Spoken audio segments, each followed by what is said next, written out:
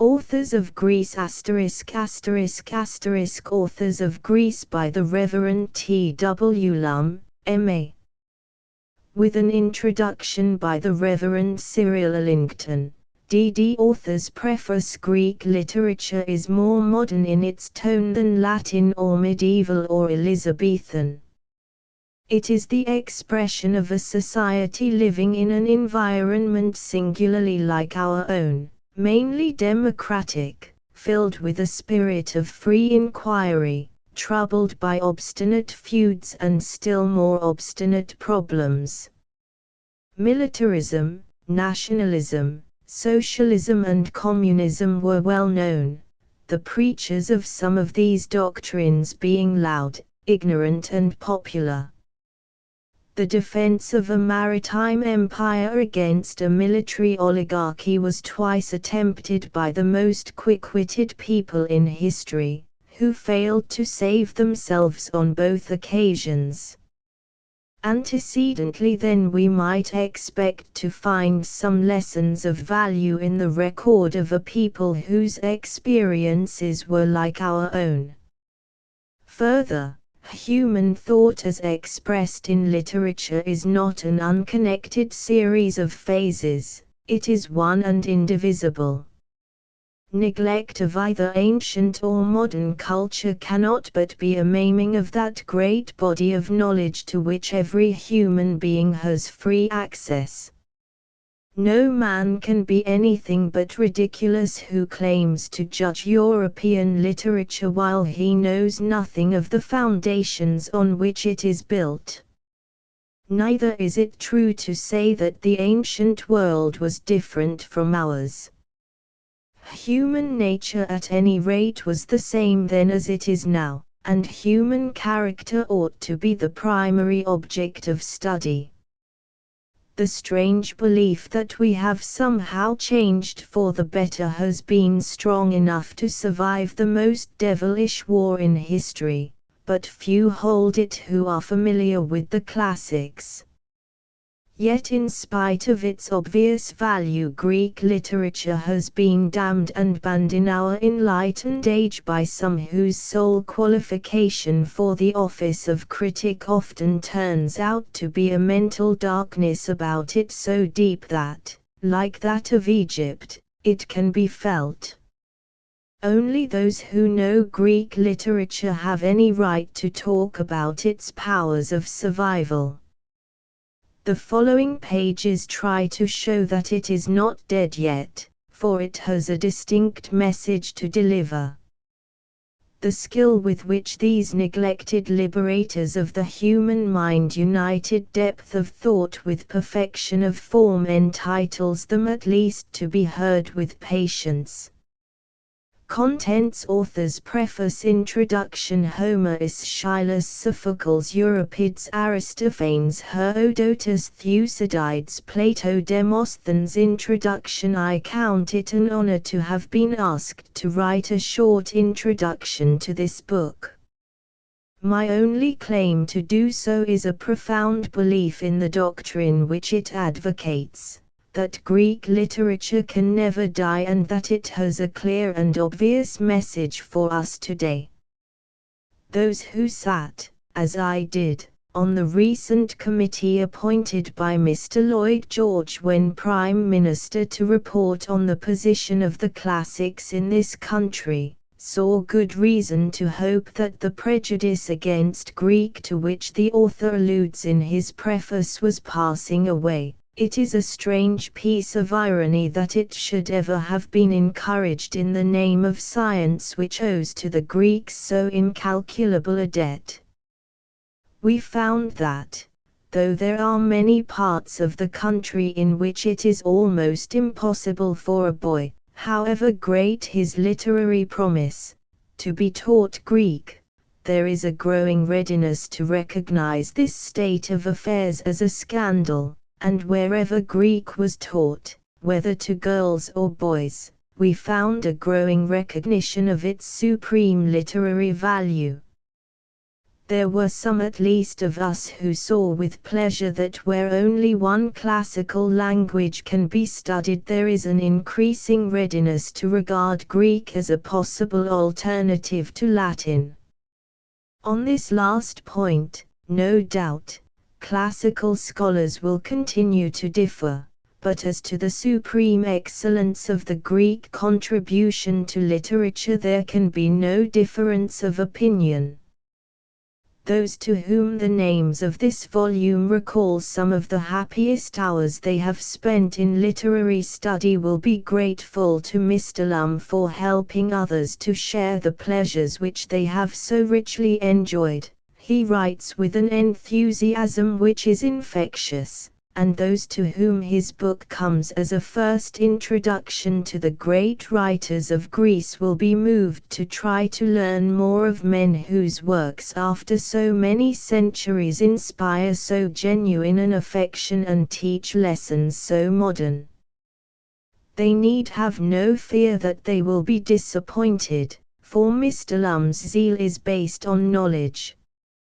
I hope that this book will be the means of leading many to appreciate what has been done for the world by the most amazing of all its cities, and some at least to determine that they will investigate its treasures for themselves.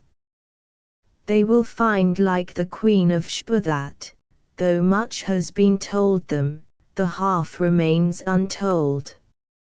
C. Erlington. Homer. Greek literature opens with a problem of the first magnitude. Two splendid epics have been preserved which are ascribed to Homer, yet few would agree that Homer wrote them both.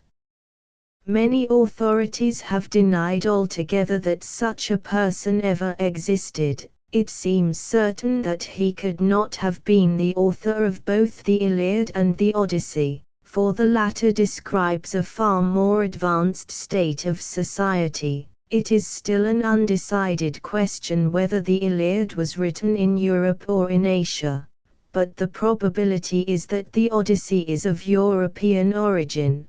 The date of the poems it is very difficult to gauge, though the best authorities place it somewhere in the 8th century. BC. Fortunately, these difficulties do not interfere with our enjoyment of the two poems. If there were two Homers, we may be grateful to nature for bestowing her favors so liberally upon us. If Homer never existed at all, but is a mere nickname for a class of singer, the literary fraud that has been perpetrated is no more serious than that which has assigned apocalyptic visions of different ages to Daniel. Perhaps the Homeric poems are the growth of many generations, like the English parish churches. They resemble them as being examples of the exquisite effects which may be produced when the loving care and the reverence of a whole people blend together in different ages pieces of artistic work whose authors have been content to remain unnamed. It is of some importance to remember that the Iliad is not the story of the whole Trojan War, but only of a very small episode which was worked out in 4 days. The real theme is the wrath of Achilles. In the 10th year of the siege the Greeks had captured a town called Chryse. Among the captives were 2 maidens, one Chryseis, the daughter of Chryses, a priest of Apollo, the other Briseis. The former had fallen to the lot of Agamemnon, the king of the Greek host, the latter to Achilles his bravest follower. Chryses, father of Chryseis, went to Agamemnon to ransom his daughter, but was treated with contumely. Accordingly he prayed to the god to avenge him and was answered, for Apollo sent a pestilence upon the Greeks which raged for 9 days. Destroying man and beast. On the 10th day the chieftains held a council to discover the cause of the malady. At it Shulk the seer before revealing the truth obtained the promise of Achilles' protection. When Agamemnon learned that he was to ransom his captive, his anger burst out against the seer and he demanded another prize in return. Achilles upbraided his greed, begging him to wait till Troy was taken, when he would be rewarded fourfold. Agamemnon in reply threatened to take Achilles captive Briseis, at the same time describing his follower's character. Thou art the most hateful to me of all kings sprung of Zeus, for thou lovest always strife and wars and battles. Mighty though thou art, thy might is the gift of some god. Briseis I will take, that thou mayest know how far stronger I am than thou, and that another may shrink from deeming himself my equal, rivaling me to my face. At this insult Achilles half drew his sword to slay the king, but was checked by Pallas Athena, who bade him confine his resentment to taunts, for the time would come when Agamemnon would offer him splendid gifts to atone for the wrong. Obeying the goddess, Achilles reviled his foe, swearing a solemn oath that he would not help the Greeks when Hector swept them away. In vain did Nestor, the wise old counselor who had seen 2 generations of heroes, try to make up the quarrel, beseeching Agamemnon not to outrage his best warrior and Achilles not to contend with his leader. The meeting broke up, Achilles departed to his huts, whence the heralds in obedience to Agamemnon speedily carried away Briseis. Going down to the seashore, Achilles called upon Thetis his mother, to whom he told the story of his ill treatment. In deep pity for his fate, for he was born to a life of a short span, she promised that she would appeal to Zeus to help him to his revenge. She had saved Zeus from destruction by summoning the 100-armed Briareus to check a revolt among the gods against Zeus' authority. For the moment the king of the gods was absent in Ethiopia. When he returned to Olympus on the 12th day she would win him over. Ascending to heaven, she obtained the promise of Zeus' assistance, not without raising the suspicions of Zeus' jealous consort Hera. A quarrel between them was averted by their son Hephaestus, whose ungainly performance of the duties of cupbearer to the immortals made them forget all resentments in laughter unquenchable. True to his promise, Zeus sent a dream to Agamemnon to assure him that he would at last take Troy. The latter determined to summon an assembly of the host.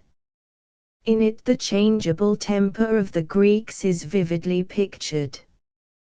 First Agamemnon told how he had the promise of immediate triumph. When the army eagerly called for battle, he spoke yet again, describing their long years of toil and advising them to break up the siege and fly home, for Troy was not to be taken. This speech was welcomed with even greater enthusiasm than the other, the warriors rushing down to the shore to launch away. Aghast at the coming failure of the enterprise, Athena stirred up Odysseus to check the mad impulse. Taking from Agamemnon his royal scepter as the sign of authority, he pleaded with chieftains and their warriors, telling them that it was not for them to know the counsel in the hearts of kings. We are not all kings to bear rule here. 'Tis not good to have many lords, let there be one lord, one king, to whom the crooked counseling son of Cronos hath given the rule.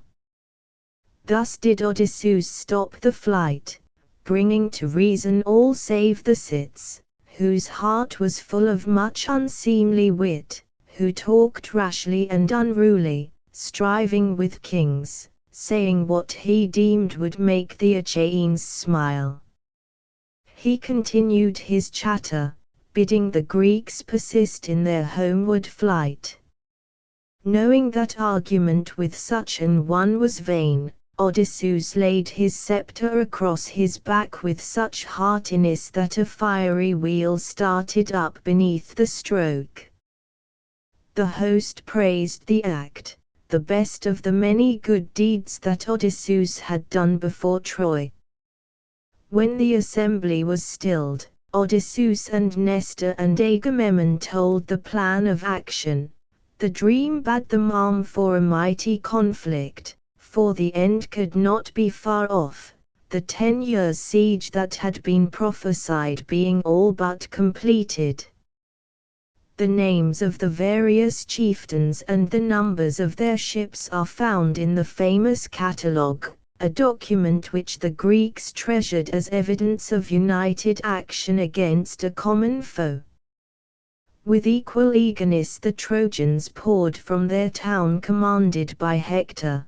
Their host too has received from Homer the glory of an everlasting memory in a detailed catalogue. Literary skill of a high order has brought upon the scene as quickly as possible the chief figures of the poem.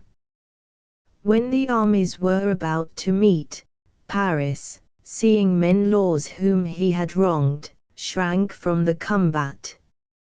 On being upbraided by Hector, who called him a joy to his foes and a disgrace to himself, Paris was stung to an act of courage.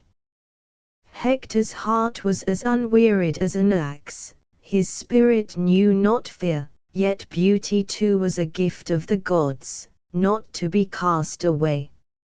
Let him be set to fight Menelaus in single combat for Helen and her wealth. Let an oath be made between the two armies to abide by the result of the fight, that both peoples might end the war and live in peace. Overjoyed, Hector called to the Greeks telling them of Paris' offer, which Menelaus accepted.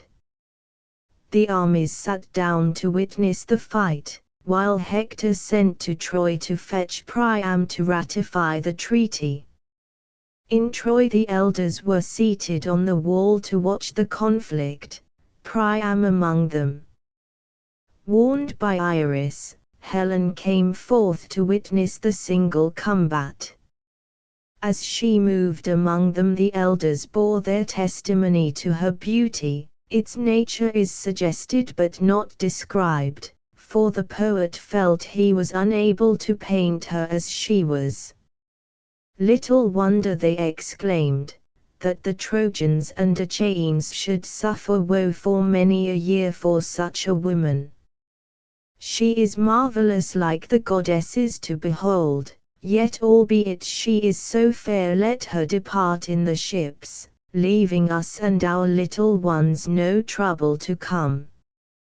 Seeing her, Priam bade her sit by him and tell the names of the Greek leaders as they passed before his eyes. Agamemnon she knew by his royal bearing, Odysseus who moved along the ranks like a ram she marked out as the master of craft and deep counsel. Hearing her words, Antenor bore his witness to their truth, for once Odysseus had come with Menelaus to Troy on an embassy. When they stood up Menelaus was taller, when they sat down Odysseus was more stately. But when they spake, Menelaus' words were fluent, clear but few. Odysseus when he spoke, fixed his eyes on the ground, turning his scepter neither backwards nor forward, standing still like a man devoid of wit. One would have deemed him a churl and a very fool, yet when he sent forth his mighty voice from his breast in words as many as the snowflakes, no other man could compare with him. Helen pointed out Ajax and Idomeneus and others, yet could not see her two brothers, Castor and Pylus, either they had not come from her home in Sparta, or they had refused to fight, fearing the shame and reproach of her name. So she spake, yet the life-giving earth covered them there, even in Sparta, their native land. When the news came to Priam of the combat arranged between Paris and Menelaus, the old king shuddered for his son, yet he went out to confirm the compact. Feeling he could not look upon the fight, he returned to the city. Meanwhile Hector had cast lots to decide which of the two should first hurl his spear. Paris failed to wound his enemy, but Menelaus' dart pierced Paris' armor. He followed it up with a blow of his sword which shivered to pieces in his hand. He then caught Paris' helmet and dragged him off towards the Greek army, but Aphrodite saved her favorite, for she loosed the chin-strap and bore Paris back to Helen in Troy. Menelaus in vain looked for him among the Trojans who were fain to see an end of him, and would not have hidden him if they had seen him. Agamemnon then declared his brother the victor and demanded the fulfillment of the treaty. Such an end to the siege did not content Hera, whose anger against the Trojans was such that she could have devoured raw Priam and his sons. With Zeus' consent she sent down Pallas Athena to confound the treaty. Descending like some brilliant and baleful star, the goddess assumed the shape of Laodocus and sought out the archer Pandarus. Him she tempted to shoot privily at Menelaus to gain the favor of Paris. While his companions held their shields in front of him, the archer launched a shaft at his victim, but Athena turned it aside so that it merely grazed his body, drawing blood. Seeing his brother wounded, Agamemnon ran to him, to prophesy the certain doom of the treaty breakers. Not in vain did we shed the blood of compact and offer the pledges of a treaty. Though Zeus hath not fulfilled it now, yet he will at last, and they will pay dear with their lives, they, their wives and children. Well I know in my heart that the day will come when sacred Troy will perish and Priam and his folk, Zeus himself throned on high dwelling in the clear sky, will shake against them all his dark aegis in anger for this deceit. While the leeches drew out the arrow from the wound, Agamemnon went round the host with words of encouragement or chiding to stir them up to the righteous conflict. They rushed on to battle to be met by the Trojans, whose host knew not one voice or one speech. Their language was mixed, for they were men called from many lands. In the fight Diomedes, though at first wounded by Pandarus, speedily returned refreshed and strengthened by Athena. His great deeds drew upon him Pandarus and Aeneas, the son of Aphrodite and the future founder of Rome's greatness. Diomedes quickly slew Pandarus, and when Aeneas bestrode his friend's body, hurled at him a mighty stone which laid him low. Afraid of her son, Aphrodite cast her arms about him and shrouded him in her robe. Knowing that she was but a weak goddess, Diomedes attacked her, wounding her in the hand. Dropping her son, she fled to Ars, who was watching the battle, and besought him to lend her his chariot, wherein she fled back to Olympus. There her mother Dione comforted her with the story of the woes which other gods had suffered from mortals.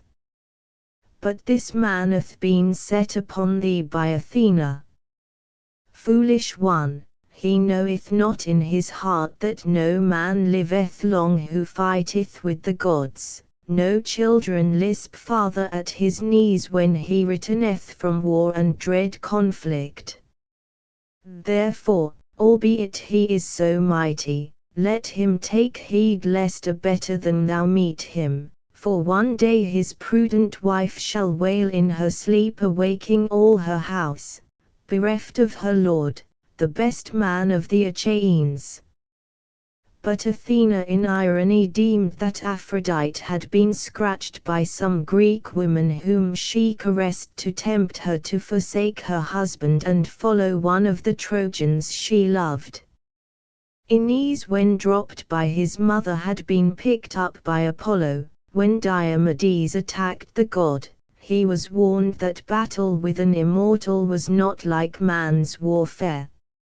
Stirred by Apollo, Ars himself came to the aid of the Trojans, inspiring Sarpedon the Lycian to hearten his comrades, who were shortly gladdened by the return of Aeneas, whom Apollo had healed. At the sight of Ars and Apollo fighting for Troy, Hera and Athena came down to battle for the Greeks. They found Diomedes on the skirts of the host, cooling the wound Pandarus had inflicted. Entering his chariot by his side, Athena fired him to meet Ars and drive him wounded back to Olympus, where he found but little compassion from Zeus. The two goddesses then left the mortals to fight it out. At this moment Hellas, the prophetic brother of Hector, bade him go to Troy to try to appease the anger of Athena by an offering, in the hope that Diomedes' progress might be stayed. In his absence Diomedes met in the battle Glaucus, a Lycian prince. "Who art thou?" he asked.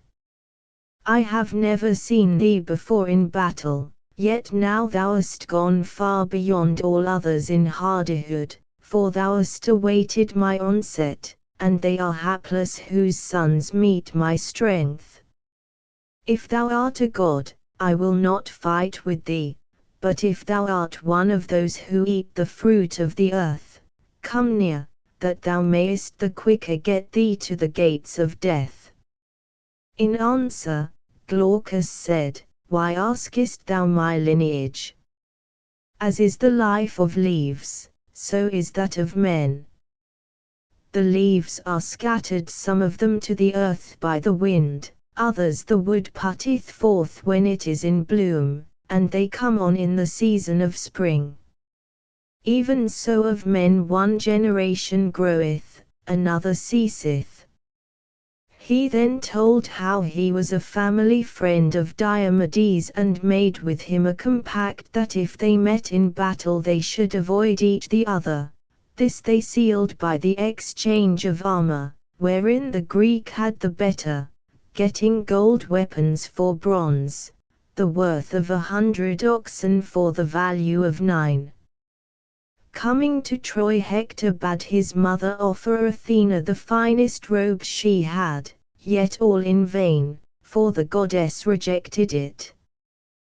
Passing to the house of Paris, he found him polishing his armor, Helen at his side. Again rebuking him, he had from him a promise that he would be ready to re-enter the fight when Hector had been to his own house to see his wife Andromache. Hector's heart foreboded that it was the last time he would speak with her. She had with her their little son Astyanax. Weeping she besought him to spare himself for her Sake. "For me there will be no other comfort if thou meetest thy doom, but sorrow. Father and mother have I none, for Achilles hath slain them and my 7 brothers. Hector, thou art my father and my lady mother and my brother, and thou art my wedded husband. Nay, come, pity me and abide on the wall, lest thou make thy son an orphan and thy wife a widow." He answered, his heart heavy with a sense of coming death, "The day will come when Troy shall fall, yet I grieve not for father or mother or brethren so much as for thee, when some chain leads thee captive, robbing thee of thy day of freedom. Thou shalt weave at the loom in Argos or perchance fetch water, for heavy necessity shall be laid upon thee. Then shall many a one say when he sees thee shedding tears, Lo, this is the wife of Hector, who was the best warrior of the Trojans when they fought for their town. Thus will they speak, and thou shalt have new sorrow for lack of such a man to drive away the day of slavery. He stretched out his arms to his little son, who was affrighted at the sight of the helmet as it nodded its plumes dreadfully from its tall top. Hector and Andromache laughed when they saw the child's terror. Then Hector took off his helmet and prayed that the boy might grow to a royal manhood and gladden his mother's heart. Smiling through her tears, Andromache took the child from Hector, while he comforted her with brave words. Lady, grieve not overmuch, I beseech thee, for no man shall thrust me to death beyond my fate. Methinks none can avoid his destiny, be he brave or a coward, when once he hath been born. Nay, go to the house, ply thy tasks and bid the maids be busy, but war is the business of the men who are born in Troy, and mine most of all. Thus she parted from him, looking back many a time, shedding plenteous tears.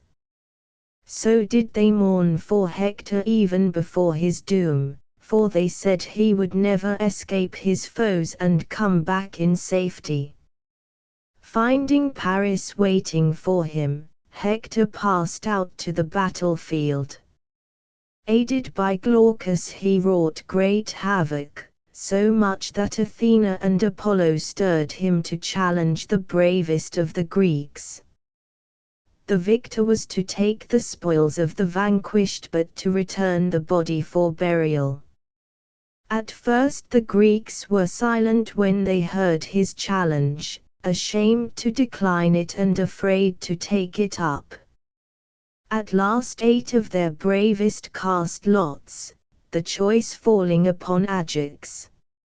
A great combat ended in the somewhat doubtful victory of Ajax, the two parting in friendship after an exchange of presents. The result of the fighting had discouraged both sides. The Greeks accordingly decided to throw up a mound in front of their ships, protected by a deep trench. This tacit confession of weakness in the absence of Achilles leads up to the heavy defeat which was to follow. On the other side the Trojans held a council to deliver up Helen. When Paris refused to surrender her but offered to restore her treasures, a deputation was sent to inform the Greeks of his decision. The latter refused to accept either Helen or the treasure, feeling that the end was not far off. That night Zeus sent mighty thunderings to terrify the besiegers. So far the main plot of the Iliad has been undeveloped. Now that the chief characters on both sides have played a part in the war, the poem begins to show how the wrath of Achilles works itself out under Zeus' direction. First, the king of the gods warned the deities that he would allow none to intervene on either side and would punish any offender with his thunders. Holding up the scales of doom, he placed in them the lot of Trojans and of Greeks. As the latter sank down, he hurled at their host his lightnings, driving all the warriors in flight to the great mound they had built. For a time Teucer the archer, brother of Ajax, held them back, but when he was smitten by a mighty stone hurled of Hector, all resistance was broken. A vain attempt was made by Hera and Athena to help the Greeks, but the goddesses quailed before the punishment wherewith Zeus threatened them.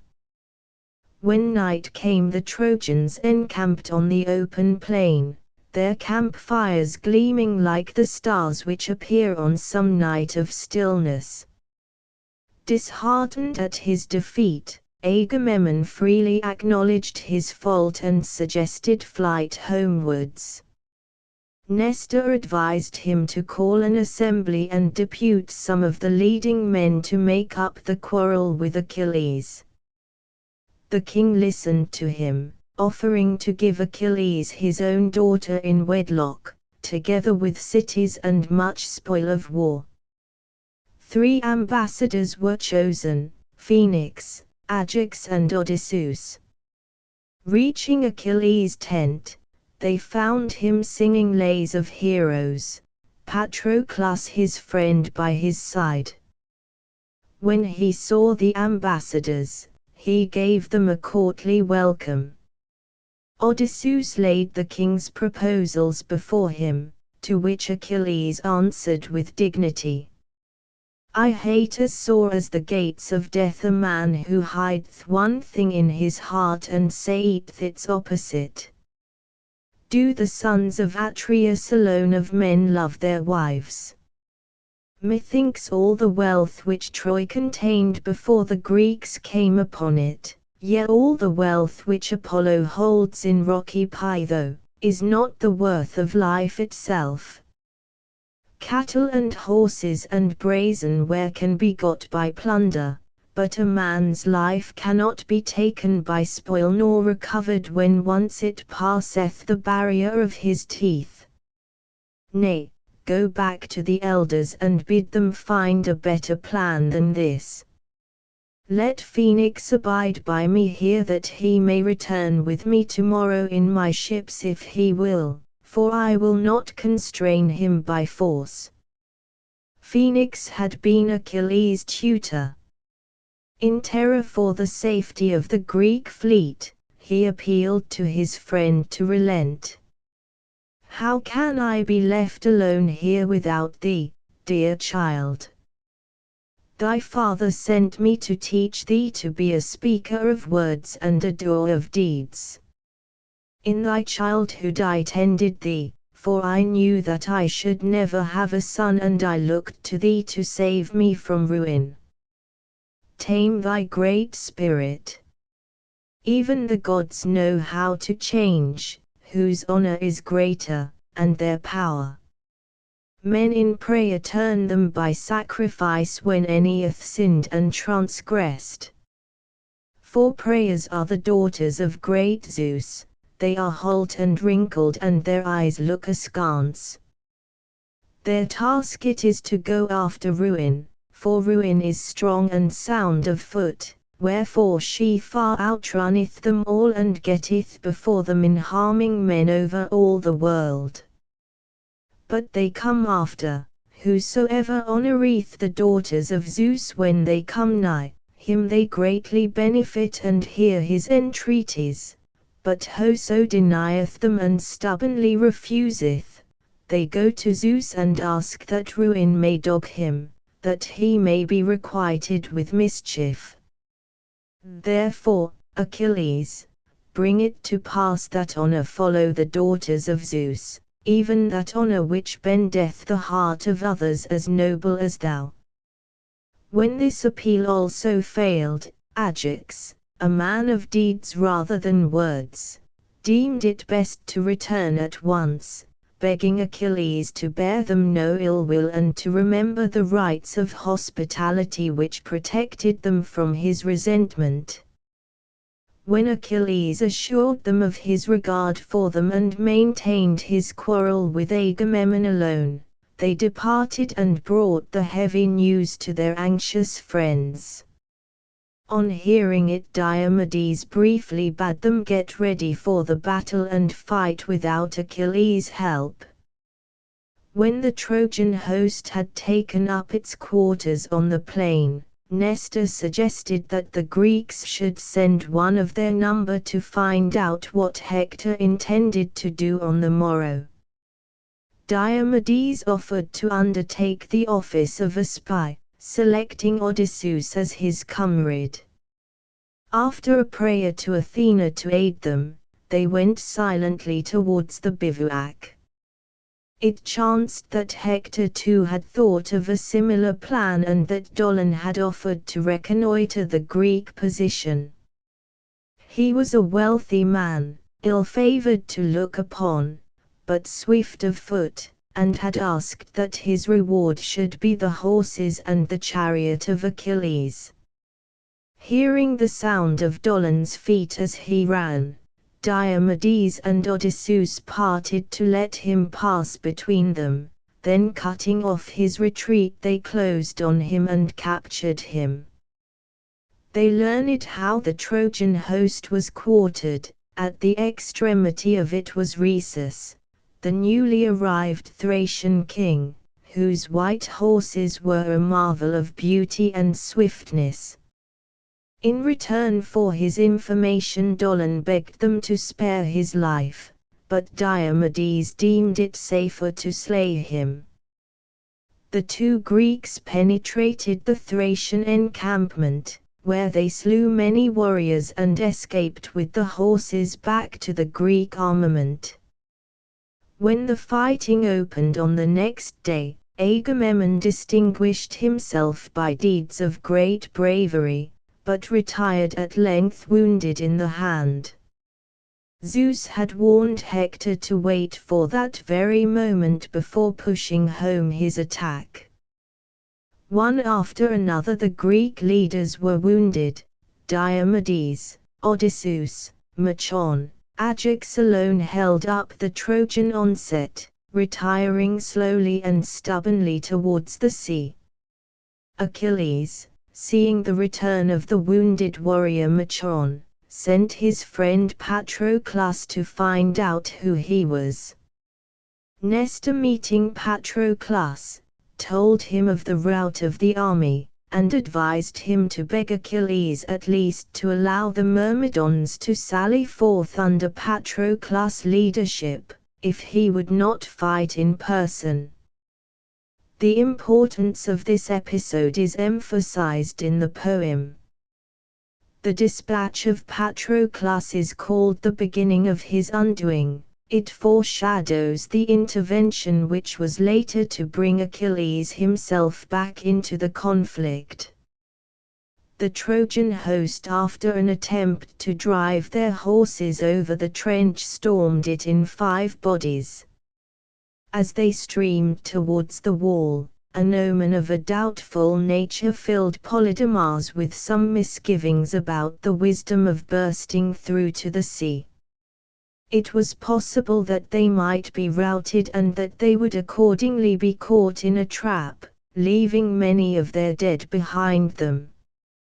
His advice to remain content with the success they had won roused the anger of Hector, whose headstrong character is well portrayed in his speech. Thou biddest me consider long-winged birds, whereof I reck not nor care for them whether they speed to right or left. Let us obey the counsel of Zeus. One omen is the best, to fight for our country. Why dost thou dread war and tumult? Even if all we others were slain at the ships, there is no fear that thou wilt perish, for thy heart cannot withstand the foe and is not warlike. But if thou holdest from the fight or turnest another from war, straightway shalt thou lose thy life under the blow of my spear. Thus encouraged, the army pressed forward, the walls being pierced by the Lycian king Sarpedon, a son of Zeus. Taking up a mighty stone, Hector broke open the gate and led his men forward to the final onslaught on the ships. For a brief space Zeus turned his eyes away from the conflict and Poseidon used the opportunity to help the Greeks. Idomeneus the Cretan and his henchman Merians greatly distinguished themselves, the former drawing a very vivid picture of the brave man. I know what courage is. Would that all the bravest of us were being chosen for an ambush, wherein a man's bravery is most manifest. In it the coward and the courageous man chiefliest appear. The colour of the one changeth, and his spirit cannot be schooled to remain steadfast, but he shifteth his body, settling now on this foot now on that, his heart beateth mightily, knocking against his breast as he bodeth death, and his teeth chatter. But the good man's colour changeth not, nor is he overmuch afraid when once he sitteth in his place of ambush, rather he prayeth to join speedily in the dolorous battle. Yet soon Idomeneus' strength left him, Hector hurried to the centre of the attack, where he confronted Ajax. At this point Hera determined to prolong the intervention of Poseidon in favour of the Greeks. She persuaded Aphrodite to lend her all her spells of beauty on the pretence that she wished to reconcile Ocean to his wife Tethys. Armed with the goddess girdle, she lulled Zeus to sleep and then sent a message to Poseidon to give the Greeks his heartiest assistance. Inspired by him, the fugitives turned on their pursuers. When Ajax smote down Hector with a stone, the Trojans were hurled in flight back through the gate and across the ramparts. When Zeus awakened out of slumber and saw the rout of the Trojans, his first impulse was to punish Hera for her deceit. He then restored the situation, bidding Poseidon retire and sending Apollo to recover Hector of his wound. The tide speedily turned again.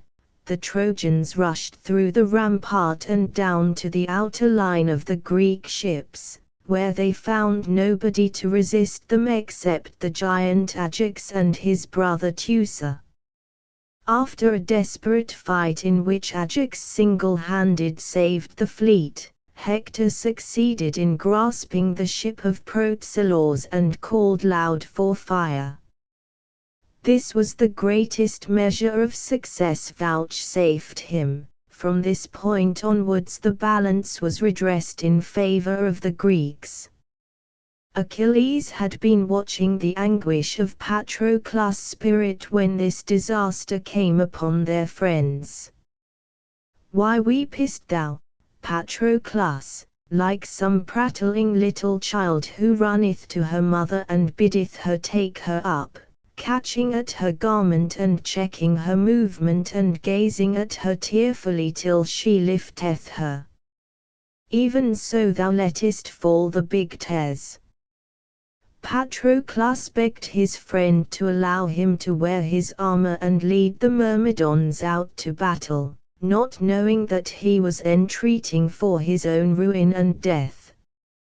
After some reluctance Achilles gave him leave, yet with the strictest orders not to pursue too far. Fresh and eager for the battle, the Myrmidons drove the Trojans back into the plain.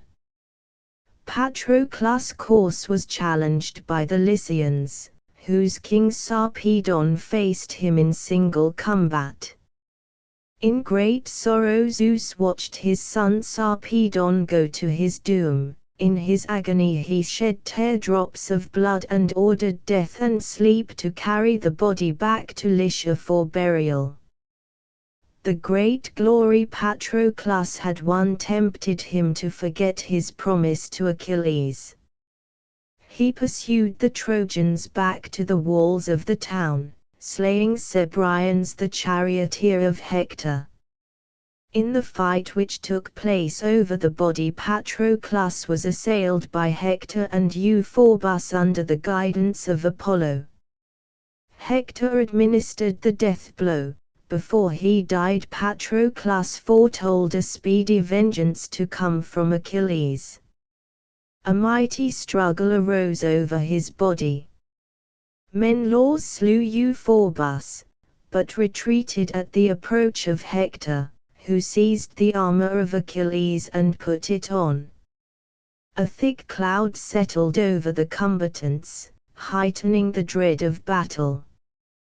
The gods came down to encourage their respective warriors. The Greeks were thrust back over the plain, but the bravery of Ajax and Menelaus enabled the latter to save Patroclus' body and carry it from the dust of battle towards the ships. When the news of his friend's death came to Achilles, his grief was so mighty that it seemed likely that he would have slain himself. He burst into a lamentation so bitter that his mother heard him in her sea cave and came forth to learn what new sorrow had taken him. Too late he learned the hard lesson that revenge may be sweet but is always bought at the cost of some far greater thing.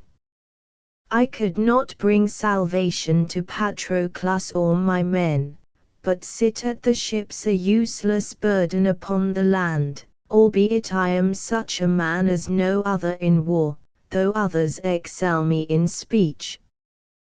Perish strife from among men and gods, and anger which inciteth even a prudent man to take offence, far sweeter than dropping honey it groweth in a man's heart like smoke, even now as Agamemnon hath roused me to a fury. Being robbed of his armor he could not sally out to convey his companion's body into the camp. Hera therefore sent Iris to him bidding him merely show himself at the trenches and cry aloud.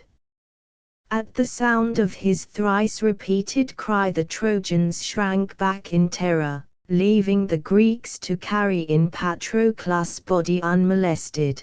Then Hera bade the sun set at once into the ocean to end the great day of battle. Polydamas knew well what the appearance of Achilles portended to the Trojans, for he was the one man among them who could look both before and after. His advice was that they should retire into the town and there shut themselves up. It was received with scorn by Hector. In the Greek camp Achilles burst into a wild lament over Patroclus, swearing that he would not bury him before he had brought in Hector dead and 12 living captives to sacrifice before the pyre. That night his mother went to Hephaestus and persuaded him to make divine armor for her son, which the poet describes in detail. On receiving the armor from his mother Achilles made haste to reconcile himself with Agamemnon. His impatience for revenge and the oath he had taken made it impossible for him to take any food.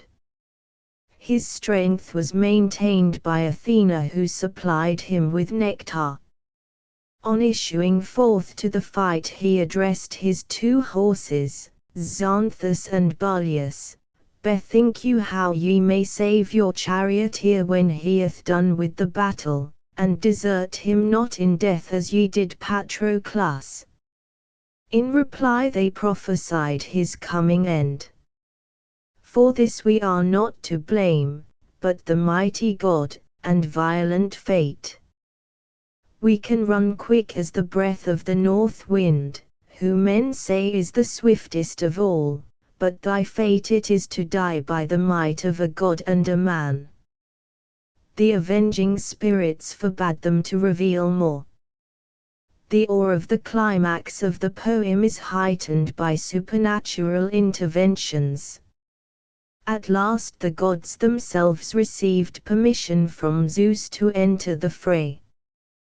They took sides, the shock of their meeting causing the nether deity to start from his throne in fear that his realm should collapse about him. Achilles met Aeneas and would have slain him had not Poseidon saved him. Hector withdrew before him, warned by Apollo not to meet him face to face. Disregarding the god's advice he attacked Achilles, but for the moment was spirited away. Disappointed of his prey, Achilles sowed havoc among the lesser Trojans. Choked by the numerous corpses, the river god Scamander begged him cease his work of destruction. When the hero disregarded him, he assembled all his waters and would have overwhelmed him but for Athena, who gave him power to resist. The river was checked by the fire god, who dried up his streams.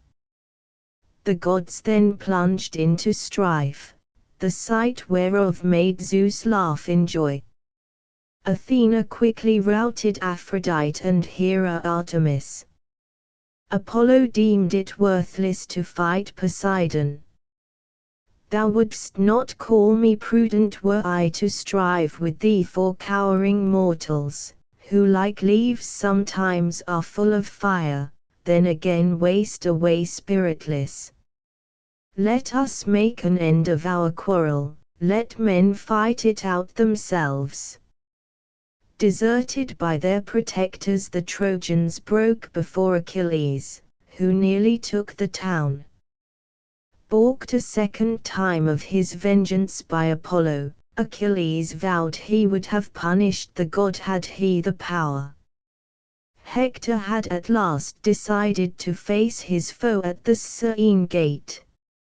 His father and his mother pleaded with him in a frenzy of grief to enter the town, but the dread of Polydamas' reproaches fixed his resolve. When Achilles came rushing towards him, his heart failed. He ran 3 times round the walls of the city. Meanwhile the gods held up the scales of doom. When his life sank down to death, Apollo left him forever. Athena then took the shape of Deiphobus, encouraging him to face Achilles. Seeing unexpectedly a friend, he turned and stood his ground, for she had already warned Achilles of her plot. Hector launched his spear, which sped true, but failed to penetrate the divine armor. When he found no Deiphobus at his side to give him another weapon, he knew his end had come. Drawing himself up for a final effort, he darted at Achilles. The latter spied a gap in the armor he had once worn, through which he smote Hector mortally. Lying in approaching death, the Trojan begged that his body might be honored with a burial, but Achilles swore he should never have it, rather the dogs and carrion birds should devour his flesh. Seeing their great foe dead, the Greeks flocked around him, not one passing by him without stabbing his body. Achilles bored through his ankles and attached him to his car, then whipping up his horses, he drove full speed to the camp, dragging Hector in disgrace over the plain. This scene of pure savagery is succeeded by the laments of Priam, Hecuba and Andromache over him whom Zeus allowed to be outraged in his own land. That night the shade of Patroclus visited Achilles, bidding him bury him speedily that he might cross the gates of death. The dust of his ashes was to be stored up in an urn and mixed with Achilles' own when his turn came to die. After the funeral, Achilles held games of great splendor in which the leading athletes contended for the prizes he offered. Yet nothing could make up for the loss of his friend.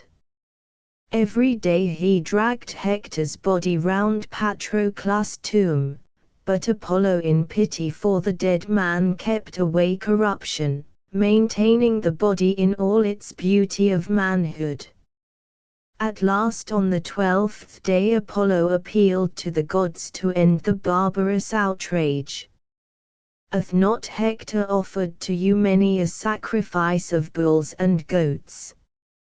Yet ye countenance the deeds of Achilles, who hath forsaken all pity, which doth harm to men and bringeth a blessing to Many another is like to lose a friend, but he will weep and let his foe's body go, for the fates have given men an heart to endure. Good man though he be, let Achilles take heed lest he move us to indignation by outraging in fury senseless clay. Zeus sent to fetch Thetis, whom he bade persuade her son to ransom the body. Meanwhile Iris went to Troy to tell Priam to take a ransom and go to the ships without fear, for the convoy who should guide him would save him from harm. On hearing of Priam's resolve Hecuba tried to dissuade him, but the old king would not be turned. That night he went forth alone. He was met in the plain by Hermes, disguised as a servant of Achilles, who conducted him to the hut where Hector lay. Slipping in unseen, Priam caught Achilles' knees and kissed the dread hands that had slain his son. In pity for the aged king Achilles remembered his own father, left as defenseless as Priam. Calling out his servants he bade them wash the corpse outside, lest Priam at the sight of it should upbraid him and thus provoke him to slay him and offend against the commands of Zeus. As they supped, Priam marveled at the stature and beauty of Achilles, and Achilles wondered at Priam's reverend form and his words. While Achilles slept, Hermes came to Priam to warn him of his danger if he were found in the Greek host. Hastily harnessing the chariot, he led him back safely to Troy, where the body was laid upon a bed in Hector's palace. The laments which follow are of great beauty. Andromache bewailed her widowhood, Hecuba her dearest son. Helen's lament is a masterpiece. Hector, father dearest to me of all my brethren, of a truth Paris is my lord, who brought me hither, would I had died first.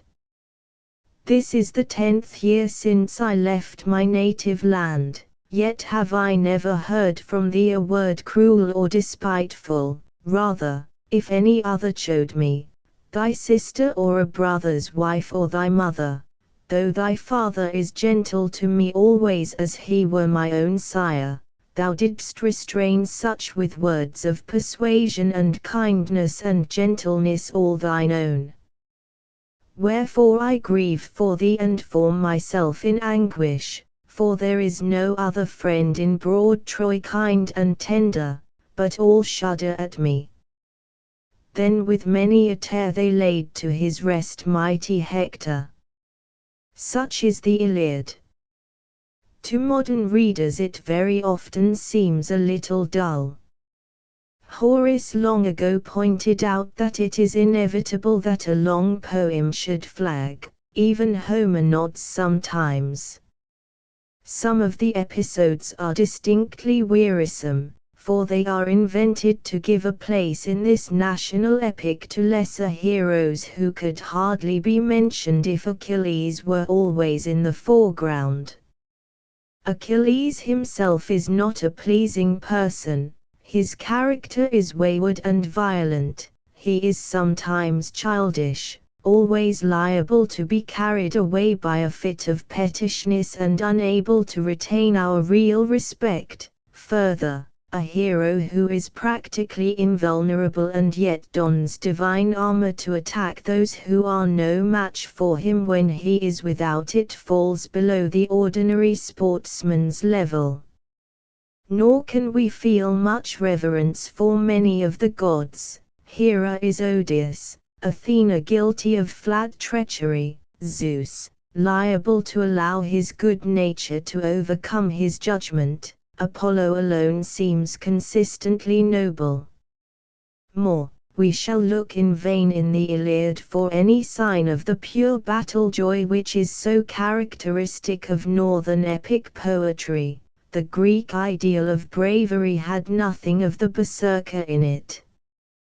Perhaps these are the reasons why the sympathy of nearly all readers is with the Trojans, who are numerically inferior, are aided by fewer and weaker gods and have less mighty champions to defend them. What then is left to admire in the Iliad? It is well to remember that the poem is not the first but the last of a long series. Its very perfection of form and language makes it certain that it is the result of a long literary tradition. As such, it has one or two remarkable features. We shall not find in many other epics that sense of wistful sorrow for man's brief and uncertain life which is the finest breath of all poetry that seeks to touch the human heart. The marks of rude or crude workmanship which disfigure much epic have nearly all disappeared from the Iliad. The characterization of many of the figures of the poem is masterly, their very natures being hit off in a few lines, and it is important to remember that it is not really the business of epic to attempt analysis of character at all except very briefly. The story cannot be kept waiting. But the real Homeric power is displayed in the famous scenes of pure and worthy pathos such as the parting of Andromache from Hector and the laments over his body. Those who would learn how to touch great depths of sorrow and remain dignified must see how it has been treated in the Iliad. A few vigorous lines hit off the plan of the Odyssey. Sing, Muse, of the man of much wandering who travelled right far after sacking sacred Troy, and saw the cities of many men and knew their ways. Many a sorrow he suffered on the sea, trying to win a return home for himself and his comrades, yet he could not for all his longing, for they died like fools through their own blindness. Odysseus, when the poem opens, was in Calypso's isle pitied of all the gods save Poseidon. In a council Zeus gave his consent that Hermes should go to Calypso, while Athena should descend to Ithaca to encourage Odysseus' son Telemachus to seek out news of his father. Taking the form of Ments, Athena met Telemachus and informed him that his father was not yet dead. Seeing the suitors who were wooing his mother Penelope and eating up the house in riot, she advised him to dismiss them and visit Nestor in Pylos. A lay sung by Phemius brought Penelope from her chamber, who was astonished at the immediate change which her son's speech showed had come upon him, transforming him to manhood. Next day Telemachus called an assembly of the Ithacans. His appeal to the suitors to leave him in peace provoked an insulting speech from their ringleader Antinous, who held Penelope to blame for their presence. She had constantly eluded them, on one occasion promising to marry when she had woven a shroud for Laertes her father-in-law. The work she did by day she undid at night, till she was betrayed by a serving woman. Telemachus then asked the suitors for a ship to get news of his father. When the assembly broke up, Athena appeared in answer to Telemachus' prayer in the form of Mentor and pledged herself to go with him on his travels. She prepared a ship and got together a crew, while Telemachus bade his old nurse Euryclea conceal from his mother his departure. In Pylos Nestor told him all he knew of Odysseus, describing the sorrows which came upon the Greek leaders on their return and especially the evil end of Agamemnon. He added that Menelaus had just returned to Sparta and was far more likely to know the truth than any other, for he had wandered widely over the seas on his homecoming. Bidding Nestor look after Telemachus, Athena vanished from his sight, but not before she was recognized by the old hero. On the morrow Telemachus set out for Sparta, accompanied by Pisistratus, one of Nestor's sons. Menelaus gave them a kindly welcome, and a casual mention of his father's name stirred Telemachus to tears. At that moment Helen entered. Her quicker perception at once traced the resemblance between the young stranger and Odysseus. When Telemachus admitted his identity, Helen told some of his father's deeds. Once he entered Troy disguised as a beggar, unrecognized of all save Helen herself. After he made her swear an oath that she would not betray him, he revealed all the plans of the Greeks. Then, after slaying many Trojans, he departed with much knowledge, while Helen's heart rejoiced, for she was already bent on a return home, repenting of the blindness which Aphrodite had sent her in persuading her to abandon home and daughter and a husband who lacked naught, neither wit nor manhood. Menelaus then recounted how Odysseus saved him when they were in the wooden horse, when one false sound would have betrayed them.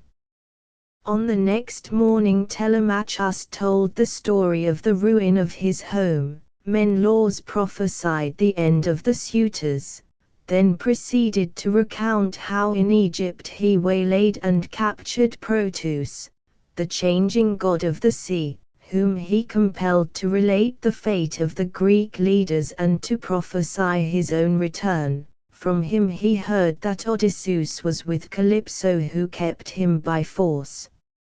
On learning this important piece of news, Telemachus was eager to return to Ithaca with all speed.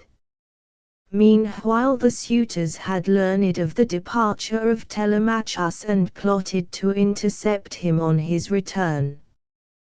Their treachery was told to Penelope, who was utterly undone on hearing it. Feeling herself left without a human protector, she prayed to Athena, who appeared to her in a dream in the likeness of her own sister, to assure her that Athena was watching over her, but refusing to say definitely whether Odysseus was alive.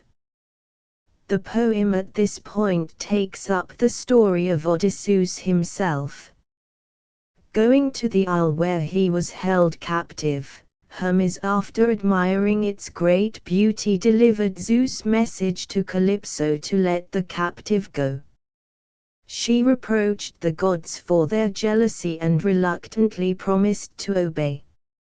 She found Odysseus on the shore, eating out his heart in the desire for his home. When she informed him that she intended to let him go, he first with commendable prudence made her swear that she did not design some greater evil for him. Smiling at his cunning, she swore the most solemn of all oaths to help him, then supplied tools and materials for the building of his boat. When he was out on the deep, Poseidon wrecked his craft, but a sea goddess Leucothea, once immortal, gave him a scarf to wrap round him, bidding him cast it from him with his back turned away when he got to land. After 2 nights and 2 days on the deep, he at length saw land. Finding the mouth of a small stream, he swam up it, then utterly weary flung himself down on a heap of leaves under a bush, guarded by Athena. The next episode introduces one of the most charming figures in ancient literature. Nausicaa was the daughter of Alcinous, king of Phoecia, on whose island Odysseus had landed. To her Athena appeared in a dream, bidding her obtain from her father leave to go down to the sea to wash his soiled garments. The young girl obeyed, telling her father that it was but seemly that he, the first man in the kingdom, should appear at council in raiment white as snow. He gave her the leave she desired. After their work was done, she and her handmaids began a game of ball. Their merry cries woke up Odysseus, who started up on hearing human voices. Coming forward, he frightened by his appearance the handmaids, but Nausicaa, emboldened by Athena, stood still and listened to his story. She supplied him with clean garments after she had given him food and drink. On the homeward journey Nausicaa bade Odysseus bethink him of the inconvenient talk which his presence would occasion if he were seen with her near the city. She therefore judged it best that she should enter first. At the same time she gave him full information of the road to the palace. When he entered it he was to proceed straight to the Queen Art, whose favor was indispensable if he desired a return home. Just outside the city Athena met him in the guise of a girl to tell him his way. She further cast about him a thick cloud to protect him from curious eyes. Passing through the king's gardens, which were a marvel of beauty and fruitfulness, Odysseus entered the palace and threw his arms in supplication about Arte's knees. She listened kindly to him and begged Alcinous give him welcome.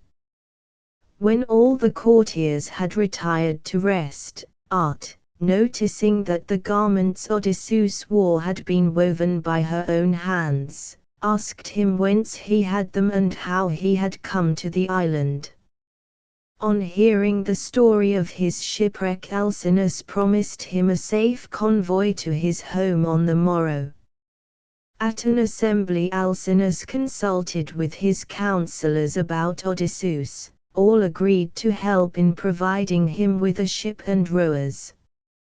At a trial of skill Odysseus, after being taunted by some of the Phaeacians, hurled the quoit beyond them all. Later, a song of the wooden horse of Troy moved him to tears. Though unnoticed by the others, he did not escape the eye of Alcinous, who bade him tell them plainly who he was. Then he revealed himself and told the marvelous story of his wanderings. First he and his companions reached the land of the Lotus Eaters. Finding out that the lotus made all who ate it lose their desire for home, Odysseus sailed away with all speed, forcing away some who had tasted the plant. Thence they reached the island of the Cyclopes, a wild race who knew no ordinances. Each living in his cave was a law to himself, caring nothing for the others. Leaving his 12 ships, Odysseus proceeded with some of his men to the cave of one of the Cyclopes, a son of Poseidon, taking with him a skin of wine. When the one-eyed monster returned with his flock of sheep, he shut the mouth of the cave with a mighty stone which no mortal could move. Then lighting a fire he caught sight of his visitors and asked who they were. Odysseus answered craftily, whereupon the monster devoured 6 of his company. Odysseus opened his wineskin and offered some of the wine. When the Cyclops asked his name, Odysseus told him he was called Nomen. In return for his kindness in offering him the strangely sweet drink, the Cyclops promised to eat him last of all. But the wine soon plunged the monster into a slumber, from which he was awakened by the burning end of a great stake which Odysseus thrust into his eye. On hearing his cries of agony the other Cyclopes came to him, but went away when they heard that Nomen was killing him. As it was impossible for anyone but the Cyclops to open the cave, Odysseus tied his men beneath the cattle, Putting the beast which carried a man between two which were unburdened, he himself hung on to the ram. As the animals passed out, the Cyclops was a little surprised that the ram went last, but thought he did so out of grief for his master. When they were all safely outside, Odysseus freed his friends and made haste to get to the ship.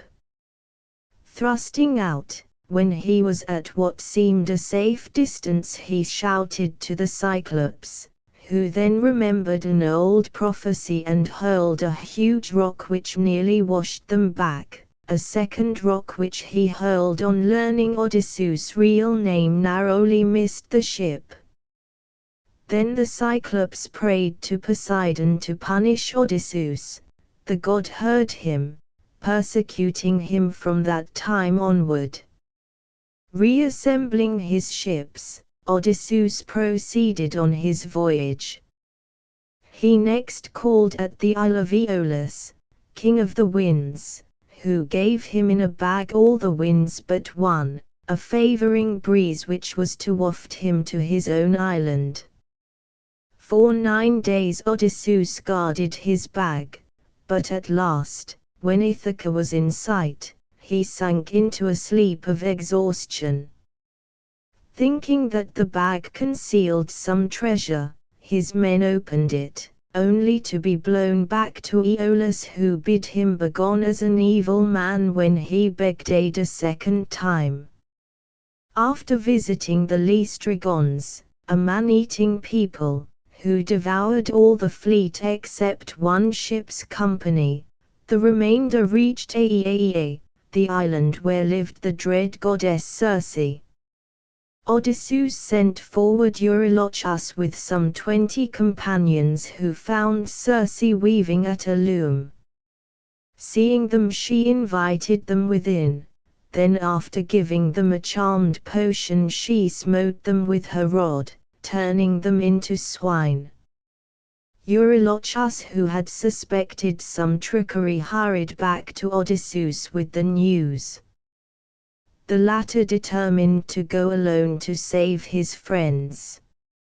On the way he was met by Hermes, who showed him the herb moly, an antidote to Circe's draught. Finding that her magic failed, she at once knew that her visitor was Odysseus, whose visit had been prophesied to her by Hermes. He bound her down by a solemn oath to refrain from further mischief and persuaded her to restore to his men their humanity. When Odysseus desired to depart home, she told him of the wanderings that awaited him. First he must go to the land of the dead to consult the shade of Tiresias, the blind old prophet, who would help him.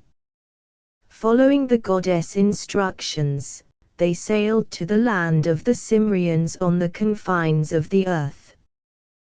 There Odysseus dug a trench into which he poured the blood of slain victims, which he did not allow the dead spirits to touch till Tiresias appeared.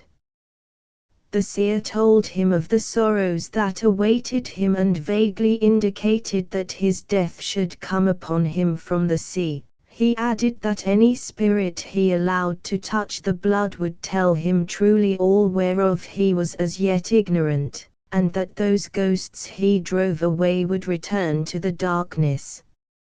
First arose the spirit of his dead mother Anticlea, who told him that his wife and son were yet alive and his father was living away from the town in wretchedness.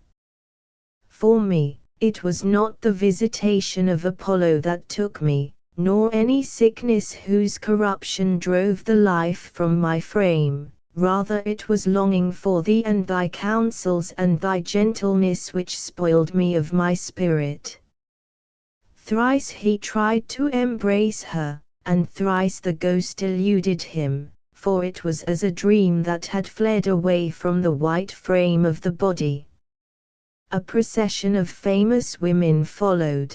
Then came the wraith of Agamemnon, who told how he had been foully slain by his own wife, as faithless as Penelope was prudent. Achilles next approached. When Odysseus tried to console him for his early death by reminding him of the honor he had when he was alive, he answered, "Speak not comfortingly of death. I would rather be a clown and a thrall on earth to another man than rule among the departed." On hearing that his son Neoptolemus had won great glory in the capture of Troy, the spirit left him, exulting with joy that his son was worthy of him. Ajax turned from Odysseus in anger at the loss of Achilles' armor, for the possession of which they had striven. The last figure that came was the ghost of Heracles, though the hero himself was with the gods in Olympus. Round him was the whir of the dead as of birds fleeing in panic. Like to Black Night, with his bow ready and an arrow on the string, he glared about him terribly, as ever intending to shoot. Over his breast was flung a fearful belt, whereon were graven bears and lions and fights, battles, murders and manslayings. He recognized Odysseus before he passed back to death, when a crowd of terrifying apparitions came thronging to the trench. Odysseus fled to his ship lest the Gorgon might be sent from the awful queen of the dead. Returning to Circe, he learned from her of the remaining dangers. The first of these was the island of the Sirens, who by the marvelous sweetness of their song charmed to their ruin all who passed. Odysseus filled the ears of his crews with wax, bidding them to tie him to the mast of his ship and to row hard past the temptresses in spite of his strugglings. They then entered the dangerous strait, on one side of which was Scylla, a dreadful monster who lived in a cave nearby, on the other was the deadly whirlpool of Charybdis. Scylla carried off 6 of his men who called in vain to Odysseus to save them, stretching out their hands to him in their last agony. From the strait they passed to the island of Trinacria, where they found grazing the cattle of the Sunday. Odysseus had learned from both Tiresias and Circe that an evil doom would come upon them if they touched the animals. He therefore made his companions swear a great oath not to touch them if they landed. For a whole month they were windbound in the island and ate all the provisions which Circe had given them. At a time when Odysseus had gone to explore the island, Eurylochus persuaded his men to kill and eat. As he returned, Odysseus smelled the savor of their feast and knew that destruction was at hand. For 9 days the feasting continued. When the ship put out to sea, Zeus, in answer to the prayer of the offended sun god, sent a storm which drowned all the crew and drove Odysseus back to the dreaded strait. Escaping through it with difficulty, he drifted helplessly over the deep and on the 10th day landed on the island of the dread goddess who used human speech, Calypso, who tended him and kept him in captivity. On the next day the Phaeacians loaded Odysseus with presents and landed him on his own island while he slept. Poseidon, in anger at the arrival of the hero, changed the returning Phaeacian ship into stone when it was almost within the harbor of the city. When Odysseus awoke, he failed to recognize his own land. Athena appeared to him disguised as a shepherd, telling him he was indeed in Ithaca. "Thou art witless or art come from afar, if thou enquirest about this land. It is not utterly unknown, many know it who dwell in the east and in the west. It is rough and unfitted for steeds, yet it is not a sorry isle, though narrow. It hath plenteous store of corn, and the vine groweth herein. It hath alway rain and glistening dew. It nourisheth goats and cattle and all kinds of woods, and its streams are everlasting. Such is the description of the land for which Odysseus forsook Calypso's offer of immortality. After smiling at Odysseus' pretense that he was a Cretan, Athena counselled him how to slay the suitors and hurried to fetch Telemachus from Sparta. The poet tells why Athena loved Odysseus more than all others. Crafty would he be and a cunning trickster who surpassed thee in wiles, though it were a god who challenged thee. We know craft enough, both of us, for thou art by far the best of mortals in speech and counsel, and I among the gods am famed for devices and cunning.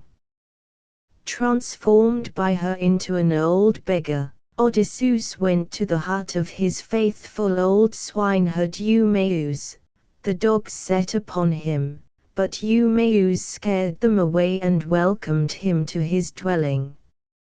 In spite of Odysseus' assurance that the master would return, Eumaeus, who had been often deceived by similar words, refused to believe. Feigning himself to be a Cretan, Odysseus saw for himself that the old servant's loyalty was steadfast. A deft touch brings out his care for his master's substance. Laying a bed for Odysseus before the fire, he went out and slept among the dogs in a cave beneath the breath of the winds. By the intervention of Athena, the two leading characters are brought together. She stood beside the sleeping Telemachus in Sparta, warning him of the ambush set for him in Ithaca and bidding him to land on a lonely part of the coast whence he was to proceed to the hut of Eumaeus. On his departure from Sparta, an omen was interpreted by Helen to mean that Odysseus was not far from home. As he was on the point of leaving Pylos on the morrow, a bard named Theoclymenus appealed to him for protection, for he had slain a man and was a fugitive from justice. Taking him on board, Telemachus frustrated the ambush. Landing in safety, he proceeded to Eumaeus' hut, where Odysseus had with some difficulty been persuaded to remain. The dogs were the first to announce the arrival of a friend, gambolling about him. After speaking a word of cheer to Eumaeus, Telemachus enquired who the stranger was. Hearing that he was a Cretan, he lamented his inability to give him a welcome in his home owing to the insolence of his enemies. Remembering the anxiety of his mother during his absence, he sent Eumaeus to the town to acquaint her with his arrival. Athena seized the opportunity to reveal Odysseus to his son, transforming him to his own shape. After a moment of utter amazement at the marvel of the change, Telemachus ran to his father and fell upon his neck, his joy finding expression in tears. The two then laid their plans for the destruction of the suitors. By the time Eumaeus had returned, Odysseus had resumed his sorry and tattered appearance. Telemachus went to the town alone, bidding Eumaeus bring the stranger with him. They were met by one Melanthius, a goatherd, who covered them with insults. In truth, one churl is leading another, for the god ever bringeth like to like. Whither art thou taking this glutton, this evil pauper, a killjoy of the feast? He hath learned many a knavish trick and is like to refuse to labor. Creeping among the people, he would rather ask alms to fill his insatiate maw. Leaping on Odysseus, he kicked at him, yet failed to stir him from the pathway. Swallowing the insult, Odysseus walked towards his house. A superb stroke of art has created the next incident. In the courtyard lay Argus, a hound whom Odysseus had once fed. Neglected in the absence of his master, he had crept to a dung heap, full of lice. When he marked Odysseus coming towards him, he wagged his tail and dropped his ears, but could not come near his lord. Seeing him from a little distance, Odysseus wiped away his tears unnoticed of Eumaeus and asked whose the hound was. Eumaeus told the story of his neglect, but the doom of death took Argus straightway after seeing Odysseus in the 20th year. In the palace Telemachus sent his father food, bidding him ask a charity of the wooers. Antinous answered by hurling a stool which struck his shoulder. The noise of the high words which followed brought down Penelope, who protested against the godless behavior of the suitors and asked to interview the stranger in hope of learning some tidings of her husband, but Odysseus put her off till nightfall, when they would be less likely to suffer from the insolence of the suitors. In Ithaca was a beggar named Iris, gluttonous and big-boned but a coward. Encouraged by the winkings and noddings of the suitors, he bade Odysseus begone. A quiet answer made him imagine he had to deal with a poltroon, and he challenged him to a fight. The proposal was welcomed with glee by the suitors, who promised on oath to see fair play for the old man in his quarrel with the younger. But when they saw the mighty limbs and stout frame of Odysseus, they deemed that Iris had brought trouble on his own head. Chattering with fear, Iris had to be forced to the combat.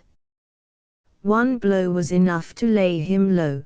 The ease with which Odysseus had disposed of his foe made him for a time popular with the suitors. Under an inspiration of Athena, Penelope came down once more to chide the wooers for their insolence. She also upbraided them for their stinginess. Yours is not the custom of wooers in former days, who were wont to sue for wedlock with the daughter of a rich man and contend among themselves. Such men offer oxen and stout cattle and glorious gifts.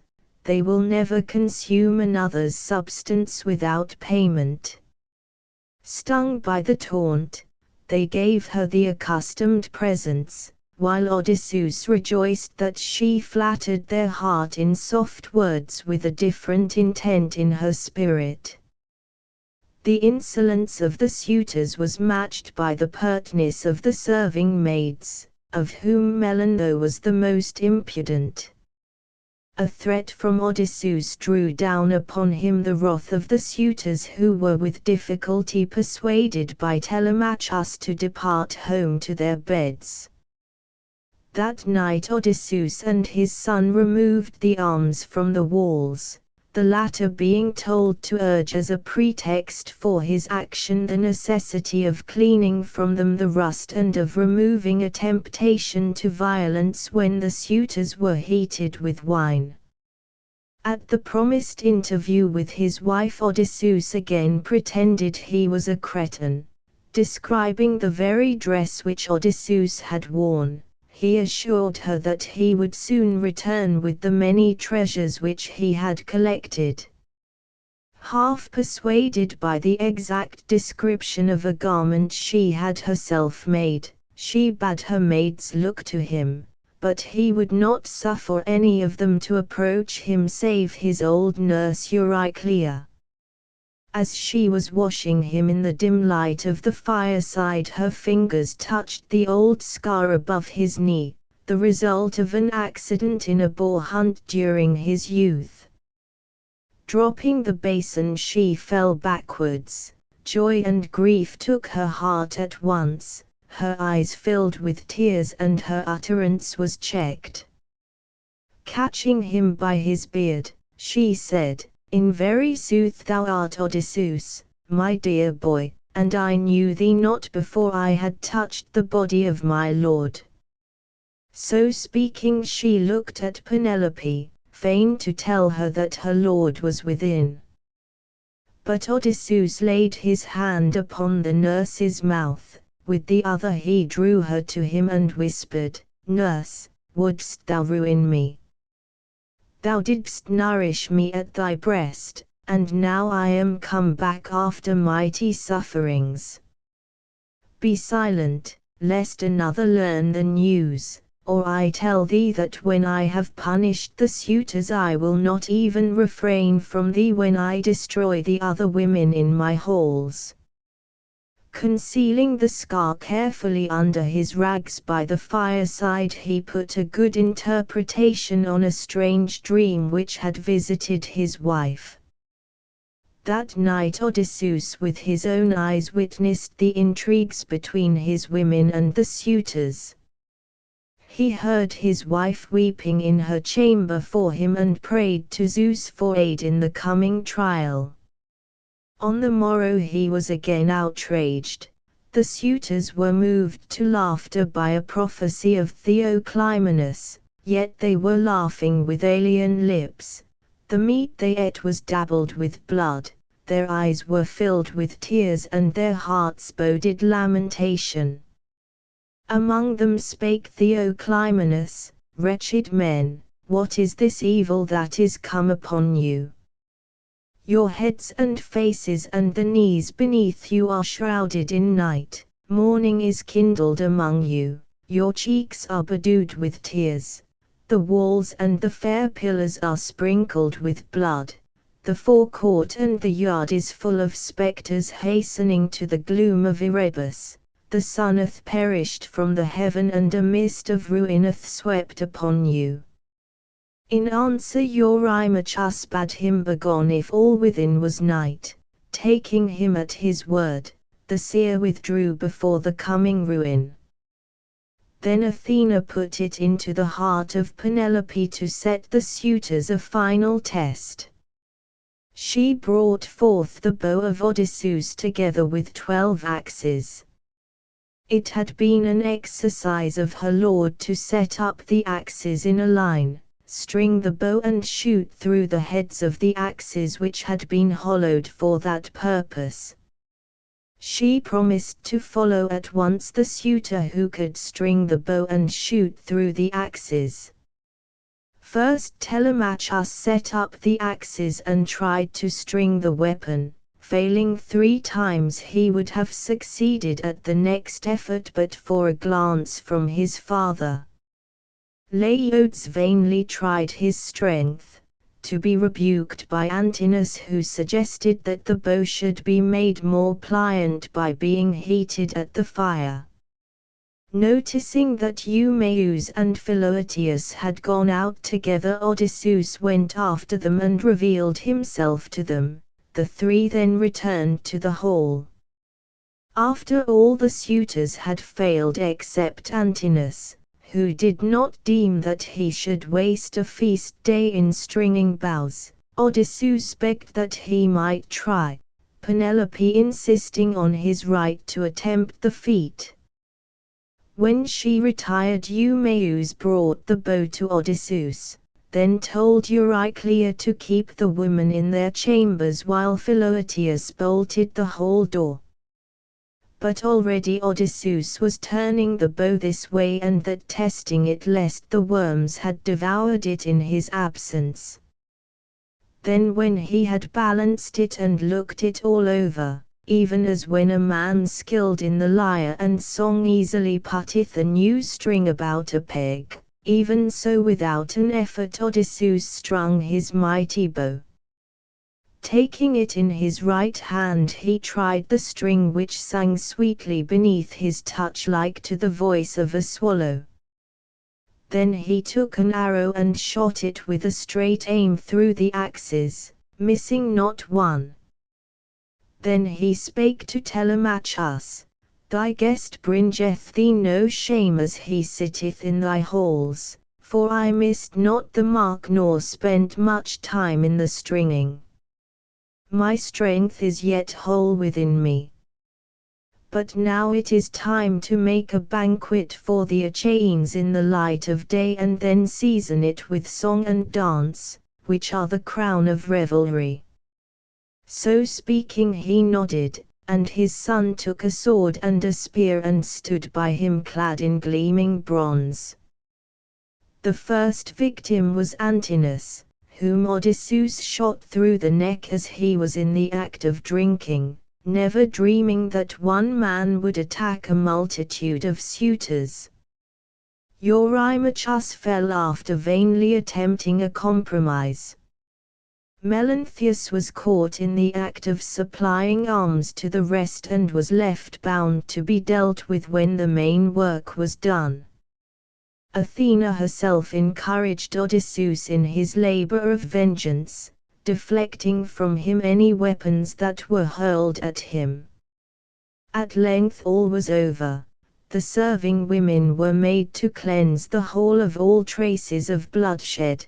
The guiltiest of them were hanged, while Melanthius died a horrible death by mutilation. Odysseus then summoned his wife to his presence. Euryclea carried the message to her, laughing with joy so much that Penelope deemed her mad. The story of the vengeance which Odysseus had exacted was so incredible that it must have been the act of a god, not a man. When she entered the hall, Telemachus upbraided her for her unbelief, but Odysseus smiled on hearing that she intended to test him by certain proofs which they two alone were aware of. He withdrew for a time to cleanse him of his stains and to put on his royal garments, after ordering the servants to maintain a revelry to blind the people to the death of their chief men. When he reappeared, endued with grace which Athena gave him, he marveled at the untoward heart which the gods had given his wife and bade his nurse lay him his bed. Penelope caught up his words quickly. The bed was to be laid outside the chamber which he himself had made. The words filled Odysseus with dismay. Who hath put my bed elsewhere? It would be a hard task for any man, however cunning, except a god set it in some other place. Of men none could easily shift it, for there is a wonder in that cunningly made bed whereat I labored and none else. Within the courtyard was growing the trunk of an olive, round it I built my bedchamber with thick stones and roofed it well, placing in it doors that shut tight. Then I cut away the olive branches, smoothed the trunk, made a bedpost, and bored all with a gimlet. From that foundation I smoothed my bed, tricking it out with gold and silver and ivory and stretching from its frame thongs of cowhide dyed red. Such is the wonder I tell of, yet I know not, lady, whether the bed is yet fixed there, or whether another hath moved it, cutting the foundation of olive from underneath. On hearing the details of their secret, Penelope ran to him, casting her arms about him and begging him to forgive her unbelief, for many a pretender had come, making her ever more and more suspicious. Thus reunited, the two spent the night in recounting the agonies of their separation. Odysseus mentioned the strange prophecy of Tiresias, deciding to seek out his father on the morrow. A vivid description tells how the souls of the suitors were conducted to the realm of the dead, the old comrades of Odysseus before Troy, recognizing in the vengeance all the marks of his handiwork. Odysseus found his father in a wretched old age hoeing his garden, clad in soiled garments with a goatskin hat on his head which but increased his sorrow. At the sight Odysseus was moved to tears of compassion. Yet even then he could not refrain from his wiles, for he told how he had indeed seen Odysseus though 5 years before. In despair the old man took the dust in his hands and cast it about his head in mighty grief. Then Odysseus' spirit was moved and the stinging throb smote his nostrils. Clinging to his father he kissed him and told him he was indeed his son, returned after 20 years. For a moment the old man doubted, but believed when Odysseus showed the scar and told him the number and names of the trees they had planted together in their orchard. Meanwhile news of the death of the wooers had run through the city. The father of Antinous raised a tumult and led a body of armed men to demand satisfaction. The threatening uproar was stopped by the intervention of Athena, who thus completed the restoration of her favorite as she had begun it. It is strange that this poem, which is such a favorite with modern readers, should have made a less deep impression on the Greeks. To them, Homer is nearly always the Iliad, possibly because Achilles was semi-divine, whereas Odysseus was a mere mortal. But the latter is for that very reason of more importance to us. We feel him to be more akin to our own life. Further, the type of character which Odysseus stands for is really far nobler than the fervid and somewhat incalculable nature of the son of Thetis. Odysseus's patient endurance, common sense, self-restraint, coolness, resource and strength, he is indeed a manifold personality, far more complex than anything attempted previously in Greek literature and therefore far more modern in his appeal. It is only after reading the Odyssey that we begin to understand why Diomedes chose Odysseus as his companion in the famous Dolon adventure in No Man's Land. Achilles would have been the wrong man for this or any other situation which demanded first and last a cool head. The romantic elements which are so necessary a part of all epic are much more convincing in the Odyssey. The actions and adventures are indeed beyond experience, but they are treated in such a masterly style that they are made inevitable. It would be difficult to improve on any of the little details which force us to believe the whole story. Added to them is another genuine romantic feature, the sense of wandering in strange new lands untrodden before of man's foot.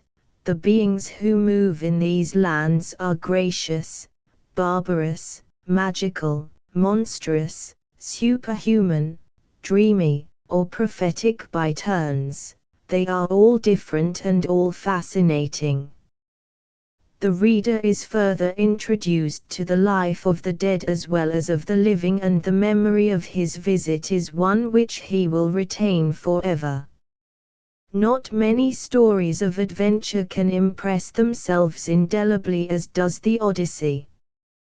To English readers the poem has a special value, for it deals with the sea and its wonders. The native land of its hero is not very unlike our own, full of mist and rain, yet able to make us love it far more than a Calypso's isle with an offer of immortality to any who will exchange his real love of home for an unnatural haven of peace. A splendid hero, a good love story, admirable narrative, romance and excitement, together with a breath of the sea which gives plenty of space and pure air, have made the Odyssey the companion of many a veteran reader in whom the Greek spirit cannot die. Of the impression which Homer has made upon the mind of Europe it would be difficult to give an estimate. The Greeks themselves early came to regard his text with a sort of veneration. It was learned by heart and quoted to spellbound audiences in the cities and at the great national meetings at Olympia. Every Greek boy was expected to know some portion at least by heart. Plato evidently loved Homer, and when he was obliged to point out that the system of morality which he stood for was antiquated and needed revision, apologized for the criticism he could not avoid. It is sometimes said that Homer was the Bible of the Greeks. While this statement is probably inaccurate, for no theological system was built on him nor did he claim any divine revelation, yet it is certain that authors of all ages searched the text for all kinds of purposes, antiquarian, ethical, social, as well as religious. This careful study of Homer culminated in the learned and accurate work of the great Alexandrian school of Zenodotus and Aristarchus. In Roman times Homer never failed to inspire lesser writers. Ennius is said to have translated the Odyssey, while Virgil's Aeneid is clearly a child of the Greek Homeric tradition. In the Middle Ages the Trojan legend was one of the four great cycles which were treated over and over again in the chanson. Even drama was glad to borrow the great characters of the Iliad, as Shakespeare did in Troilus and Cressida. In England a number of famous translations has witnessed to the undying appeal of the first of the Greek masters. Chapman published his Iliad in 1611, his Odyssey in 1616. Pope's version appeared between 1715 and 1726. Cowper issued his translation in 1791. In the next century the Earl Derby retranslated the Iliad, while an excellent prose version of the Odyssey by Butcher and Lang was followed by a prose version of the Iliad by Langmeyers and Leaf. At a time when Europe had succeeded in persuading itself that the whole story of a siege of Troy was an obvious myth, a series of startling discoveries on the site of Troy and on the mainland of Greece proved how lamentably shallow is some of the cleverest and most destructive higher criticism. The marvelous rapidity and vigor of these two poems will save them from death. The splendid qualities of direct narration, constructive skill, dignity and poetical power will always make Homer a name to love. Those who know no Greek and therefore fear that they may lose some of the directness of the Homeric appeal might recall the famous sonnet written by Keats, who had had no opportunity to learn the great language. His words are no doubt familiar enough. That they have become inseparable from Homer must be our apology for inserting them here. Much have I travelled in the realms of gold, and many goodly states and kingdoms seen, round many western islands have I been which bards in fealty to Apollo hold. Oft of one wide expanse had I been told that deep-browed Homer ruled as his domain. Yet never did I breathe its pure serene till I heard Chapman speak out loud and bold. Then felt I like some watcher of the skies when a new planet swims into his ken, or like stout Cortez, when with eagle eyes he stared at the Pacific, and all his men looked at each other with a wild surmise, silent, upon a peak in Darien. Translations. As indicated in the text of the essay, the whole of the Homeric tradition is affected by the recent discoveries made in Crete. The civilization there unearthed raises questions of great interest. The problems it suggests are certain to modify current ideas of Homeric study. See Discoveries in Crete, by R. Burroughs, Murray, 1907. A very good account of the early age of European literature is in The Heroic Age, by Chadwick, Cambridge, 1912. The best interpretation of Greek poetry is Simon's Greek Poets, 2 vols. Smith Elder. Jebb's Homer is the best introduction to the many difficulties presented by the poems. Flaxman's engravings for the Iliad and Odyssey are of the highest order. Aeschylus towards the end of the 6th century before Christ, one of the most momentous advances in literature was made by the genius of Aeschylus. European drama was created and a means of utterance was given to the rapidly growing democratic spirit of Greece. Before Aeschylus wrote, rude public exhibitions had been given of the life and adventures of Dionysius, the god of wine. Choruses had sung odes to the deity and variety was obtained by a series of short dialogues between one of the chorus and the remainder. Aeschylus added a second actor to converse with the first. He thus started a movement which eventually ousted the chorus from its place of importance, for the interest now began to concentrate on the 2 actors. It was their performance which gave drama its name.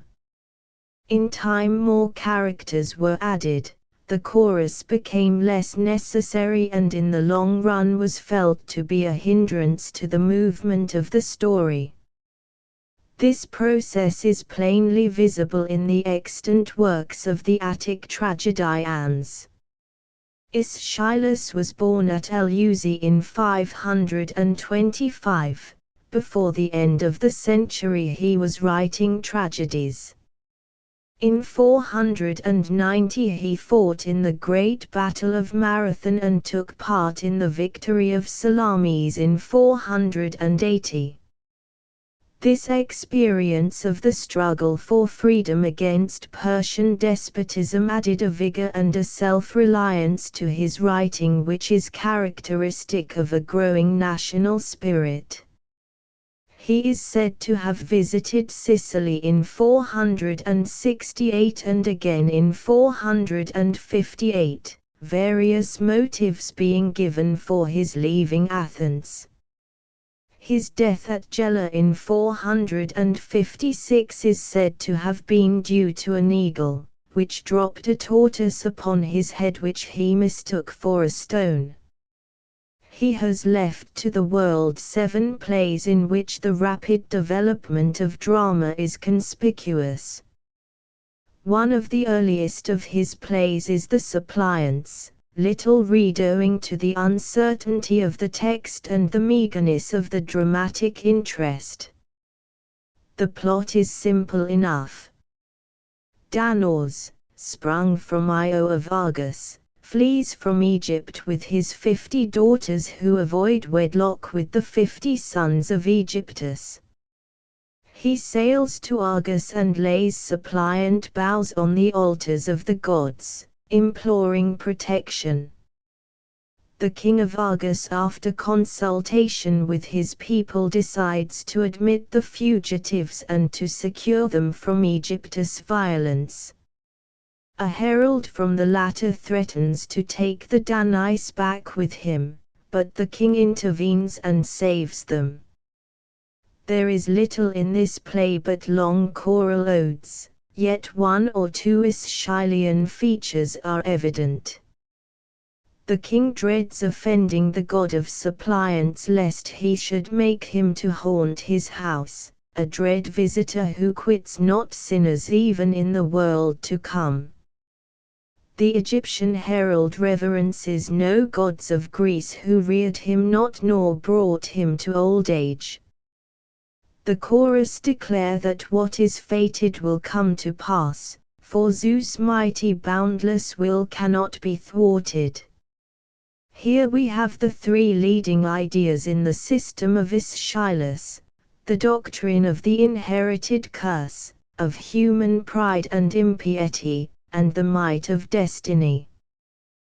The Persians is unique as being the only surviving historical play in Greek literature. It is a poem rather than a drama, as there is little truly dramatic action. The piece is a succession of very vivid sketches of the incidents in the great struggle which freed Europe from the threat of Eastern despotism. A chorus of Persian elders is waiting for news of the advance of the great array which Xerxes led against Greece in 480. They tell how Persia extended her sway over Asia. Yet they are uneasy, for what mortal can avoid the crafty deception of heaven? In seeming kindness it entices men into a trap whence they cannot escape. The Queen Mother Atissa enters, resplendent with jewels. She too is anxious, for in a dream she had seen Xerxes yoke two women together who were at feud, one clad in Persian garb, the other in Greek. The former was obedient to the yoke, but the latter tore the car to pieces and broke the curb. The chorus advises her to propitiate the gods with sacrifice, and to pray to Darius her dead husband to send his son prosperity. At that moment a herald enters with the news of the Greek victory at Salamis. Xerxes, beguiled by some fiend or evil spirit, drew up his fleet at night to intercept the Greeks, supposed to be preparing for flight. But at early dawn they sailed out to attack, singing mightily, "Ye sons of Greece, onward! Free your country, your children and wives, the shrines of your fathers' gods, and your ancestral tombs. Now must ye fight for all." Winning a glorious victory, they landed on the little island, Psytalia, where the choicest Persian troops had been placed to cut off the retreat of the Greek navy, and slew them all. Later, they drove back the Persians by land, through Böotia, Thessaly and Macedonia. The broken host retreated, finally recrossing to Asia over the Hellespont. On hearing the news, Atissa disappears and the Persian chorus sing a dirge. The queen returns without her finery, attired as a suppliant. She bids the chorus call up Darius, while she offers libations to the dead. The ghost of the great empire builder rises before the astonished spectators, enquiring what trouble has overtaken his land. His release from death is not easy, for the gods of the lower world are readier to take men's spirits than to let them go. On learning that his son has been totally defeated, he delivers his judgment. The oracles had long ago prophesied this disaster. It was hurried on by Xerxes' rashness, for when a man is himself hurrying on to ruin, heaven abets him. He had listened to evil counselors, who bade him rival his father's glory by making wider conquests. The ruin of Persia is not yet complete, for when insolence is fully ripe it bears a crop of ruin and reaps a harvest of tears. This evil came upon Xerxes through the sacrilegious demolition of altars and temples. Zeus punishes overweening pride, and his correcting hand is heavy. Darius counsels Atissa to comfort their son and to prevent him from attacking Greece again. He further advises the chorus to take life's pleasures while they can, for after death there is no profit in wealth. A distinctly grotesque touch is added by the appearance of Xerxes himself, broken and defeated, filling the scene with lamentations for lost friends and departed glory, unable to answer the chorus when they demand the whereabouts of some of the most famous Persian warriors. The play is valuable as the result of a personal experience of the poet. As a piece of literature it is important, for it is a poetic description of the first armed conflict between East and West.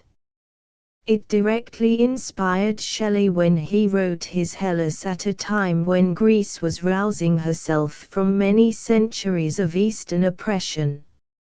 As a historical drama it is of great value, for it is substantially accurate in its main facts, though Aeschylus has been compelled to take some liberties with time and human motives in order to satisfy dramatic needs. From Herodotus it seems probable that Darius himself hankered after the subjugation of Greece, while Xerxes at the outset was inclined to leave her in peace. One or two characteristic features are worth note. The genius of Aeschylus was very bold. It was a daring thing to bring up a ghost from the dead, for the supernatural appeal does not succeed except when it is treated with proper insight. Yet even Aeschylus' genius has not quite succeeded in filling his canvas, the last scenes being distinctly poor in comparison with the splendor of the main theme. On the other hand, a notable advance in dramatic power has been made. The main actors are becoming human, their wills are beginning to operate. Tragedy is based on a conflict of some sort. Here the willful spirit of youth is portrayed as defying the forces of justice and righteousness. It is insolence which brings Xerxes to ruin. The substantial creed of Aeschylus is contained in Darius' speech. As the poet progresses in dramatic cunning, we shall find that he constantly finds his sources of tragic inspiration in the acts of the sinners who defy the will of the gods. The Seven Against Thebes was performed in 472. It was one of a trilogy, a series of 3 plays dealing with the misfortunes of Oedipus' race. After the death of Oedipus, his sons Polynices and Eteocles quarreled for the sovereignty of Thebes. Polynices, expelled and banished by his younger brother, assembled an army of chosen warriors to attack his native land. Eteocles opens the play with a speech which encourages the citizens to defend their town. A messenger hurries in, telling how he left the besiegers casting lots to decide which of the 7 gates of Thebes each should attack. Eteocles prays that the curse of his father may not destroy the town and leaves to arrange the defenses. In his absence, the chorus of virgins sing a wild prayer to the gods to save them. Hearing this, the king returns to administer a vigorous reproof. He declares that their frenzied supplications fill the city with terrors, discouraging the fighting men.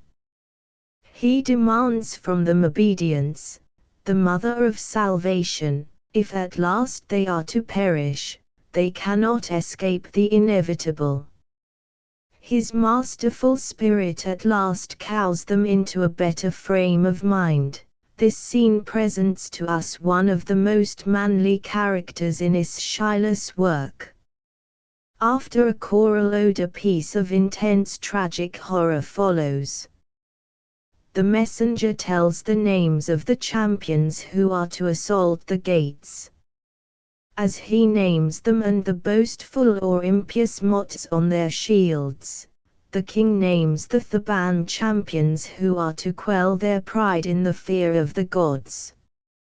5 of the insolent attackers are mentioned, then the only righteous one of the invading force, Amphiaraus the seer, he it was who rebuked the violence of Tydeus, the evil genius among the besiegers, and openly reviled Polynices for attacking his own native land.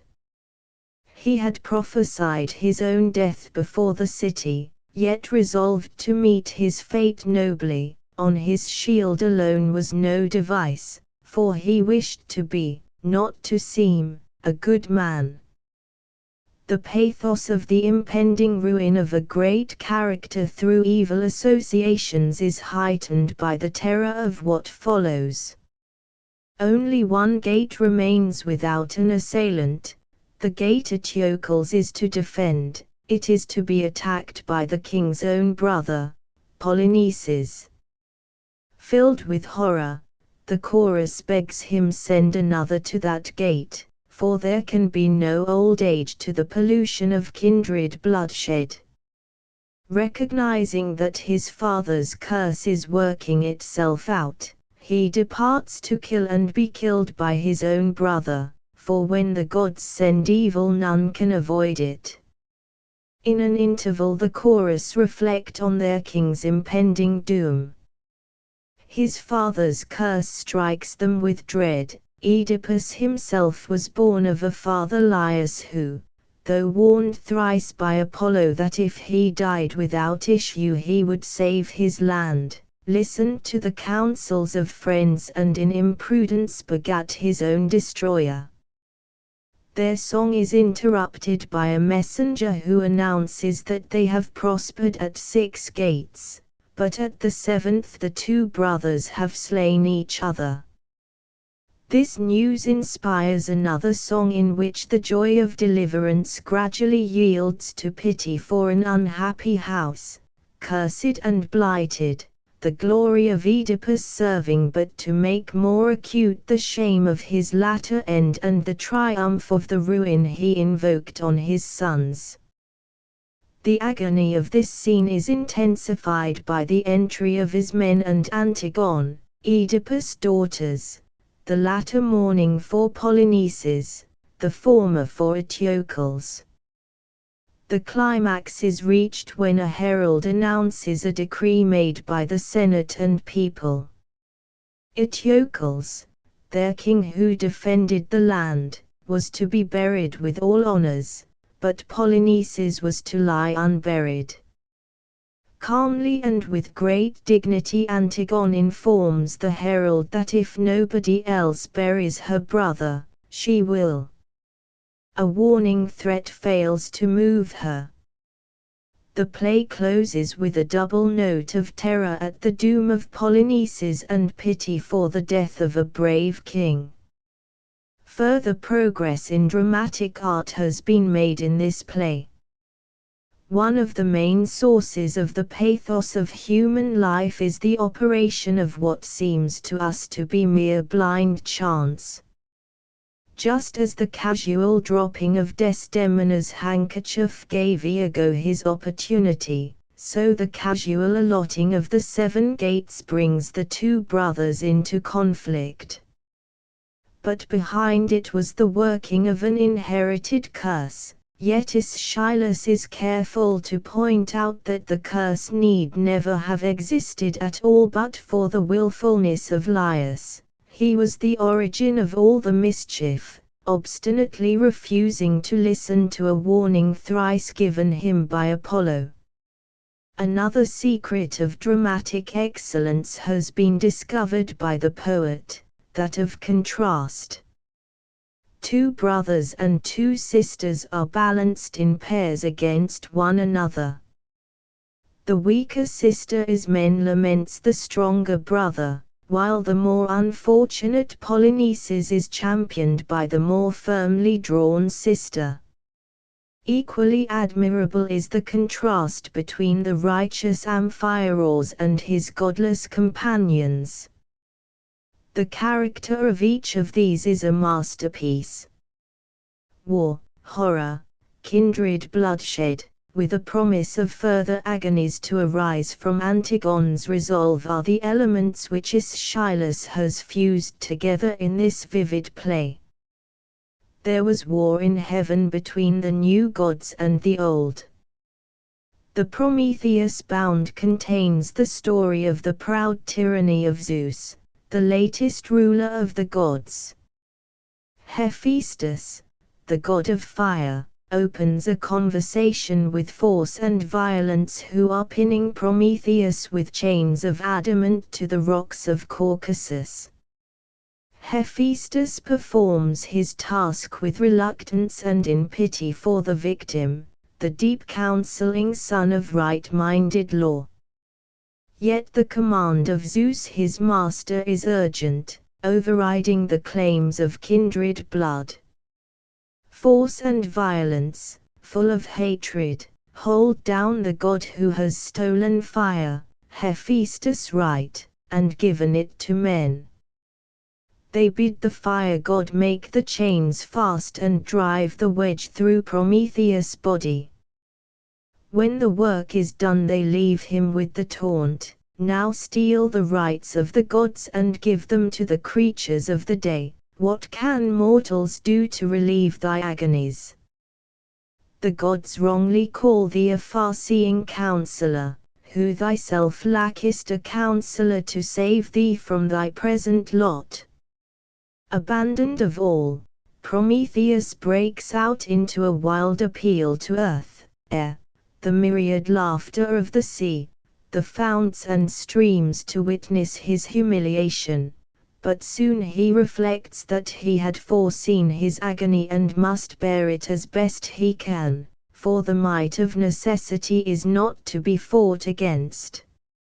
A sound of lightly moving pinions strikes his ears. Sympathizers have come to visit him.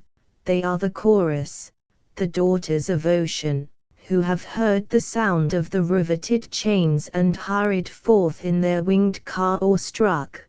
They come to see how Zeus is smiting down the mighty gods of old.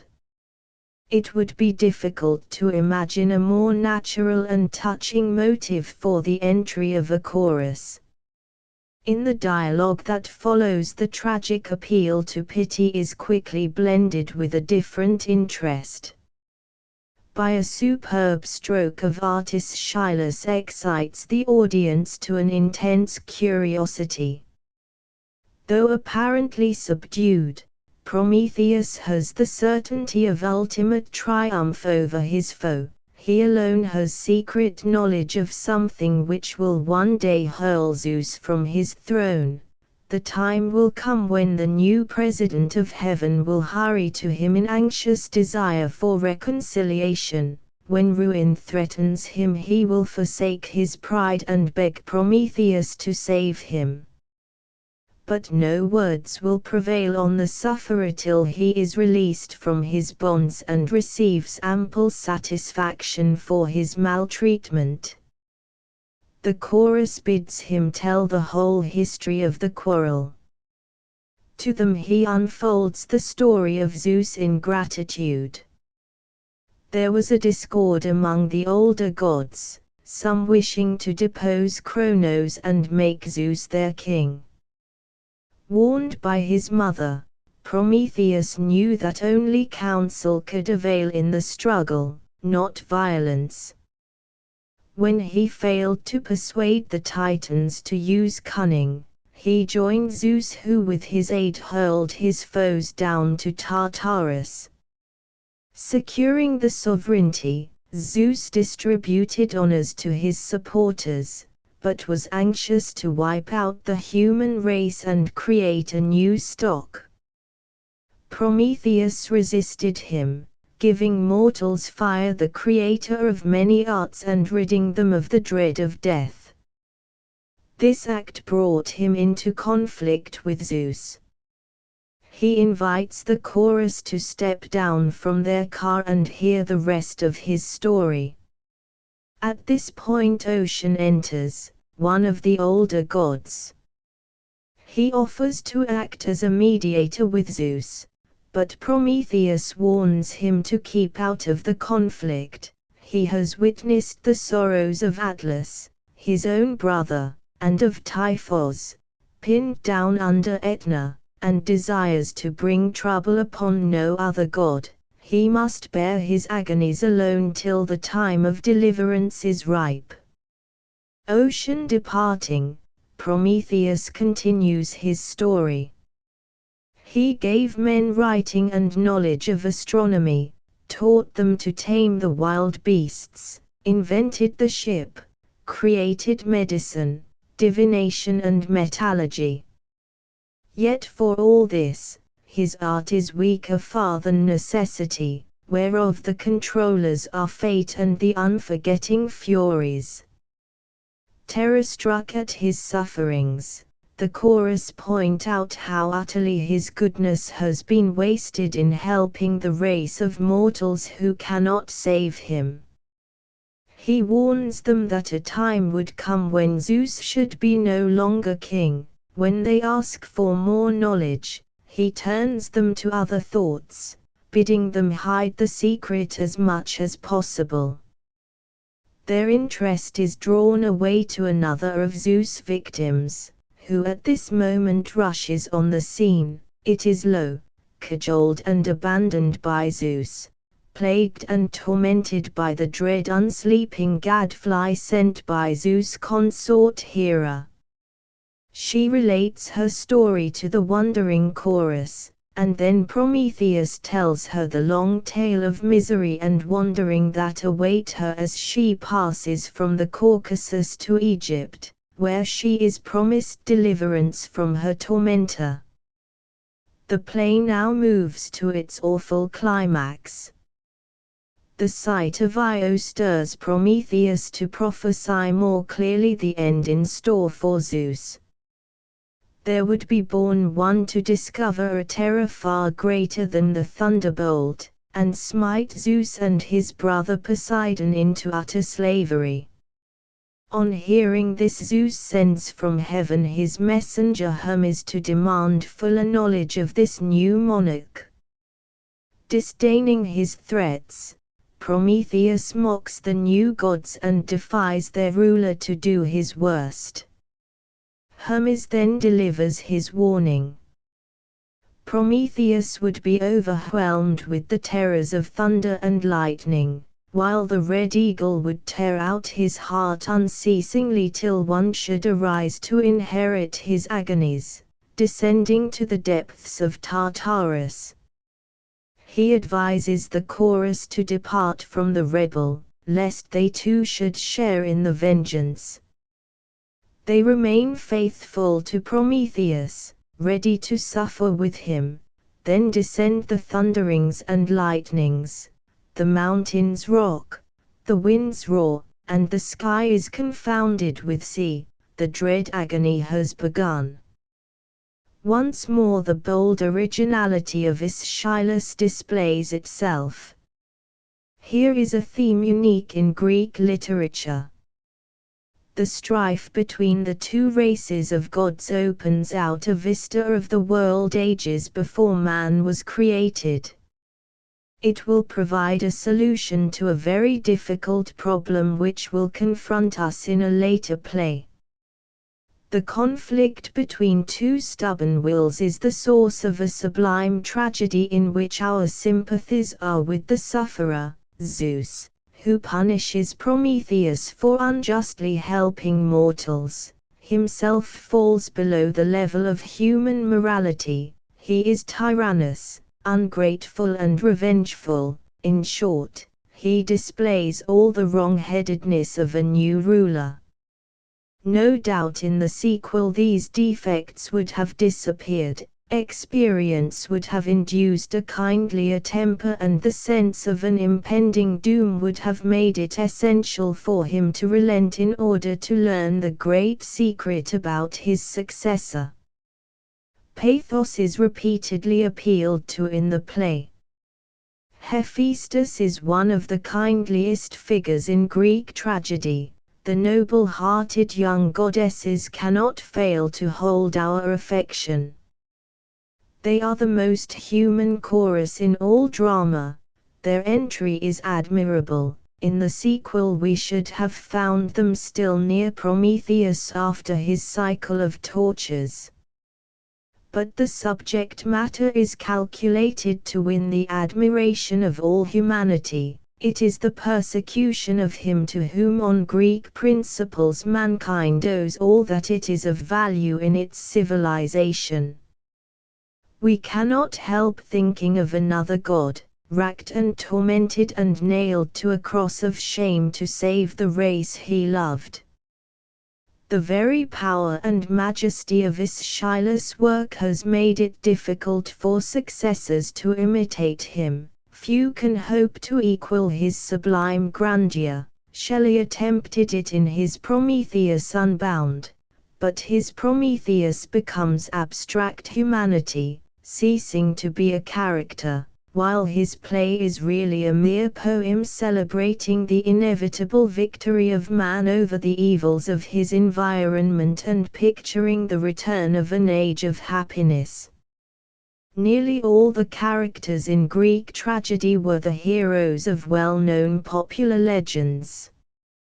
In abandoning the well-trodden circle, Aeschylus has here ensured an undying freshness for his work. It is novel, free and unconventional. More than that, it is dignified. The slightest error of taste would have degraded it to the level of a comedy. Throughout it maintains a uniform tone of loftiness and sincerity. The language is easy but powerful. The art with which the story is told is consummate. Finally, it is one of the few pieces in the literature of the world which are truly sublime. It ranks with Job and Dante. The great purpose of creation, the struggles of beings of terrific power, the majesty of gods, the whole universe sighing and lamenting for the agonies of a deity of wondrous foresight, saving others but not himself, such is the theme of this mighty and affecting play. In 458 Aeschylus wrote the one trilogy which is extant.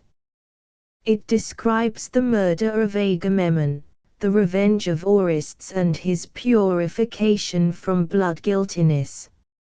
It will be necessary to trace the history of Agamemnon's family before we can understand these plays. His great-grandfather was Tantalus, who betrayed the secrets of the gods and was subjected to unending torture in Hades. Pelops, his son, begat two sons, Atreus and Thyestes. The former killed Thyestes' son, invited the father to a banquet and served up his own son's body for him to eat. The sons of Atreus were Agamemnon and Menelaus, who married respectively Clytemnestra and Helen, daughters of Zeus and Leda, both evil women. The son of Thyestes was Aegisthus, a deadly foe of his cousins who had banished him. The inherited curse then had developed itself in this unhappy stock and it did not fail to ruin it. When Helen abandoned Menelaus and went to Troy with Paris, Agamemnon led a great armament to recover the adulteress. The fleet was windbound at Aulis, because the Greeks had offended Artemis. Shulcas the seer informed Agamemnon that it would be impossible for him to reach Troy unless he offered his eldest daughter Iphigenia to Artemis. Torn by patriotism and fatherly affection, Agamemnon resorted to a stratagem to bring his daughter to the sacrifice. He sent a messenger to Clytemnestra saying he wished to marry their child to Achilles. When the mother and daughter arrived at Aulis they learned the bitter truth.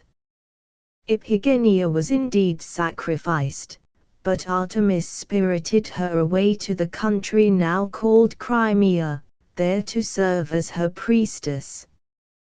Believing that her daughter was dead, Clytemnestra returned to Argos to plot destruction for her husband, forming an illicit union with his foe Aegisthus, nursing her revenge during the 10 years of the siege. The Agamemnon, the first play of the trilogy, opens in a romantic setting. It is night. A watchman is on the wall of Argos, stationed there by the queen. For 10 years he had waited for the signal of the beacon fire to be lit at Nauplia, the port of Argos, to announce the fall of Troy. At last the expected signal is given. He hurries to tell the news to the queen, a woman with the resolution of a man. In his absence the chorus of Argive elders enter the stage, singing one of the finest odes to be found in any language. It likens Agamemnon and his brother to two avenging spirits sent to punish the sinner. The chorus are past military age, and are come to learn from Clytemnestra why there is sacrifice throughout all Argos.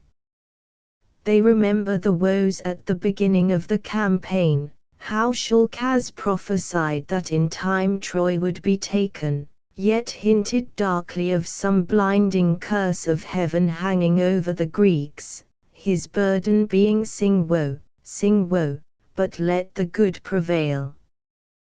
Yet, the law of Zeus is, wisdom by suffering. For thus soberness of thought comes to those who wish not for it. First men are emboldened by ill-counselling foolish frenzy which begins their troubles, even as Agamemnon, through sin against Artemis, was compelled to slay his daughter to save his armament. Her cries for a father's mercy, her unuttered appeals to her slayers, these he disregarded. What is to come of it, no man knows, yet it is useless to lament the issue before it comes, as come it will, clear as the light of day. Clytemnestra enters, the sternest woman figure in all literature. She reminds the chorus that she is no child and is not known to have a slumbering wit. When they enquire how she has learned so quickly of the capture of Troy, she describes with great brilliance the long chain of beacon fires she has caused to be made, stretching from Ida in Troyland to Argos. She imagines the wretched fate of the conquered and the joy of the victors, rid forever of their watchings beneath the open sky. Striking the same ominous note as Shulcas did, she continues, if they reverence the gods of Troy and their shrines, they shall not be caught even as they have taken the city. May no lust of plundering fall upon the army, for it needs a safe return home. Yet even if the army sins not against the gods, the anger of the slain may awake, though no new ills arise. But let the right prevail, for all to see it clearly. This speech inspires the chorus to sing another solemn ode. Too much prosperity leads to godlessness. Paris carried away Helen in pride and infatuation, stealing the light of Menelaus' eyes, leaving him only the torturing memories of her beauty which visited him in his dreams. But there is a spirit of discontent in every city of Greece. All had sent their young men to Troy in the glory of life, and in return they had a handful of ashes, asking why their sons should fall in murderous strife for another man's wife. At night the dark dread haunts Argos that the gods care not for men who shed much blood, who succeed by injustice, who are well spoken of overmuch. Often these are smitten full in the face by the thunderbolt, and perhaps this beacon message is mere imagining or a lie sent from heaven. Hearing this, the queen comes forth to prove the truth of her story. A herald at that moment advances to confirm it, for Troy has been sacked. Altars and shrines have been demolished and all the seed of land destroyed. Thus is Agamemnon the happiest man of mortals, most worthy of honor, for Paris and his city cannot say that their crime was greater than its punishment. Immediately after learning this story, Clytemnestra makes the first of a number of speeches charged with a dreadful double meaning. When the first news came, I shouted for joy, but now I shall hear the story from the king himself. And I will use all diligence to give my lord the best of all possible welcomes. Bid him come with speed.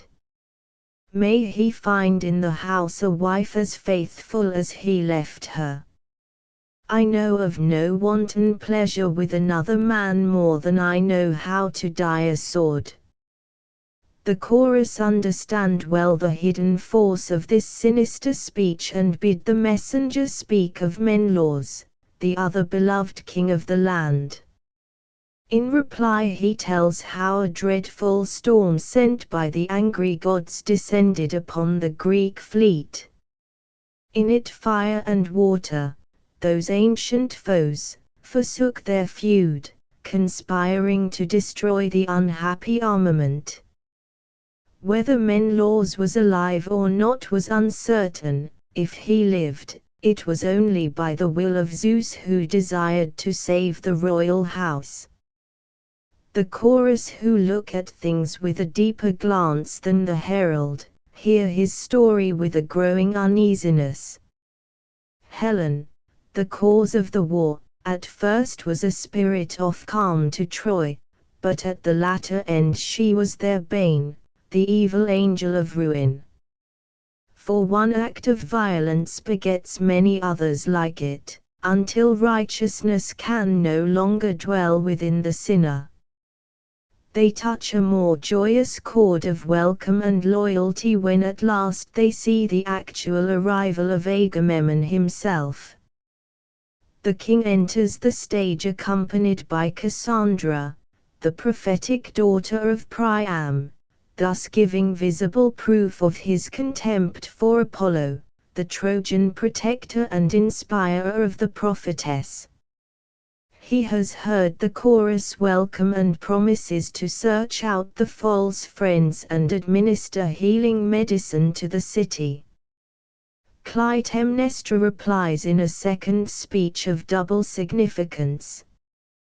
The Argive elders well know how dearly she loves her lord and the impatience of her life while he was at Troy.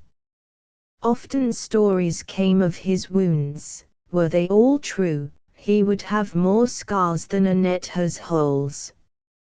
Orestes their son has been sent away, lest he should be the victim of some popular uprising in the king's absence.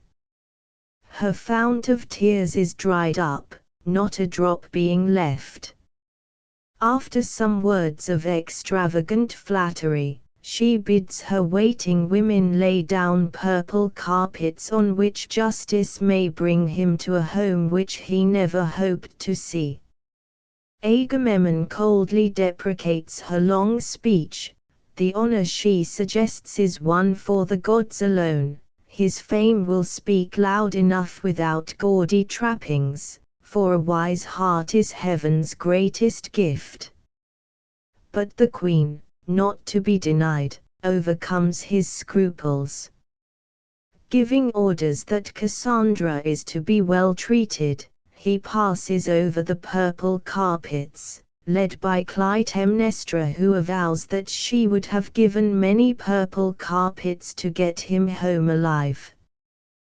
Thus arrogating to himself the honors of a god, he proceeds within the palace, while she lingers behind for one brief moment to pray openly to Zeus to fulfill her prayers and to bring his will to its appointed end. Thoroughly alarmed, the chorus give free utterance to the vague forebodings which shake them, the song of the avenging furies which cries within their hearts. Human prosperity often strikes a sunken rock, bloodshed calls to heaven for vengeance, yet there is comfort, for one destiny may override another, and good may yet come to pass. These pious hopes are broken by the entry of the queen who summons Cassandra within. When the captive prophetess answers her not a word, Clytemnestra declares she has no time to waste outside the palace. Already there stands at the altar the ox ready for sacrifice, a joy she never looked to have. If Cassandra will not obey, she must be taught to foam out her spirit in blood. In the marvelous scene which follows, Aeschylus reaches the pinnacle of tragic power. Cassandra advances to the palace, but starts back in horror as a series of visions of growing vividness comes before her eyes. These find utterance in language of blended sanity and madness, creating a terror whose very vagueness increases its intensity. First she sees Atreus' cruel murder of his brother's children. Then follows the sight of Clytemnestra's treacherous smile and of Agamemnon in the bath, hand after hand reaching at him. Quickly she sees the net cast about him, the murderous blow. In a flash she foresees her own end and breaks out into a wild lament over the ruin of her native city. Her words work up the chorus into a state of confused dread and foreboding. They can neither understand nor yet disbelieve. When their mental confusion is at its height, relief comes in a prophecy of the greatest clearness, no longer couched in riddling terms. The palace is peopled by a band of kindred furies, who have drunk their fill of human blood and cannot be cast out. They sit there singing the story of the origin of its ruin, loathing the murder of the innocent children. Agamemnon himself would soon pay the penalty, but his son would come to avenge him. Foretelling her own death, she hurls away the badges of her office, the scepter and oracular chaplets, things which have brought her nothing but ridicule. She prays for a peaceful end without a struggle, comparing human life to a shadow when it is fortunate and to a picture wiped out by a sponge when it is hapless. She moves in calmly to her fate. There is a momentary interval of reflection, then Agamemnon's dying voice is heard as he is stricken twice. Frantic with horror, the chorus prepare to rush within but are checked by the queen, who throws open the door and stands glorying in the triumph of self-confessed murder. Her real character is revealed in her speech.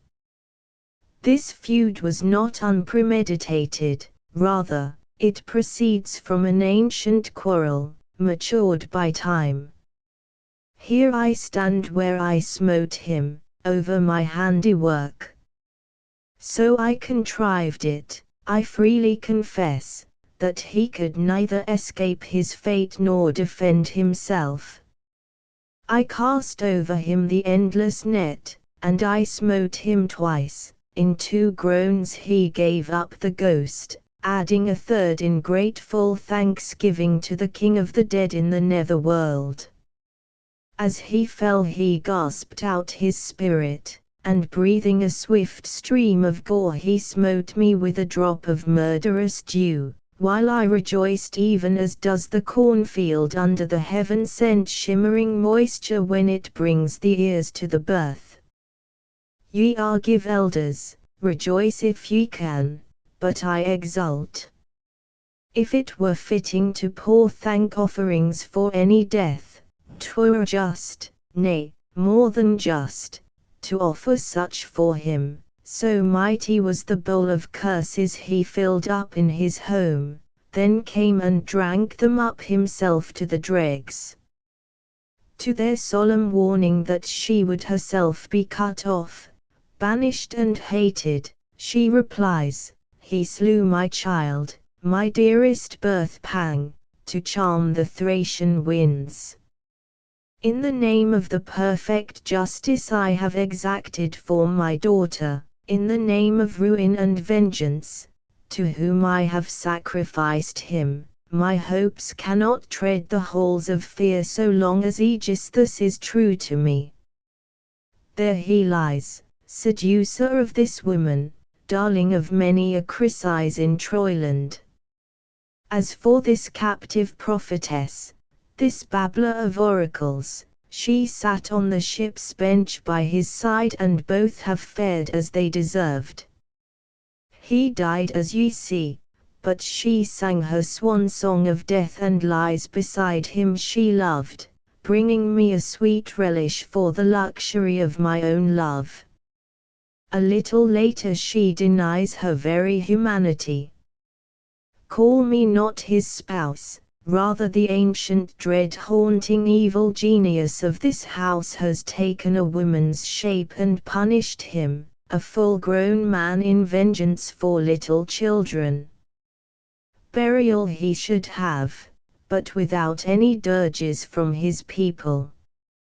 Let Iphigenia, his daughter, as is most fitting, meet her father at the swift conveying passage of woe, throw her arms about him and kiss him welcome. The last scene of this splendid drama brings forward the poltroon Aegisthus who had skulked behind in the background till the deed was done. He enters to air his ancient grievance, reminding the chorus how his father was outraged by Atreus, how he himself was a banished man, yet found his arm long enough to smite the king from far away. In contempt for the coward the elders prepare to offer him battle, they appeal to Orestes to avenge the murder. The quarrel was stopped by Clytemnestra, who had had enough of bloodshed and was content to leave things as they were, if the gods consented thereto. Before the sustained power of this masterpiece criticism is nearly dumb. The conception of the inherited curse is by now familiar to us. Familiar too is the teaching that sacrilege brings its own punishment, that human pride may be flattered into assuming the privilege of a deity. These were enough to cause Agamemnon's undoing. But it is the part played by Clytemnestra which fixes the dramatic interest. She is inspired by a lust for vengeance, yet, had she known the truth that her daughter was not dead but a priestess, she would have had no pretext for the murder. This ignorance of essentials which originates some human action is called irony. It was put to dramatic uses for the first time in European literature by Aeschylus. The horrible tragedy it may cause is clear enough in the Agamemnon. Its power is terrible and its value as a dramatic source is inestimable. There is another and a far more subtle form of irony, in which a character uses riddling speech interpreted by another actor in a sense different from the truth as it is known to the spectators. This too can be used in such a manner as to charge human speech with a sinister double meaning which bodes ruin under the mask of words of innocence. Few dramatic personages have used this device so effectively as Clytemnestra, certainly none with a more fiendish intent. Again, in this play the chorus is employed with amazing skill. Their vague uneasiness takes more and more definitely the shape of actual terror in every ode. This terror is raised to its height in the masterly Cassandra scene. It is then abated a little, perhaps it is just beginning to disappear, for nobody believed Cassandra, when the blow falls. This integral connection between the chorus and the main action is difficult to maintain. That it exists in the Agamemnon is evidence of a constructive genius of the highest order. The Choephori, libation bearers, the second play of the trilogy, opens with the entry of Orestes. He has just laid a lock of hair on his father's tomb and sees a band of maidens approaching, among them Electra, his sister. He retires with Pylades, his faithful friend, to listen to their conversation. The chorus tell how in consequence of a dream of Clytemnestra they have been sent to offer libations to the dead, to appease their anger and resentment against the murderers. They give utterance to a wild, hopeless song, full of a presentiment of disaster coming on successful wickedness enthroned in power. They are captives from Troy, obliged to look on the deeds of Aegisthus, whether just or unjust, yet they weep for the purposeless agonies of Agamemnon's house. When asked by Electra what prayers she should offer to her dead father, they bid her pray for some avenging god or mortal to requite the murderers. Returning to them from the tomb, she tells them of a strange occurrence. A lock of hair has been laid on the grave, and there are 2 sets of footprints on the ground, one of which corresponds with her own. Orestes then comes forward to reveal himself. As a proof of his identity, he bids her consider the garments which she wove with her own hands, urging her to restrain her joy lest she betray his arrival. He tells how Apollo has commanded him to avenge his father's death, threatening him with sickness, frenzy, nightly terrors, excommunication and a dishonored death if he refuses. In a long choral dialogue the actors tell of Clytemnestra's insolent treatment of the dead king. She had buried him without funeral rites or mourning, with no subjects to follow the corpse. She even mangled his body and thrust Electra out of the palace, thus she filled the cup of her iniquity. The chorus remind Orestes of his duty to act, but first he inquires why oblations have been offered, on learning that they are the result of Clytemnestra's dreaming that she suckled a serpent that stung her, and that she hopes to appease the angry dead. He interprets the dream of himself. He then unfolds his plot. He and Pylades will imitate a Phocian dialect and will seek out and slay Aegisthus. A node which succeeds recounts the legends of evil women, closing with the declaration that justice is firmly seated in the world, that fate prepares a sword for a murderer and a fury punishes him with it. Approaching the palace, Orestes summons the queen and tells her that a stranger called Strophius bade him bring to Argus the news that Orestes is dead. Clytemnestra commands her servants within the house to welcome him and sends out her son's old nurse Silica to take the news to Aegisthus.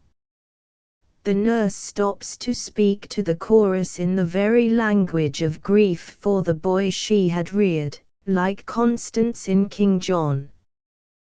The chorus advise her to summon Aegisthus alone without his bodyguard, for Orestes is not yet dead. When she departs they pray that the end may be speedily accomplished and the royal house cleansed of its curse. Aegisthus crosses the stage into the palace to meet a hasty end. Seeing the deed, a servant rushes out to call Clytemnestra, while Orestes bursts out from the house and faces his mother. For a moment his resolution wavers, Pylades reminds him of Apollo's anger if he fails. To his mother's plea that destiny abetted her deed, he replies that destiny intends her death likewise. Before he thrusts her into the palace, she warns him of the avenging furies she will send to persecute him. She then passes to her doom. After the chorus have sung an ode of triumph, Orestes shows the bodies of the two who loved in sin while alive and were not separated in death. He then displays the net which Clytemnestra threw around her husband's body and the robe in which she caught his feet. He holds up the garment through which Aegisthus' dagger ran. But in that very moment the cloud of more agonies to come descends upon the hapless family. In obedience to Apollo's command, he takes the suppliant's branch and chaplet, and prepares to hasten to Delphi, a wanderer cut off from his native land. The dreadful shapes of the avenging furies close in upon him. The fancies of incipient madness thicken on his mind. He is hounded out, his only hope of rest being Apollo's sacred shrine. The play ends with a note of hopelessness, of calamity without end. After the Agamemnon, this play reads weak indeed.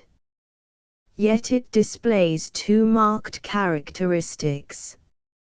It is full of vigorous action, the plot is quickly conceived and quickly consummated, the business is soon over. Further, Aeschylus has discovered yet another source of tragic power, the conflict of duties. Orestes has to choose between obedience to Apollo and reverence for his mother. That these duties are incompatible is clear. Whichever he performed, punishment was bound to follow. It is in this enforced choice between two evils that the pathos of life is often to be found. That Aeschylus should have so faithfully depicted it is a great contribution to the growth of drama. The concluding play, The Eumenides, calls for a briefer description. It opens with one of the most awe-inspiring scenes which the imagination of man has conceived. The priestess of Delphi finds a man sitting as a suppliant at the central point of the earth, his hands dripping with blood, a sword and an olive branch in his hand.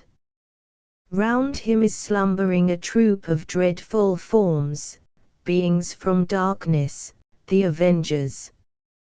When the scene is disclosed, Apollo himself is seen standing at Orestes' side. He urges Hermes to convey the youth with all speed to Athens, where he is to clasp the ancient image of Athena.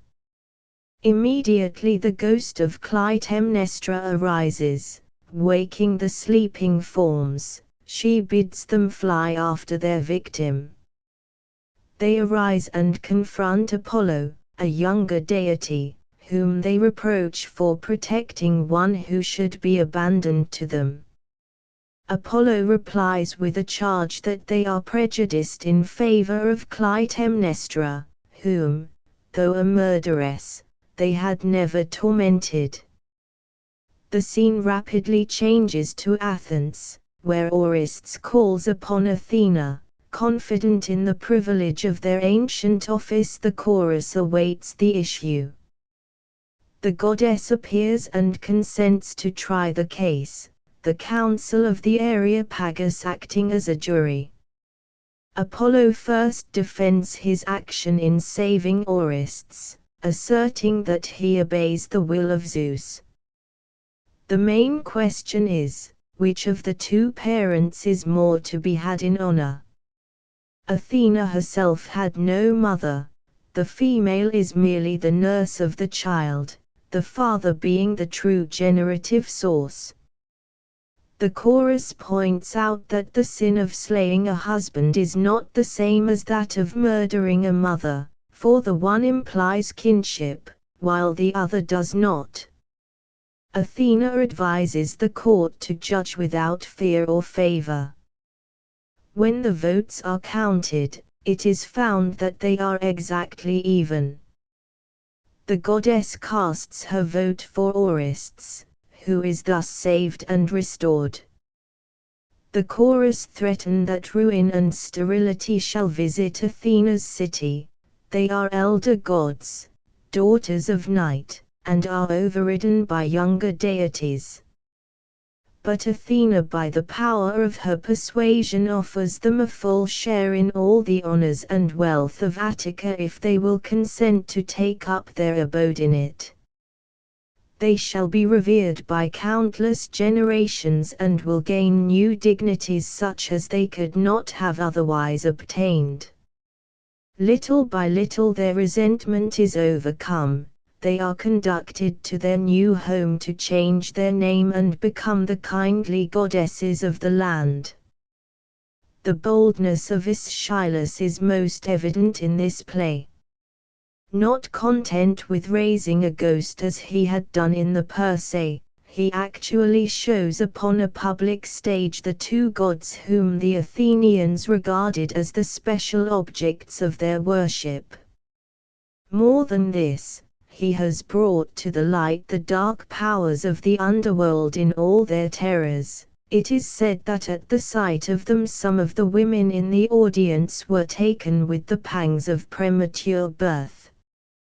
The introduction of these supernatural figures was the most vivid means at Aeschylus' disposal for bringing home to the minds of his contemporaries the seriousness of the dramatic issue. It will be remembered that the Prometheus was the last echo of the contest between two races of gods.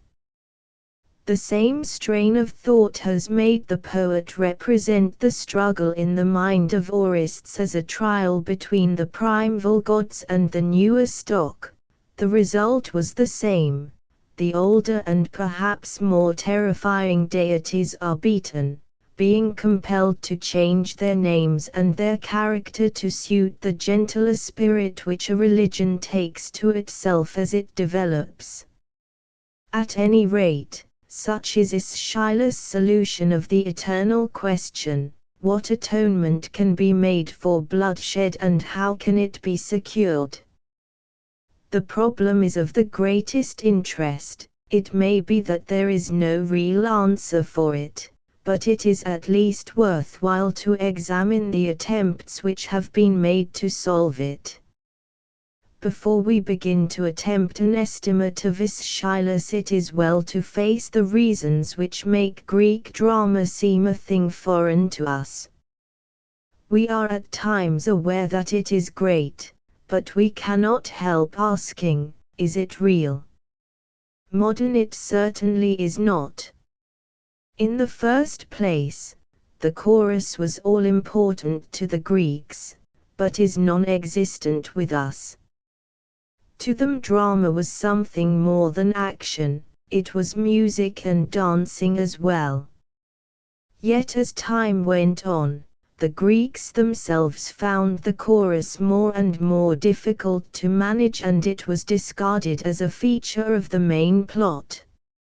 Only in a very few instances could a play be constructed in such a manner as to allow the chorus any real influence on the story. Aeschylus' skill in this branch of his art is really extraordinary. The chorus does take a part, and a vital part too, in the play. Again, the number of Greek actors was limited, whereas in a modern play their number is just as great as suits playwright's convenience or his capacity. The impression then of a Greek play is that it is a somewhat thin performance compared with the vivacity and complexity of the great Elizabethans.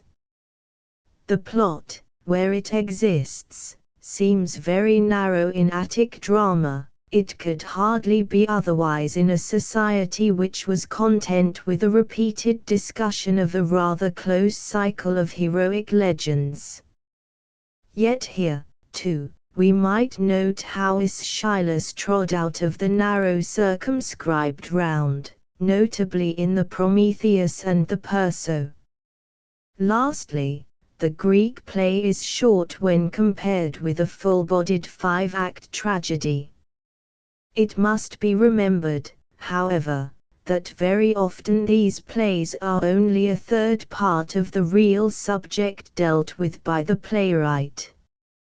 All Greek tragedy is liable to these criticisms. It is not fair to judge a process just beginning by the standards of an art which thinks itself full-blown after many centuries of history.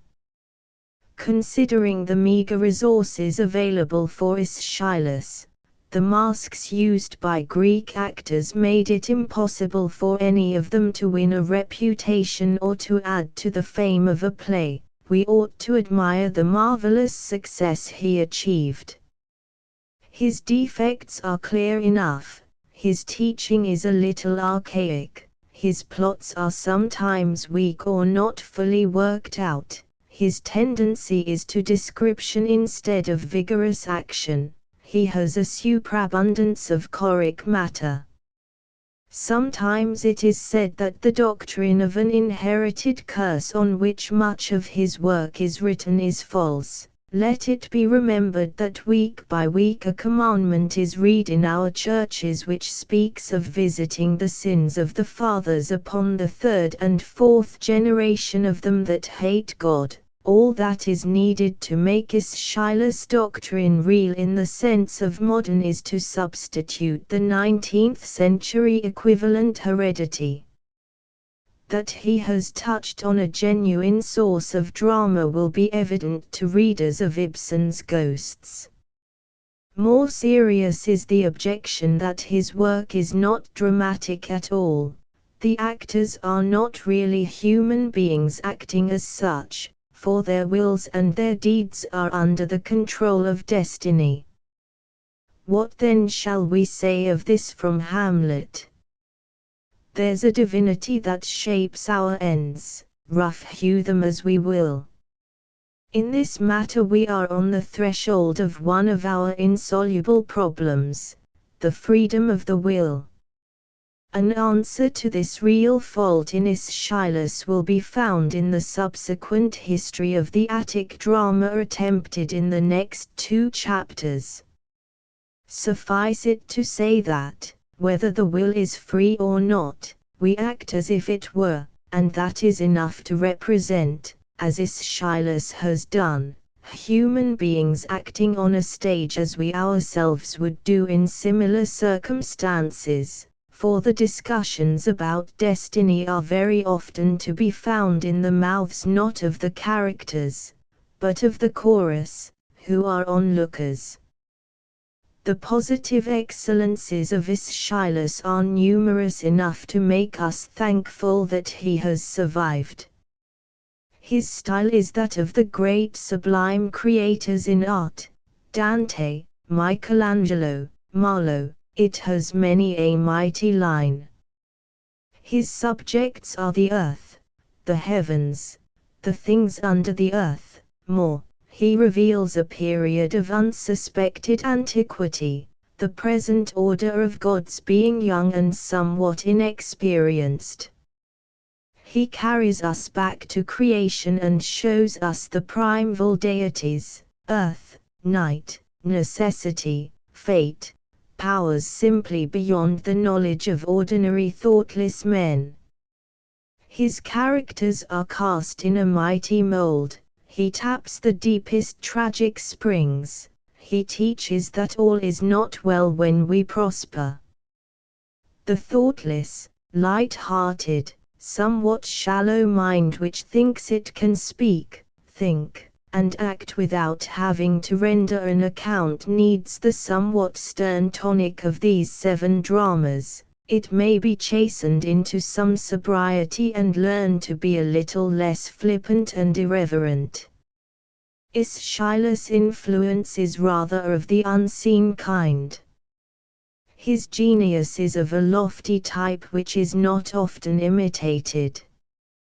Demanding righteousness, justice, piety, and humility, he belongs to the class of Hebrew prophets who saw God and did not die. Translations: Miss Swanwick, E.D. Morshead, Campbell, all in verse. Paley, prose. Versions also appear in Verrall's editions of separate plays, Macmillan. An admirable volume called Greek Tragedy by G. Norwood, Methuen, contains a summary of the latest views on the art of the Athenian dramatists. See Simon's Greek poets as above. Sophocles' in Aeschylus' dramas. The will of the gods tended to override human responsibility. An improvement could be effected by making the personages real captains of their souls. Drama needed bringing down from heaven to earth. This process was effected by Sophocles. He was born at Colonus, near Athens, in 495, mixed with the best society in Periclean times, was a member of the important board of administrators who controlled the Delian League, the nucleus of the Athenian Empire, and composed over 100 tragedies. In 468 he defeated Aeschylus, won the first prize 22 times and later had to face the more formidable opposition of the new and restless spirit whose chief spokesman was Euripides. For nearly 40 years he was taken to be the typical dramatist of Athens, being nicknamed the Bee. His dramatic powers showed no abatement of vigor in old age, of which the Oedipus Cernus was the triumphant issue. He died in 405, full of years and honors. Providence has ordained it that his art, like his country's tutelary goddess Athena, should step perfect and fully armed from the brain of its creator. The Antigone, produced in 440, discusses one of the deepest problems of civilized life. On the morning after the defeat of the seven who assaulted Thebes, Polynices' body lay dishonored and unburied, a prey to carrion birds before the gates of the city which had been his home. His two sisters, Antigone and Ismene, discuss the edict which forbids his burial.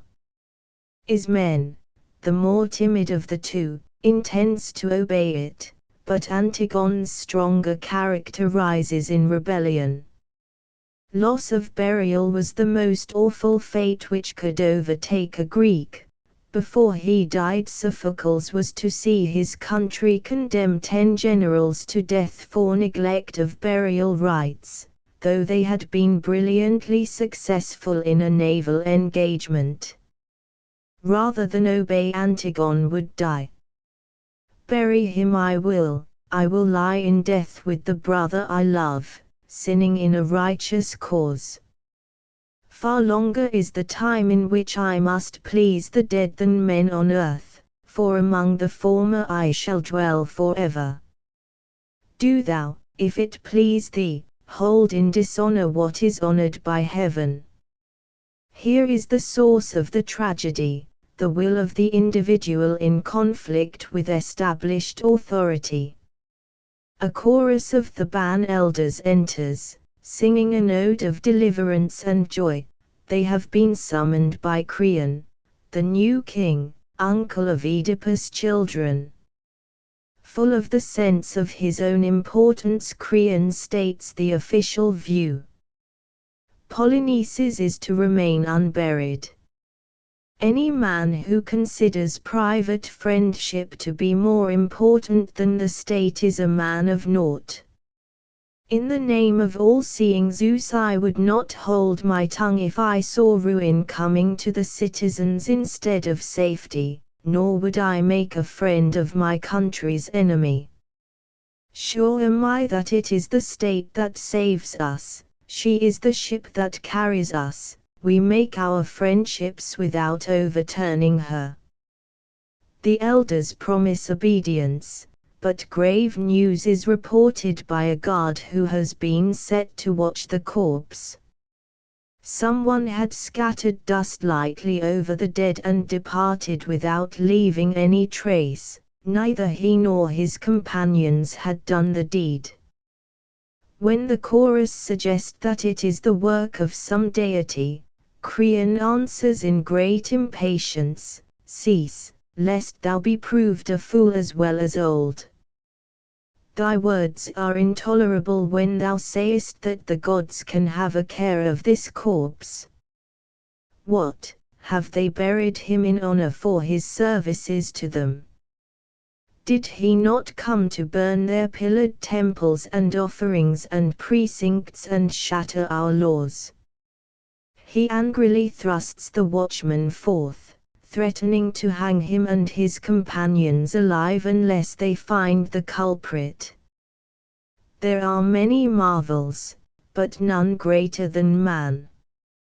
He crosses the wintry sea, he wears away the hard earth with his plough, ensnareth the light-hearted race of birds, catcheth the wild beasts, trappeth the things of the deep, yoketh the horse and the unwearying ox.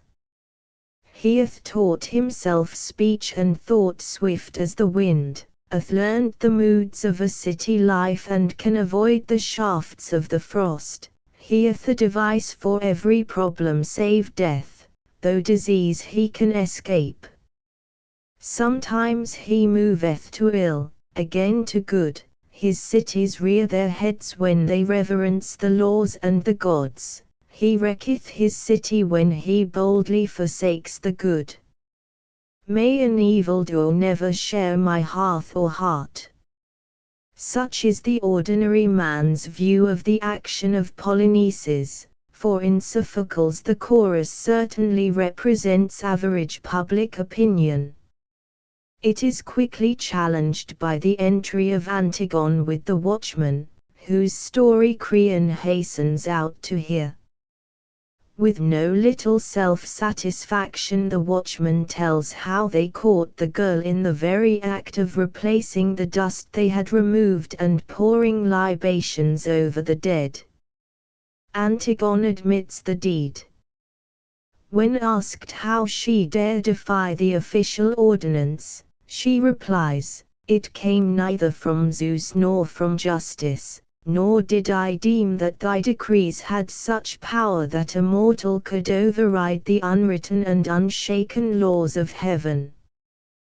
These have not their life from now or yesterday, but from everlasting, and no man knows whence they have appeared. It was not likely that, through fear of any man's will, I would pay heaven's penalty for their infringement. Die I must, even hadst thou made no proclamation. If I die before my time, I count it all gain.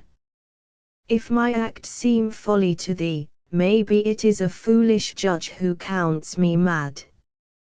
Creon replies that this is sheer insolence. It is an insult that he, a man, should give way to a woman.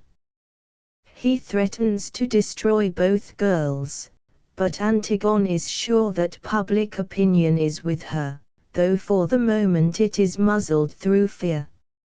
Ismene is brought in and offers to die with her sister. Antigone refuses her offer, insisting that she alone has deserved chastisement. In a second ode the gradual extinction of Oedipus' race is described, owing to foolish word and insensate thought, for when heaven leads a man to ruin it makes him believe that evil is good. A new interest is added by Creon's son Haemon, the affianced lover of Antigone, who comes to interview his father. This is the first instance in European drama of that without which much modern literature would have little reason for existing at all, the love element, wisely kept in check by the Greeks. A further conflict of wills adds to the dramatic effect of the play. Creon insists on filial obedience, for he cannot claim to rule a city if he fails to control his own family. Haemon answers with courtesy and deference. He points out that the force of public opinion is behind Antigone and suggests that the official view may perhaps be wrong because it is the expression of an individual's judgment. When he is himself charged thus directly with the very fault for which he claimed to punish Antigone, Creon lets his temper get the mastery. After a violent quarrel, Haemon parts from him with a dark threat that the girl's death will remove more than one person, and vows never to cross his father's doorstep again. Antigone is soon carried away to her doom. She is to be shut up in a cavern without food. In a dialogue of great beauty she confesses her human weakness. Death is near, and with it banishment from the joys of life. Creon bids her make an end. Her last speech concludes with a clear statement of the problem. Who knows if she is right? She herself will know after death. If she has erred, she will confess it. If the king is wrong, she prays he may not suffer greater woes than her own. A reaction now occurs. Tiresias, the blind seer, seeks out Creon because of the failure of his sacrificial rites. The birds of the air are gorged with human blood, and fail to give the signs of augury. He bids Creon return to his right senses and quit his stubbornness. When the latter mockingly accuses the seer of being bribed, he learns the dread punishment his obstinacy has brought him.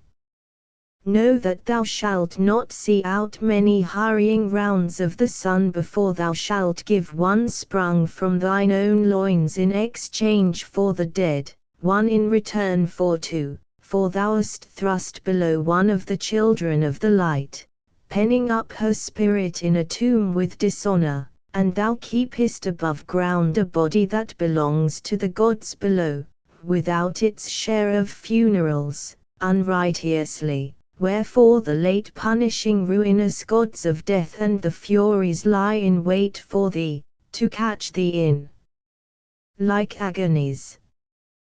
Cowed by the terror, the king hurries to undo his work, calling for pickaxes to open the tomb and himself going with all speed to set free its victim. The sequel is told by a messenger who at the outset strikes a note of woe. Creon I once envied, for he was the savior of his land, and was the father of noble children. Now all is lost.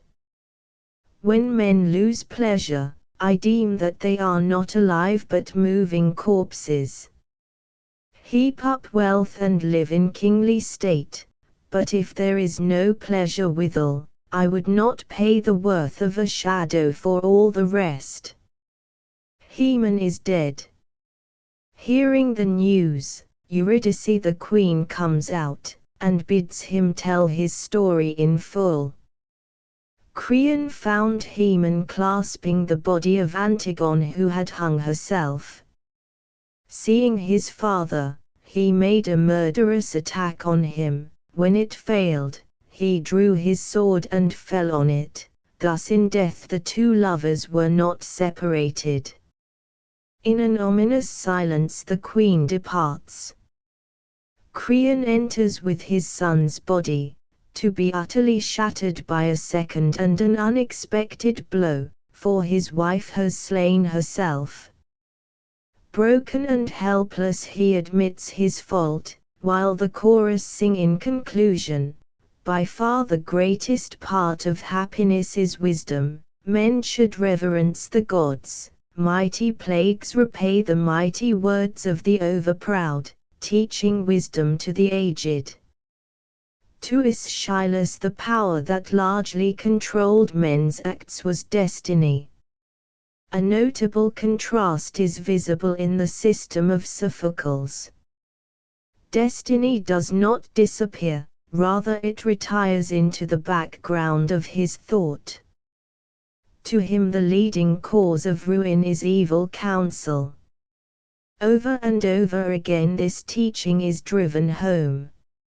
All the leading characters mention it: Antigone, Haemon, Tiresias, and when it is disregarded, it is remorselessly brought home by disaster.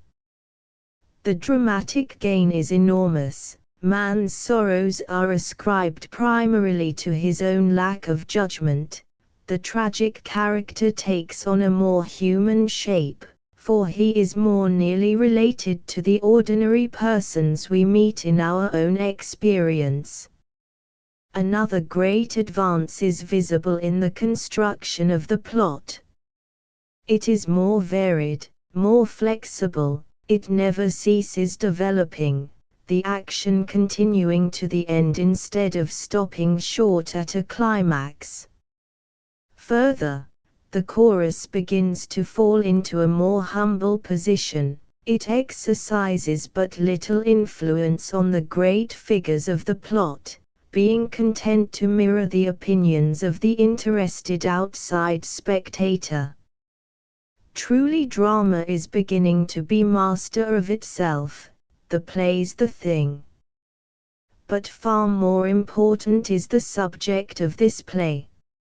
It raises one of the most difficult problems which demand a solution: the harmonization of private judgment with state authority.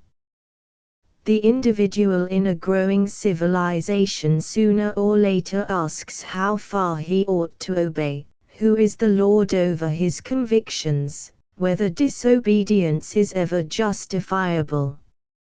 If a law is wrong, how are we to make its immorality evident? In an age when a central authority is questioned or loses its hold on men's allegiance, this problem will imperiously demand an answer. When Europe was aroused from the slumber of the Middle Ages and the spiritual authority which had governed it for centuries was shattered, the same right of resistance as that which Antigone claimed was insisted upon by various reformers. It did not fail to bring with it tragic consequences, for the power beareth not the sword in vain. Its sequel was the 30 Years' War, which barbarized central Germany, leaving in many places a race of savage beings who had once been human. In our own days, resistance is preached almost as a sacred duty.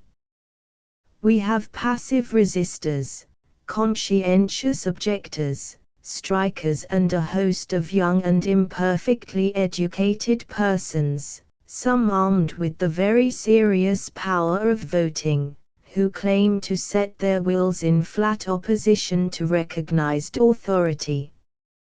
One or two contributions to the solution of this problem may be found in the Antigone.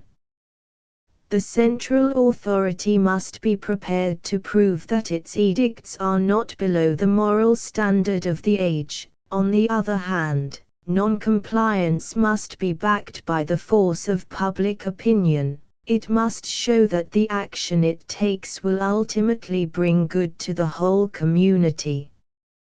It is of little use to appeal to the so-called conscience unless we can produce some credentials of the proper training and enlightenment of that rather vague and uncertain faculty, whose normal province is to condemn wrong acts, not to justify law-breaking.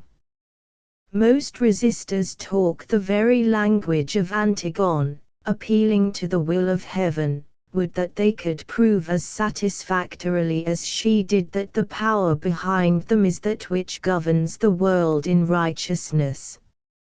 A somewhat similar problem reappears in the Ajax.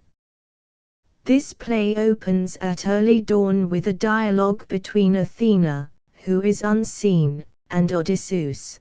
The latter has traced Ajax to his tent after a night of madness in which he has slain much cattle and many shepherds, imagining them to be his foes, especially Odysseus himself, who had worsted him in the contest for the arms of Achilles. Athena calls out the beaten hero for a moment, and the sight of him moves Odysseus to say, "I pity him, though my foe, for I think of mine own self as much as of him. We men are but shadows, all of us, or fleeting shades." To this Athena replies, "When thou seest such sights, utter no haughty word against the gods, and be not roused to pride, if thou art mightier than another in strength or store of wealth. One day can bring down or exalt all human state, but the gods love the prudent and hate the sinners." A band of mariners from Salamis enter as the chorus. They are Ajax followers who have come to learn the truth. They are confronted by Tecmessa, Ajax captive, who confirms the grievous rumor, describing his mad acts. When the fit was over, she had left him in his tent prostrate with grief and shame among the beasts he had slain, longing for vengeance on his enemies before he died. The business of the play now begins. Coming forth, Ajax in a long despairing speech laments his lot, persecuted by Athena, hated of Greeks and Trojans alike, the secret laughter of his enemies. Where shall he go? Home to the father he has disgraced. Against Troy, leading a forlorn hope. He had already reminded Tecmessa with some sternness that silence is a woman's best grace. Now she appeals to his pity. Bereft of him, she would speedily be enslaved and mocked. Their son would be left defenseless.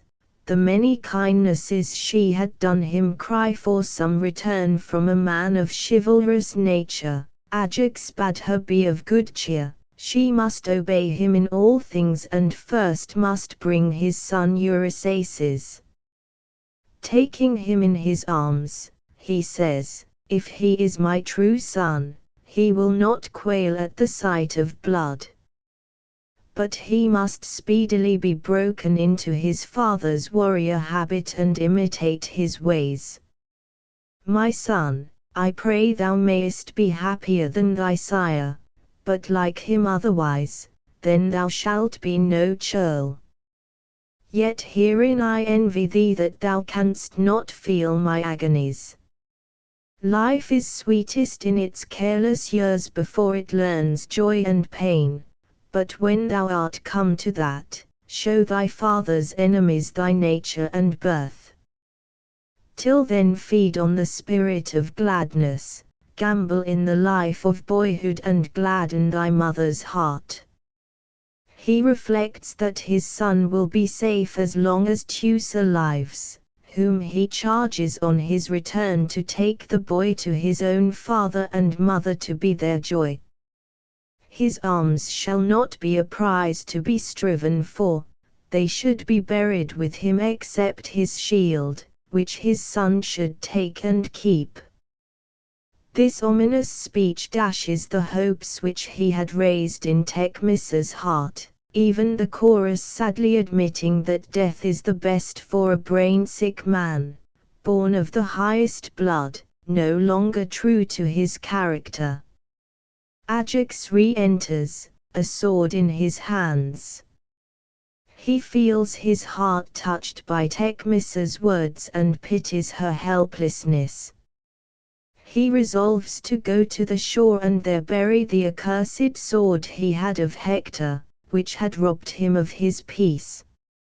He will soon learn obedience to the gods and his leaders. All the powers of nature are subject to authority, the seasons, the sea, night and sleep.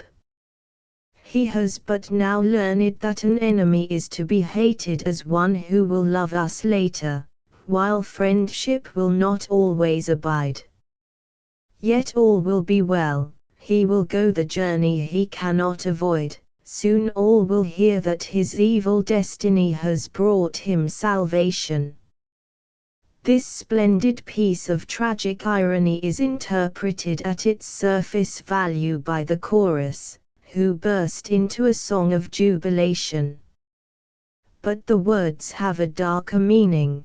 This transient joy is but the last flicker of hope before it is quenched in everlasting night.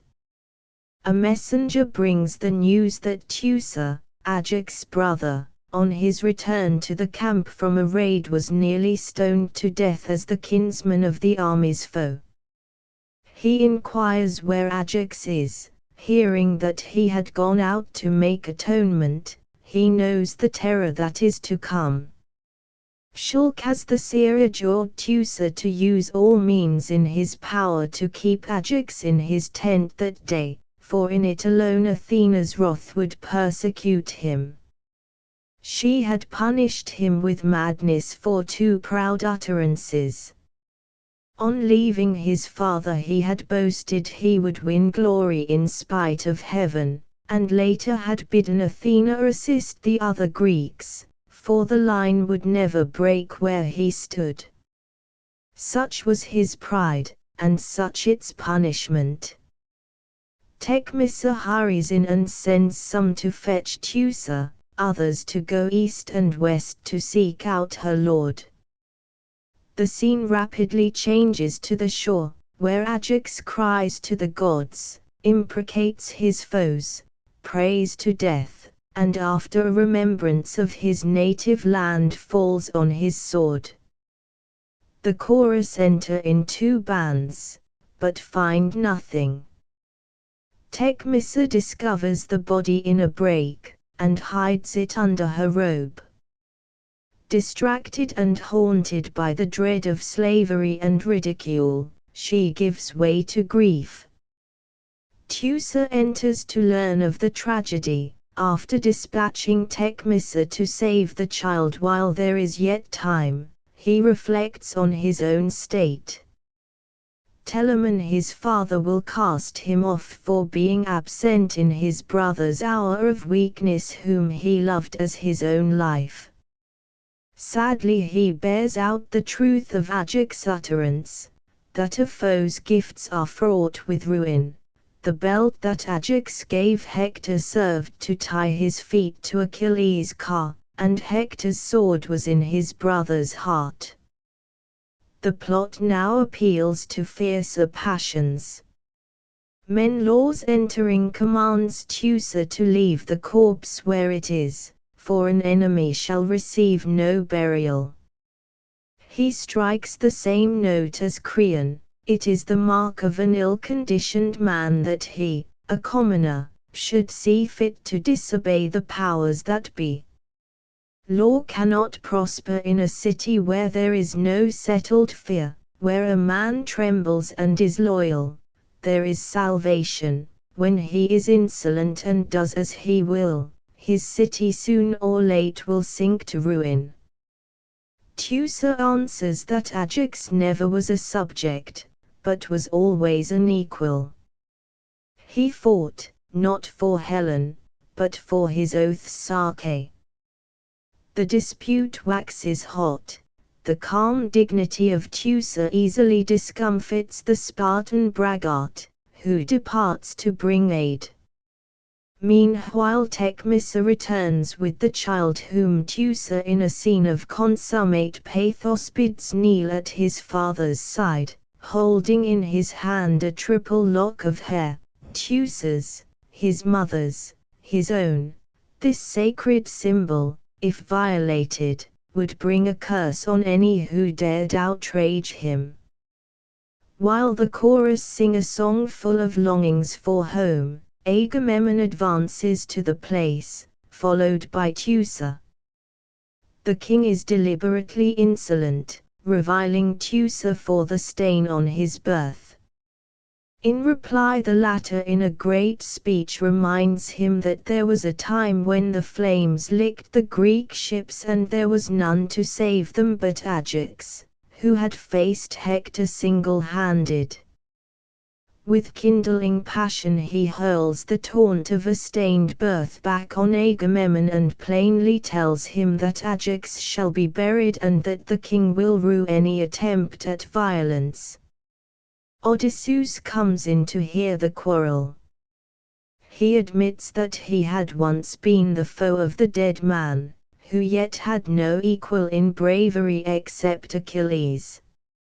For all that, enmity in men should end where death begins. Astonished at this defense of a foe, Agamemnon argues a little with Odysseus, who gently reminds him that one day he too will need burial. This human appeal obtains the necessary permission. Odysseus, left alone with Teucer, offers him friendship. Too much overcome by surprise and joy to say many words, Teucer accepts his friendship and the play ends with a ray of sunlight after storm and gloom. Once more Sophocles has filled every inch of his canvas. The plot never flags and has no diminuendo after the death of Ajax. The cause of the tragedy is not plainly indicated at the outset. With a skill which is masterly, Sophocles represents in the opening scene Athena and Odysseus as beings purely odious, mocking a great man's fall. With the progress of the action these two characters recover their dignity. Athena has just cause for her anger, while Odysseus obtains for the dead his right of burial. We should notice further how the pathos of this fine play is heightened by the conception of the one day which brought ruin to a noble warrior. Had he been kept within his tent that one day, had this fatal day been known, the ruin need not have happened. The pity of it, the needless waste of human life, what a theme is there for a tragedy. The Ajax has never exercised an acknowledged influence on literature. It was a favorite with the Greeks, but modern writers have strangely overlooked it. For us it has a good lesson. Here was a hero, born in an island, who unaided saved a fleet when his allies were forced back on their trenches and beyond them to the sea. His reward was such as Wordsworth tells of, alas! The gratitude of men has often left me mourning. We remember many a long month of agony during which another island kept destruction from a fleet and saved her allies withal. In some quarters this island has received the gratitude which Ajax had. Her friends asked, "What has England done in the war, anyhow?" If it befits anybody to answer, it must be England's Teucer, who has built another Salamis overseas, just as he did. Our kindred across the oceans will give us the reward of praise. For us the chastisement of Ajax may serve to reinforce the warning which is to be found on the lips of not the least of our own poets, for frantic boast and foolish word thy mercy on thy people, Lord. The Electra is Sophocles' version of the Revenge of Orestes which Aeschylus described in the Choephae and is useful as affording a comparison between the methods of the two masters.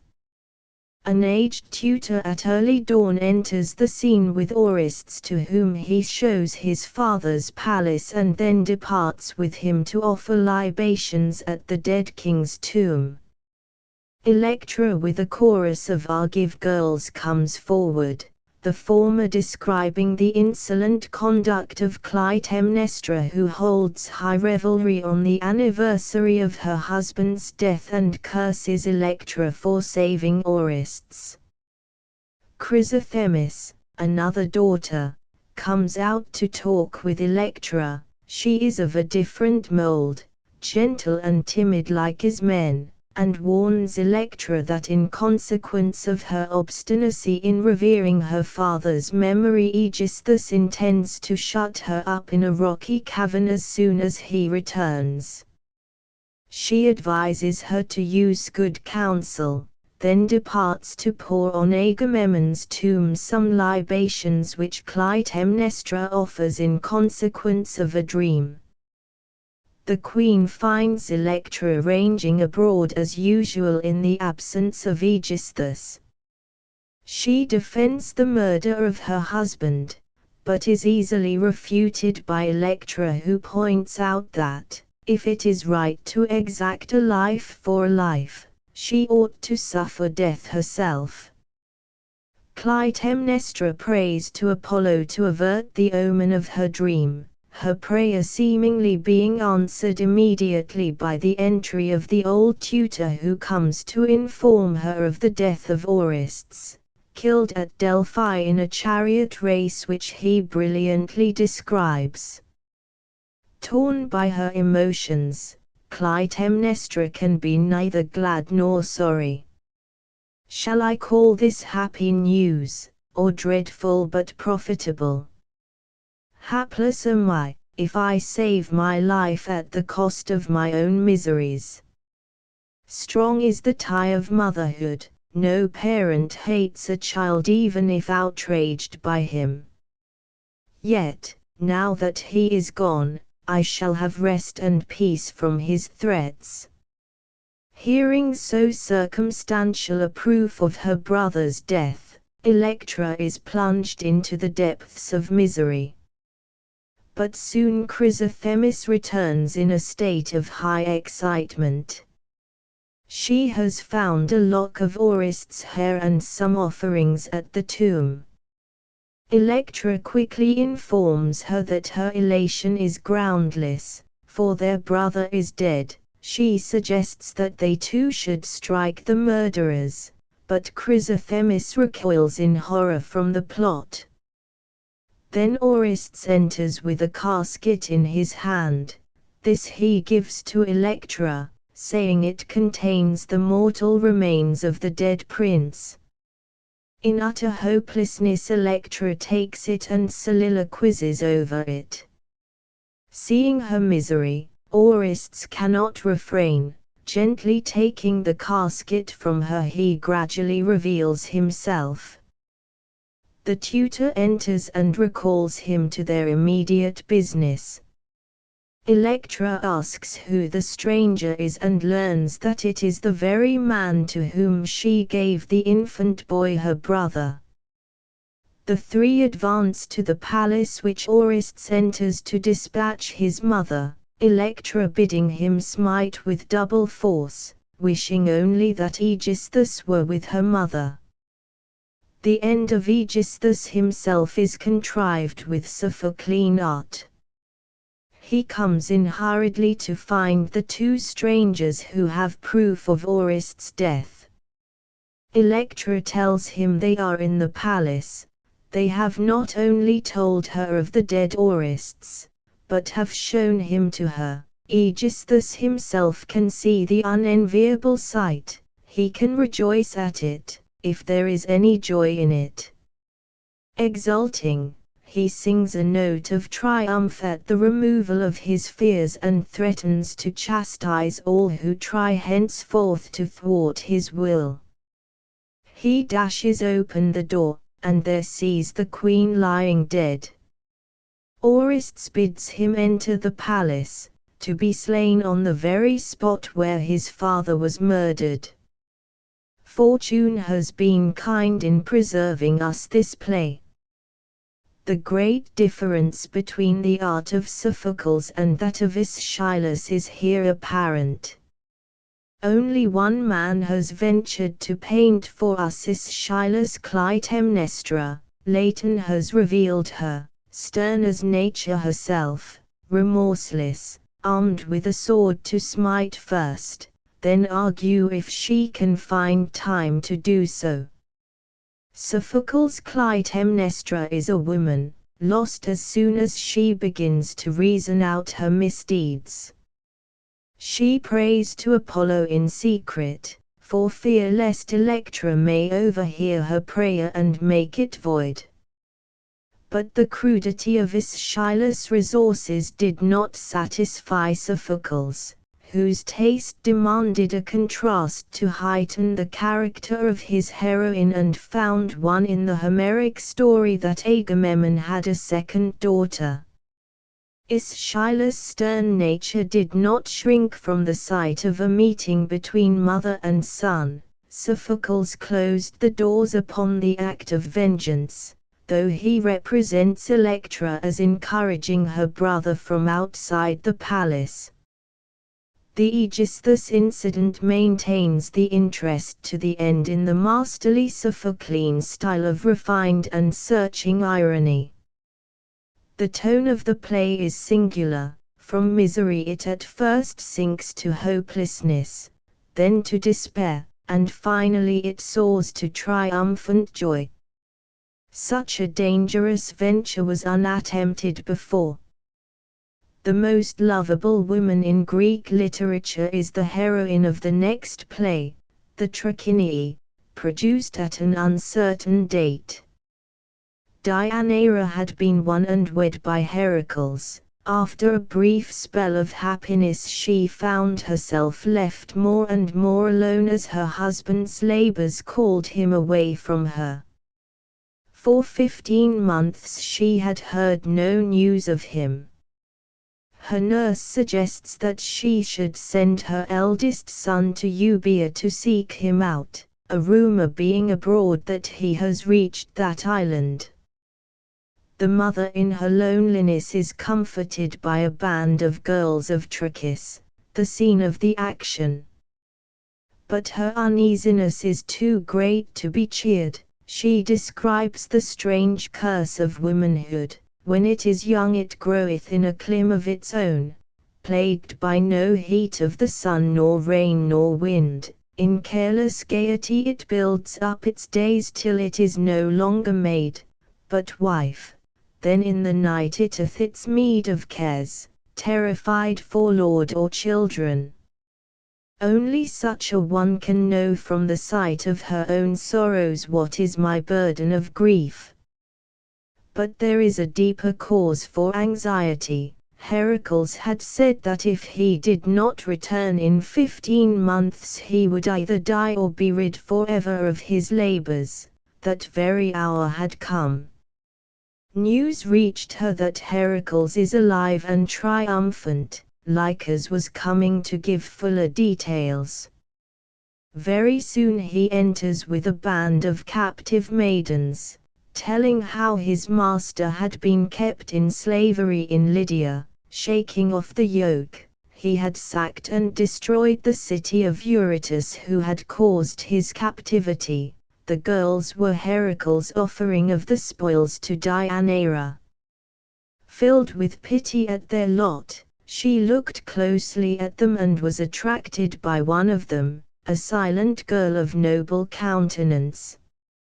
Lycus, when questioned, denied all knowledge of her identity and departed. When he had gone, the messenger desired private speech with Deianira. Lycus had lied. The girl was Iole, daughter of Eurytus. It was for her sake that his master destroyed the city, for he loved the maid and intended to keep her in his home to be a rival to his wife. Lycus on coming out was confronted by the messenger, and attempted to dissemble, but Deianira appealed to him thus, "Nay, deceive me not. Thou shalt not speak to a woman of evil heart, who knoweth not the ways of men, how that they by a law of their own being delight not always in the same thing. 'Tis a fool who standeth up to battle against love, who ruleth even gods as he will, and me too, then why not another such as I? Therefore if I revile my Lord when taken with this plague, I am crazed indeed, or this woman is, who hath brought me no shame or sorrow.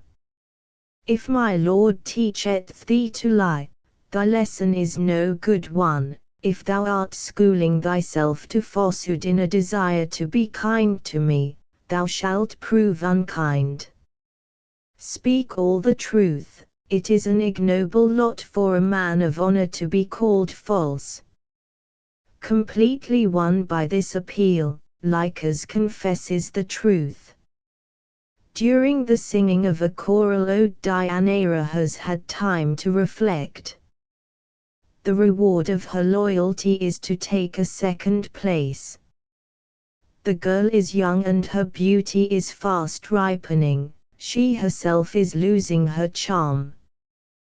But no prudent woman should fly into a passion. Happily she has a remedy, for in the first days of her wedded life Heracles had shot Nessus, a half-human monster, for insulting her. Before he died Nessus bade her steep her robe in his blood and treasure it as a certain charm for recovering his waning affection. Summoning Lycus, she gives him strict orders to take the robe to Heracles, who was to allow no light of the sun or fire to fall upon it before wearing it. After a short interval, she returns in the greatest agitation. A little tuft of wool which she had anointed with the monster's blood had caught the sunlight and shriveled up to dust. If the robe proved a means of death, she determined to slay herself rather than live in disgrace. At that moment Hylas bursts in to describe the horrible tortures which seized Heracles when he put on the poisoned mantle.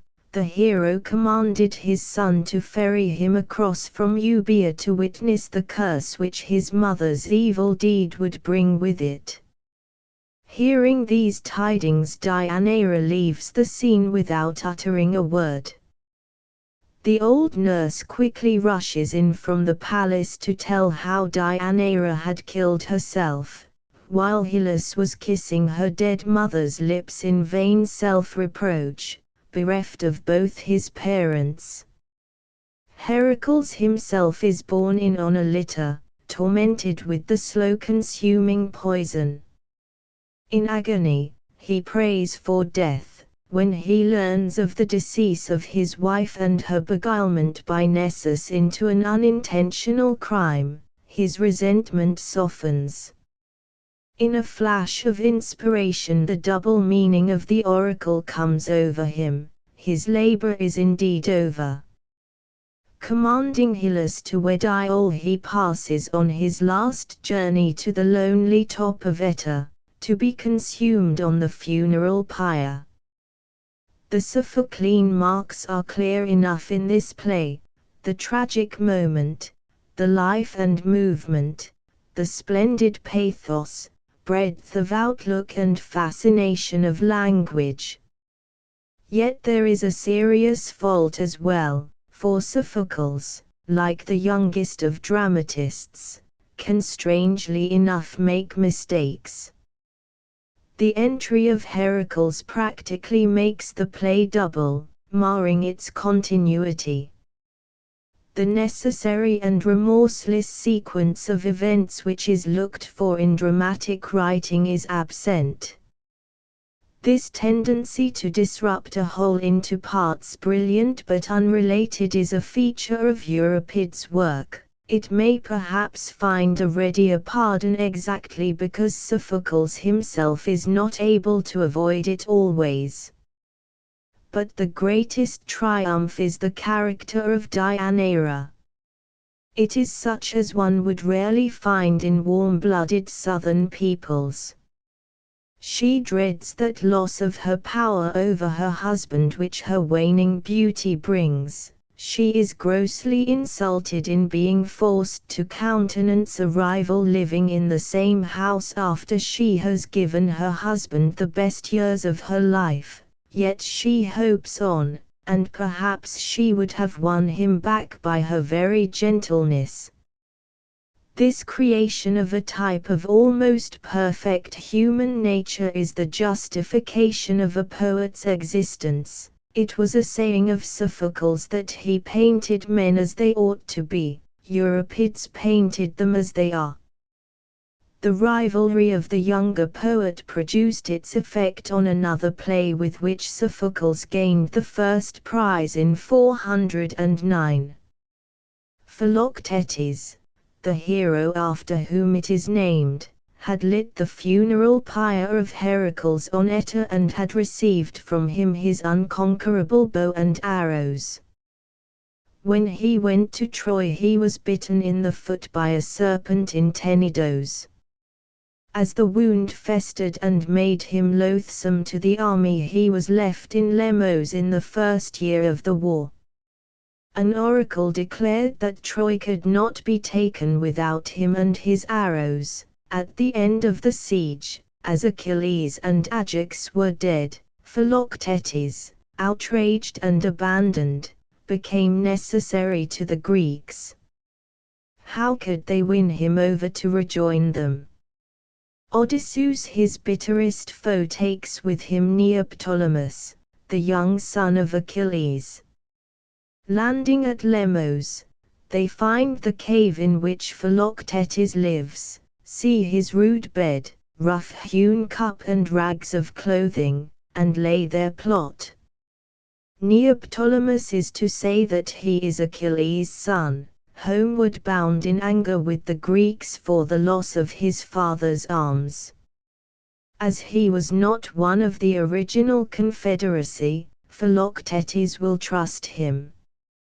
He is then to obtain the bow and arrows by treachery, for violence will be useless. The young man's soul rises against the idea of foul play, but Odysseus bids him surrender to shamelessness for one day, to reap eternal glory. Left alone with the chorus, composed of sailors from his ship, Neoptolemus pities the hero's deserted existence, wretched, famished and half-brutalized. He comes along towards them, creeping and crying in agony. Seeing them he inquires who they are. Neoptolemus answers as he had been bidden and wins the heart of Philoctetes, who describes the misery of his life, his desertion and the unquenchable malady that feeds on him. In return Neoptolemus tells how he was beguiled to Troy by the prophecy that he should capture it after his father's death. Arriving there he obtained possession of all Achilles' property except the arms, which Odysseus had won. He pretends to return to his ship, but Philoctetes implores him to set him once more in Greece. The great pathos of his appeal wins the youth's consent. They prepare to depart when a merchant enters with a sailor. From him they learn that Odysseus with Diomedes are on the way to bring Philoctetes by force or persuasion to Troy, which cannot fall without his aid. The mere mention of Odysseus' name fills Philoctetes with anger and he retires to the cave, taking Neoptolemus with him. When they reappear, a violent attack of the malady prostrates Philoctetes, who gives his bow to Neoptolemus, praying him to burn him and put an end to his agony. Noticing a strange silence in the youth, suspicions seem to be aroused in him, but when he falls into a slumber the chorus takes a decided part in the action, advising the youth to fly with the bow and to talk in a whisper for fear of waking the sleeper. The latter unexpectedly starts out of slumber, again begging to be taken on board. Again Neoptolemus' heart smites him at the villainy he is about to commit. He reveals that his real objective is Troy. Betrayed and defenseless, Philoctetes appeals to heaven, to the wild things, to Neoptolemus' better self to restore the bow which is his one means of procuring him food. A profound pity overcomes Neoptolemus, who is in the act of returning the weapon when Odysseus appears. Seeing him, Philoctetes knows he is undone. Odysseus invites him to come to Troy of his own free will, but is met with a curse, as he refuses to rejoin the Greeks. Odysseus and Neoptolemus depart bearing with them the bow for Teucer to use. Left without that which brought him his daily food, Philoctetes bursts out into a wild lyric dialogue with the chorus. They advise him to make terms with Odysseus, but he bids them begone. When they obey, he recalls them to ask one little boon, a sword. At this moment Neoptolemus runs in, Odysseus close behind him. He has come to restore the bow he got by treachery. A violent quarrel ends in the temporary retirement of Odysseus. Advancing to Philoctetes, Neoptolemus gives him his property. Philoctetes takes it and is barely restrained from shooting at Odysseus, who appears for a moment, only to take refuge in flight. Neoptolemus then tells him the whole truth about the prophecy, promising him great glory if he will go back to Troy, which can fall only through him. In vain Neoptolemus assures him of a perfect cure. Nothing will satisfy the broken man but a full redemption of the promise he had to be landed once more in Greece. When Neoptolemus tells him that such action will earn him the hatred of the Greeks, Philoctetes promises him the succor of his unerring shafts in a conflict. The action has thus reached a deadlock. The problem is solved by the sudden appearance of the deified Heracles. He commands his old friend to go to Troy, which he is to sack, and return home in peace. His lot is inseparably connected with that of Neoptolemus, and a cure is promised him at the hands of Asclepius. This assurance overcomes his obstinacy. He leaves Lemos in obedience to the will of heaven.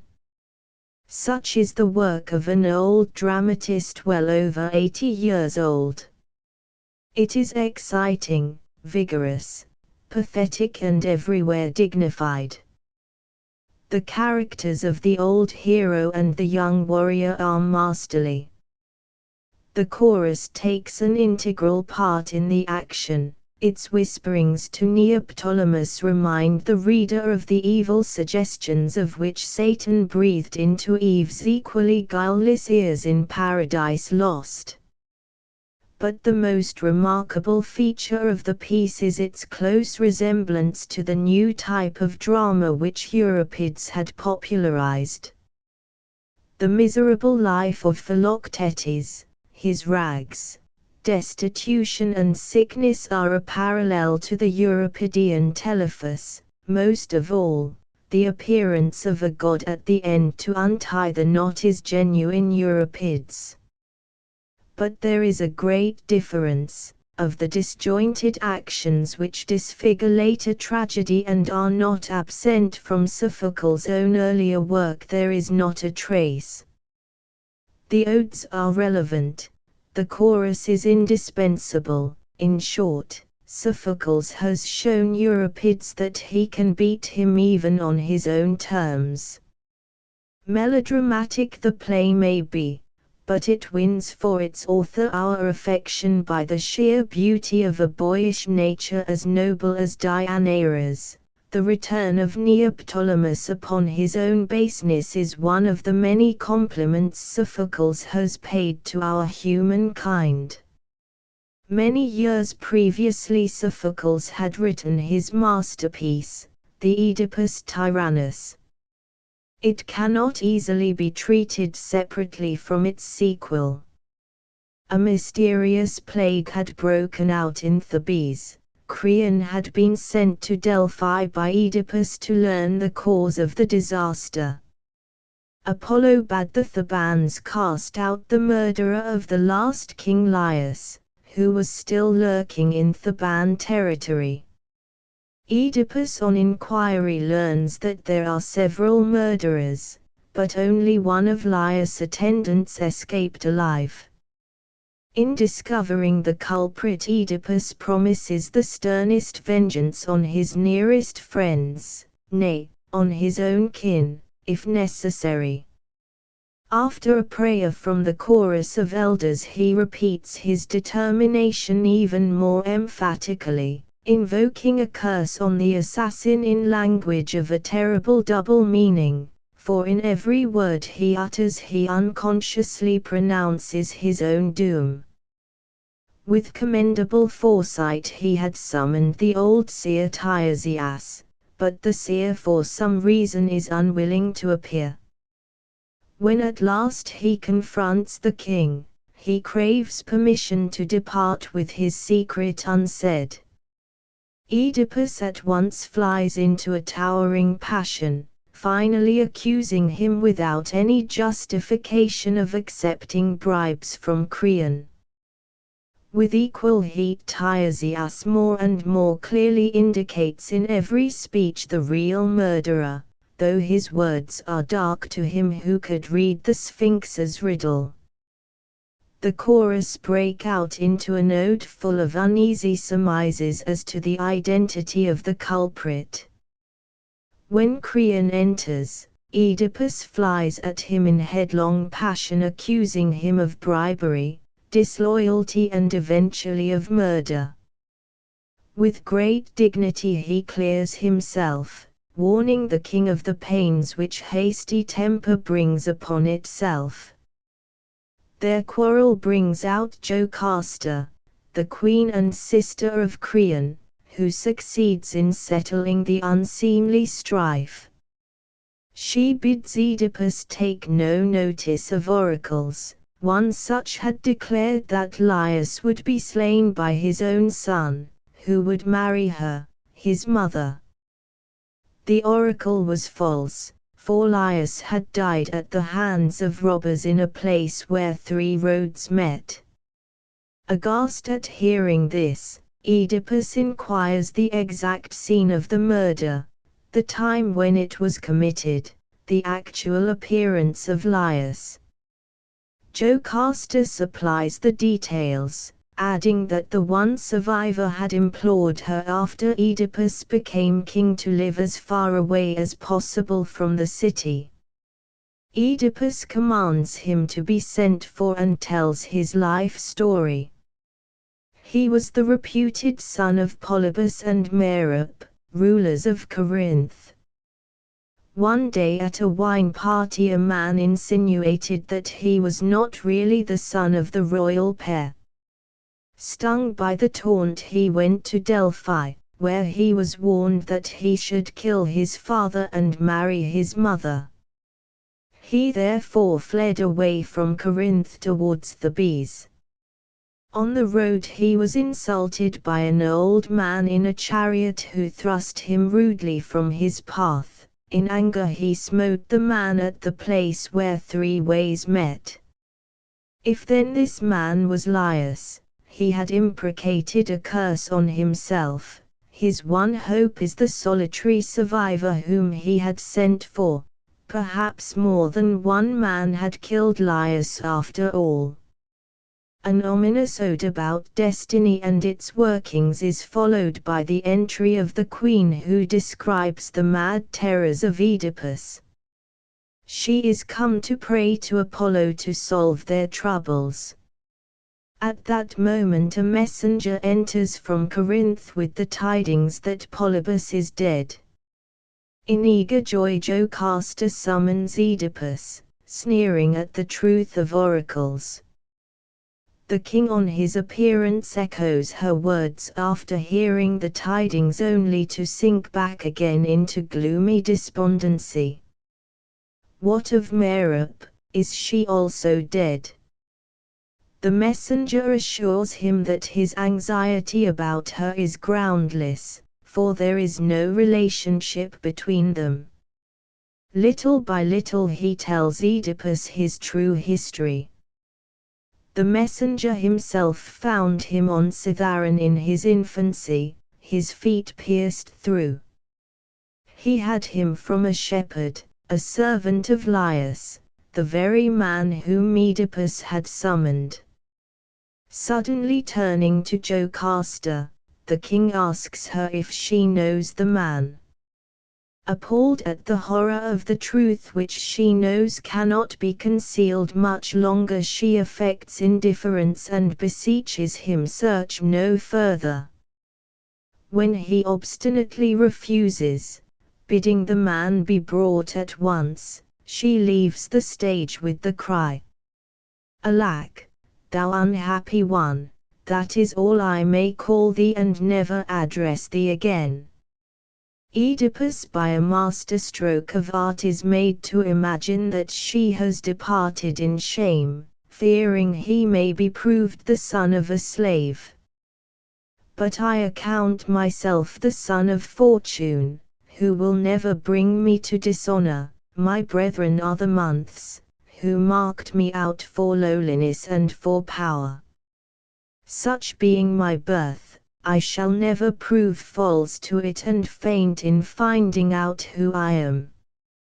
The awful power of this astonishing scene is manifest. The bright joyousness of the king's impulsive speech prepares the way for the coming horror. When the shepherd appears, the messenger faces him claiming his acquaintance. The shepherd doggedly attempts to deny all knowledge of him, cursing him for his mad talkativeness. Oedipus threatens torture to open his lips. Line by line the truth is dragged from him. The abandoned child came from another, from a creature of Laius, was said to be his son, was given him by Jocasta, to be destroyed because of an oracle. Why then passed over to the Corinthian messenger, through pity, and he saved the child alive, for a mighty misery. If thou art that child, know that thou art born a hapless man. When the king rushes madly into the palace, the chorus sings of his departed glory. The horrors increase with the appearance of a messenger from within, who tells how Oedipus dashed into Jocasta's apartment to find her hanging in suicide. Then he blinded himself on that day of mourning, ruin, death and shame. He comes out a little later, an object of utter compassion. How can he have rest on earth? How face his murdered father in death? The memories of Polybus and Merope come upon him, then the years of unnatural wedlock. Creon, whom he has wantonly insulted, comes not to mock at him, but to take him into the palace where neither land nor rain nor light may know him. Oedipus begs him to let him live on Cythaeron, beseeching him to look after his two daughters whose birth is so stained that no man can ever wed them. Creon gently takes him within, to be kept there till the will of the gods is known. The end is a sob of pity for the tragic downfall of the famous man who solved the Sphinx enigma. No man can ever do justice to this masterpiece. It is so constructed that every detail leads up inevitably to the climax.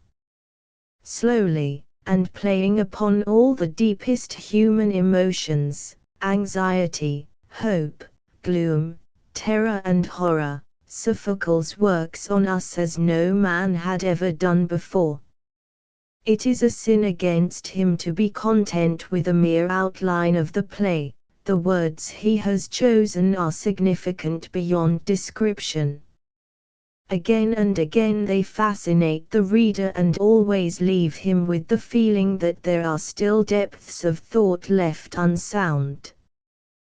The casual mention of the shepherd at the beginning of the play is the first stroke of perfect art. Jocasta's disbelief in oracles is the next. Then follows the contrast between the queen's real motive for leaving and the reason assigned to it by her son. Finally, the shepherd in torture is forced to tell the secret which plunges the torturer to his ruin. Where is the like of this in literature? To us it is heart-searching enough. What was it to the Greeks who were familiar with the plot before they entered the theatre?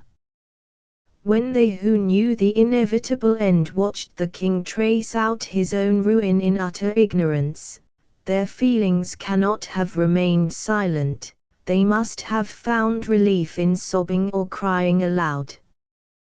The fault in Oedipus is his ungovernable temper.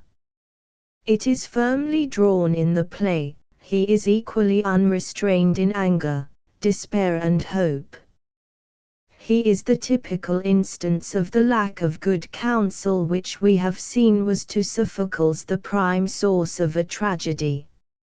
Indeed, only a headlong man would hastily marry a widowed queen after he had committed a murder which fulfilled one half of a terrible oracle.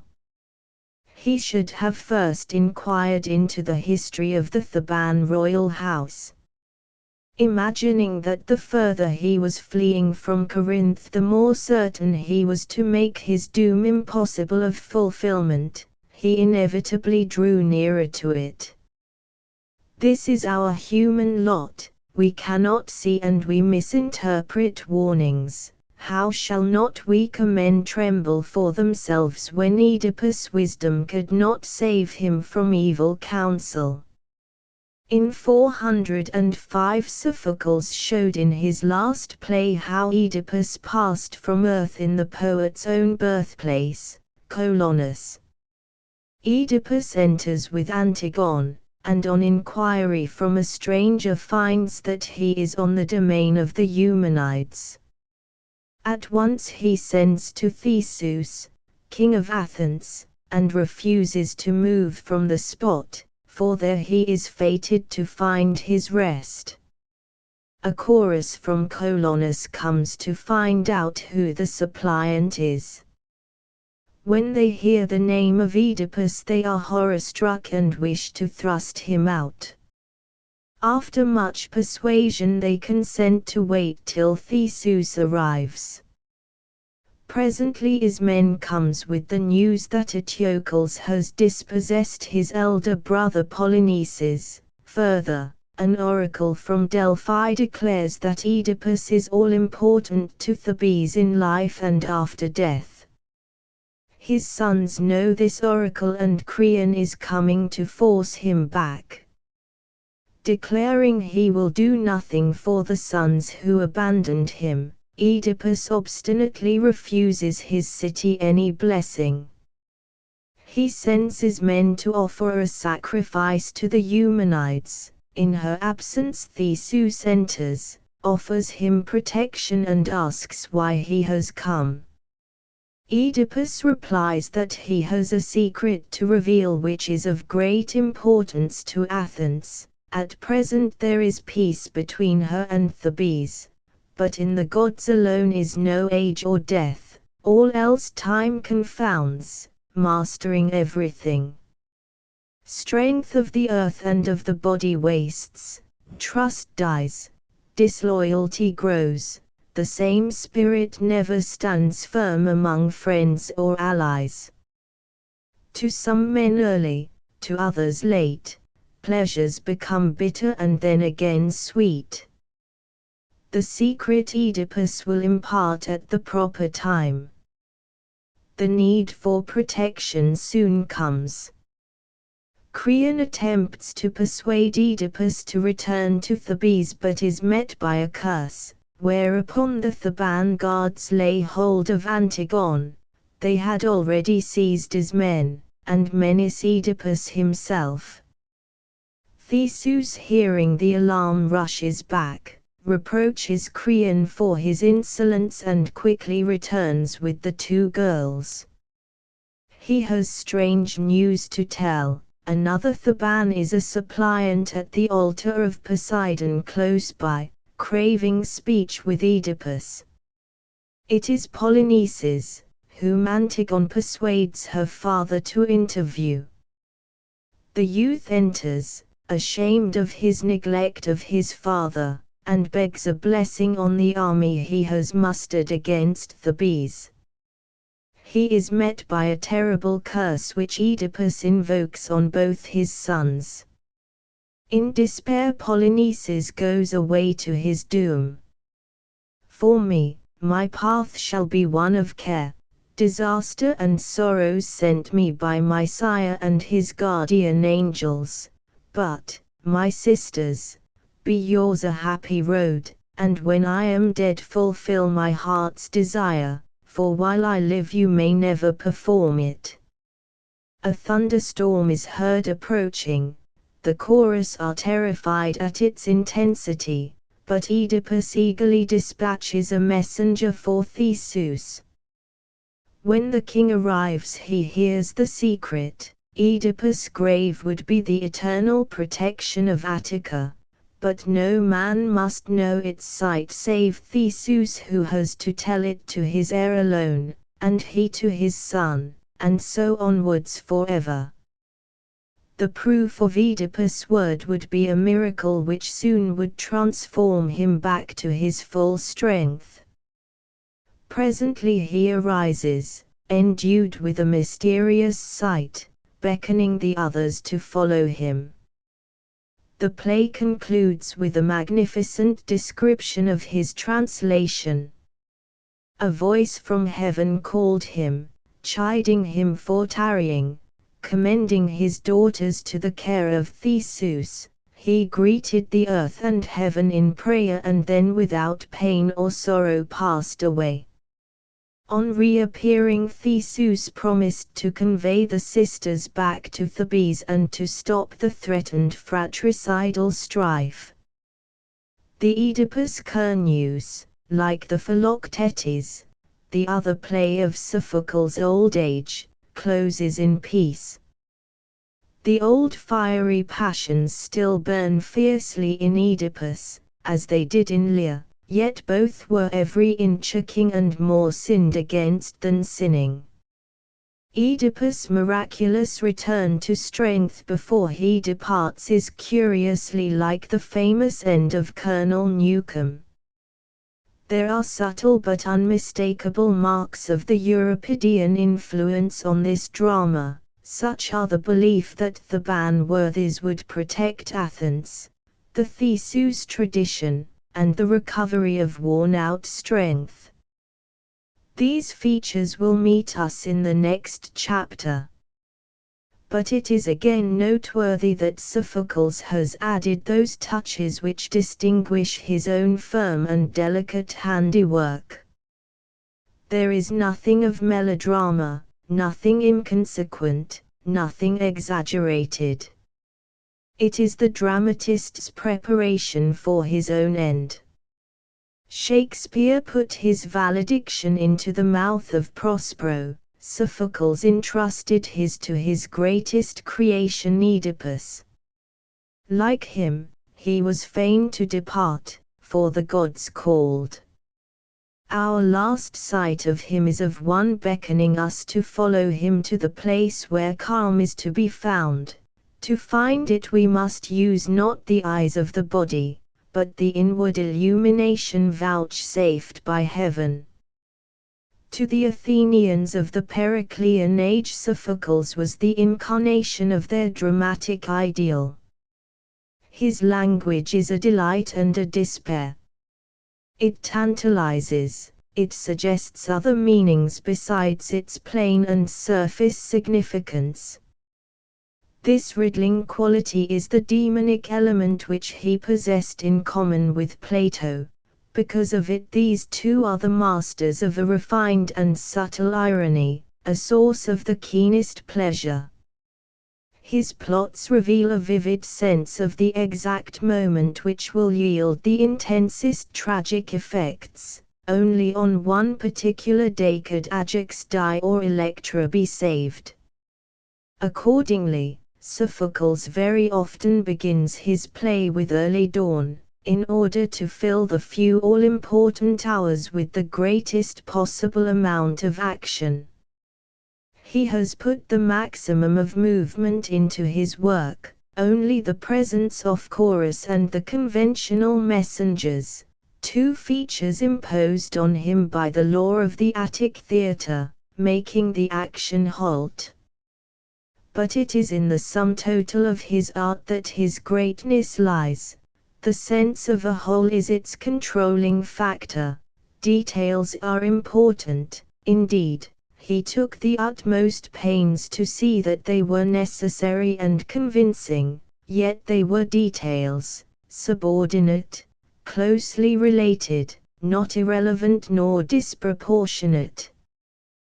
This instinct for a definite plan first is the essence of the classical spirit. Exuberance is rigorously repressed, symmetry and balance are the first, last and only aim.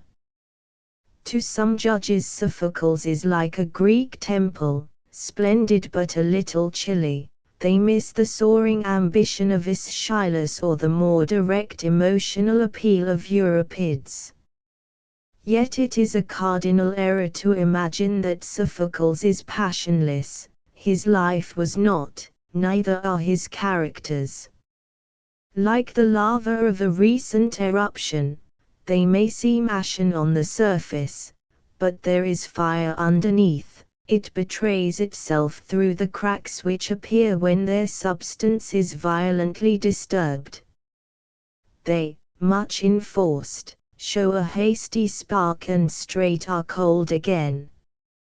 Repression, avoidance of extremes, dignity under provocation are the marks of the gentle Sophoclean type, and it is a very high type indeed.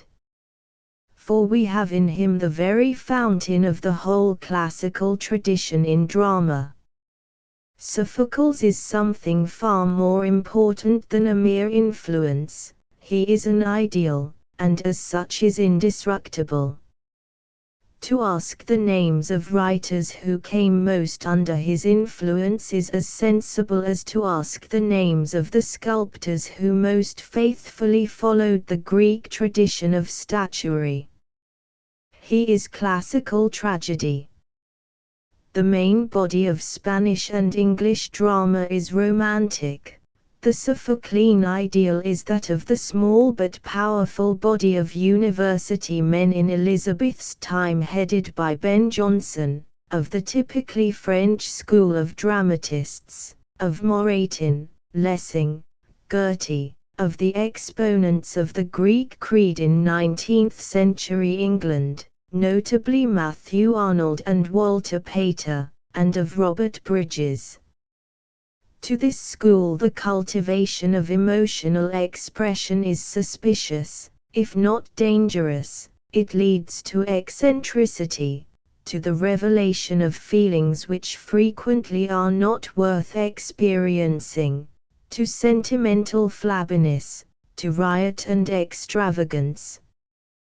Perhaps in dread of the ridiculous the classical school represses itself too far, creating characters of marble instead of flesh. These creations are at least worth looking at and bring no shame. They are better than the spectral psychological studies which many dramatists, now dead or dying, have bidden us believe are real men and women. Translations, Jebb, Cambridge. This is by far the best. It renders with success the delicacy of the original. Lumb series. Verse translations by Whitelaw and Campbell. See Symonds' Greek Poets, and Norwood Greek Tragedy, as above.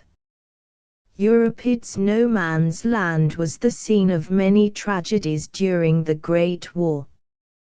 There has come down to us a remarkable tragedy, called the Rhesus, about a similar region.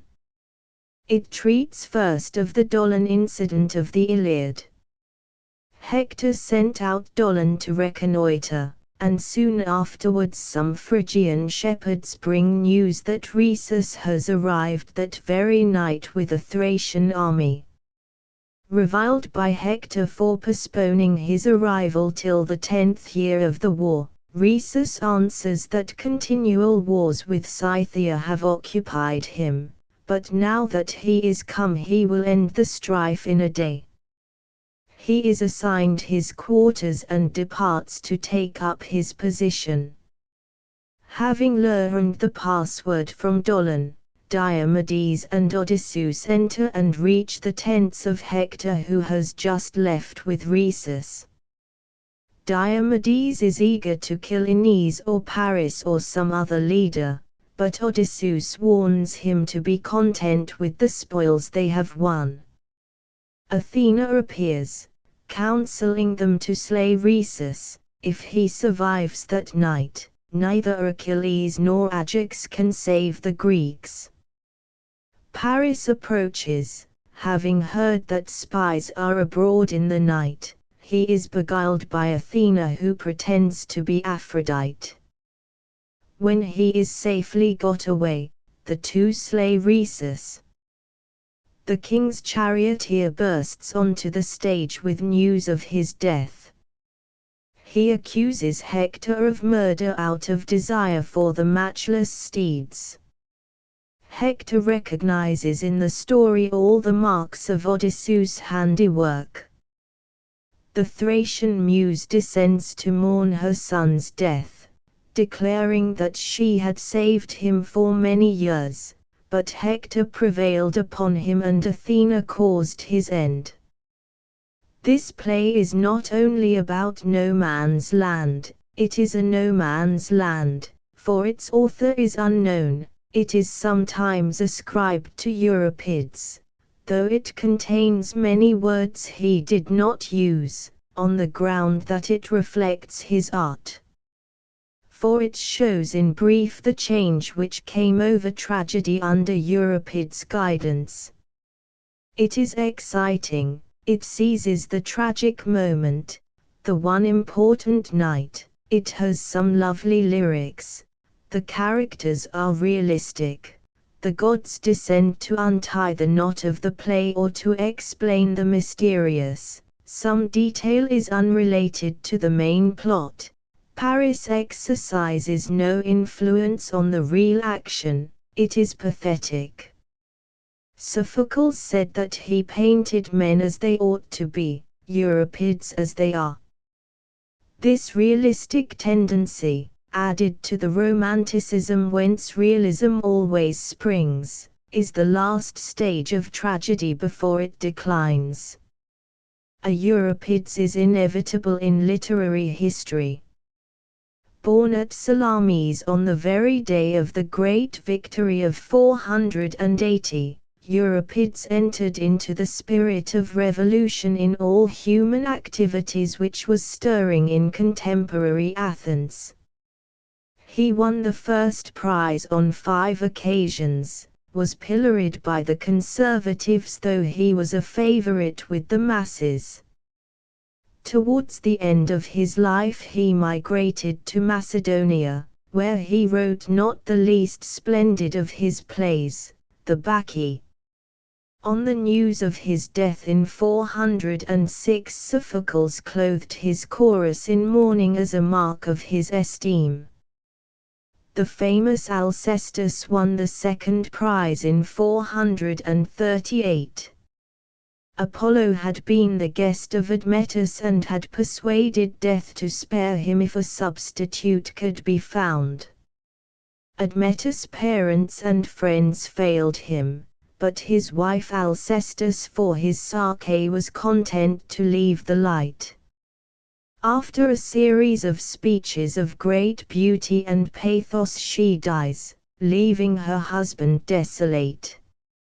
Heracles arrives at the palace on the day of her death. He notices that some sorrow is come upon his host, but being assured that only a relation has died, he remains. Meanwhile, Admetus' parents arrive to console him.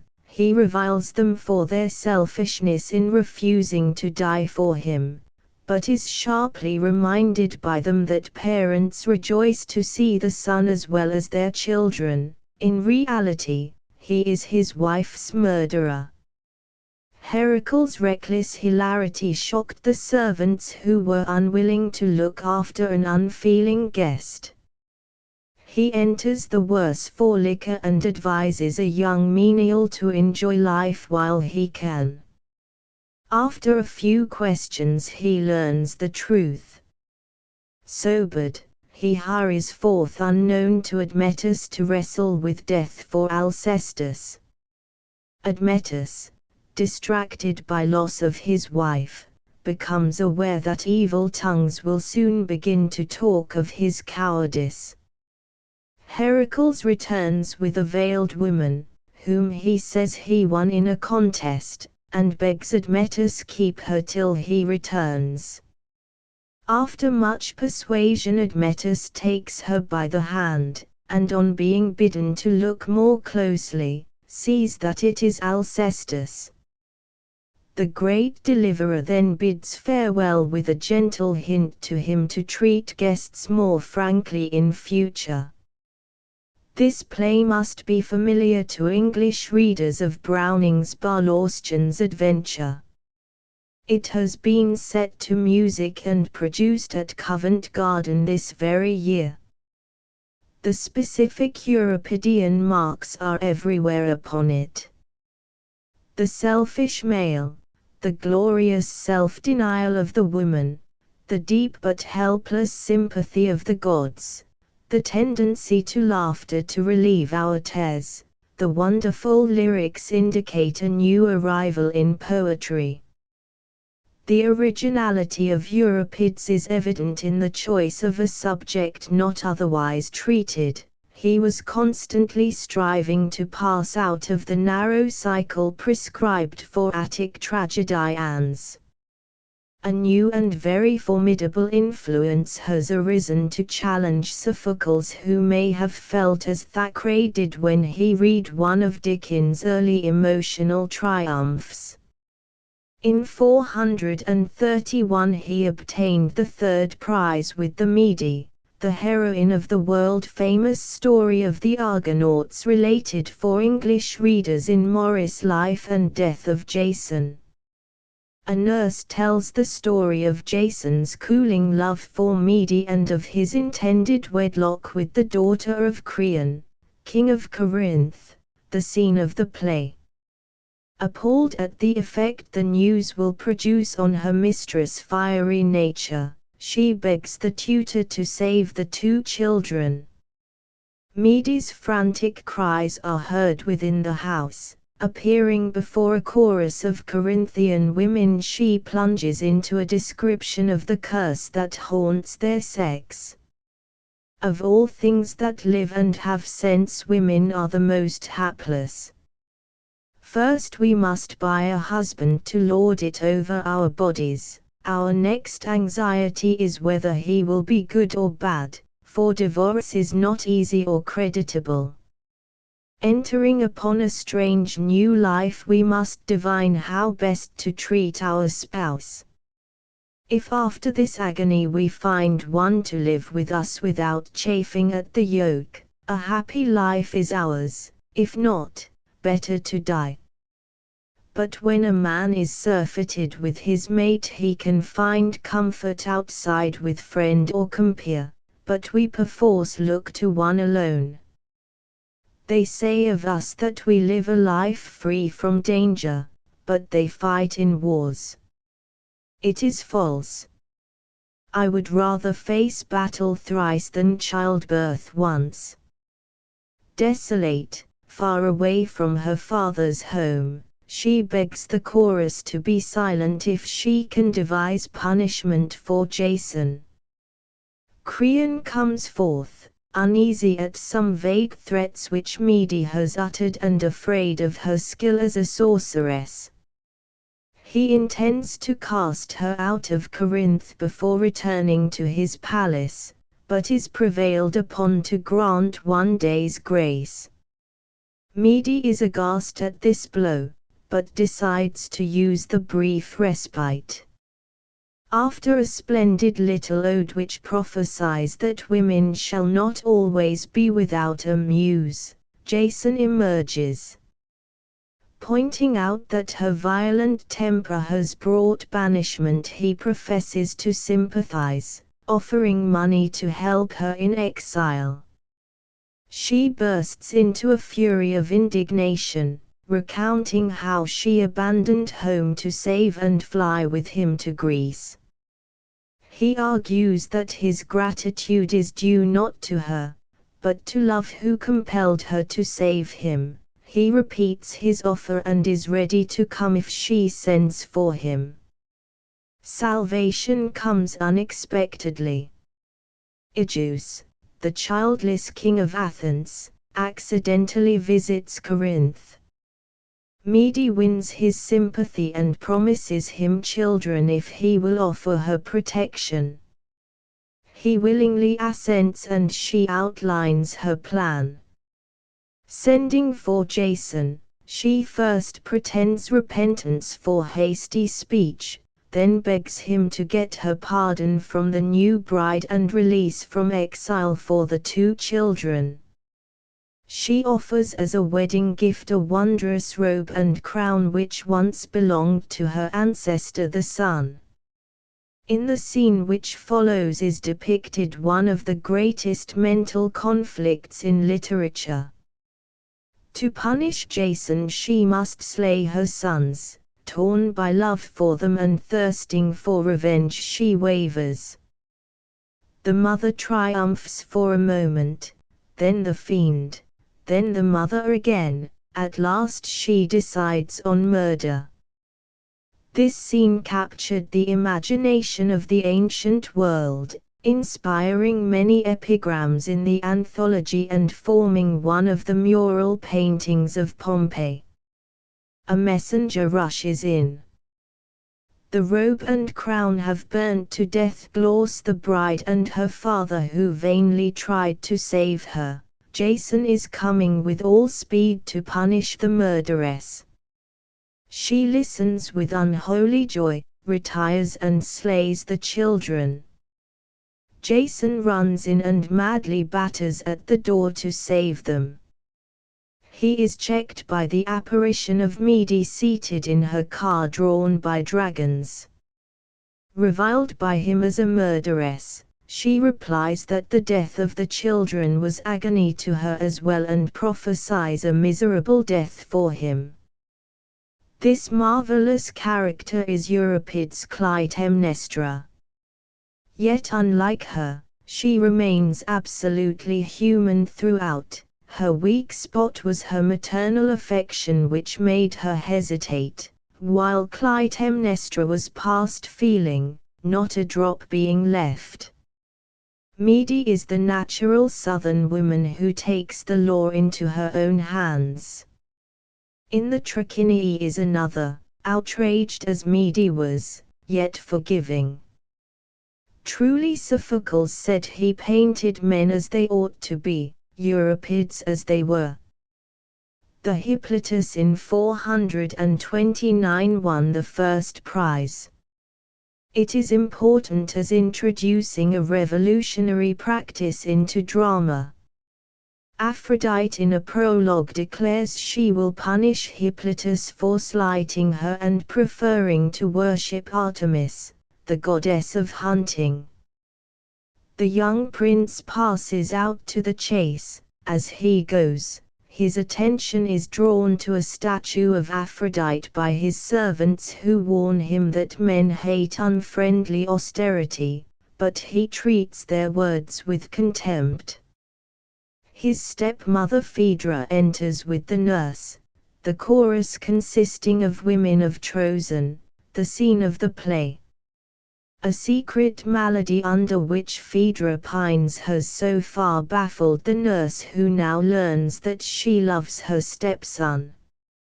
She had striven in vain against this passion, only to find, like Olivia, that such a potent fault it is that it but mocks reproof. She decided to die rather than disgrace herself and her city Athens. The nurse advises her not to sacrifice herself for such a common passion. A remedy there must be, men would find it, if women had not found it already. She needs not words, but the man. Scandalized by this cynicism, the queen bids her be silent.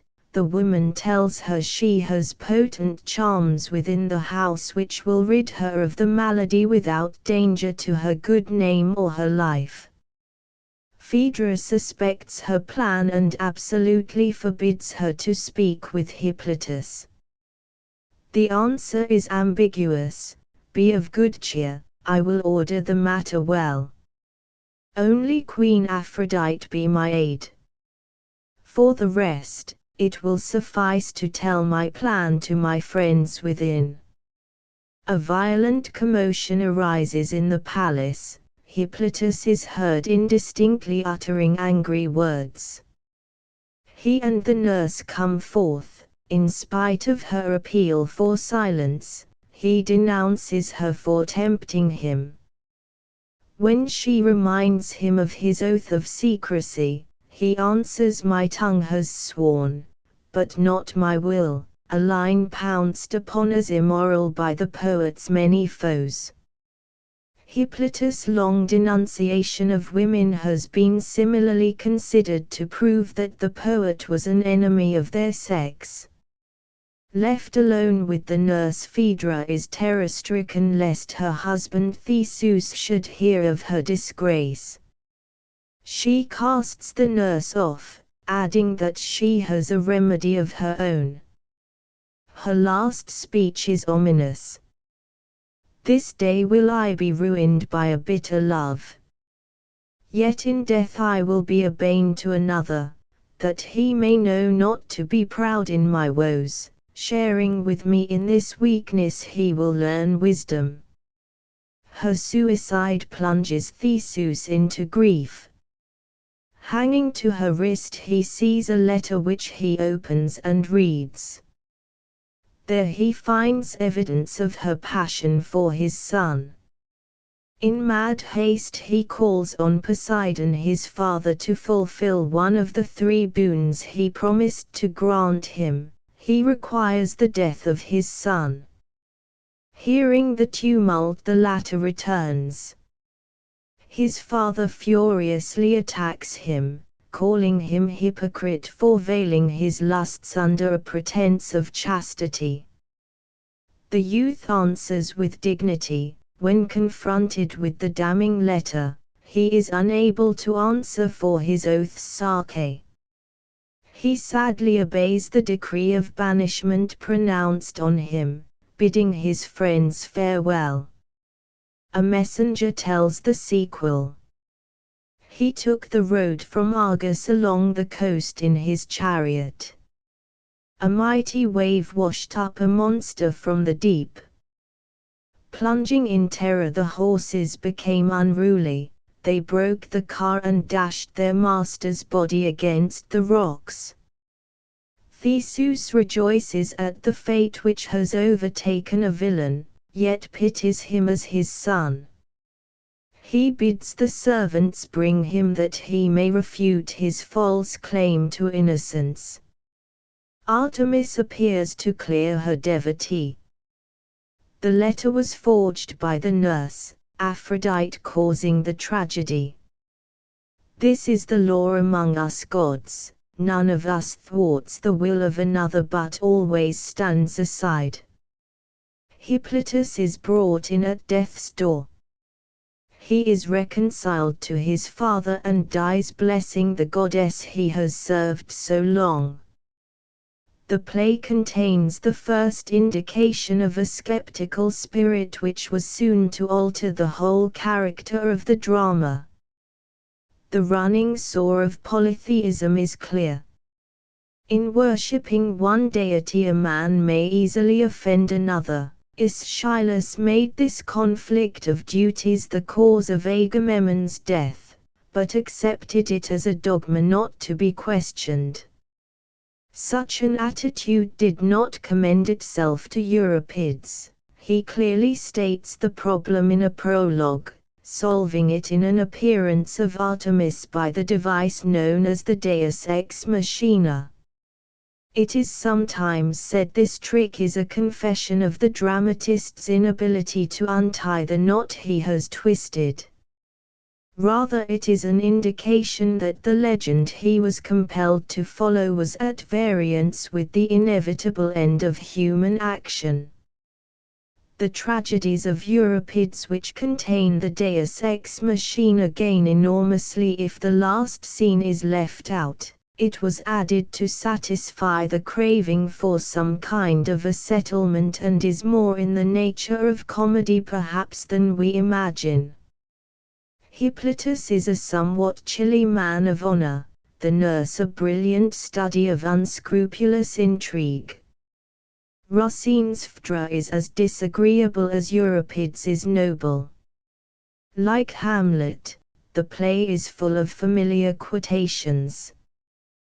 Two Euripidean features appear in the Heraclidae, of uncertain date.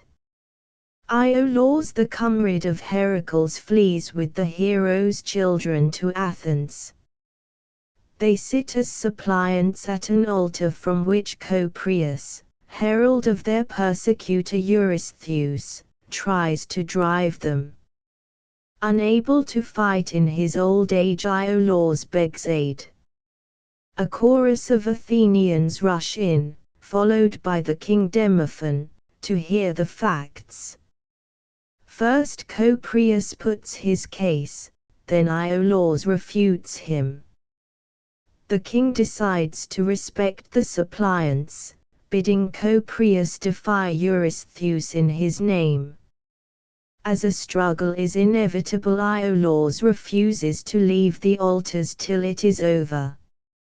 Demophon returns to say that the Argive host is upon them and that Athens will prevail if a girl of noble family freely gives her life. He cannot compel his subjects to sacrifice their children for strangers, for he rules a free city. Hearing his words, Macaria comes from the shrine where she had been sheltering with her sisters and Alcmena, her father's mother. When she hears the truth, she willingly offers to save her family and Athens. Shall I, daughter of a noble sire, suffer the worst indignity? Must I not die in any wise? We may leave Attica and wander again. Shall I not hang my head if I hear men say, "Why come ye here with suppliant bows, cleaving to life? Depart, we will not help cowards. Who will marry such a one? Better death than such disgrace." A messenger announces that Hyllus, Heracles' son, has returned with succors and is with the Athenian army. Iolaus summons Alcmena and orders his arms. Old though he is, he will fight his foe in spite of Alcmena's entreaties. In the battle he saw Hyllus and begged him to take him into his chariot. He prayed to Zeus and Hebe to restore his strength for one brief moment. Miraculously he was answered. 2 stars lit upon the car, covering the yoke with a halo of light. Catching sight of Eurystheus, Iolaus the aged took him prisoner and brought him to Alcmena. At sight of him she gloats over the coming vengeance. The Athenian herald warns her that their laws do not permit the slaughter of captives, but she declares she will kill him herself.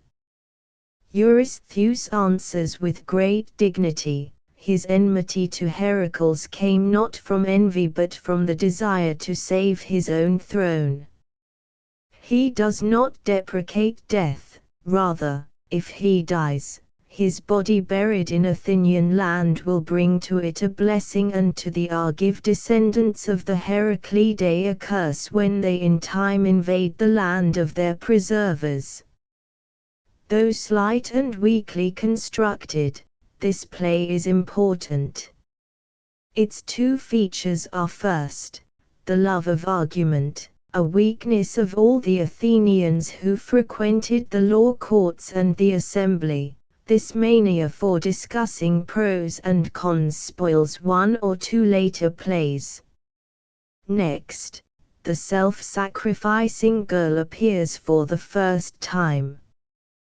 To Euripides the worthier sex was not the male, possessed of political power and therefore tyrannous, but the female.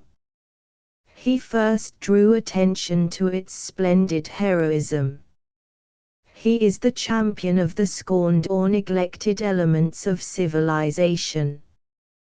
The Andromache is a picture of the hard lot of one who is not merely a woman, but a slave. Hector's wife fell to Neoptolemus on the capture of Troy and bore him a son called Molossus. Later he married Hermione, daughter of Menelaus and Helen. The marriage was childless and Hermione, who loved her husband, persecuted Andromache. She took advantage of her husband's absence to bring matters to a head. Andromache exposed her child, herself flying to a temple of Thetis when Menelaus arrived to visit his daughter.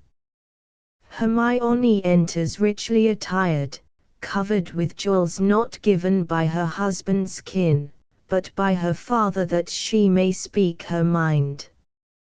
She reviles Andromache as a slave with no Hector near and commands her to quit sanctuary. Menelaus brings the child. After a long discussion he threatens to kill him if Andromache does not abandon the altar, but promises to save him if she obeys. In this dilemma she prefers to die if she can thus save her son, but when Menelaus secures her he passes the child to his daughter to deal with him as she will. Betrayed and helpless, Andromache breaks out into a long denunciation of Spartan perfidy. Peleus, grandfather of Neoptolemus, hearing the tumult intervenes. After more rhetoric he takes Andromache and Molossus under his protection and cows Menelaus, who leaves for Sparta on urgent business. When her father departs, Hermione fears her husband's vengeance on her maltreatment of the slave and child whom he loves. Resolving on suicide, she is checked by the entry of Orestes who is passing through Phthia to Dodona. She begs him to take her away from the land or back to her father. Orestes reminds her of the old compact which their parents made to unite them. He has a grievance against Neoptolemus apart from his frustrated wedlock, for he had called him a murderer of his mother. He had therefore taken measures to assassinate him at Delphi, whither he had gone to make his peace with Apollo. Hearing of Hermione's flight, Peleus returns, only to hear more serious news. Orestes' plot had succeeded and Neoptolemus had been overwhelmed. In consternation he fears the loss of his own life in old age. His goddess wife Thetis appears and bids him marry Andromache to Hector's brother Hellas. Molossus would found a mighty kingdom, while Peleus would become immortal after the burial of Neoptolemus. A very old criticism calls this play second-rate. Dramatically it is worthless, for it consists of 3 episodes loosely connected. The motives for Menelau's return and Hermione's flight with an assassin from a husband she loved are not clear, while the Deus Ex Machina adds nothing to the story. It is redeemed by some splendid passages, but is interesting as revealing a further development of Euripides' thought. He here makes the slave, another downtrodden class, free of the privileges of literature, for to him none is vile or reprobate. The famous painting Captive Andromache indicates to us the loneliness of slavery. The same subject was treated more successfully in the Hecuba. She has received her immortality in the famous play as seen in Hamlet. The shade of Polydorus, Hecuba's son, outlines the course of the action. Hecuba enters terrified by dreams about him and her daughter Polyxena. Her forebodings are realized when she hears from a chorus of fellow captives that the shade of Achilles has demanded her daughter's sacrifice. Odysseus bids her face the ordeal with courage. She replies in a splendid pathetic appeal. Reminding him how she saved him from discovery when he entered Troy in disguise, she demands a requital. Kill her not, we have had enough of death. She is my comfort, my nurse, the staff of my life and guide of my way. She is my joy in whom I forget my woes. Victors should not triumph in lawlessness nor think to prosper always. I was once but now am no more, for one day has taken away my all. He sympathizes but dare not dishonor the mighty dead. Polyxena intervenes to point out the blessings death will bring her. First, its very unfamiliar name makes me love it. Perhaps I might have found a cruel-hearted lord to sell me for money, the sister of Hector. I might have had the burden of making bread, sweeping the house and weaving at the loom in a life of sorrow. A slave marriage would degrade me, once thought a fit mate for kings. Bidding Odysseus lead her to death, she takes a touching and beautiful farewell. Her latter end is splendidly described by Talthybius. A serving woman enters with the body of Polydorus. She is followed by Agamemnon, who has come to see why Hecuba has not sent for Polyxena's corpse. In hopeless grief she shows her murdered son, begging his aid to a revenge and promising to exact it without compromising him. A message brings on the scene Polymestor, her son's Thracian host with his sons.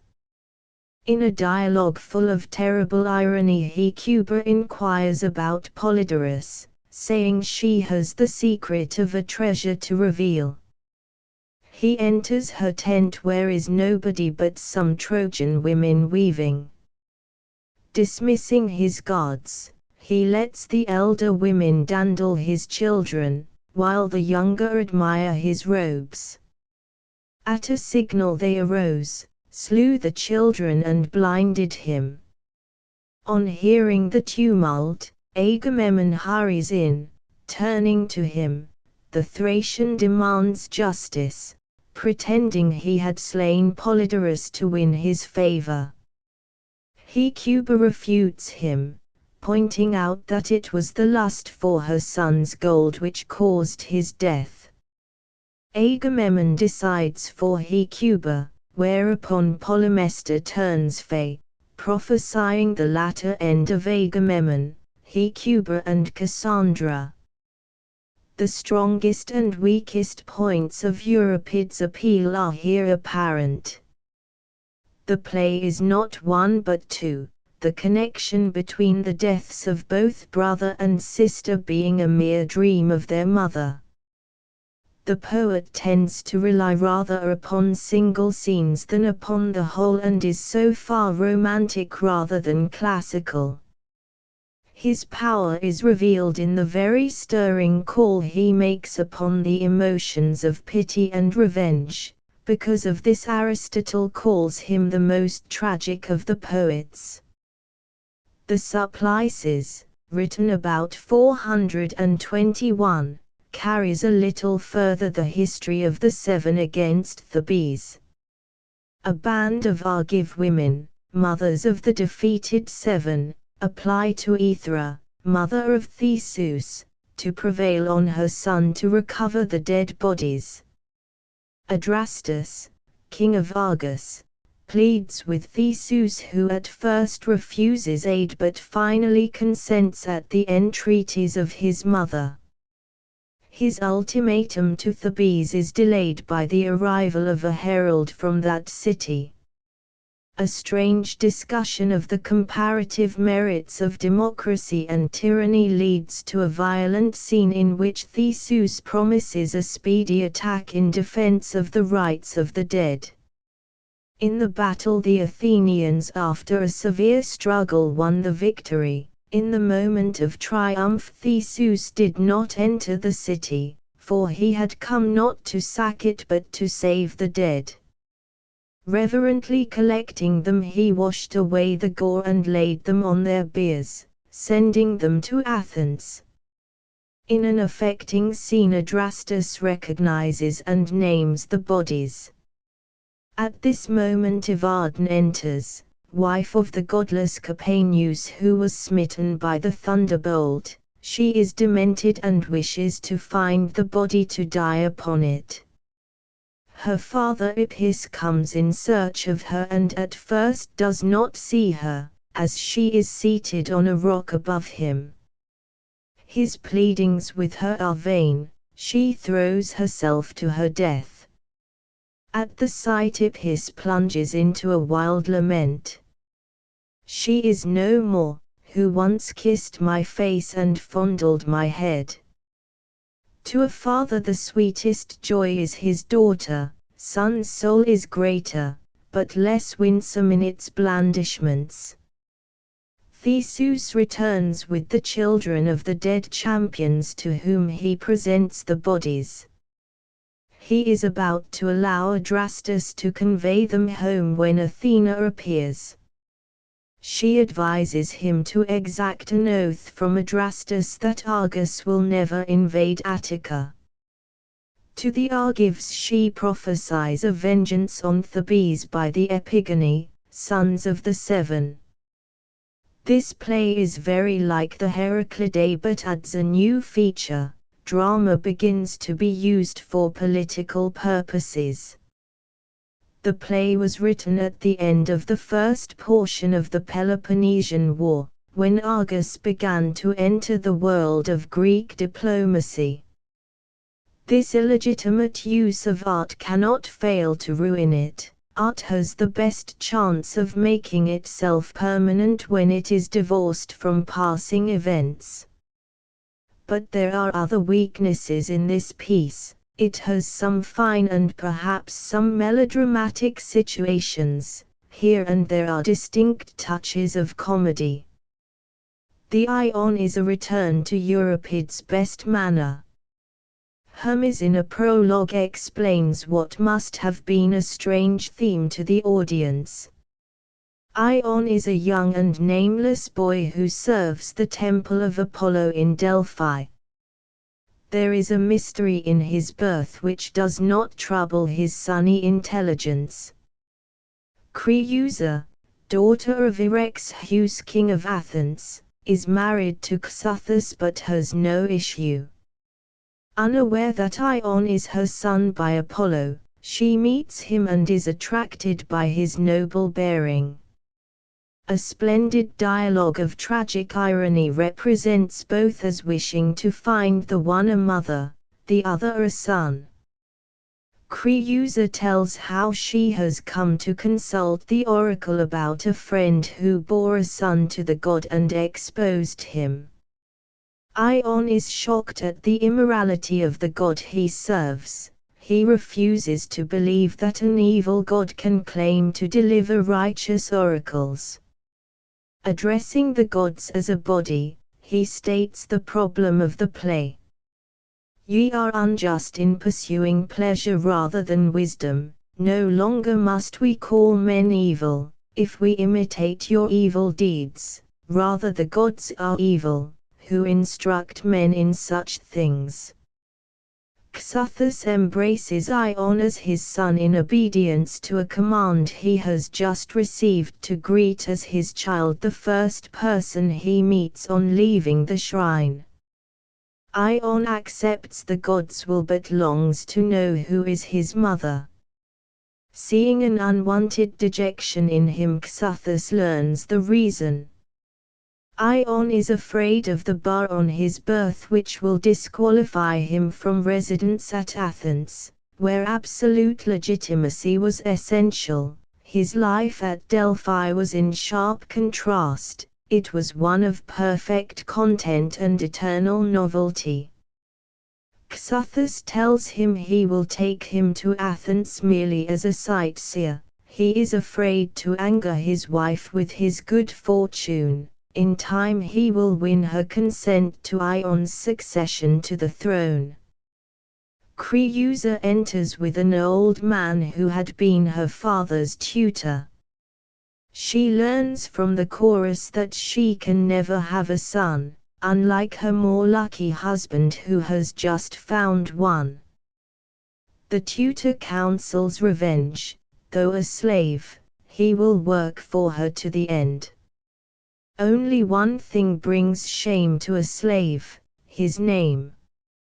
In all else he is every whit the equal of a free man, if he is honest. The two decide to poison Ion when he offers libations. But the plot failed owing to a singular chance. The birds in the temple tasted the wine and one that touched Ion's cup died immediately. Creusa flees to the altar, pursued by Ion who reviles her for her deed. At that moment the old prophetess appears with the vessel in which she first found Ion.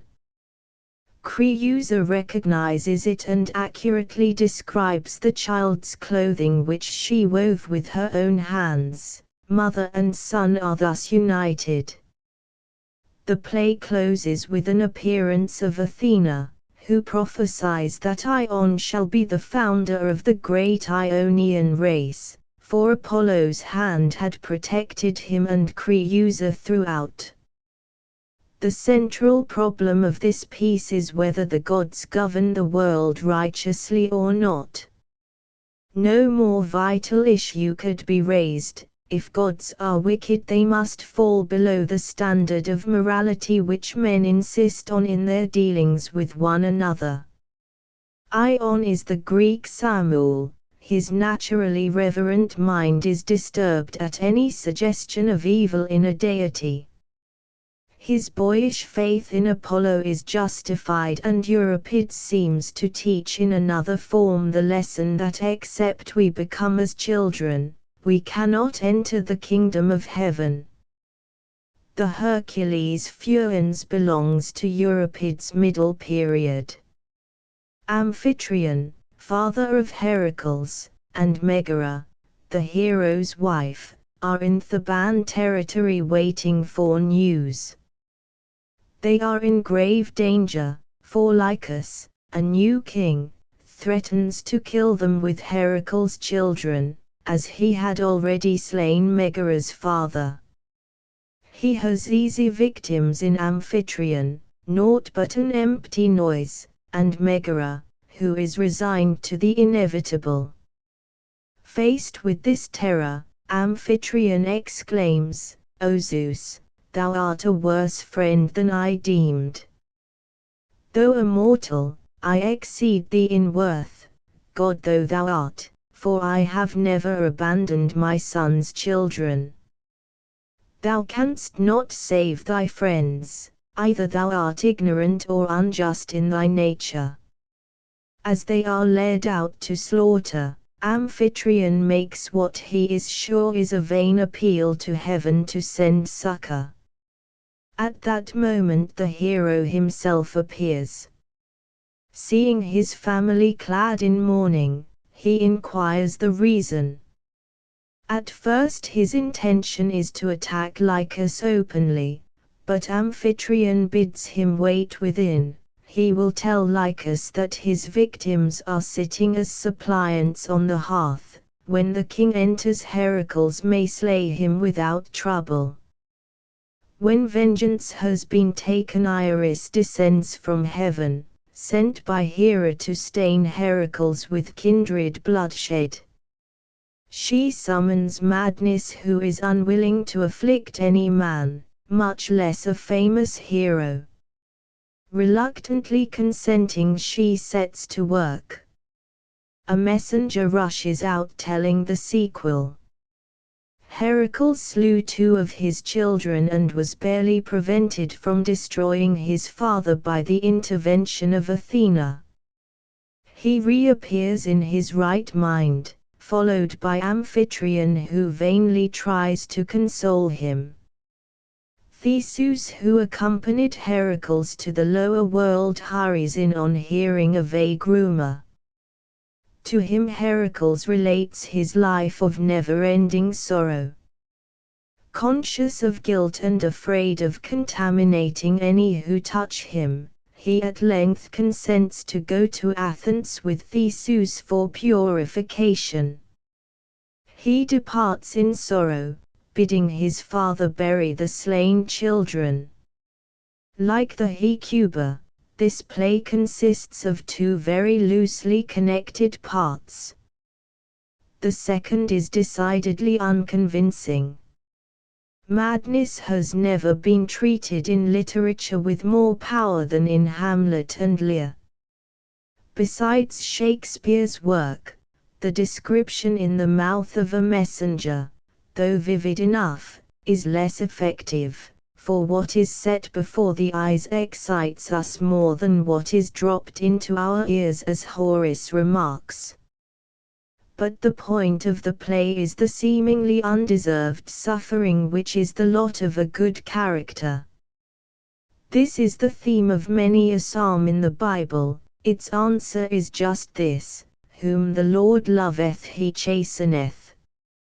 In 415 Euripides told how Hecuba lost her last remaining child, Cassandra.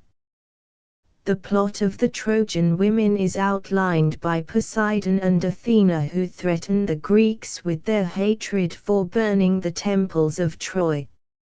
After a long and powerful lament, the captive women are told their fate by the herald Talthybius.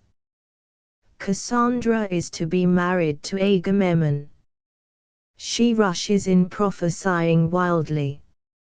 On recovering calm speech, she bids her mother crown her with garlands of victory, for her bridal will bring Agamemnon to his death, avenging her city and its folk.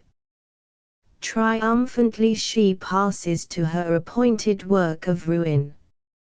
Andromache follows her, assigned to Neoptolemus.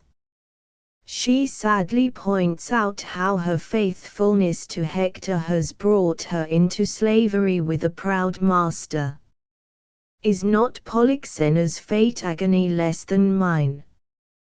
I have not that thing which is left to all mortals, hope, nor may I flatter my heart with any good to come, though it is sweet to even to dream of it. This despair is rendered more hopeless when she learns that the Greeks have decided to throw her little son Astyanax from the walls. Menelaus comes forward, gloating at the revenge he hopes to wreak on Helen. On seeing him, Hecuba first prays, "Thou who art earth's support and hast thy seat on earth, whoever thou art, past finding out, Zeus, whether thou art a natural necessity or man's intelligence, to thee I pray. Moving in a noiseless path thou orderest all things human in righteousness. She continues, I praise thee, Menelaus, if thou wilt indeed slay thy wife, but fly her sight, lest she snare thee with desire. She catcheth men's eyes, sacketh cities, burneth homes, so potent are her charms. I know her as thou dost and all who have suffered from her. Hecuba and Helen then argue about the responsibility for the war. The latter in shameless impudence pleads that she has saved Greece from invasion and that Love who came with Paris to Sparta was the cause of her fault. Hecuba ridicules the idea that Hera and Artemis could desire any prize of beauty. It was lust of Trojan gold that tempted Helen, never once was she known to bewail her sin in Troy. Rather she always tried to attract men's eyes. Such a woman's death would be a crown of glory to Greece. Menelaus says her fate will be decided in Argos. Talthybius brings in the body of Astyanax, over which Hecuba bursts into a lament of exceptional beauty and then passes out to slavery. In this drama Euripides draws upon all his resources of pathos. It is a succession of brilliantly conceived sorrows. Cassandra's exulting prophecy of the revenge she is to bring is one of the great things in Euripides. In this play we have a most vivid picture of the destructive effects of evil, an inevitable consequence of which it is that the woman, however innocent she may be, always pays. Hecuba drank the cup of bereavement to the very last drop. The Electra, acted about 418, is characteristic. Electra has been compelled to marry a Mycenaean laborer, a man of noble instincts who respects the princess and treats her as such. Both enter the scene. The man goes to labor for Electra, for no lazy man by merely having God's name on his lips can make a livelihood without toil. Aurists and Pylades at first imagine Electra to be a servant. Learning the truth they come forward and question her. She tells the story of her mother's shame and Aegisthus' insolence which Aurists promises to recount to her brother, for in ignorant men there is no spark of pity anywhere, only in the learned. The laborer returns and by his speech moves Aurists to declare that birth is no test of nobility. Electra sends him to fetch an old tutor of her father to make ready for her 2 guests. He departs remarking that there is just enough food in the house for 1 day. The old tutor arrives in tears. He has found a lock of hair on Agamemnon's tomb. Gazing intently on the 2 strangers, he recognizes Aurists by a scar on the eyebrow. They then proceed to plot the death of their enemies. Aurists goes to meet Aegisthus close by sacrificing, and presently returns with the corpse, at which Electra hurls back the taunts and jeers he had heaped on her in his lifetime. She had sent to her mother saying she had given birth to a boy and asking her to come immediately. Aurists quails before the coming murder, but Electra bids him be loyal to his father. Clytemnestra on her arrival querulously defends her past, alleging as her pretext not the death of Iphigenia but the presence of a rival, Cassandra.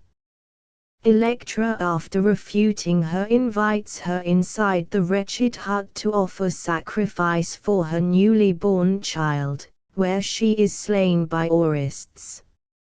At the end of the play the Dioscuri, Castor and Pallas, bid Pylades marry Electra, tell Orestes he will be purified in Athens and prophesy that Menelaus and Helen, just arrived from Egypt, will bury Aegisthus. Real Helen never went to Troy, a wraith of her being sent there with Paris. The startling realism of this drama is apparent. The poverty of Electra, the more certain identification of Orestes by a scar than by a lock of hair, the mention of Cassandra as the real motive for the murder of Agamemnon all indicate that Euripides was not content with the accepted legend. His Clytemnestra is a feeble creation even by the side of that of Sophocles. Stesichorus in a famous poem tells how Helen blinded him for maligning her. She never went to Troy, it was a wraith which accompanied Paris. Such is the central idea of a very strange play, the Helen. The scene is in Egypt. Teucer, banished by his father, meets the real Helen. To her amazement he tells of her evil reputation and of the great war before Troy, adding that Menelaus is sailing home with another Helen. The latter enters, to learn that he is in Egypt, where the real Helen has lived for the last 17 years. Warned by a prophetess Theano that her husband is not far off, Helen comes to be reunited to him. A messenger from the coast announces that the wraith has faded into nothingness. Helen then warns Menelaus of her difficult position. She is wooed by Theoclymenus, king of the land, brother of Theano. Menelaus in despair thinks of killing himself and Helen to escape the tyrant. Theano holds their fate in her hands. Helen pleads with her, "It is shameful that thou shouldest know things divine, and not righteousness." Menelaus declares his intention of living and dying with his wife. The prophetess leaves them to discover some means of escape which Helen devises. Pretending that Menelaus is a messenger bringing news of her husband's death at sea, she persuades the tyrant to provide a ship and rowers that Helen may perform the last rites to the dead on the element where he died. At the right moment the Greek sailors overpowered the rowers and sailed home with the united pair. Very commonly real drama suffers the fate which has overtaken it in this piece, it declines into melodrama. Here are to be found all the stock melodramatic features, a bold hero, a scheming beauty, a confidant, a dupe, the murder of a ship's crew.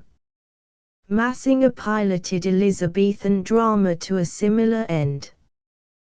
Given an uncritical audience, melodrama is the surest means of filling the house. Reality matters little in such work.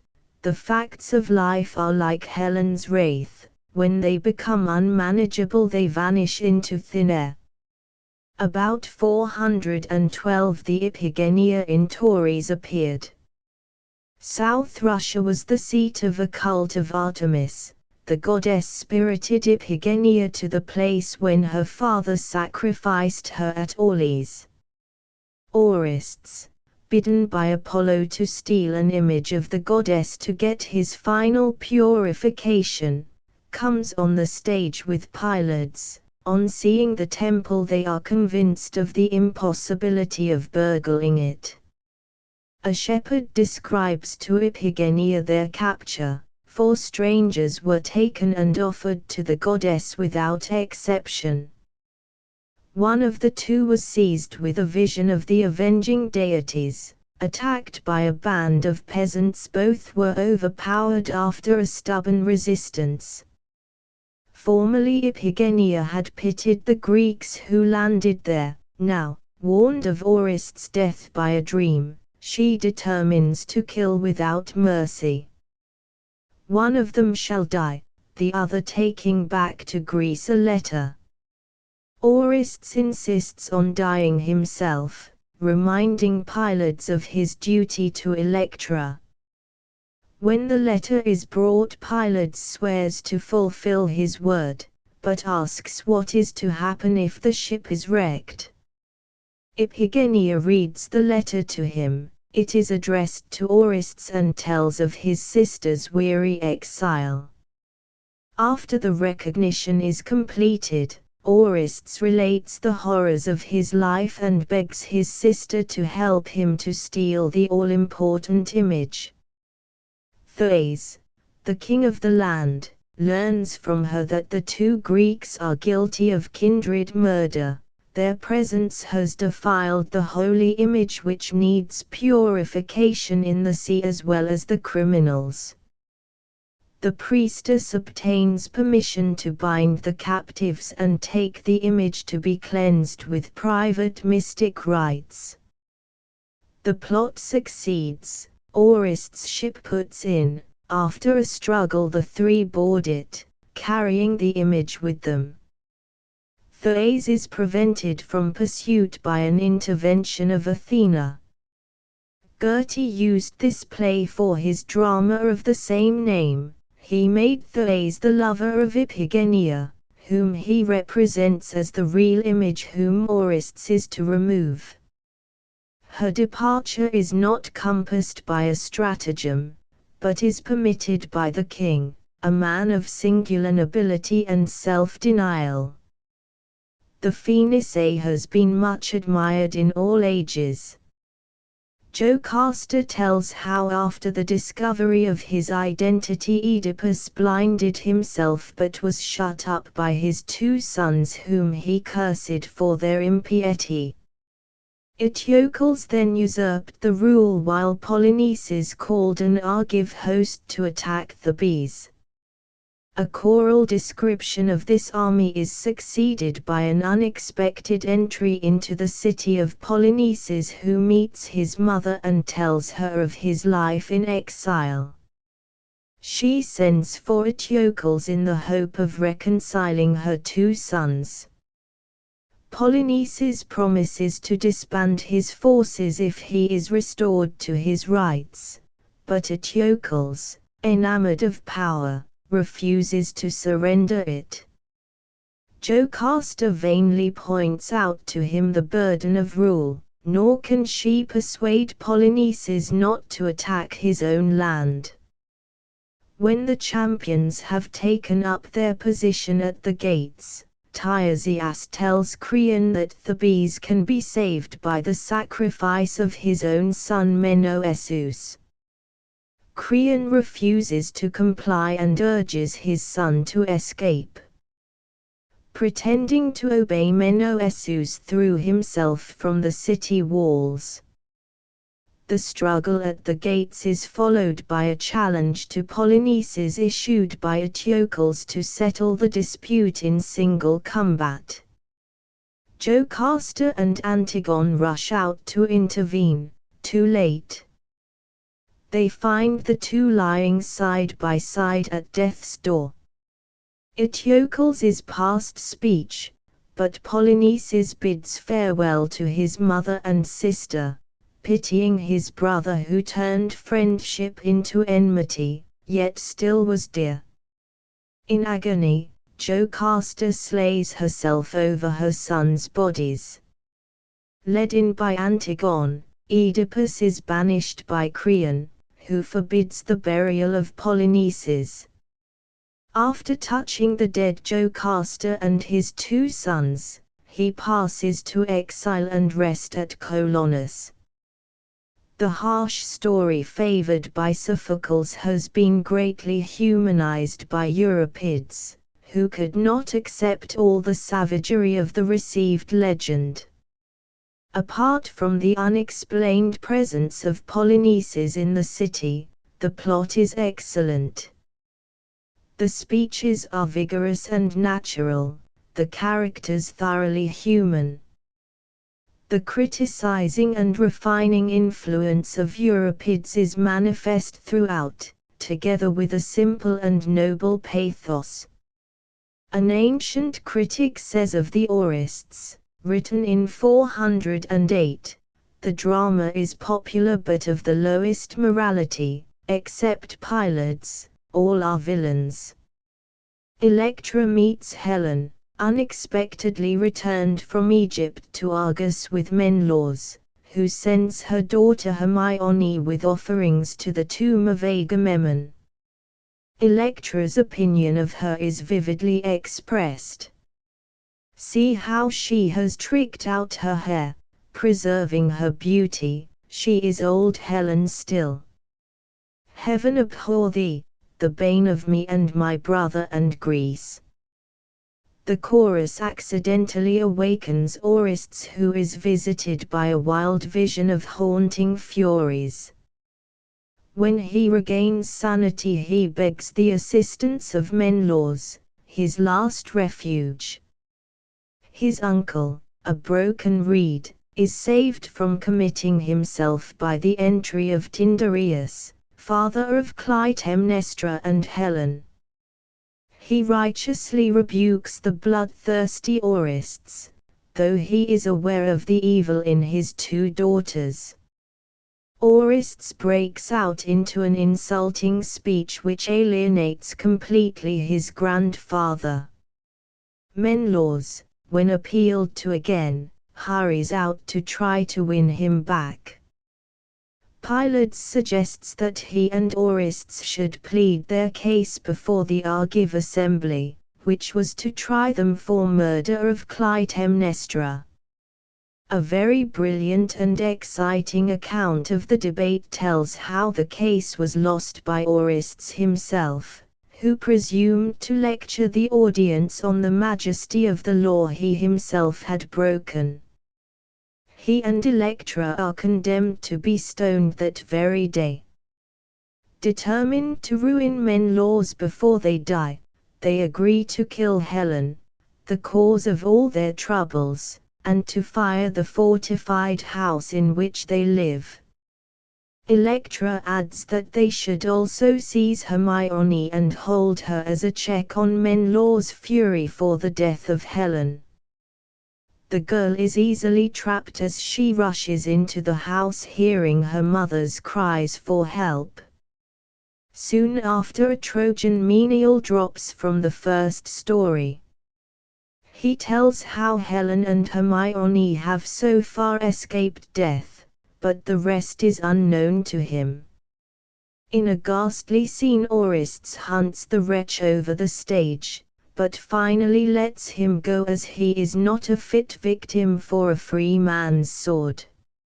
Almost immediately the house is seen to be ablaze. Menelaus rushes up in a frenzy, but is checked by the sight of Orestes with Hermione in his arms. When Menelaus calls for help, Orestes bids Pylades and Electra light more fires to consume them all. A timely appearance of Apollo with Helen deified by his side saves the situation.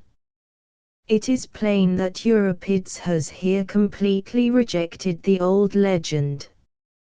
He never makes Orestes even think of pleading Apollo's command to him to slay his mother. He is concerned with the defense which a contemporary matricide might make before a modern Athenian assembly and with the fitting doom of self-destruction which would overtake him. Like Vanity Fair, the play shows us the life of people who try to do without God. The Bacchae is one of Euripides' best plays. In the absence of Pentheus the king, Cadmus and Tiresias join in the worship of the new god Dionysius at Thebes. Pentheus returns to find that noble women, including Agave, his own mother, have joined the strange cult brought to the place by a mysterious Lydian stranger whose hair is neatly arranged in curls, his face like wine, his eyes as full of grace as Aphrodite's. Tiresias advises him to welcome the god, Cadmus, to pretend that he is divine, even if he is only a mortal. This new religion is the natural outlet of the desire for innocent revelry born in both sexes. The Lydian is arrested and brought before Pentheus, whom he warns that the god will save him from insult, but Pentheus hurries him away into a dungeon. The chorus of Bacchae are alarmed on hearing a tumult. The stranger appears to tell how Pentheus was made mad by Dionysius in the act of imprisoning him. The king in amazement sees his prisoner standing free before him and becomes furiously angry on hearing that his mother has joined a new revel on Mount Cithaeron. The stranger suggests that he should go disguised as a bacchante to see the new worship. When he appears transformed, the Lydian comments with exquisite and deadly irony on his appearance. His fate is vividly and terribly painted. Placing him in a pine, the stranger suddenly disappeared, while the voice of Dionysius summoned the rout to punish the spy. Rushing to the tree, the woman tore it up by the roots and then rent Pentheus piecemeal, Agave herself leading them on. She comes in holding what she imagines to be a trophy. Cadmus slowly reveals to her the horror of her deed, the proof of which is her son's head in her grasp. Dionysius himself comes in to point out that this tragedy is the result of the indignity which Thebes put upon him and his mother Semele. Broken with grief, Agave passes out slowly to her banishment. The Bacchae was composed in Macedonia. It contains all the mystery of the supernatural. Dionysius' character is admirably drawn, while the infatuation of Pentheus is a fitting prelude to his ruin. The cult of Dionysius was essentially democratic, intended for those who could claim no share in aristocratic ritual, hence its popularity and prevalence. We may regard the Bacchae as the poet's declaration of faith in the worship which gave Europe the drama. It is altogether fitting that he who has left us the greatest number of tragedies should have been chosen by destiny to bequeath us the one drama which tells of one of the adventures of its patron deity. The Iphigenia in Orlys was written in the last year of the poet's life. Agamemnon sends a private letter to his wife countermanding an official dispatch summoning her and Iphigenia.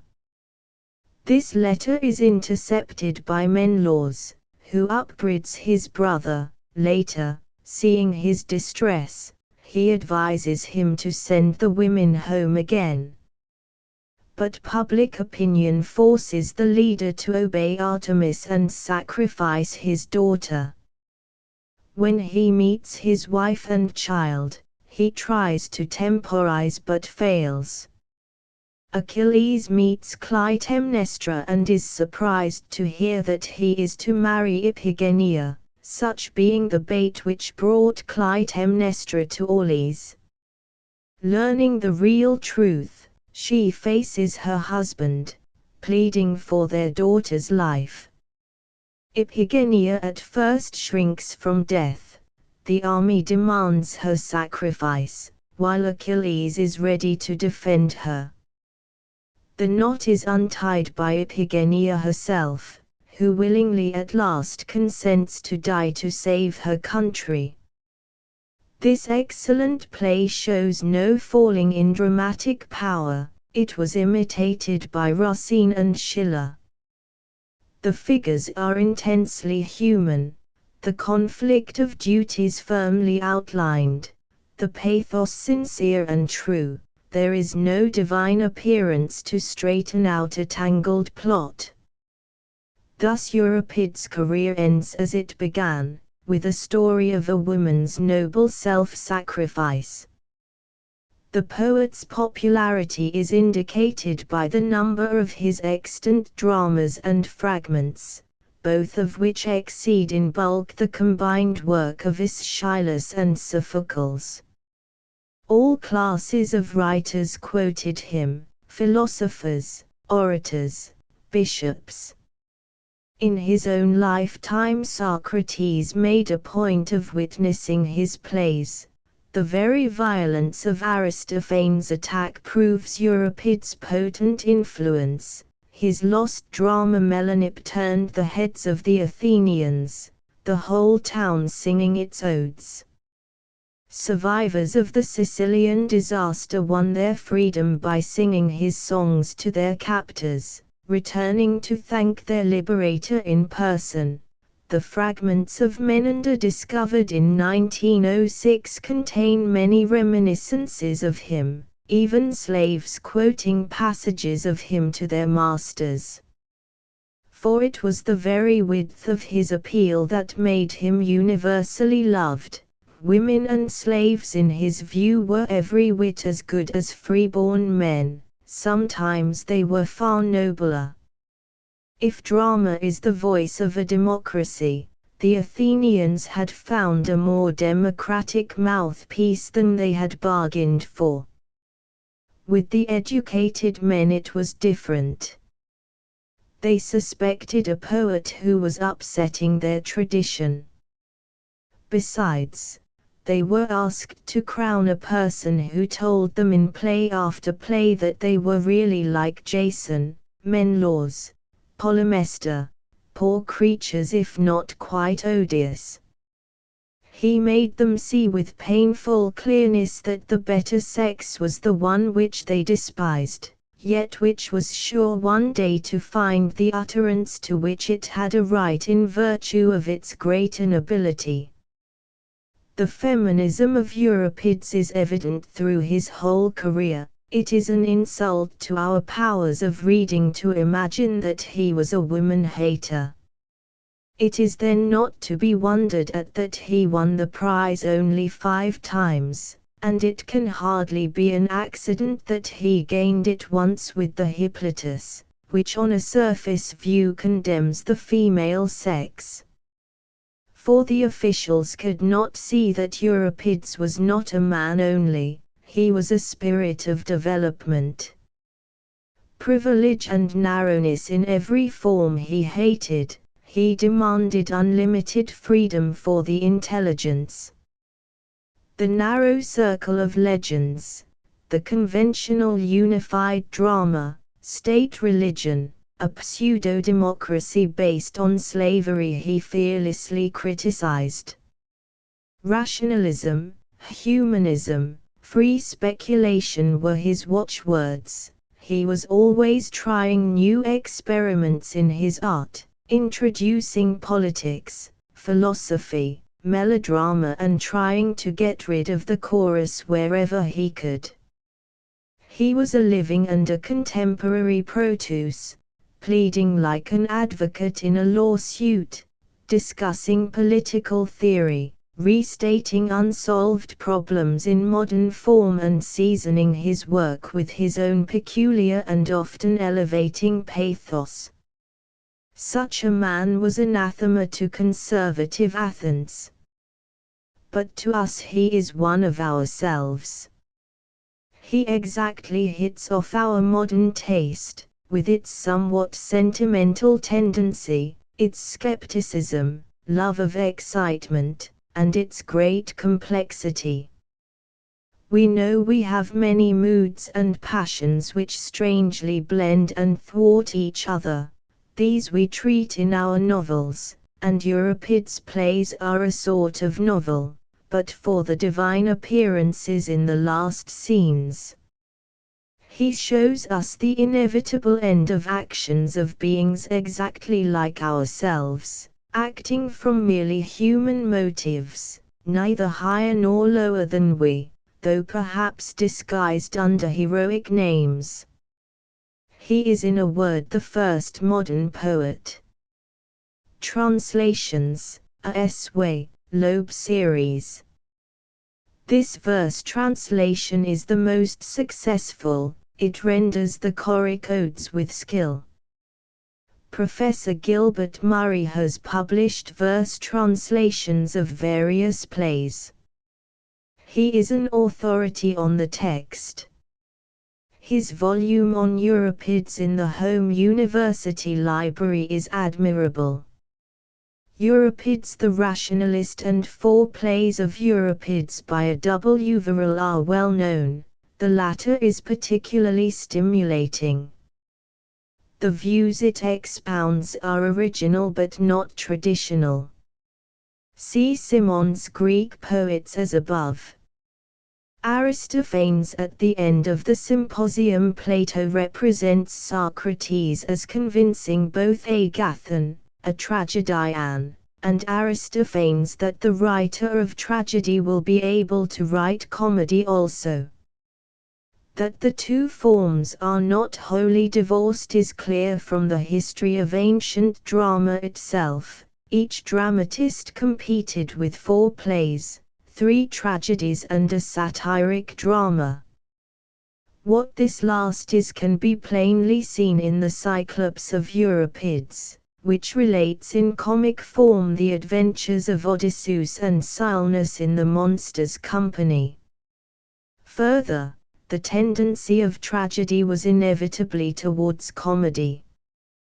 The extant work of Aeschylus and Sophocles is not without comic touches, but the trend is clearer in Euripides, who was an innovator in this as in many other matters. Laughter and tears are neighbors, a happy ending is not tragic, loosely connected scenes are the essence of old comedy, and loosely written tragic dialogue, common in Euripides' later work, closely resembles the language of comedy, which is practically prose in verse form. The debt which later comedy owed to Euripides is great, reminiscences of him abound, he is quoted directly and indirectly, his stage tricks are adopted and his realistic characters are the very population of the comic stage. The logically developed plot is the characteristic of serious drama. Old comedy, its antithesis, is often a succession of scenes in which the connection is loose without being impossible. In it the unexpected is common, for it is an escape from the conventions of ordinary life, a thing of causes and effects. It might be more accurate to say that farce is a better description of the work which is associated with the name of Aristophanes. This writer was born about 448, was a member of the best Athenian society of the day, quickly took the first place as the writer of comedy and died about 385. He saw the whole of the Peloponnesian War and has given us a most vivid account of the passions it aroused and its effect on Athenian life.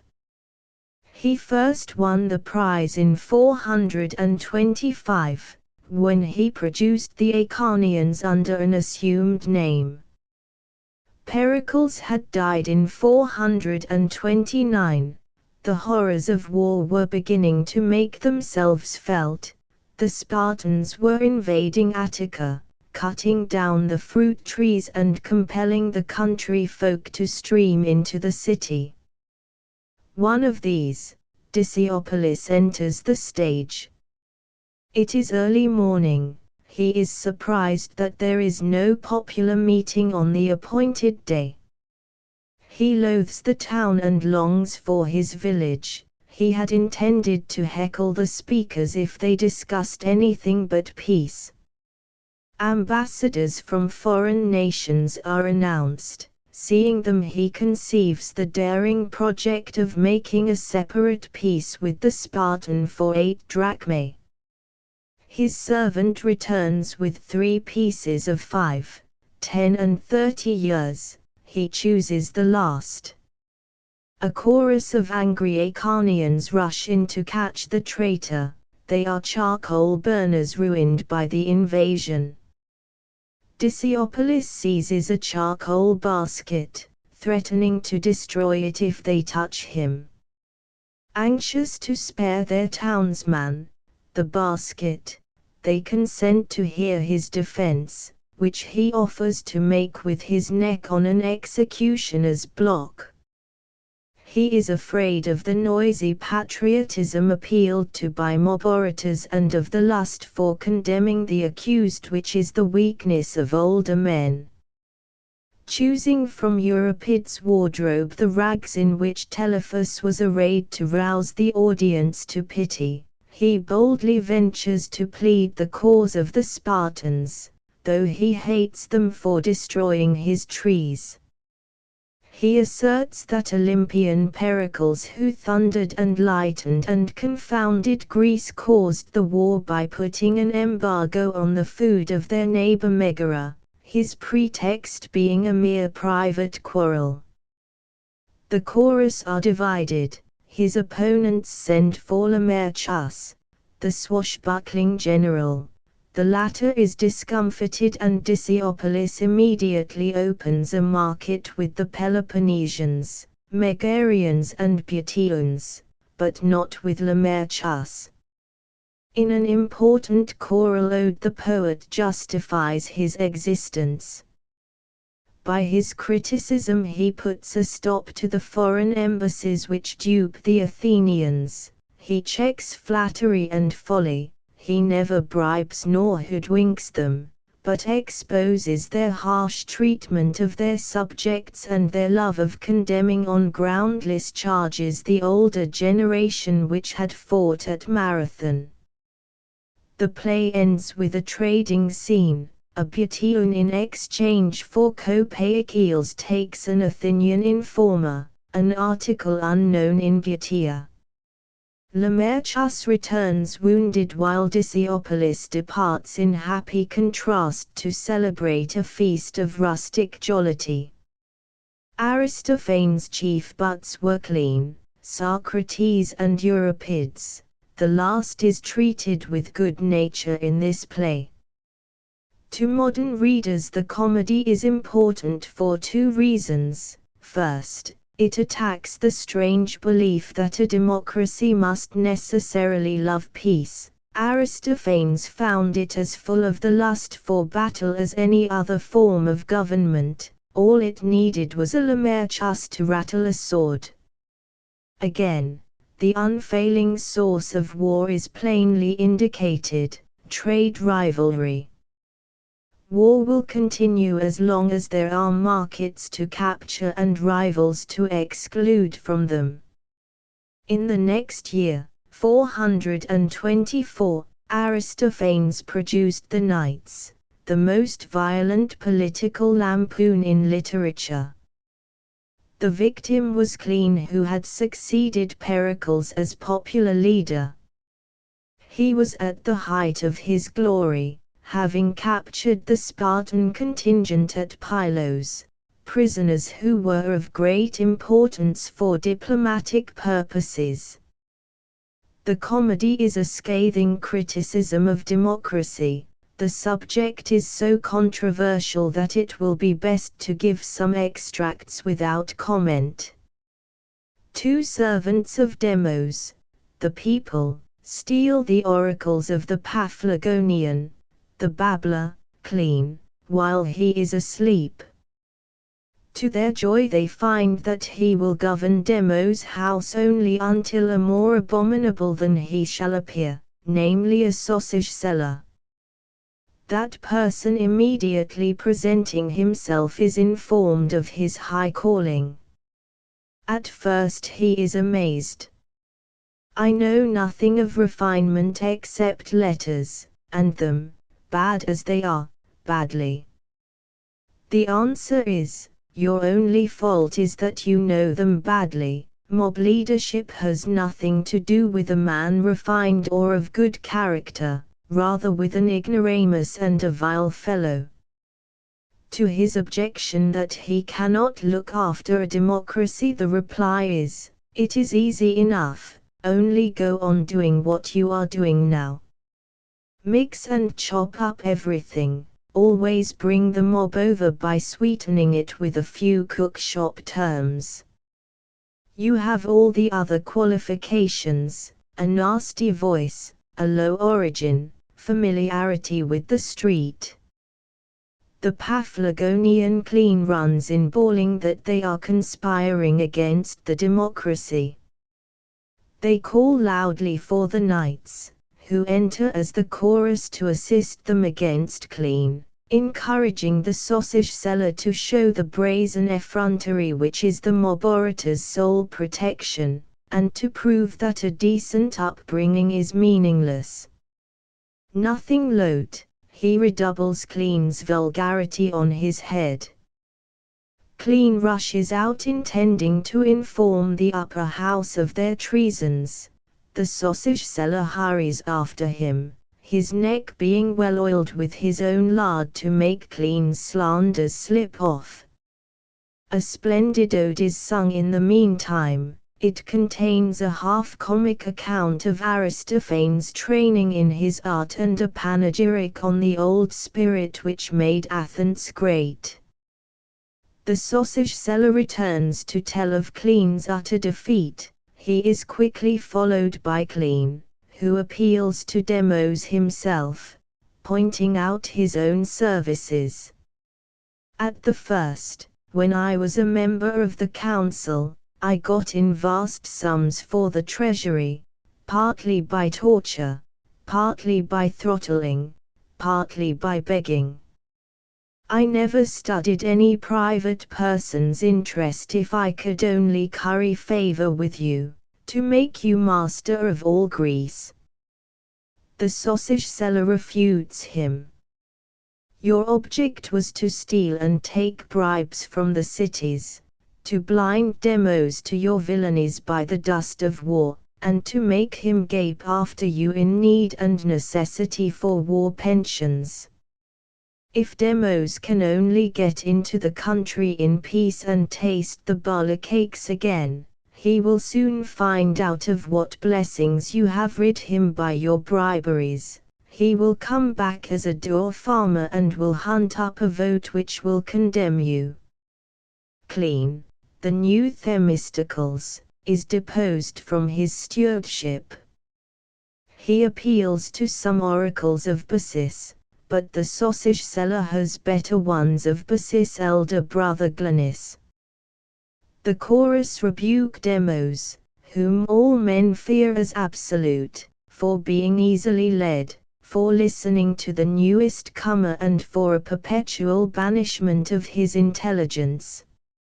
In a second contest for Demos' favors, Clean is finally beaten when it appears that he has kept some dainties in his box while the sausage seller has given his all.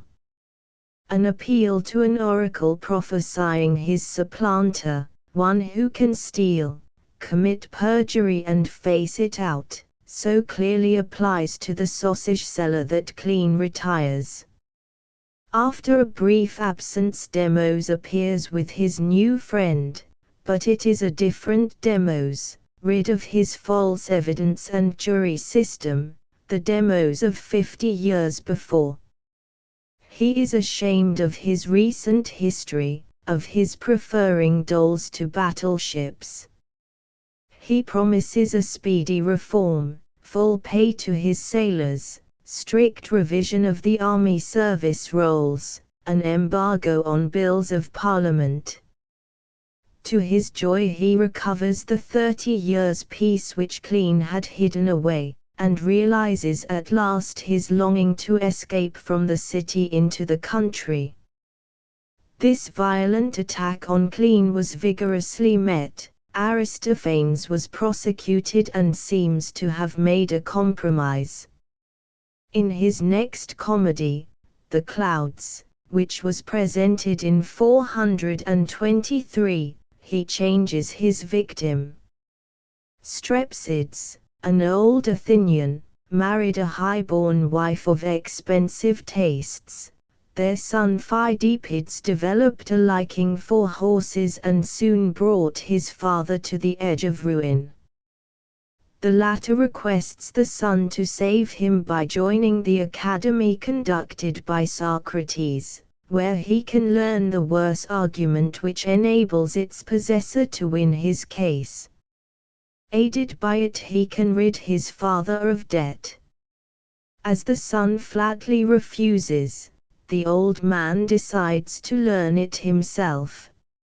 Entering the school he sees maps and drawings of all kinds and finally descries Socrates himself, far above his head in a basket, high among the clouds, studying the sun. Strepsids begs him to teach him the worse argument at his own price. After initiating him, Socrates summons his deities the clouds, who enter as the chorus.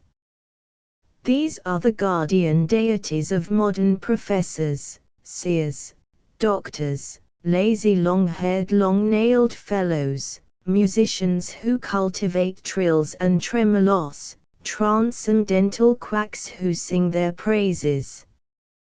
The old gods are dethroned, a vortex governing the universe. The chorus tells Socrates to take the old man and teach him everything.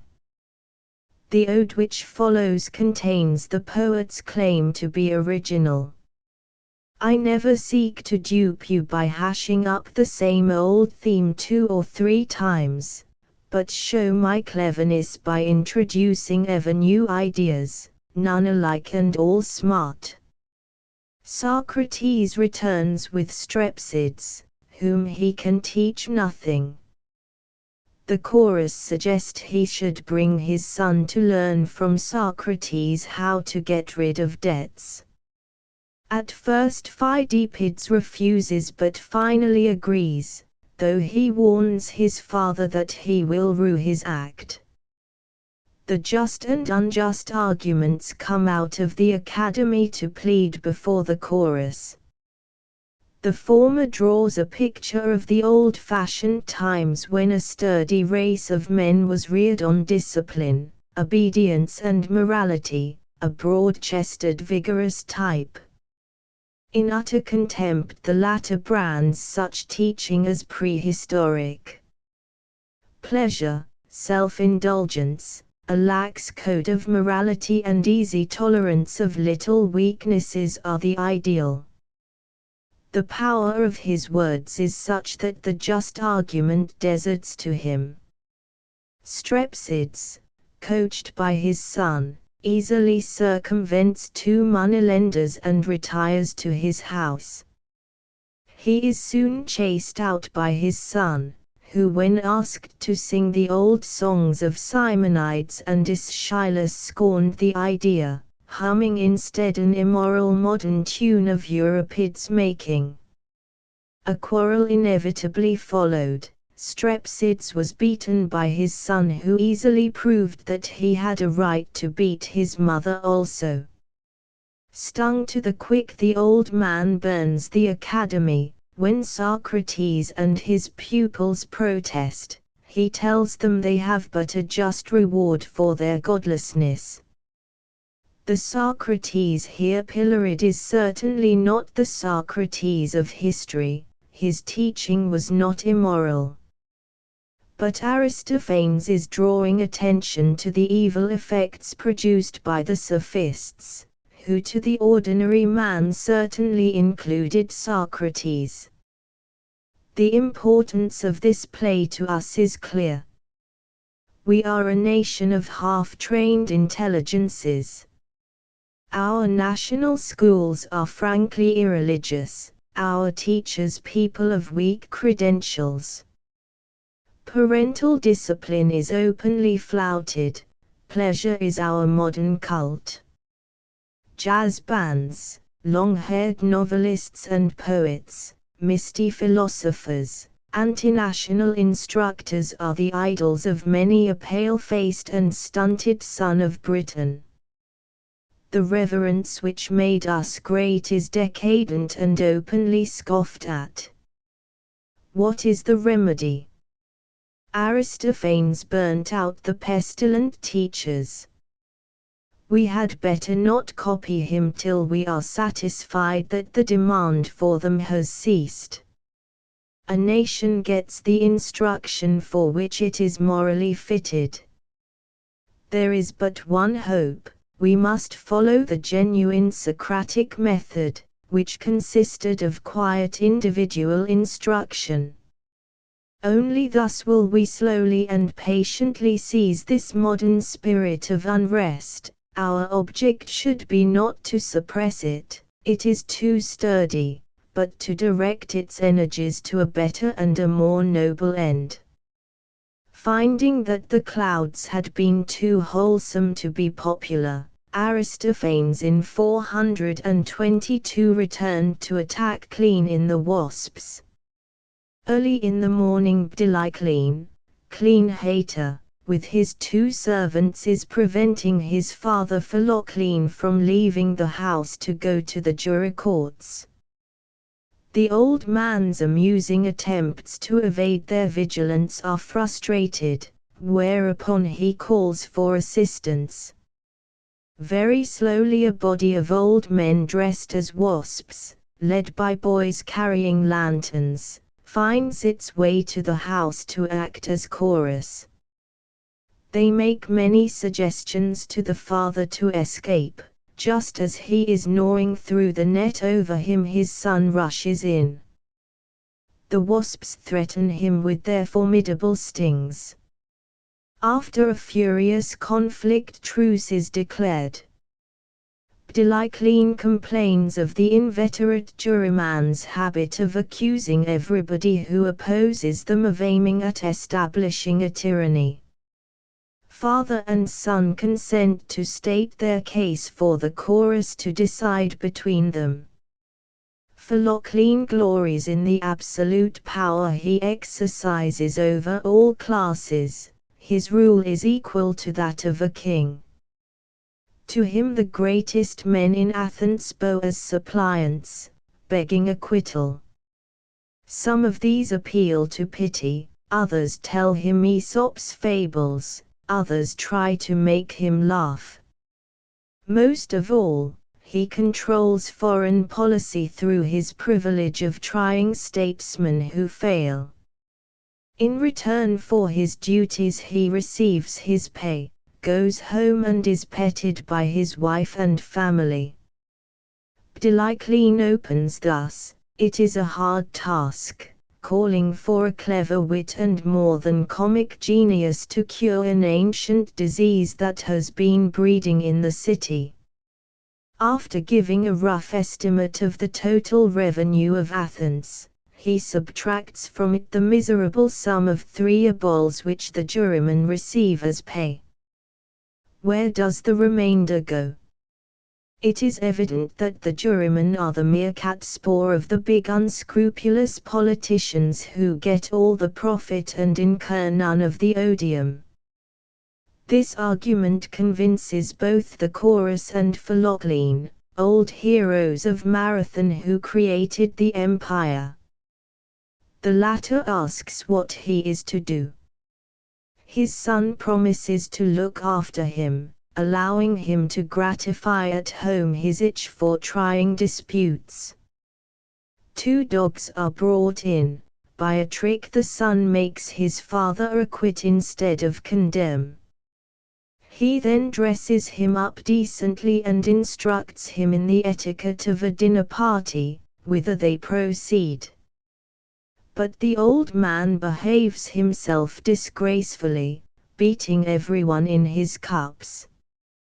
He appears with a flute girl and is summoned for assault by a vegetable woman, whose goods he has spoiled, and by a professional accuser.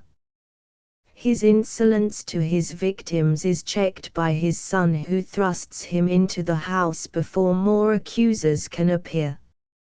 It is sometimes believed that democracy is a less corrupt form of polity than any other. Aristophanes in this play exposes one of its greatest weaknesses.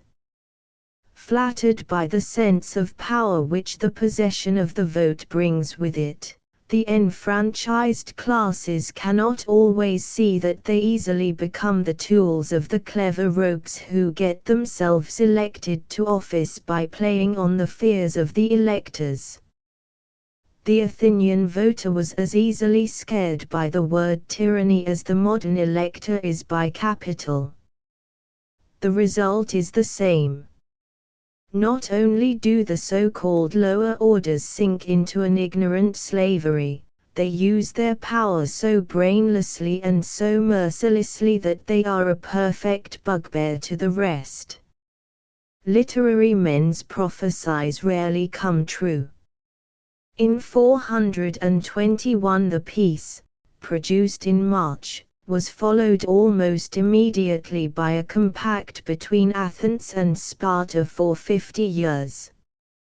An old farmer, Trygaeus, sails up to heaven on the back of a huge beetle, bidding his family farewell for 3 days.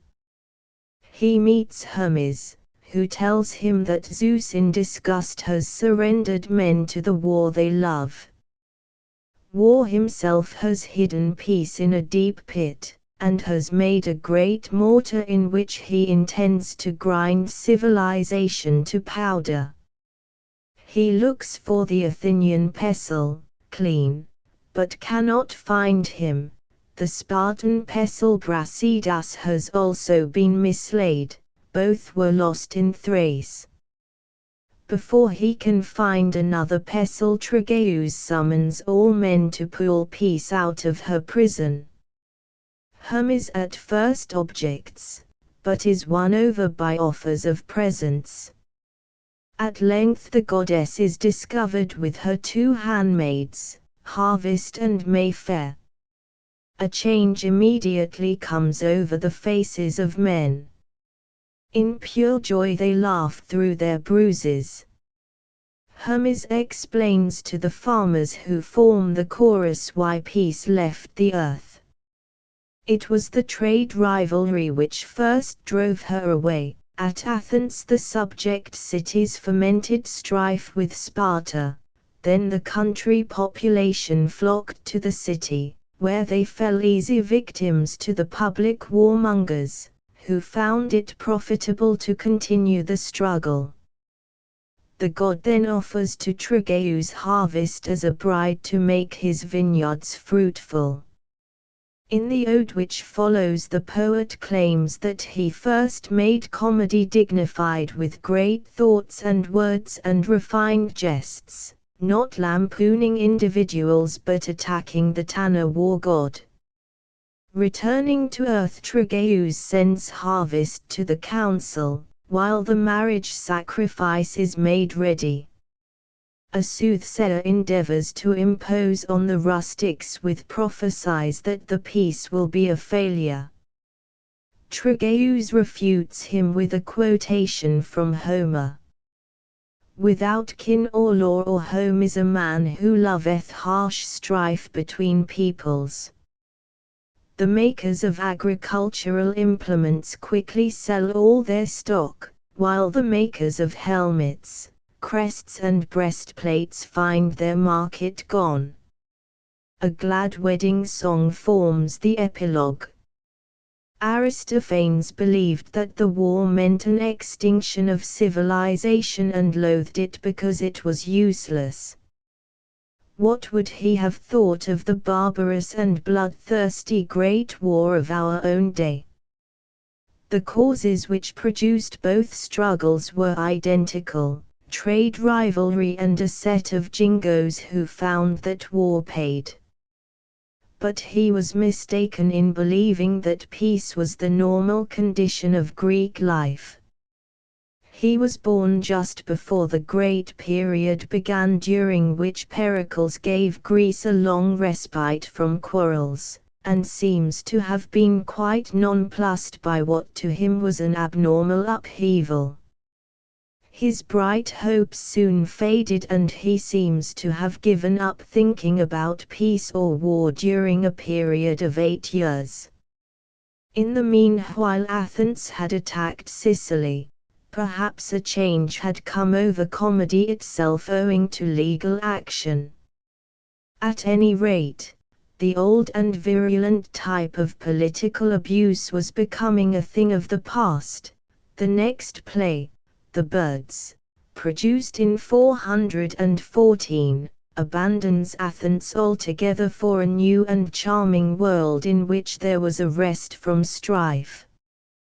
2 Athenians, Pythoterus, persuasive, and Eualpides, sanguine, reach the home of the hoopoe bird, once immortal, to find a happier place than their native city. Suddenly, as the bird describes the happy careless life of his kind, Pythoterus conceives the idea of founding a new bird city between earth and heaven. The hoopoe summons his friends to hear their opinion. As they come in he names them to the wondering Athenians.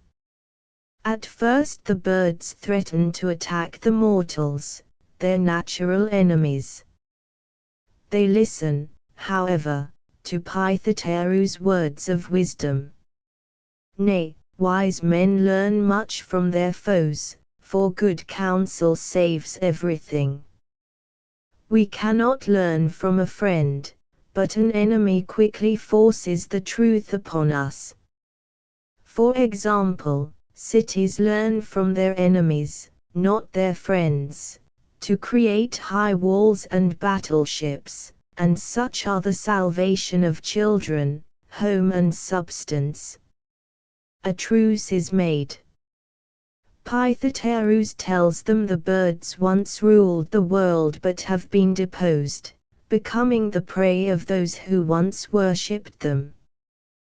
They should ring round the air, like Babylon, with mighty baked bricks and send an ultimatum to the gods, demanding their lost kingdom and forbidding a passage to earth. Another messenger should descend to men to require from them due sacrifices.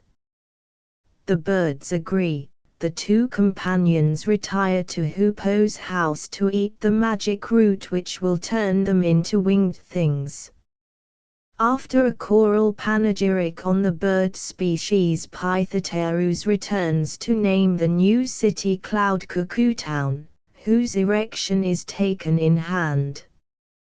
Impostors make their appearance, a priest to sacrifice, a poet to eulogize, an oracle dealer to promise success, a mathematician to plan out the buildings, an overseer and a seller of decrees to enact bylaws. All are summarily ejected by Pythoterus. News comes that the city is already completed. Suddenly Iris darts in, on her way to earth to demand the accustomed sacrifices from men which the new city has interrupted. She is sent back to heaven to warn the gods of their coming overthrow. A herald from earth brings tidings that more than a myriad human beings are on their way to settle in the city. A parent beater first appears, then a poet, then an informer, all being firmly dealt with. Prometheus slips in under a parasol, to advise Pythoterus to demand from Zeus his scepter and with it the lady royalty as his bride. Poseidon, Heracles and an outlandish tribal lion god after a long discussion make terms with the new monarch, who goes with them to fetch his bride. A triumphant wedding forms the conclusion. The purpose of this comedy has been the subject of much discussion. As a piece of literature it is exquisite. It lifts us out of a world of hard unpleasant fact into a region where life is a carefree thing, bores or impostors are banished and the reign of the usurper ends. The play is not of or for any one particular period, it is really timeless, appealing to the ineradicable desire we all have for an existence of joy and light, where dreams always come true and hope ends only in fulfillment.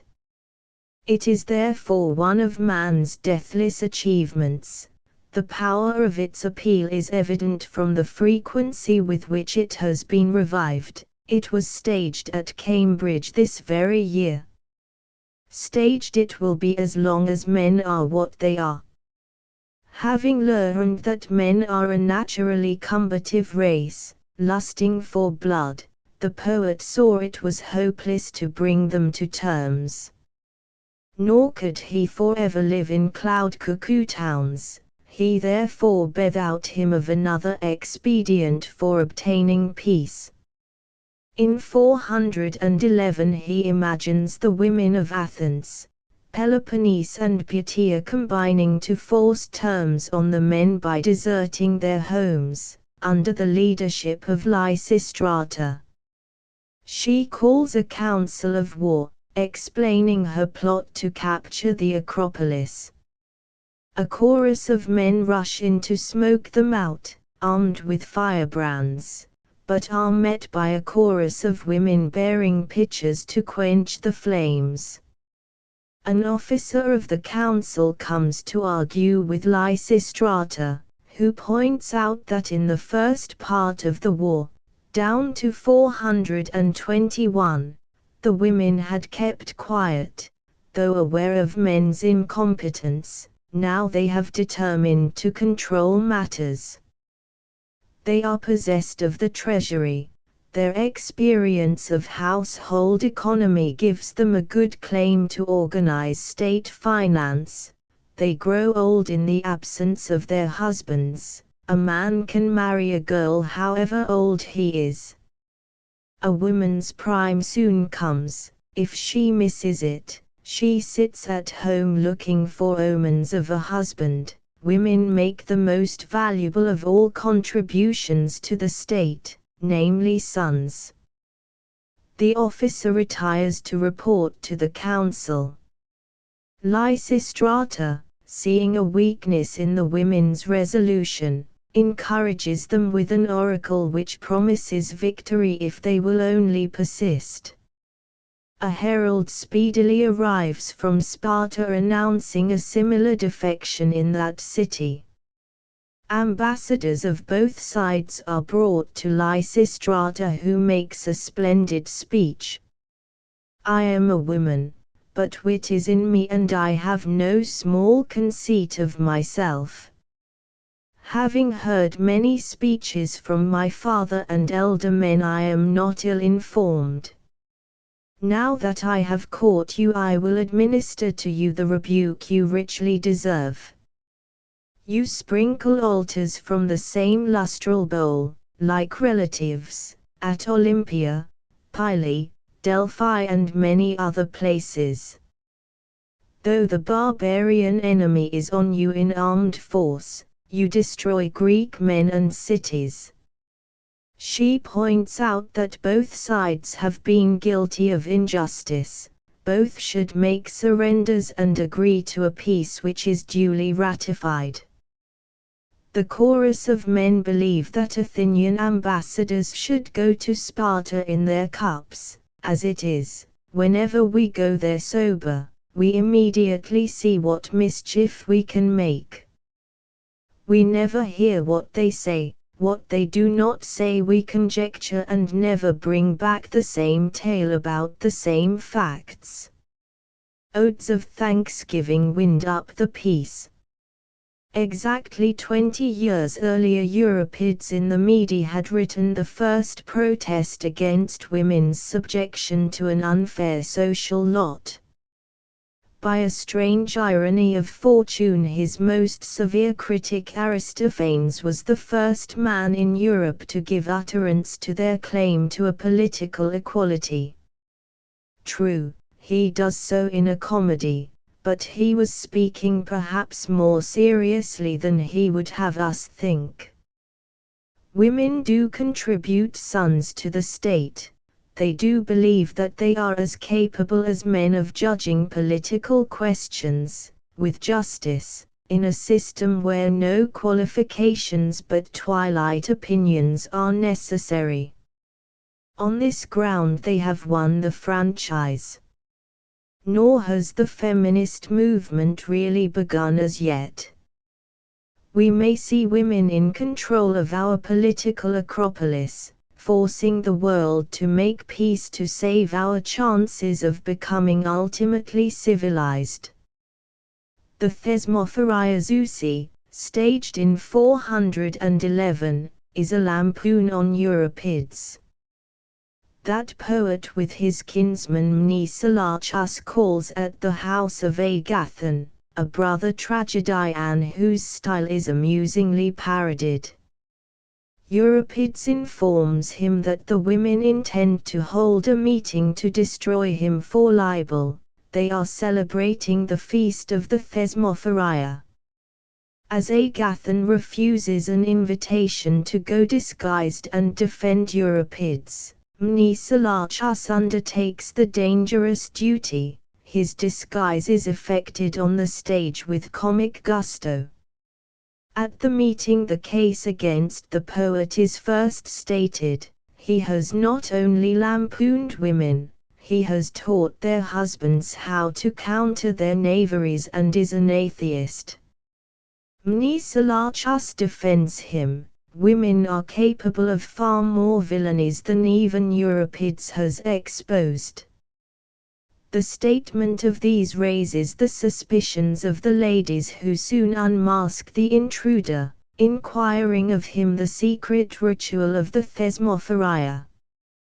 One of them goes to the town council to find out what punishment they are to inflict. Mnesalachus meanwhile snatches a child from the arms of one of them, holding it as a hostage. To his amazement it turns out to be a wine stoup. He vainly tries some of the dodges practiced in Euripides' plays to bring him to the rescue. The chorus meantime expose the folly of calling women evil. If we are a bane, why do you marry us? Why do you forbid us to walk abroad or to be caught peeping out? Why use such pains to preserve this evil thing? If we do peep out, everybody wants this bane to be seen. If we draw back in modesty, every man is much more anxious to see this pest peep out again. At any rate, no woman comes into the city after stealing public money 50 talents at a time. A better plan would be to give the mothers of famous sons the right of place in festivals. Those whose sons are evil should take a lower place.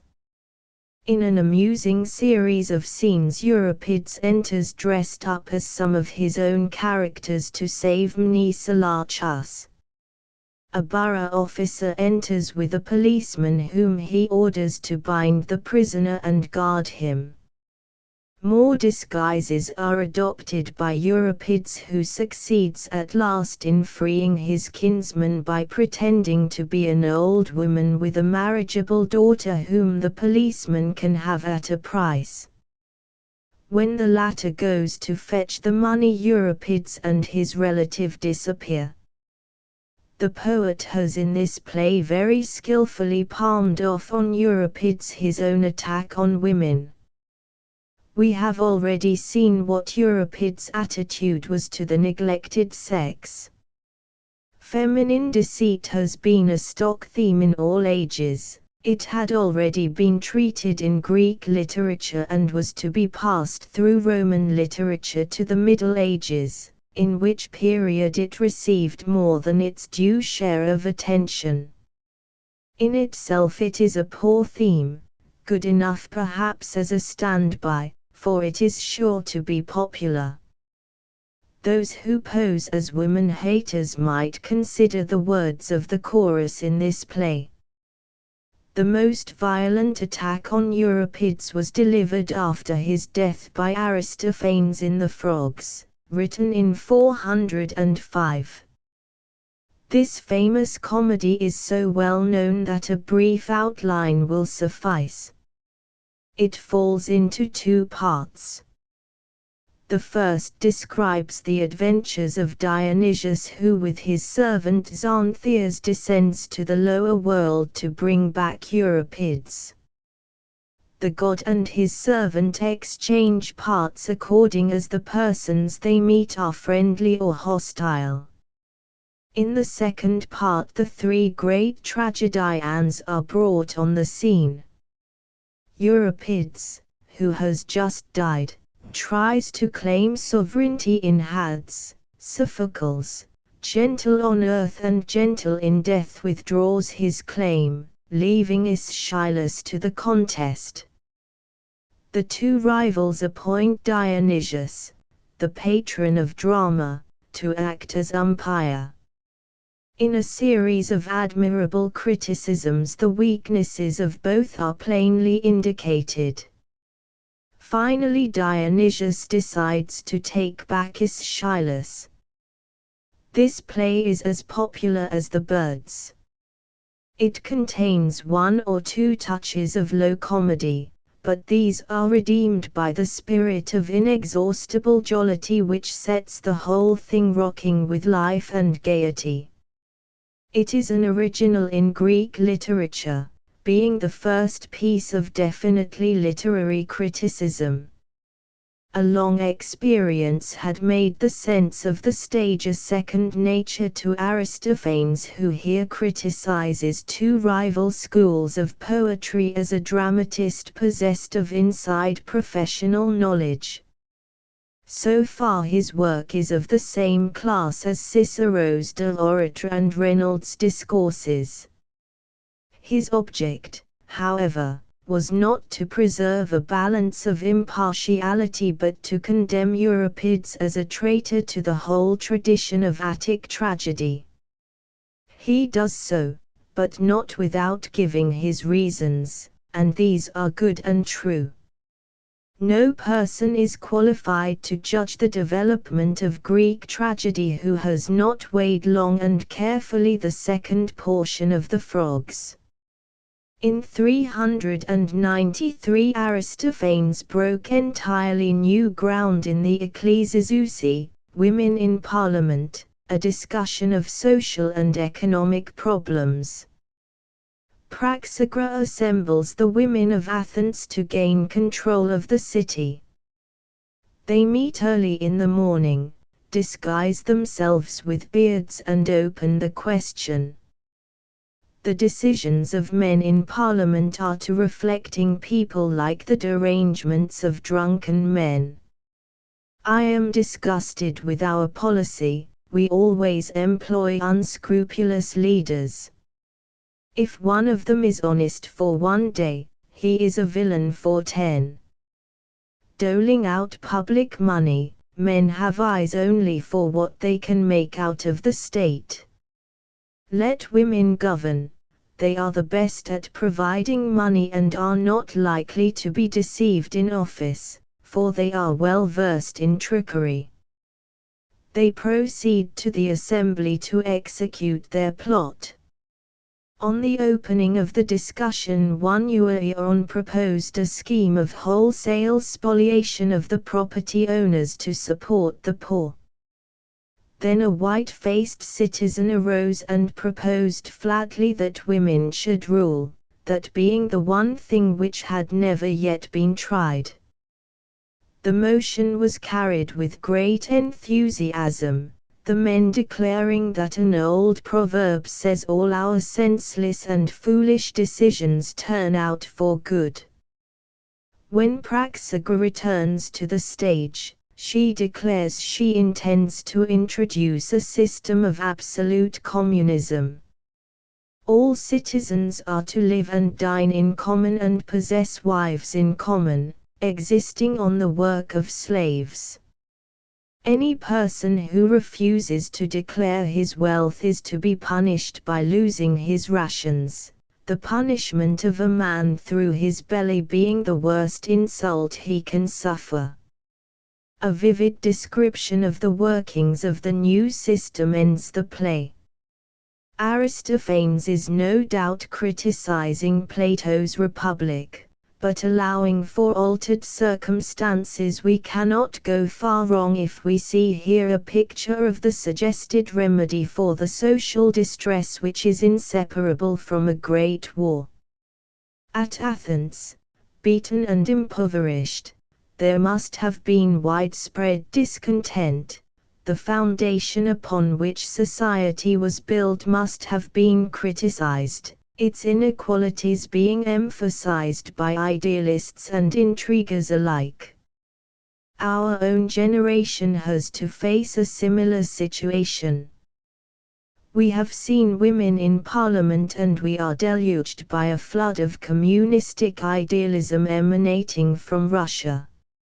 Its one commendation is that it has never yet been tried among us, and many simple folk will applaud the philosophy which persuades itself that all our mistakes will somehow come right in the end. The problem of finding somebody to do the work was easily solved in ancient Athens, where the slaves were 3 times as numerous as the free. England, possessing no slaves, would under communism be unable to feed herself and would die of starvation. The Plutus, written in 388, is a singular work. An honest old man Crimulus enters with Carion, his most faithful and most thievish servant. They are holding fast a blind old man, in obedience to an oracle of Apollo.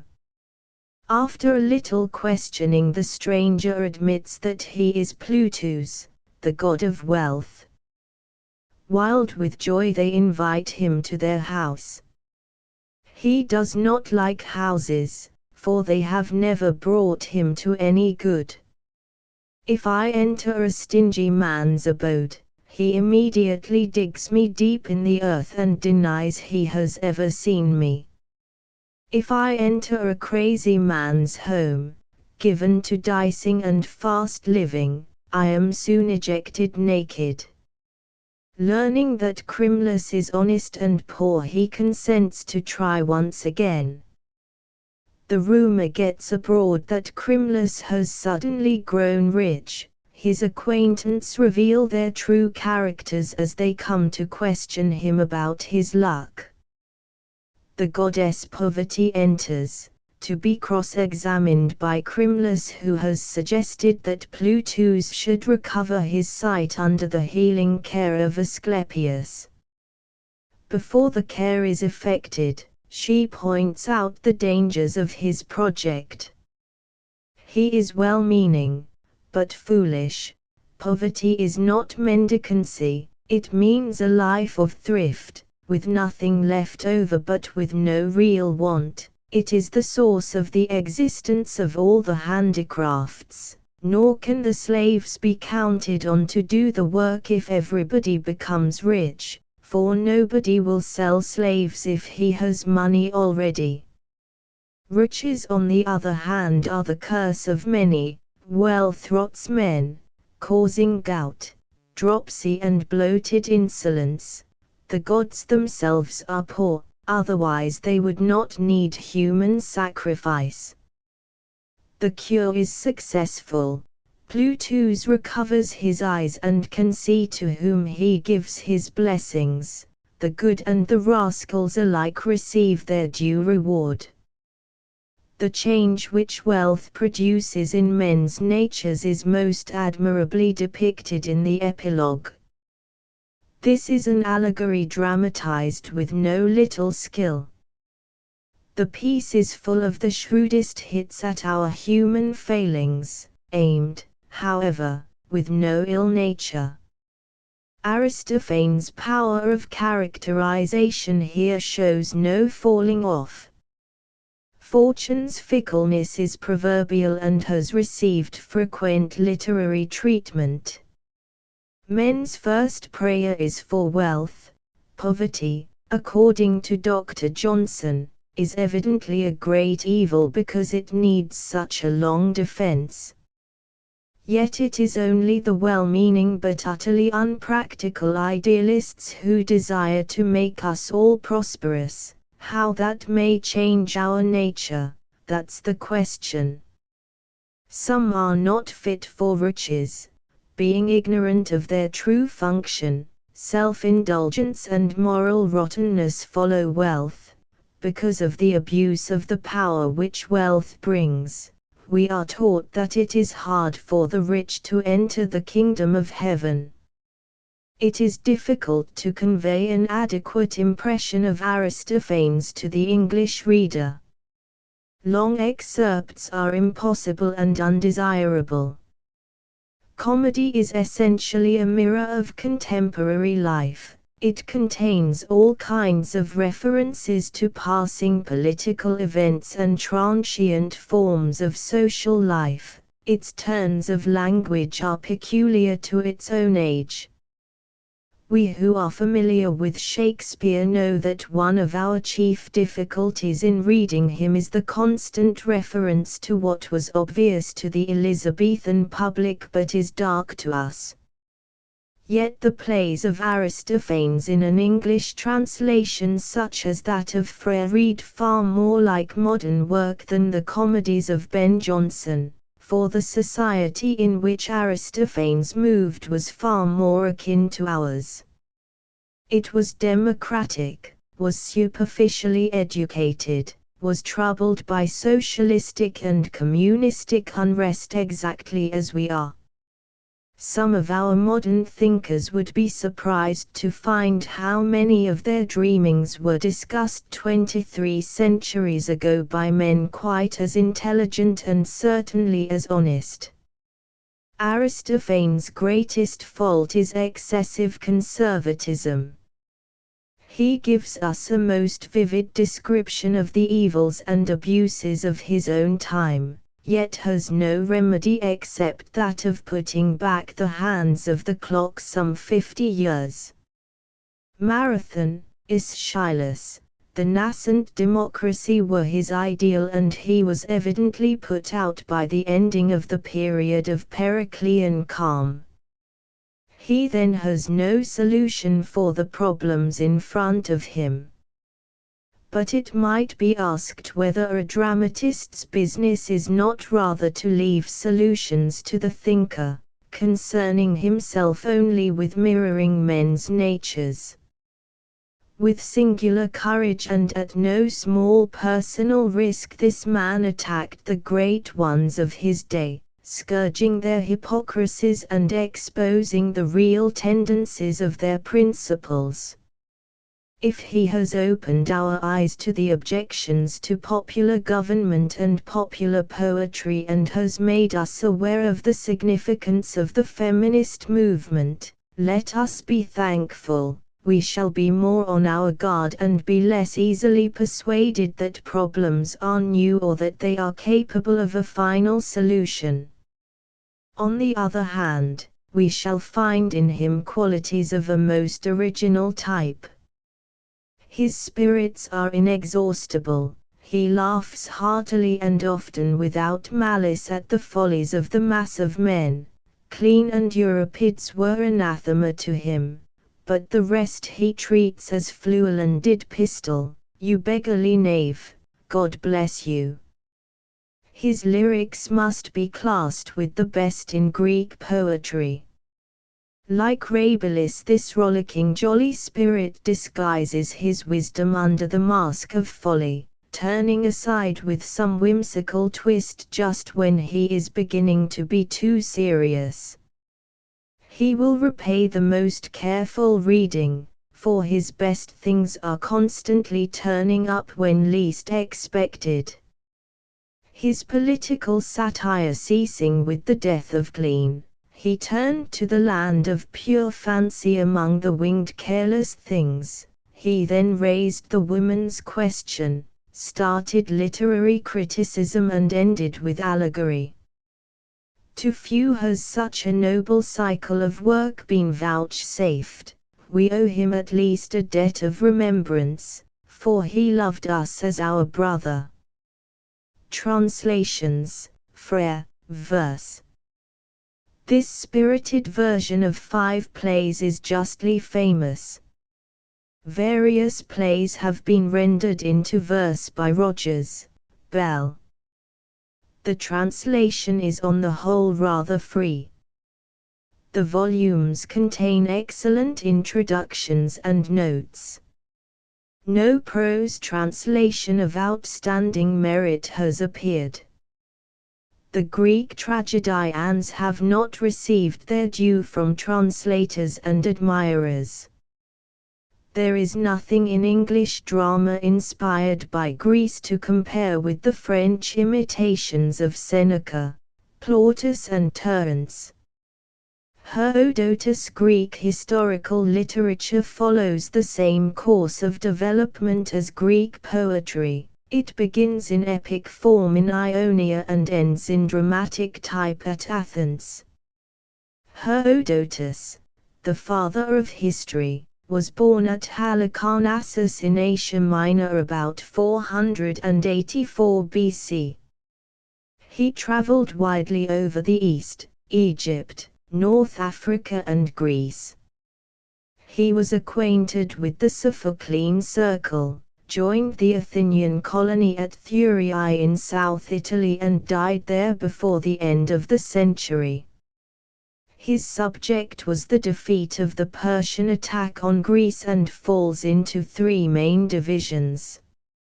In the first 3 books he tells how Persian power was consolidated. In the next 3 he shows how it flooded Russia, Thrace and Greece, being stemmed at Marathon in 490. The last 3 contain the story of its final shattering at Salamis and Plataea in 480 and of the Greek recoil on Asia in 479. It is thus a triple wave of woes familiar to Greek thought. His dialect is Ionic, which he adopted because it was the language of narrative poetry and prose. His introduction leads at once into romance. He intends to preserve the memory of the wonderful deeds of Greeks and barbarians, the cause of their quarrel being the abductions of women, Io, Europe, Mede, Helen. A more recent aggressor was Croesus, king of Lydia, who attacked the Greek seaboard. The earlier reigns of Lydian kings are recounted in a series of striking narratives. Gyges was the owner of the famous magic ring which made its possessor invisible.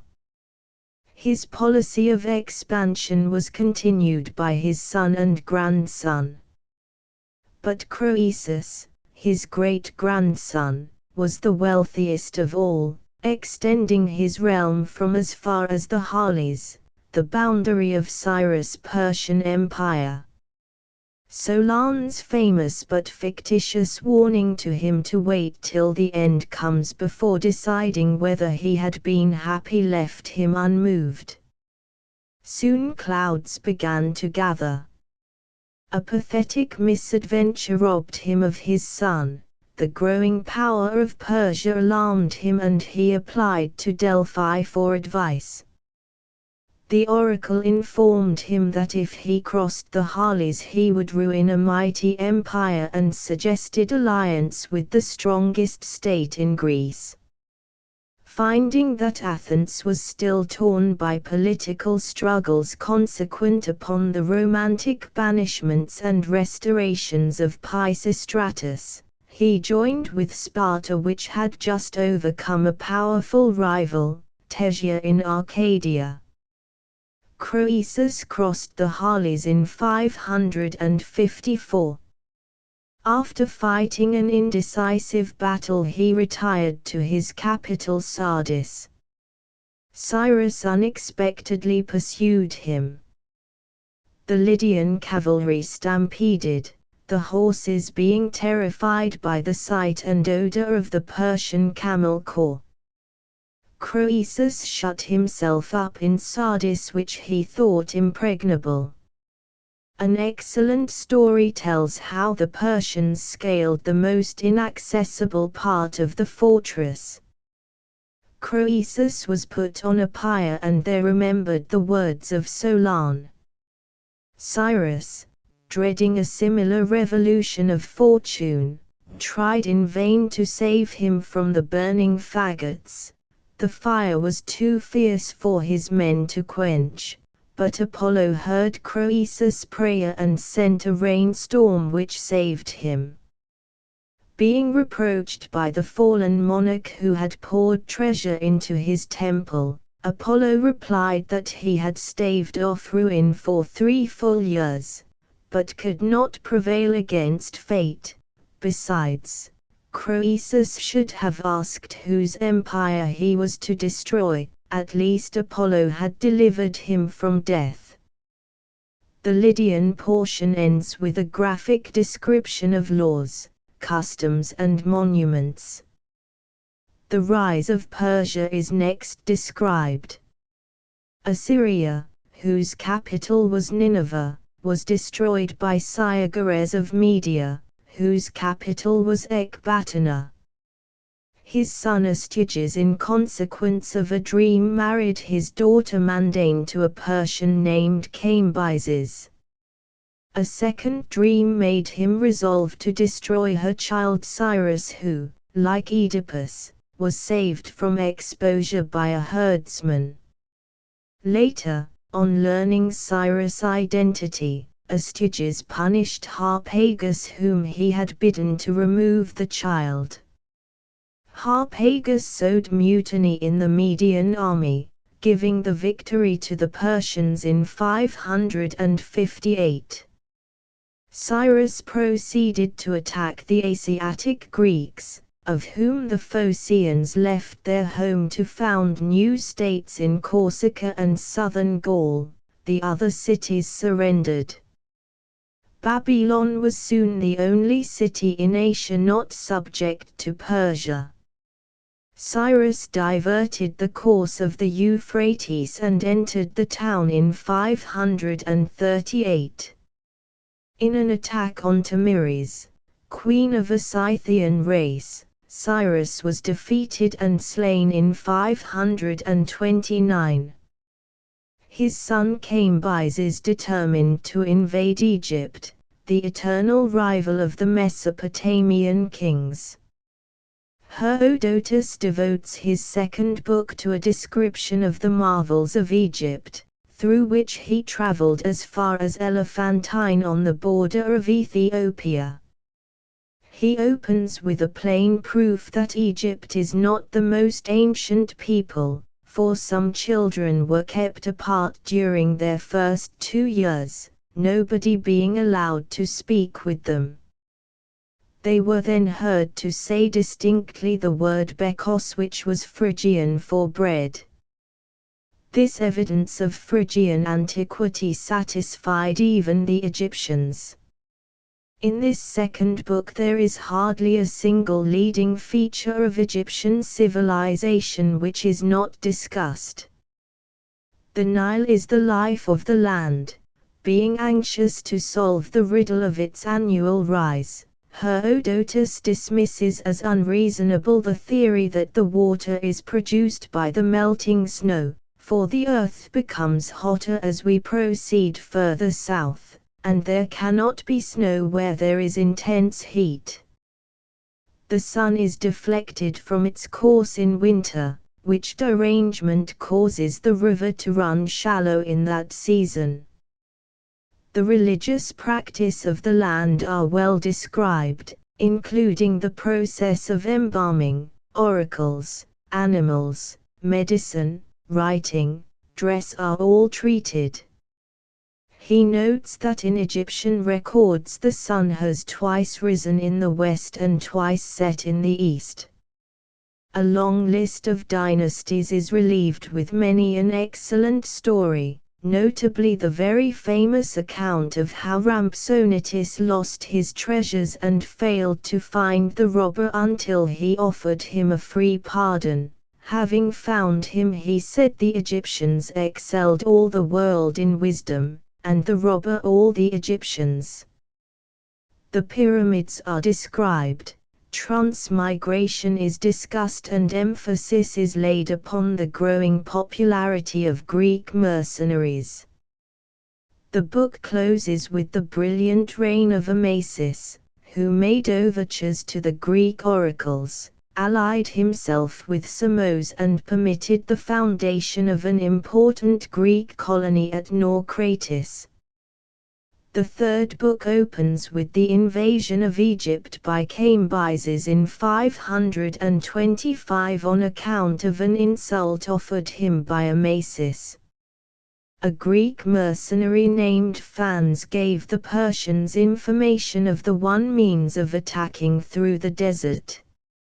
After a fierce battle at Pelusium, Egypt was beaten. 4 years afterwards, skulls of both armies lay around, the Persian heads being easily broken by a pebble, the Egyptian scarcely breakable by stones. In victory, Cambyses outraged Psammenitus, the defeated king. A fruitless expedition against Ethiopia and the Ammonians followed. The Egyptians were stirred by the arrival of their calf god Apis. Cambyses mockingly wounded him and was punished with madness, slaying his own kindred and committing deeds of impiety. At that time Egypt was leagued with the powerful island of Samos, ruled by Polycrates, a tyrant of marvelous good fortune. Suspecting some coming disaster to balance it, Amasis urged him to sacrifice his dearest possession to avert the evil eye. Polycrates threw his ring into the sea. It was retrieved by a fisherman. On hearing this, Amasis severed his alliance. In the absence of Cambyses, 2 Magi brothers stirred up revolt in Susa, one pretending to be Smerdis, the murdered brother of Cambyses. That monarch wounded himself in the thigh as he mounted his horse. The wound festered and caused speedy death. Meanwhile the false Smerdis held the sovereignty. He was suspected by Atenes, a noble whose daughter Phedim was married to him. At great personal risk she discovered that the king was without ears, a manifest proof that he was a Magian. Atene thence joined with 6 other conspirators to put the usurper down. Darius, son of Hystaspes, warned them that their numbers were too large for secrecy, advising immediate action. The 2 pretenders had meanwhile persuaded Prexaspes, a confidant of Cambyses, to assure the Persians that Smerdis really ruled. Prexaspes told the truth and then threw himself to death from the city walls. This news forced the conspirators' hands. Rushing into the palace, they were luckily able to slay the usurpers. The next question was, who should reign? Herodotus turned these Persians into Greeks, making them discuss the comparative merits of monarchy, oligarchy and democracy.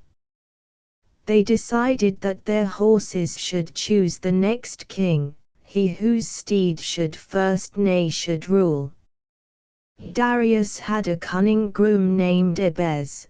That evening he took the horse and his mare into the marketplace. Next morning, on reaching the same spot, the horse did not fail to seat his master on the throne in 521. A review of the Persian Empire follows, with a description of India and Arabia. Polycrates did not long survive. He was the first Greek to conceive the idea of a maritime empire. He was foully murdered by the Persian Oroetes, who decoyed him to the mainland by an offer of treasure and then crucified him. In the retinue of Polycrates was a physician, Democedes of Croton, who was captured by Oroetes. His fame spread to Susa at a time when no court doctor could treat Darius' sprained foot.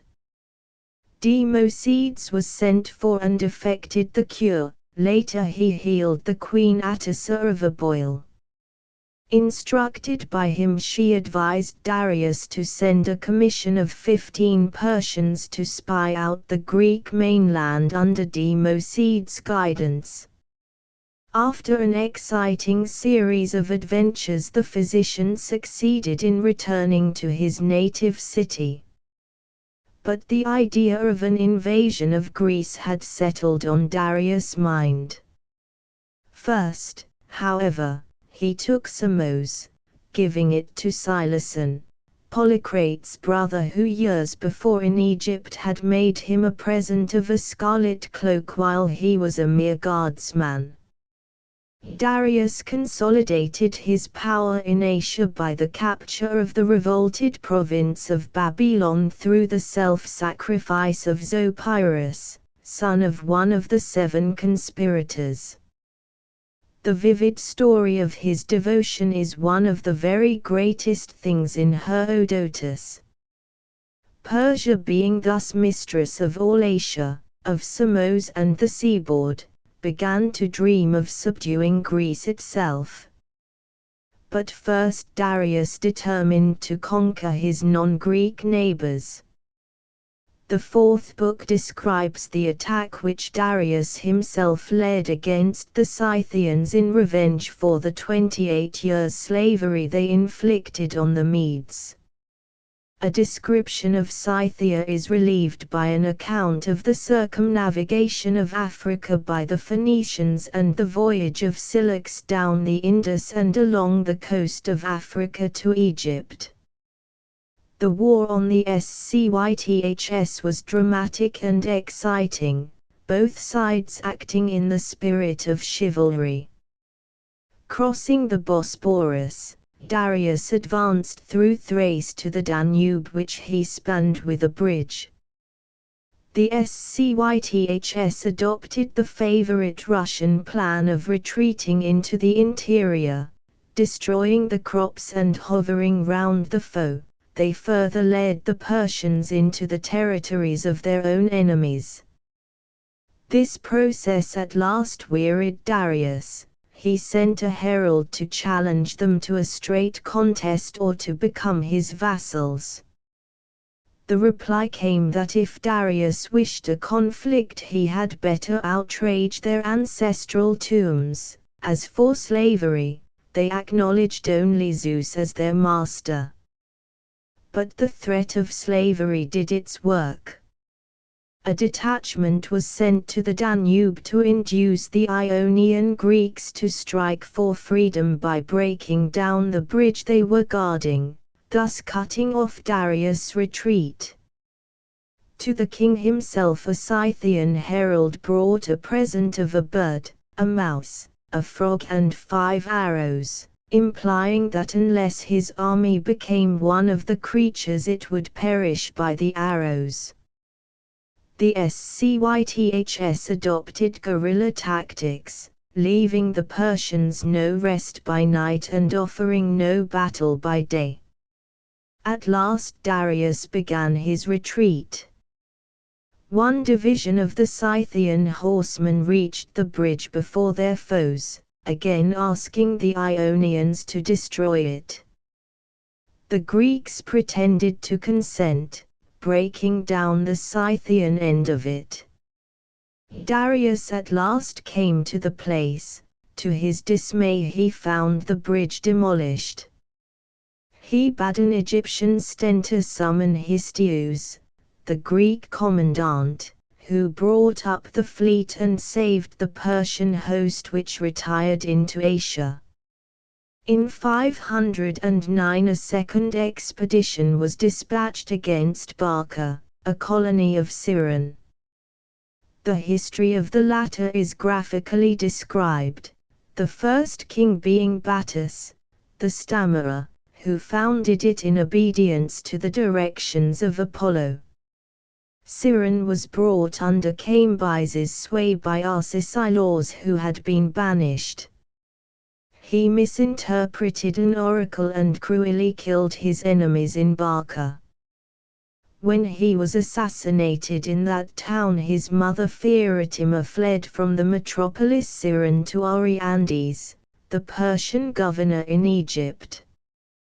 Backed by armed force, she besieged Barca, which resisted bravely for 9 months. At the end of that term, an agreement was made that Barca should pay tribute and remain unassailed as long as the ground remained firm on which the treaty was made. But the Persians had undermined the spot, covering planks of wood with a loose layer of earth.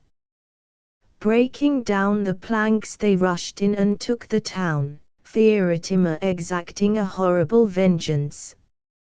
Yet she herself died soon after, eaten of worms. Thus remarks the historian, do men, by too severe vengeances, draw upon their own heads the divine wrath. The 5th book begins the concentration on purely Greek history. Darius had left Megabarzus in command in Europe, retiring himself to Sardis. In that city he was much struck by the appearance of a Paeonian woman and ordered Megabarzus to invade the country. He subdued it and Macedonia in 506–4. But in the process some of his commanders were punished for an insult to Macedonian women, revenge being taken by Alexander, son of King Amyntas. A bride shut the lips of a party sent to discover their fate. In Thrace, Megabarzus began to suspect Histiaeus, the Ionian who had saved Darius and in return had been given a strong town, Mercinus on the river Strymon. The king by a trick drew Histiaeus to Sardis and took him to the capital, leaving his brother Artaphons as governor in Sardis. But Histiaeus had been succeeded in Miletus by his nephew Aristagoras. To him in 502 came certain nobles from Naxos, one of the Cyclades Isles, begging restoration from banishment. He decided to apply to Artaphons for Persian help. This the viceroy willingly gave, as it would further the Persian progress to the objective, the Greek mainland, across the Aegean in a direct line. The Persian admiral Megabates soon quarreled with Aristagoras about the command and informed the Naxians of the coming attack. The expedition thus failed. Aristagoras, afraid to face Artaphons whose treasure he had wasted, decided on raising a revolt of the whole of Ionia. At that very moment a slave came to him from his uncle in Susa with a message tattooed on his head, bidding him rebel. Aristagoras first applied to Sparta for aid. When arguments failed, he tried to bribe the king Cleomenes. In the room was the king's little daughter Gorgo. Hearing Aristagoras gradually raise his offer from 10 to 50 talents, the child said, "Father, depart, or the stranger will corrupt thee." Aristagoras received a better welcome at Athens. That city in 510 had expelled Hippias, the tyrant son of Pisistratus, who appealed to Artaphons for aid. Hearing this, the Athenians sent an embassy asking the satrap not to assist the exile, but the answer was that if they wished to survive, they must receive their ruler back. Aristagoras therefore found the Athenians in a fit frame of mind to listen. They lent him a fleet of 20 sail and marched with him to Sardis, which they captured and burned in 501. The revolt speedily spread over all the Asiatic sea coast. On hearing of the Athenians for the first time, Darius directed a slave to say to him thrice a day, "Sire, remember the Athenians." He summoned Histiaeus and accused him of complicity in the revolt, but Histiaeus assured him of his loyalty and obtained permission to go to the coast. Meanwhile the Persians took strong action against the rebels, subduing many towns and districts. The book ends with the flight of Aristagoras to Myrsinus and his death in battle against the Thracians in 496. The next book opens with the famous accusation of Histiaeus by Artaphons, "Thou hast stitched this boot and Aristagoras hath put it on." Histiaeus in fear fled to his own city Miletus. Being disowned there, he for a time maintained a life of privateering, but was eventually captured and crucified by Artaphons. The Ionian revolt had been narrowed down to Miletus and one or two less important towns. The Greeks assembled a fleet, but a spirit of insubordination manifesting itself, they were defeated at sea in the Battle of Lade in 495. Next year Miletus fell but was treated with mercy. At Athens the news caused the greatest consternation. A dramatic poet named Phrygius ventured to stage the disaster. The people wept and fined him 1,000 talents, forbidding any similar presentation in future. Stamping out the last embers of revolt in Asia, the Persians coasted along Thrace. Before their advance, the great Athenian Miltiades was compelled to fly from the Dardanelles to his native city. In 492 Mardonius was appointed viceroy of Asia Minor. He reorganized the provincial system and then attempted to double the perilous promontory of Athos, but only a remnant of his forces returned to Asia. Next year Darius sent to all the Greek cities demanding earth and water, the tokens of submission. The islanders obeyed, including Aegina, the deadly foe of Athens. A protest made by the latter led to a war between the two states in which Athens was worsted. Sparta itself had just been torn by an internal dissension between two claimants of the throne, one of whom named Dimratus had been ejected and later fled to the Persian court. The great expedition of 490 sailed straight across the Aegean, commanded by Datis and Artaphons. Their primary objective was Eretria in Euboea, a city which had assisted the Ionians in their revolt. The town was speedily betrayed, the inhabitants being carried aboard the Persian fleet. Guided by Hippias, the armament landed at the Bay of Marathon, 25 miles from Athens. A vain appeal was sent to Sparta for succors. Athens, supported by the little Buteian city of Plataea, was left to cope with the might of Persia. It was fortunate that the Athenians could command the services of Miltiades, who had already had some experience of the Persian methods of attack.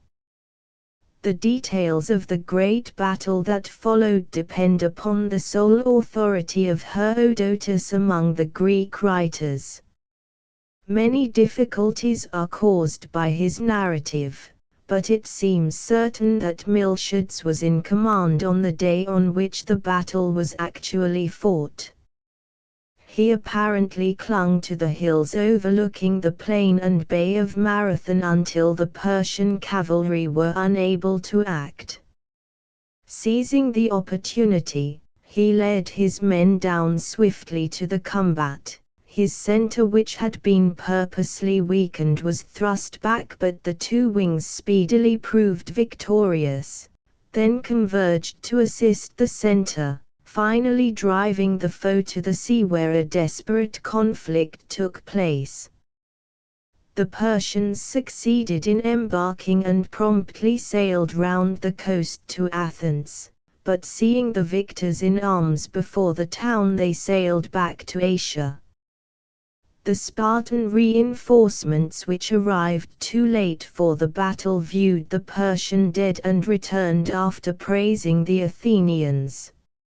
A slight digression tells the amusing story how the Athenian Hippocles in his cups lost the hand of the princess of Sicyon because he danced on his head and waved his legs about, shouting that he didn't care. The great victor Miltiades did not long survive his glory. His attempt to reduce the island of Pyrrhus, which had sided with Persia, completely failed. Returning to Athens, he was condemned and fined, shortly after dying of a mortified thigh. In the third portion, Herodotus gradually rises to his greatest height of descriptive power. Darius resolved on a larger expedition to reduce Greece. He made preparations for 3 years, then a revolt in Egypt delayed his plans and his career was cut short by death in 485. His successor Xerxes was disinclined to invade Europe, but was overborne by Mardonius, his cousin. A canal was dug across the peninsula of Athos, a bridge was built over the Hellespont, and provisions were collected. A detailed account of the component forces is given, special mention being made of Artemisia, queen of Herodotus' own city, who was to win great glory in the campaign.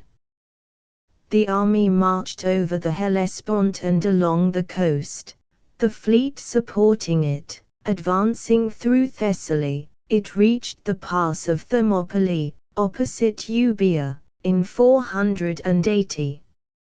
On the Greek side was division. The Spartans imagined that their duty was to save the Peloponnese only. They were eager to build a wall across the Isthmus of Corinth, leaving the rest of Greece to its fate. But Athens had produced another genius named Themistocles. Shortly before the invasion, the silver mines at Laurium in Attica had yielded a surplus. He persuaded the city to use it for building a fleet of 200 sail to be directed against Aegina. When the Athenians got an oracle from Delphi which stated that they would lose their land but be saved by their wooden walls, he interpreted the oracle as referring to the fleet. Under his management, the city built more ships. The Council of Greece held at the Isthmus of Corinth decided that an army should defend Thermopylae while the fleet supported it close by at Artemisium. The Persian fleet had been badly battered in a storm as it sailed along the coast of Magnesia, nearly 400 sail foundering. The remainder reached safe anchorage in the Malian Gulf, further progress being impossible till the Greek navy was beaten or retired. At Thermopylae, the advance guard was composed of Spartans led by Leonidas, who determined to defend the narrow pass. A Persian spy brought the news to Xerxes that this small body of warriors were combing their hair. The king sent for Dimratus, the ex-Spartan monarch, who assured him that this was proof that the Spartans intended to fight to the death. After a delay of 4 days the fight began. The Spartans routed all their opponents including the famous immortals, the Persian bodyguard. At length the traitor Ephialtes told Xerxes of a path across the mountains by which Leonidas could be taken in the rear. Learning from deserters and fugitives that he had been betrayed, Leonidas dismissed the main body, himself advancing into the open. After winning immortal glory he and his men were destroyed and the way to Greece lay open to the invader. In 3 naval engagements off Artemisium the Greek fleet showed its superiority. A detachment of 200 sail had been sent round the island of Euboea to block up the exit of the channel through which the Greek navy had to retreat, but a storm totally destroyed this force. When the army retreated from Thermopylae the Greek ships were obliged to retire to the isthmus. In spite of much opposition the Athenians compelled Eurybiades the Spartan admiral to take up his station at Salamis, whither the Persian navy followed. Their army had advanced through Plataea, attacking Delphi on the way.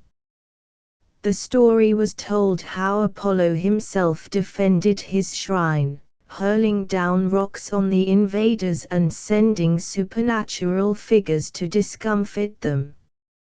Entering Attica the barbarian host captured a deserted Athens, Xerxes sending the glad news to his subjects in the Persian capital. The Greeks were with difficulty persuaded not to abandon the sea altogether. Themistocles was bitterly opposed in his naval policy by Adeimantus, the Corinthian. It was only by threatening to leave Greece with their fleet that the Athenians were able to bring the allies to reason. By a stroke of cunning Themistocles forced their hands. A messenger went to Xerxes with news of the Greek intention to retreat. On hearing this the Persians during the night blocked up the passages round Salamis and landed some of their best troops on a little island called Psytalia. The news of this encircling movement was brought to the allies by Aristides, a celebrated Athenian who was in exile, and was confirmed by a Tenian ship which deserted from the Persians. Next morning the Greeks sailed down the strait to escape the blockade and soon the famous battle began. Among the brave deeds singled out for special mention none was bolder than that of Artemisia who sank a friend to escape capture. The remainder of the Persian captains had no chance of resisting, being huddled up in a narrow channel. Seeing Artemisia's courage Xerxes remarked that his men had become women, his women men. The rout of the invaders was quickly completed, the chief glory being won by Aegina and Athens. The victory was consummated by the slaughter of the troops on Psytalia. The Persian monarch sent tidings of this defeat to his capital and in terror of a revolt in Ionia decided to retreat, leaving Mardonius in command of picked troops. He hurriedly passed along the way he had come, almost disappearing from Herodotus' story. Mardonius accompanied him to Thessaly and Macedonia. He sent Alexander, king of the latter country, as an envoy to Athens, offering to rebuild the temples and restore all property in exchange for an alliance. Hearing the news the Spartans in fear for themselves sent a counter-embassy. The Athenian reply is one of the great things in historical literature. It was a base surmise in men like the Spartans who know our mettle. Not all the gold in the world would tempt us to enslave our own countrymen. We have a common brotherhood with all Greeks, a common language, common altars and sacrifices, common nationality. It would be unseemly to betray these. We thank you for your offer to support our ruined families, but we will bear our calamities as we may and will not burden you. Lead out your troops, face the enemy in Beutia and there give him battle. The last book relates the consequences of the Athenian reply to Alexander. Mardonius advanced rapidly to Athens, which he captured a second time. The Spartans were busy keeping the feast of Hyacinthia. Only an Athenian threat to come to terms with the foe prevailed on them to move. Mardonius soon evacuated Attica, the ground being too stony for cavalry, and encamped near Plataea. The Greeks followed, taking the high ground on Mount Cithaeron. A brave exploit of the Athenian infantry in defeating cavalry heartened the whole army. After 11 days in action, Mardonius determined to attack, news of his plan being brought secretly at night to the Athenians by Alexander.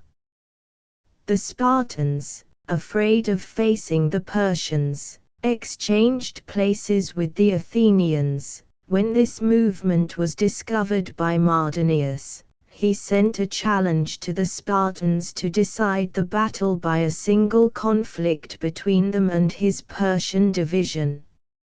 Receiving no reply, he let his cavalry loose on the Greeks, who began to retire to a place called the Island, where horse could not operate. This action took place during the night. When morning broke, the battle began. The Persian wicker shields could not resist their enemies' weapons. The host fled, and after Mardonius fell was slaughtered in heaps. The Greek took vengeance on the Thebans who had acted with the Persians, of whom a mere remnant reached Asia under the command of Artabazus.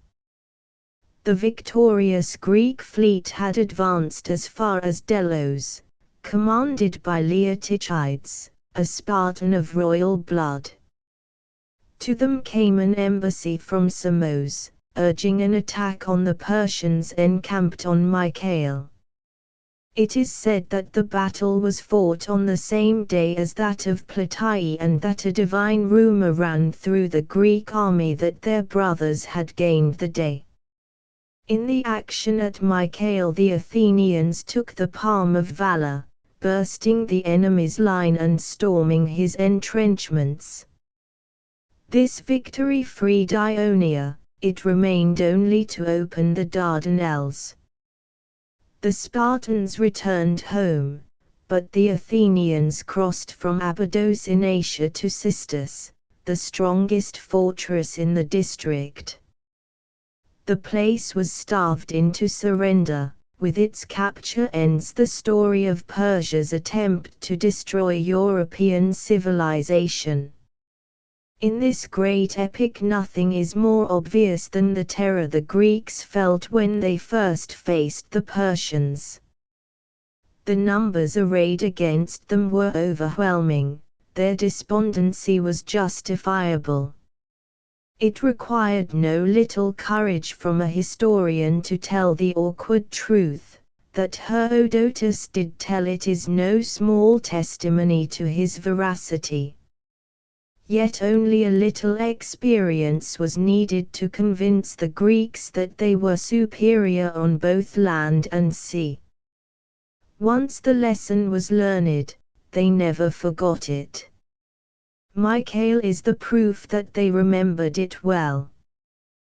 This same consciousness of superiority animated two other Greek armies, one deserted in the middle of Asia Minor, yet led unmolested by Xenophon through a hostile country to the shores of the Black Sea, the other commanded by Alexander the Great, who planted Greek civilization over every part of his conquests, from the coast to the very gates of Persia itself. Modern history seems to have lost all powers of interesting its readers. It is as dull as political economy. It suspects a stylist, questions the accuracy of its authorities, tends to minimize personal influence on events, specializes on a narrow period, emphasizes constitutional development, insists on the economic interpretation of an age, and at times seems quite unable to manage with skill the vast stores of knowledge on which it draws. To it Herodotus is often a butt for ridicule. His credulity, inability to distinguish true causes, belief in divine influences, love of anecdote and chronological vagueness are serious blemishes. But to us Herodotus is literature. We believe that he himself laughs slyly at some of the anecdotes he has rendered more piquant by a pretended credulity.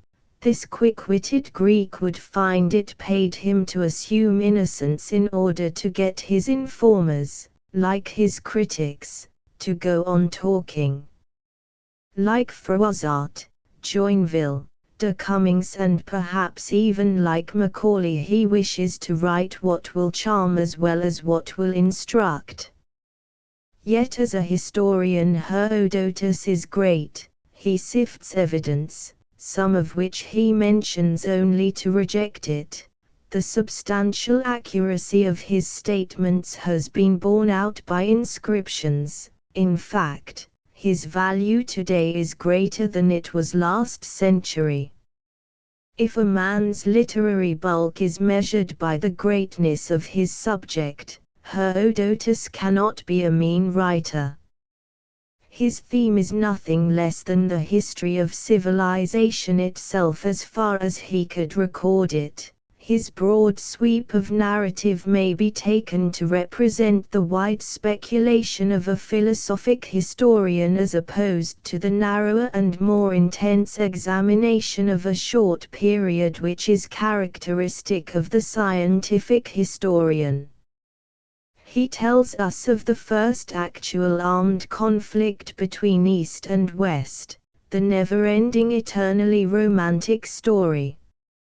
As Persia fought Greece, so Rome subdued Carthage, Crusader attacked Saladin, Turkey submerged half Europe, Russia contended with Japan. The atmosphere of Herodotus is the unchanging East of the Bible, inscrutable Egypt, prehistoric Russia, barbarous Thrace, as well as civilized Greece, Africa, India. Had he never written, much information would have been irretrievably lost. For example, the account of one of the 15 decisive battles in history. Let him be judged not as a candidate for some chair of ancient history in some modern university, but as the greatest writer of the greatest prose epic in the greatest literature of antiquity. Of his inimitable short stories it is difficult to speak with measured praise, it is dangerous to quote them, they are so perfect that a word added or omitted might spoil them. His so-called digressions have always some cogent reason in them, they are his means of including in the panorama a scene essential to its completeness. The narrow type of history writing has been tried for some centuries. All that it seems able to accomplish is to go on narrowing itself until it cannot enjoy for recording or remembering. It is a refreshing experience to move in the broad open regions of history in which Herodotus trod. If it is impossible to combine accurate research with the ecstasy of pure literature, be it so. Herodotus will be read with joy and laughter and sometimes with tears when some of our modern historians have been superseded by persons even duller than themselves. Translations. Rawlinson's edition with a version contains essays of the greatest value. It has been the standard for 2 generations and is not likely to be superseded. The Lumb series contains a version by a D. Godley. The great annotated edition of the text by R. W. Macan, Oxford, is the result of a lifetime's work. It contains everything necessary to confirm the claims of the historian. The Great Persian War, by Grundy, London, is valuable. C. Berry, Ancient Greek Historians, Macmillan. Thucydides' history, like an individual's life, is a succession of well-defined periods. Herodotus took as his subject a long cycle of events. The shorter period was first treated by Thucydides, who introduced methods which entitle him to be regarded as the first modern historian. Born in Attica in 471, he was a victim of the Great Plague, was exiled for his failure to check Brasidas at Iron in 424 and spent the rest of his life in collecting materials for his great work. His death took place about 402. His preface is remarkable as outlining his creed. First he states his subject, the Peloponnesian War of 431 to 404. He then tests by an appeal to reason the statements in old legends and in Homer, arguing from analogy or from historical survivals in his own time to prove that various important movements were caused or checked by economic influence.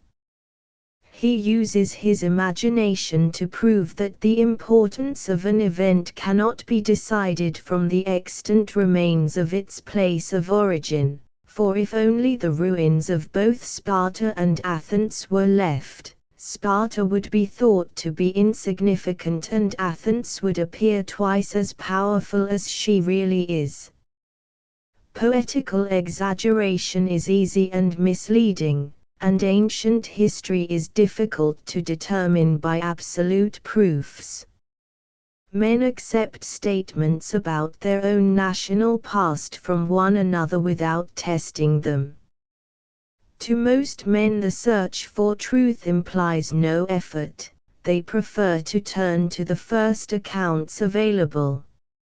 It was difficult for me to write an exact narrative of the speeches actually made. I have therefore given the words that might have been expected of each speaker, adhering to the broad meaning of what was really uttered. The facts I have not taken from any chance person, nor have I given my own impressions, but have as accurately as possible written a detailed account of what I witnessed myself or heard from others. The discovery of these facts was laborious owing to conflicting statements and confused memories and party favor.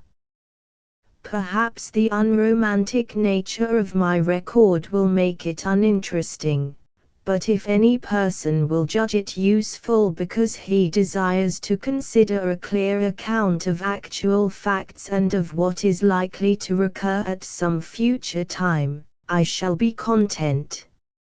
As a compilation it is rather an eternal possession than a prize essay for a moment. The essentially modern idea of history writing is here perfectly evident. Having pointed out the significance of the war, not only to Greece but to the whole of the world, he gives its causes. To him the real root of the trouble was Sparta's fear of Athenian power. The alleged pretexts were different. The rise of Athens is rapidly described, her building of the walls broken down by the Persians, her control of the island states in a Delian League which eventually became the nucleus of her empire, her alliance with Megara, a buffer state between herself and Corinth. This last saved her from fears of a land invasion. When she built for Megara long walls to the sea, she incurred the intense anger of Corinth, which smoldered for years and at last caused the Peloponnesian conflagration. The reduction of Aegina in 451 compensated for the loss of Phthia and Egypt. Eventually the 30 Years' Peace was concluded in 445. Athens gave up Megara, but retained Euboea. Her definite policy for the future was concentration on a maritime empire. She controlled nearly all the islands of the Aegean and was mistress of the Saronic Gulf. Aegina, the eyesore of the Perus, having fallen. But if she was to confine her energies to the sea, it was essential that she should be mistress of all the trade routes which in ancient history usually ran along the coast. On both east and west she found Corinth in possession. A couple of quarrels with this city ruptured the peace. In the west, Corinth had founded Corcyra, Corfu. This daughter colony quarreled with her mother and prevailed. In itself Corcyra was of little importance in purely Greek politics, but it happened to possess a large navy and commanded the trade route to Sicily, whence came the corn supply. When threatened with vengeance by Corinth, she appealed to Athens, where ambassadors from Corinth also appeared. Their arguments are stated in the speeches which are so characteristic of Thucydides. The Athenians, after careful consideration, decided to conclude a defensive alliance with Corcyra, for they dreaded the acquisition of her navy by Corinth. But circumstances turned this into an offensive alliance, for Corinth attacked and would have won a complete victory at sea but for timely Athenian succor. In the east Athens was even more vitally concerned in trade with the Hellespont, through which her own corn passed. On this route was the powerful Corinthian city Potidæa, situate on the western prong of Chalcidice. It had joined the Athenian Confederacy but had secured independence by building strong walls. When the Athenians demanded their destruction and hostages as a guarantee, the town revolted and appealed to the mother city Corinth. A long and costly siege drained Athens of much revenue and distracted her attention. But worst of all was the final estrangement of the great trade rival whom she had thwarted in Greece itself by occupying Megara, in the west by joining Corcyra, and in the east by attacking Potidæa. The final and open pretext for war was the exclusion of Megara from all Athenian markets. This step meant the extinction of the town as a trading center and was a definite setback to the economic development of the Peloponnese, of which Corinth and Megara were the natural avenues to northern Greece. The cup was full, Athenian ambition had run its course. The aggrieved states of the Peloponnese were invited to put their case at Sparta.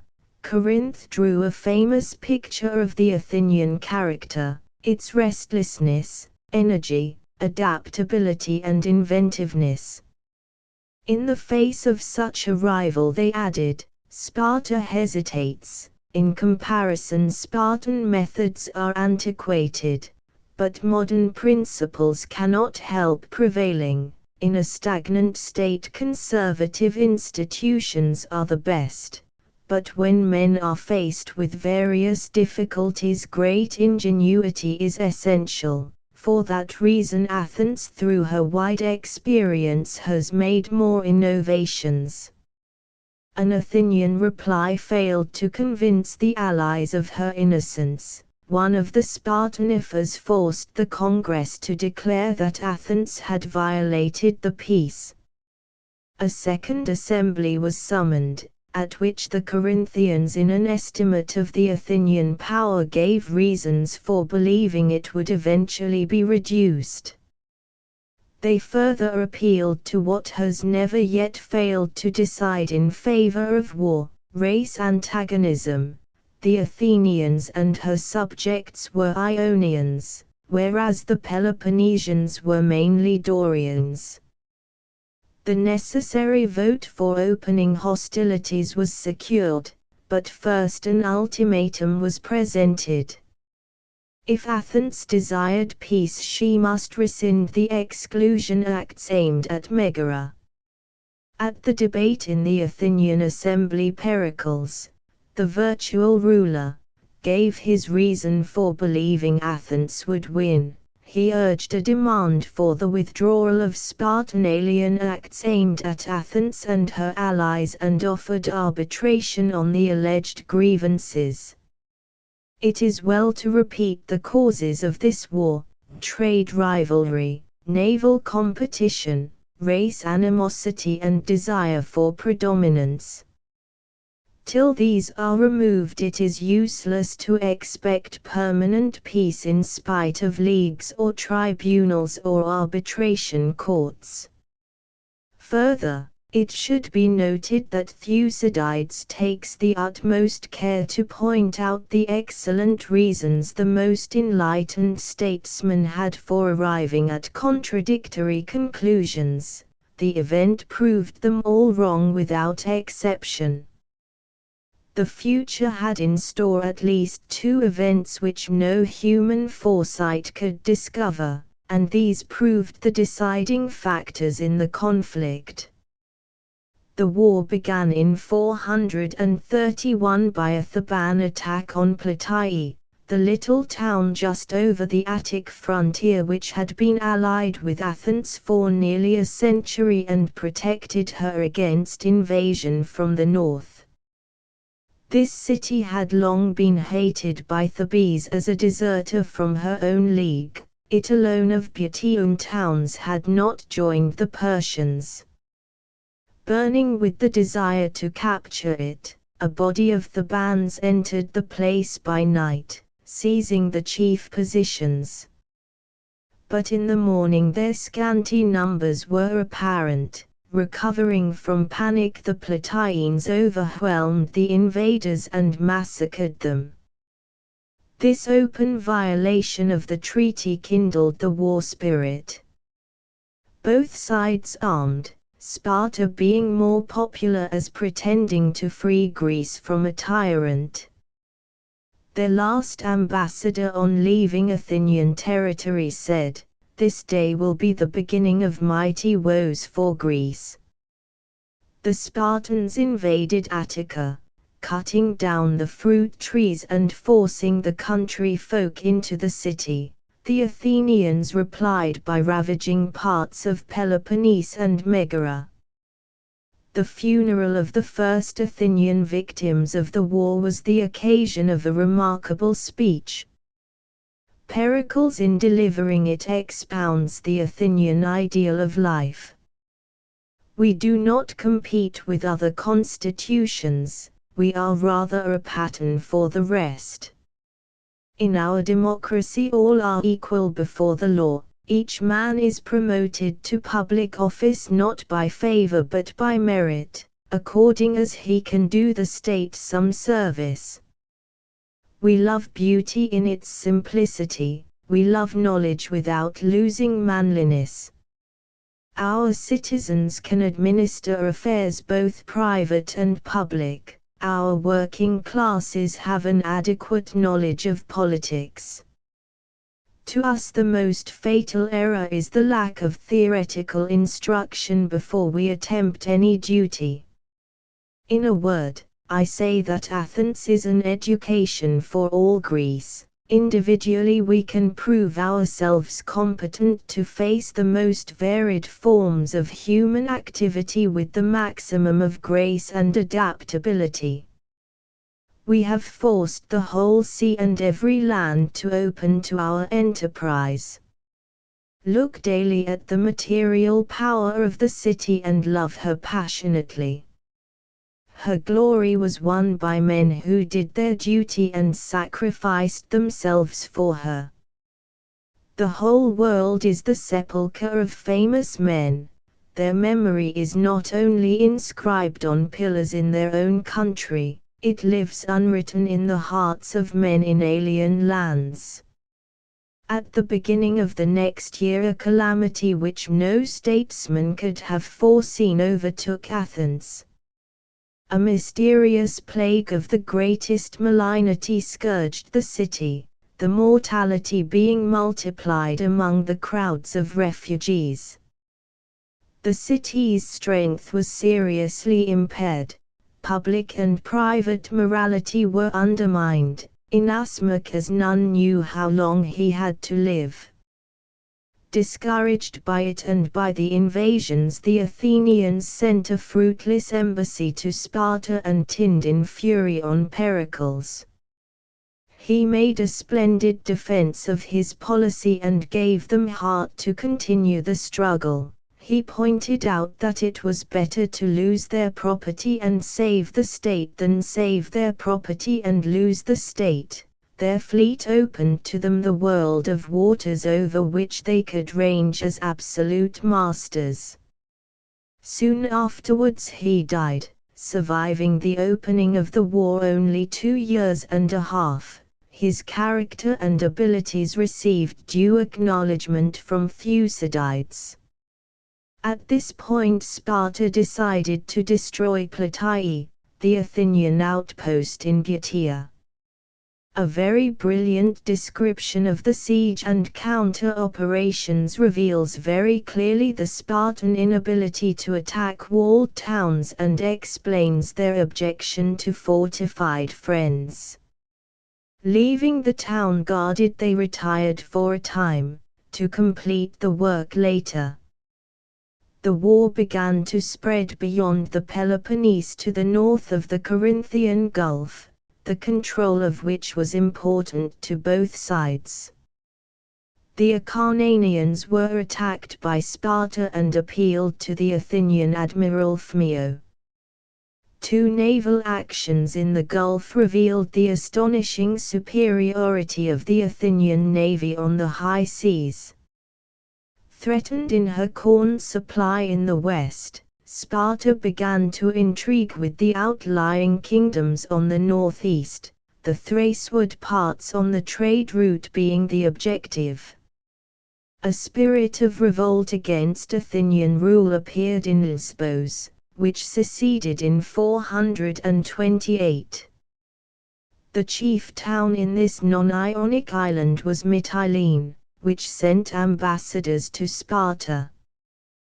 Their speech clearly explains how the Athenians were able to keep their hold on their policy. Her policy, like that of Rome, was to divide the allies by carefully grading their privileges, playing off the weak against the stronger. The Spartans proved unable to help and the Athenians easily blockaded the city, capturing it early in 427. In their anger they at first decided to slay all the inhabitants, but a better feeling led to a reconsideration next day. In the assembly 2 great speeches were delivered. Pericles had been succeeded by Cleon, to whom Thucydides seems to have been a little unjust. He opened his speech with the famous remark that a democracy cannot govern an empire, it is liable to sudden fits of passion which make a consistent policy impossible. He himself never changed his plans, but his audience were different. You are all eyes for speeches, All ears for deeds. You judge of the possibility of a project from good speeches, accomplished facts you believe not because you see them but because you hear them from smart critics. You are easily duped by some novel plan, but you refuse to adhere to what has been proved sound. You are slaves to every new oddity and have nothing but contempt for what is familiar. Every one of you would like to be a good speaker, failing that, to rival your orators in cleverness. You are as quick to guess what is coming in a speech as you are slow at foreseeing its consequences. In a word, you live in some non-real world. He pleaded for the rigorous application of the extreme penalty already voted. He was opposed by Diodotus, who appealed to the same principle as Clean did expediency. No penalty will deter men, not even the death penalty. Men have run through the whole catalogue of deterrents in the hope of securing themselves against outrage, yet offences still are common. Human nature is driven by some uncontrollable master passion which tempts it to danger.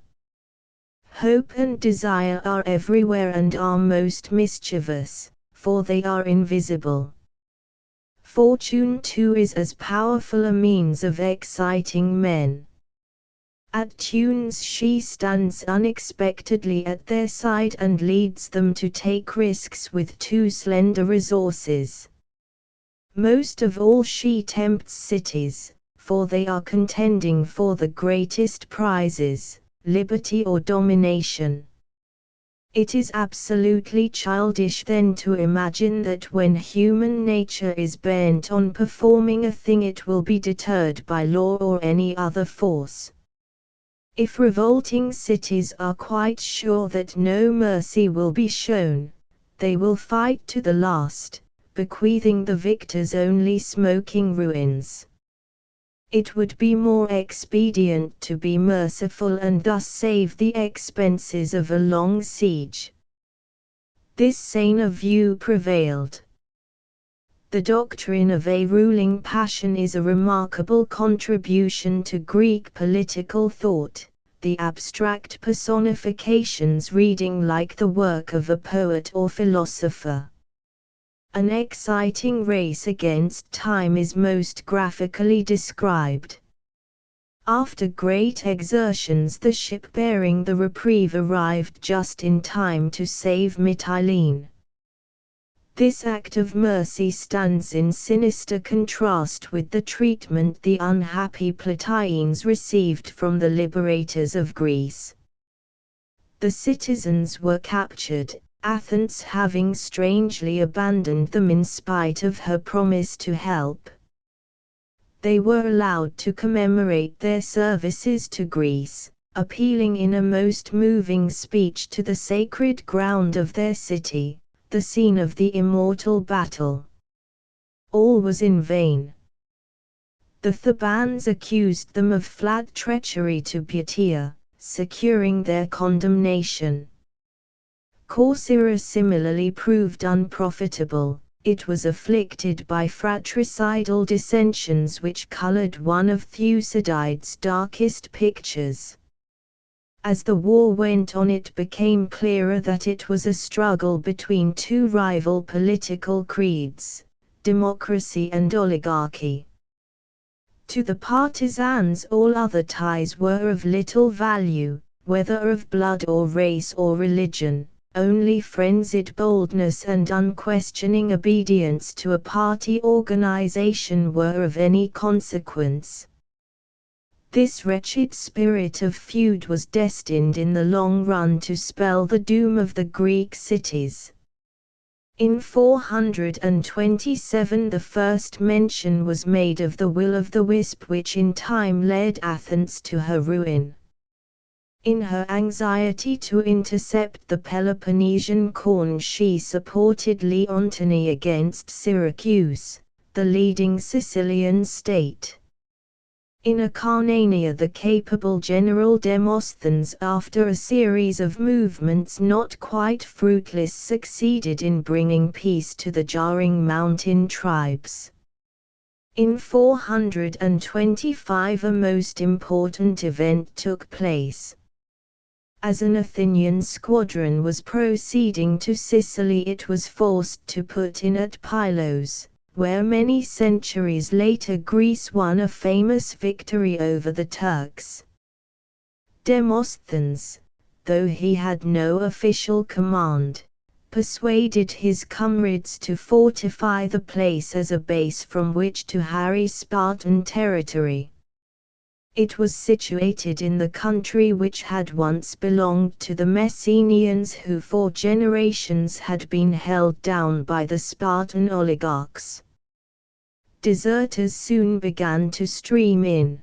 The gravity of the situation was recognized by the Spartan government, who landed more than 400 of their best troops on the island of Sphacteria at the entrance to the bay.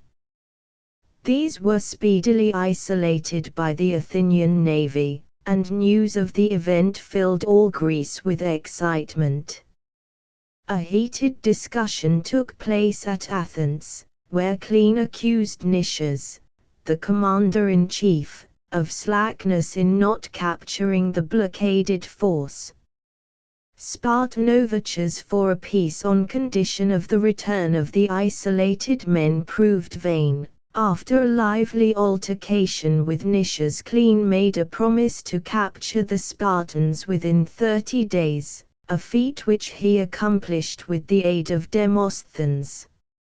Nearly 300 were found to prefer surrender to death. These were conveyed to Athens and were an invaluable asset for bargaining a future peace. A further success was the capture of Nicaea, the port of Megara, in 424, but an attempt to propagate democracy in Bottia ended in a severe defeat at Delium. The fate of Plataea was a bad advertisement in an oligarchically governed district. Worse was to follow. Brasidas, a Spartan who had greatly distinguished himself at Pylos, passed through Thessaly with a volunteer force, reaching Thrace and capturing some important towns. The loss of one of these, Ion, caused the exile of the historian, who was too late to save it. In 423 a truce for 1 year was arranged between the combatants, but Brasidas ignored it, sowing disaffection among the Athenian allies. His personal charm gave them a good impression of the Spartan character, and his offer of liberty was too attractive to be resisted. His success was partly due to a deliberate misrepresentation of the Athenian power, which proved greater than it seemed to be. The two real obstacles to peace were Brasidas and Cleon. At Amphipolis they met in battle. A rush movement gave the Spartan an opportunity for an attack. He fell in action, but the town was saved. Cleon was killed in the same battle and the path to peace was clear. The truce for 1 year developed into a regular settlement in 421, Nicias being responsible for its negotiation in Athens. The chief clause provided that Athens should recover Amphipolis in exchange for the Spartan captives. The members of the Peloponnesian League considered themselves betrayed by this treaty, for their hated rival Athens had not been humbled. Corinth was the ringleader in raising disaffection. She determined to create a new league, including Argos, the inveterate foe of Sparta. This state had stood aloof from the war, nursing her strength and biding her time for revenge. When Sparta failed to restore Amphipolis, the war party at Athens, led by Alcibiades, formed an alliance with Argos to reduce Sparta, but this policy alienated Corinth, who refused to act with her trade rival. An Argive attack on Arcadia ended in the fierce Battle of Mantinea in 418, in which Sparta won a complete victory. Argos was forced to come to terms. The new league was dissolved and Athens was once more confronted by her combined enemies, her diplomacy a failure and her trump card, the Sphacterian prisoners, lost. Next year she was guilty of an act of sheer outrage. Her fleet descended on the island of Melos, which had remained neutral, though its inhabitants were colonists from the Spartan mainland close by. Nowhere does the dramatic nature of Thucydides' work stand more clearly revealed than in his account of this incident. He represents the Athenian and Malayan leaders as arguing the merits of the case in a regular dialogue, essentially a dramatic device. The Athenian doctrine of might and expediency is unblushingly preached and acted upon, in spite of Malayan protests. The island was captured, its population being slain or enslaved. Such an act is a fitting prelude to the great disaster which forms the next act of Thucydides' drama. In 416 Athens proceeded to develop her design of subjugating Sicily. Segesta was at feud with Selinus, as the latter city applied to Syracuse for aid, the former bethought her of her ancient alliance with Athens. Next year the Sicilian ambassadors arrived with tales of unlimited wealth to finance an expedition. Nicias, the leader of the peace party, vainly counseled the assembly to refrain. He was overborne by Alcibiades, whose ambition it was to reduce not only Sicily but Carthage also.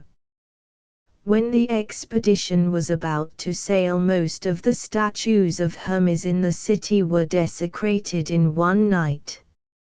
Alcibiades, appointed to the command with Nicias and Lamerchus, was suspected of the outrage, but was allowed to sail. The fleet left the city with all the pomp and ceremony of prayer and ritual, after which it showed its high spirits in racing as far as Aegina. In Sicily itself Hermocrates, the great Syracusan patriot, repeatedly warned his countrymen of the coming storm, advising them to sink all feuds in resistance to the common enemy. He was opposed by Athenagoras, a democrat who, true to his principles, suspected the story as part of a militarist plot to overthrow the constitution. His speech is the most violent in Thucydides, but contains a passage of much value. The name of the whole is people, that of a part is oligarchy. The rich are the best guardians of wealth, the educated class can make the wisest decisions, the majority are the best judges of speeches. All these classes in a democracy have equal power both individually and collectively. But oligarchy shares the dangers with the many, while it does not merely usurp the material benefits, rather it appropriates and keeps them all.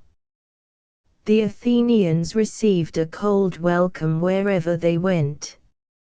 At Catana they found their state vessel waiting to convey Alcibiades home to stand his trial. He effected his escape on the homeward voyage, crossing to the Peloponnese.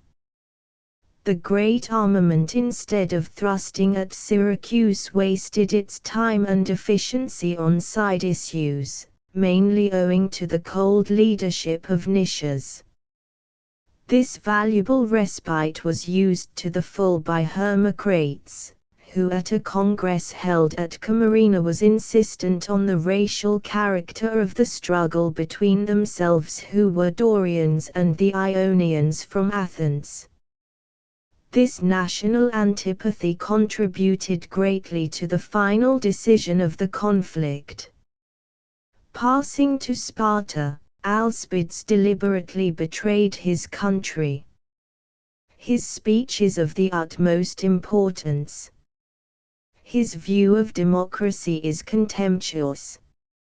Nothing new can be said of what is an admitted folly. He then outlined the Athenian ambition. It was to subdue Carthage and Sicily, bring over hosts of warlike barbarians, surround and reduce the Peloponnese, and then rule the whole Greek-speaking world.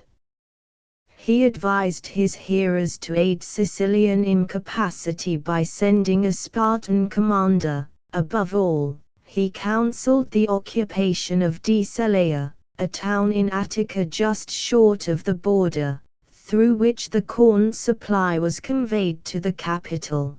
This would lead to the capture of the silver mines at Laurium and to the decrease of the Athenian revenues.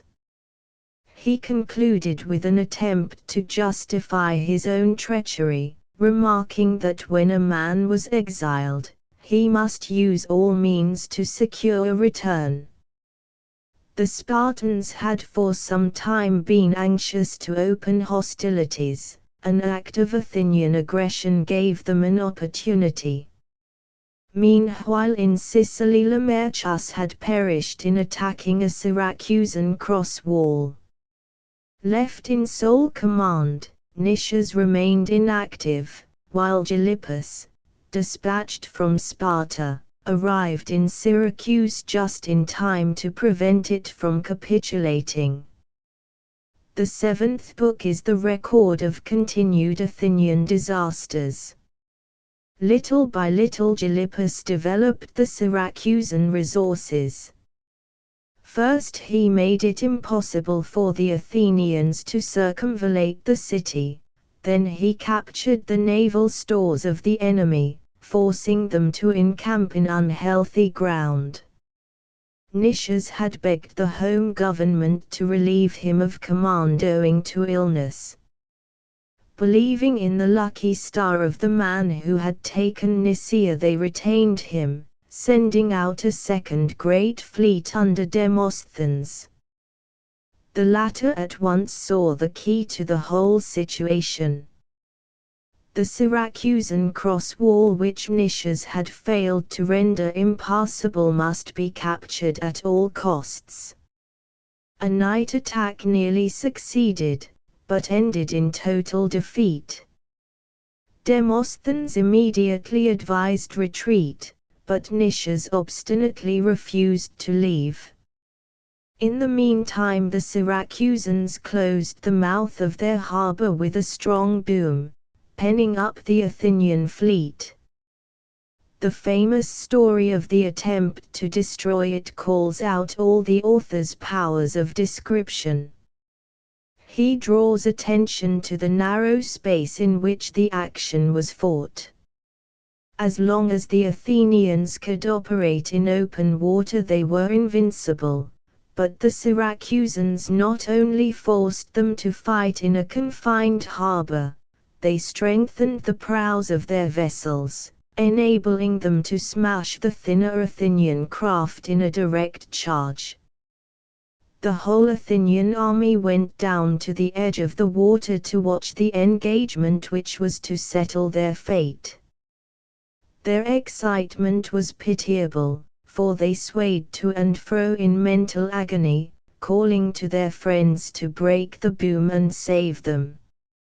After a brave struggle, the invaders were routed and driven to the land by the victorious Syracusans. Retreat by land was the only escape.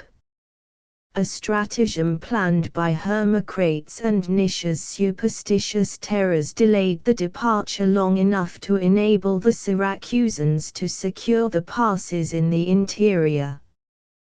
When the army moved away the scene was one of shame and agony, The sick vainly pleaded with their comrades to save them. The whole force contrasted the proud hopes of their coming with their humiliating end and refused to be comforted by Nicias, whose courage shone brightest in this hour of defeat. Demosthenes' force was isolated and was quickly captured. Nicias' men with great difficulty reached the river Acinarus, parched with thirst. Forgetting all about their foes, they rushed to the water and fought among themselves for it, though it ran red with their own blood. At last the army capitulated and was carried back to Syracuse. Thrown into the public quarries, the poor wretches remained there for 10 weeks, scorched by day, frostbitten by night. The survivors were sold into slavery. This was the greatest achievement in the war and, I think, in Greek history the most creditable to the victors, the most lamentable to the vanquished.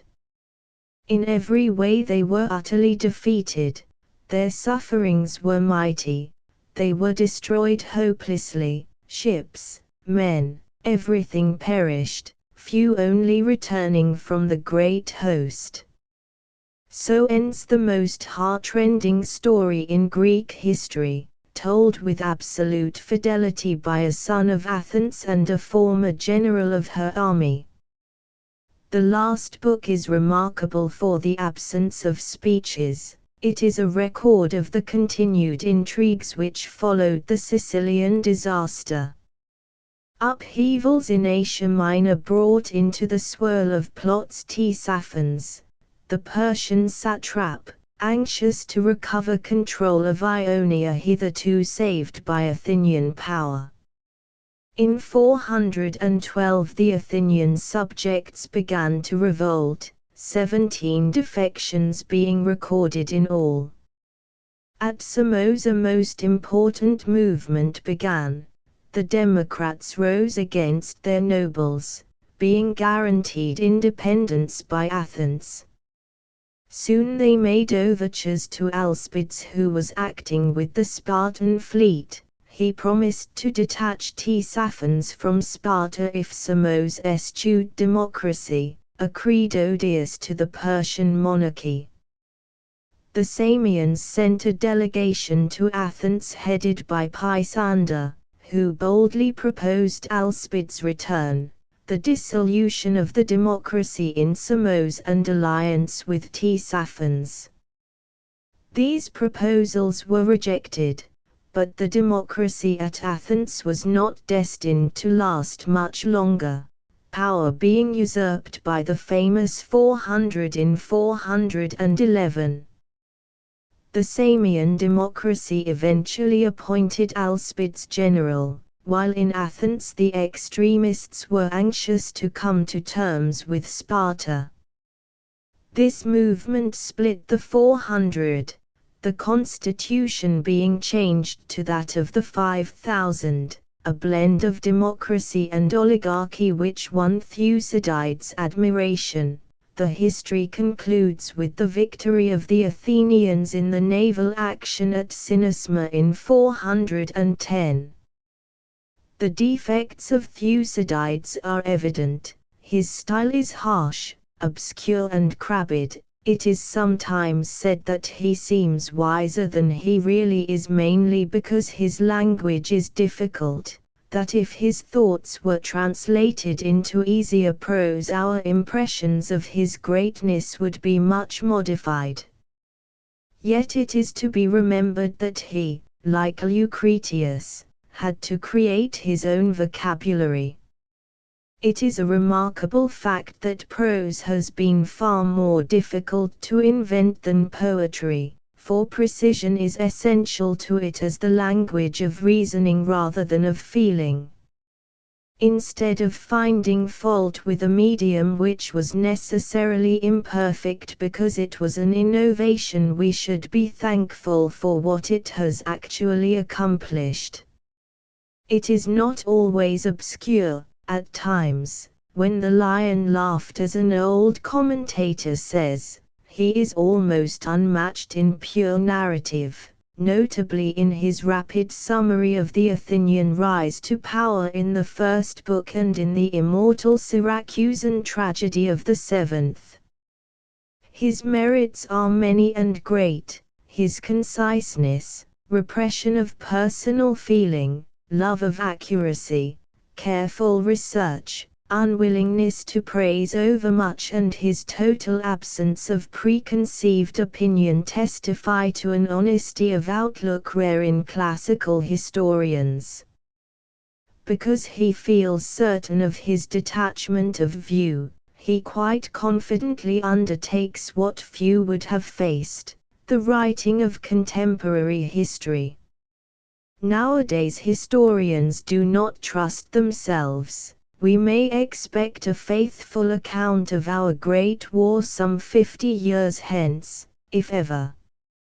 Not so Thucydides. He claims that his work will be a treasure for all time. Had any other written these words, we should have dismissed them as an idle boast. For he is the first man to respect history. It was not a plaything. It was worthy of being elevated to the rank of a science. As such, its events must have some deep causes behind them, worth discovering not only in themselves as keys to one particular period, but as possible explanations of similar events in distant ages. Accordingly, he deemed it necessary to study first of all our human nature, its varied motives, mostly of questionable morality. Next he studied international ethics, based frankly on expediency. The results of these researches he has embodied, with one or two exceptions, in his famous speeches. He surveyed the ground on which battles were fought, he examined inscriptions, copying them with scrupulous care. He criticized ancient history and contemporary versions of famous events, many of which he found to be untrue. Further, his anxiety to discover the real sources of certain policies made it necessary for him to write an account of seemingly purposeless action in wilder or even barbarous regions such as Arcadia, Ambracia, Macedonia. In consequence, his work embraces the whole of the Greek world, as he said it would in his famous preface. As an artist, he is not without his merits. The dramatic nature of his plan has been frequently pointed out. To him the main plot is the destruction not of Athens, but of the Periclean democracy, the overthrow thereof being due to a conflict with another like it, hence the marked change in the last book, in which the main dramatic interest has waned.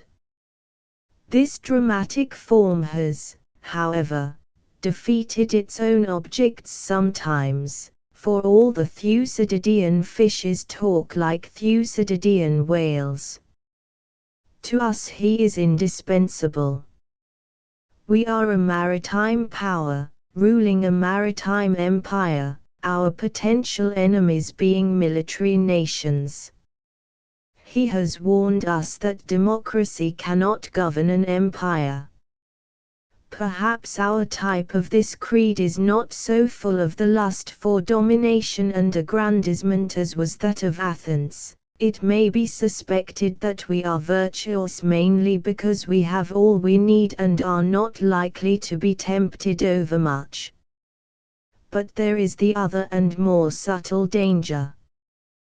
The enemies within the state betrayed Deceleia, which safeguarded the food supply. We have many Deceleias, situate along the great trade routes and needing protection.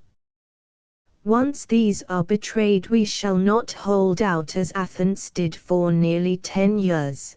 10 weeks at the outside ought to see our people starving and beaten, fit for nothing but the payment of indemnities to the power which relieves us of our inheritance. Translations. The earliest is by Hobbes, the best is by Jowett, Oxford. Though somewhat free, it renders with vigor the ideas of the original text. The Lumb series has a version by Smith. Thucydides' Myth Historicus, Cornford, Arnold, is an adverse criticism of the historian. It points out the inaccuracies which may be detected in his work. Clio, enthroned by W.R.M. Lamb, Cambridge, should be read in conjunction with the above. The author adopts the traditional estimate of Thucydides. See also Berry, Ancient Greek Historians, as above. Plato. Shortly after the outbreak of the Peloponnesian War, Plato was born, probably in 427. During the 80 years of his life he traveled to Sicily at least twice, founded the Academy at Athens and saw the beginning of the end of the Greek freedom. He represents the reflective spirit in a nation which seems to appear when its development is well advanced. After the madness of a long war, the Athenians, stripped of their empire for a time, sought a new outlet for their restless energies and started to conquer a more permanent kingdom, that of scientific speculation about the highest faculties of the human mind. The death of Socrates in 399 disgusted Plato. Democracy apparently was as intolerant as any other form of political creed. His writings are in a sense a vindication of the honesty of his master, although the picture he draws of him is not so true to life as that of Xenophon. The dialogues fall into two well-marked classes. In the earlier the method and inspiration is definitely Socratic, but in the later Socrates is a mere peg on which Plato hung his own system. In itself the dialogue form was no new thing.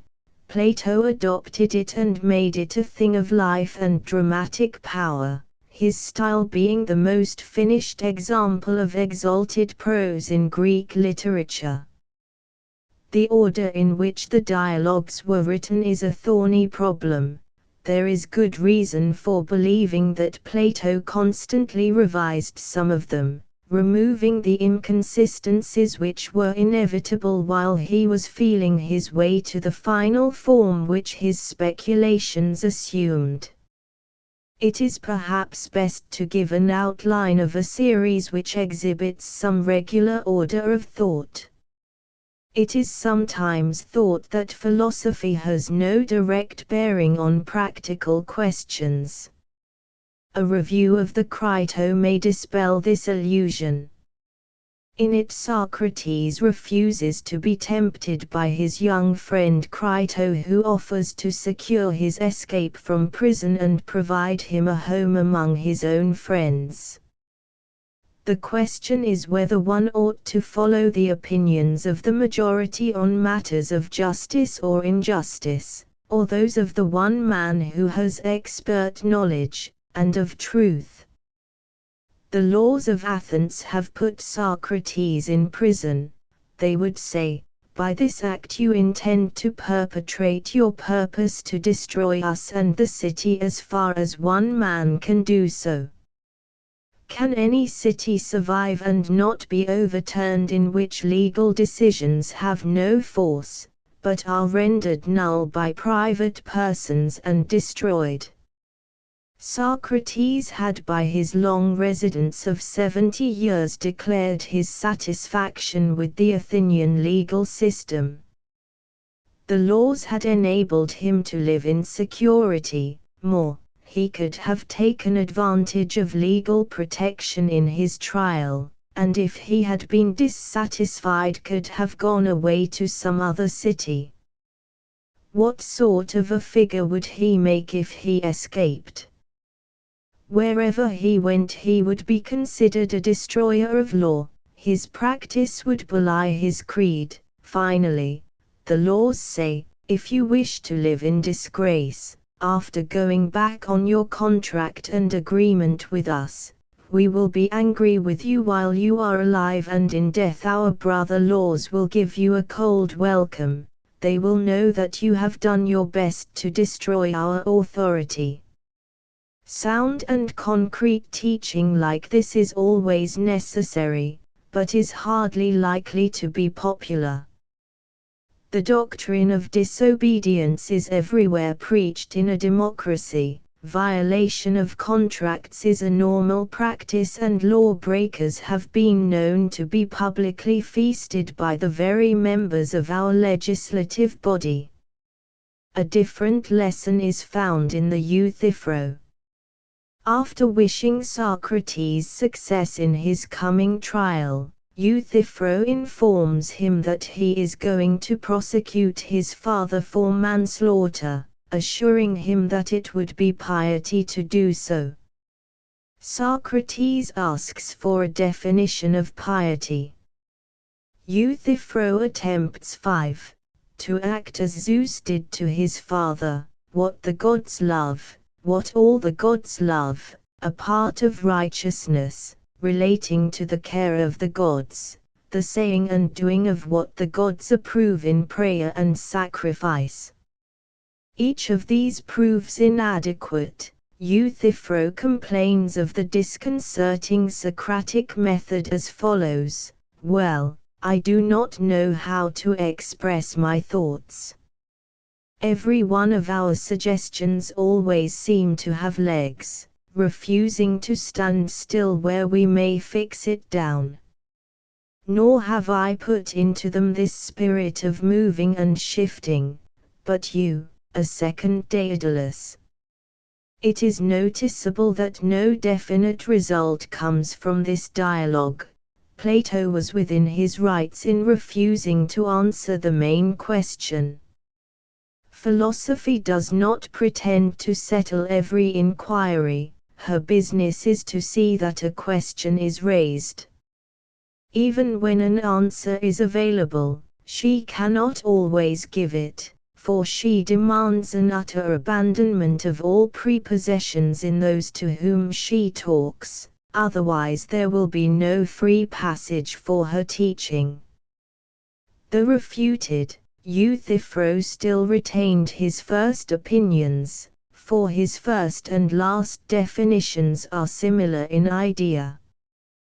To such a person argument is mere waste of time. An admirable illustration of Plato's lightness of touch is found in the Laches. The dialogue begins with a discussion about the education of the young sons of Lysimachus and Milesias. Soon the question is raised: what is courage? Nicias warns Laches about Socrates. The latter has a trick of making men review their lives. His practice is good, for it teaches men their faults in time. Old age does not always bring wisdom automatically. Laches first defines courage as the faculty which makes men keep the ranks in war. When this proves inadequate, he defines it as a stoutness of spirit. Nicias is called in. He defines it as knowledge of terrors and confidence in war. He is soon compelled to add and knowledge of all good and evil in every form. In a word, courage is all virtue combined. The dialogue concludes that it is not young boys but grown men of all ages who need a careful education. This spirited little piece is full of dramatic vigor.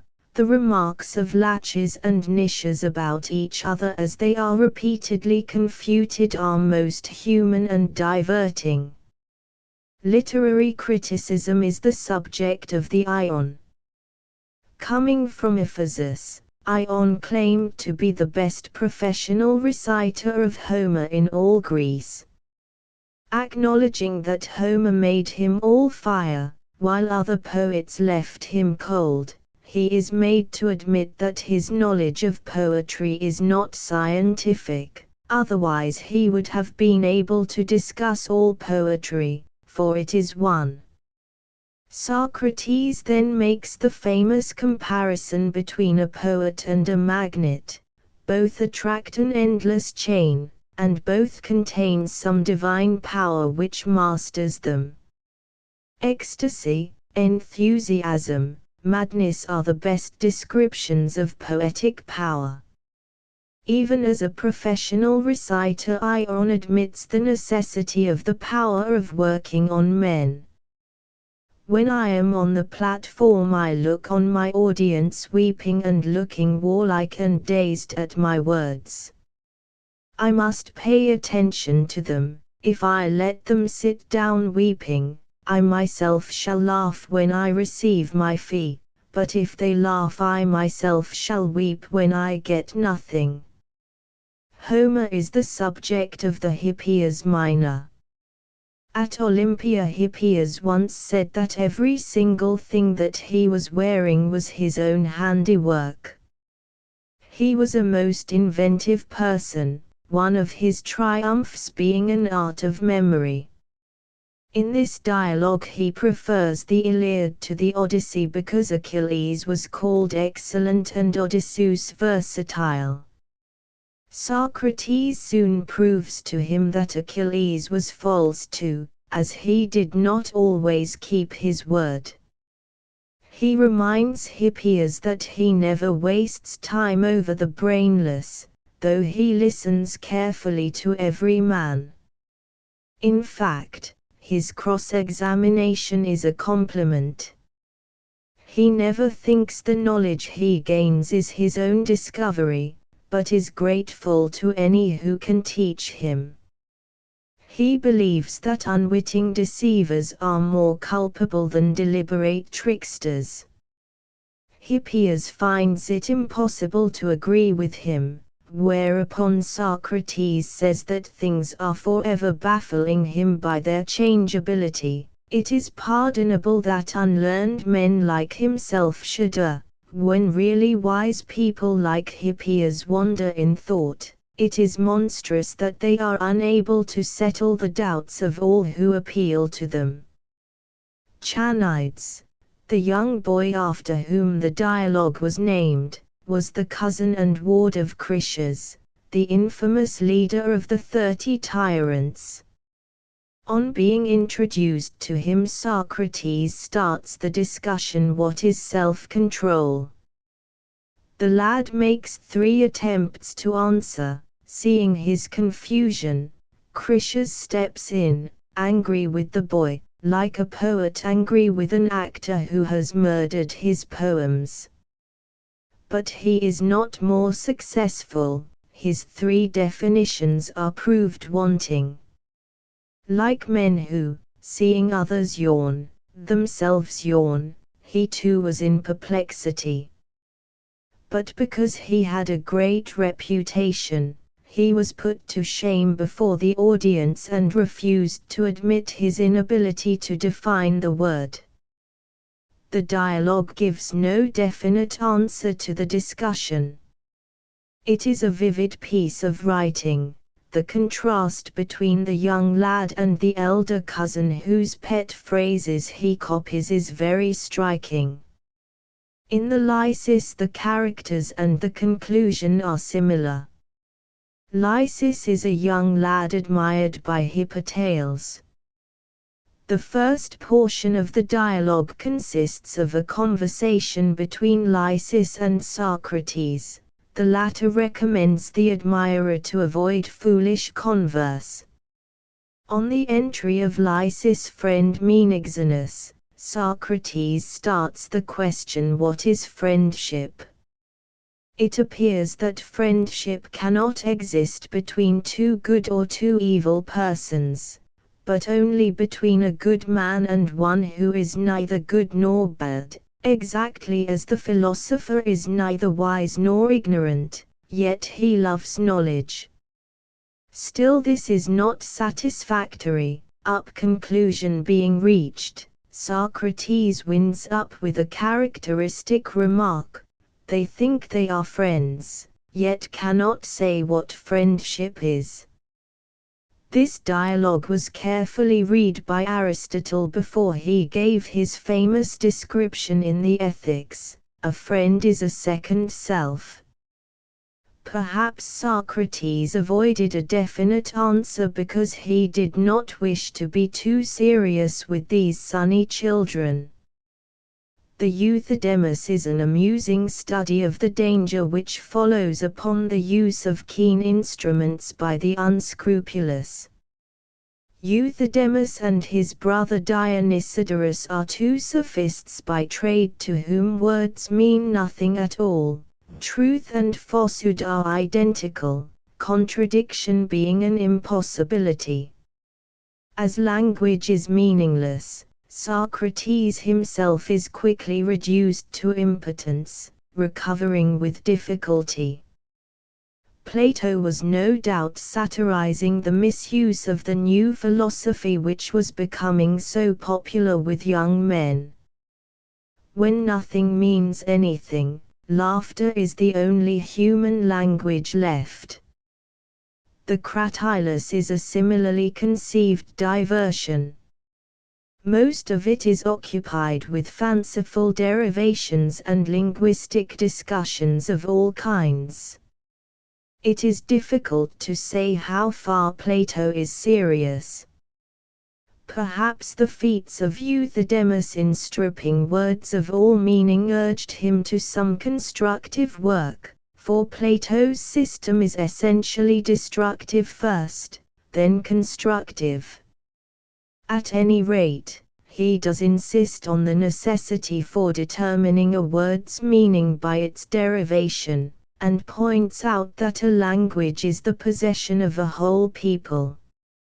In the Protagoras, Socrates, while a young man, is represented as meeting a friend Hippocrates, who was on his way to Protagoras, a sophist from Abdera who had just arrived at Athens. Socrates shows first that his friend has no idea of the seriousness of his action in applying for instruction to a sophist whose definition he is unable to give. If your body had been in a critical condition, you would have asked the advice of your friends and deliberated many days before choosing your doctor. But about your mind, on which depends your weal or woe according as it is evil or good, you never asked the advice of father or friend whether you ought to apply to this newly arrived stranger.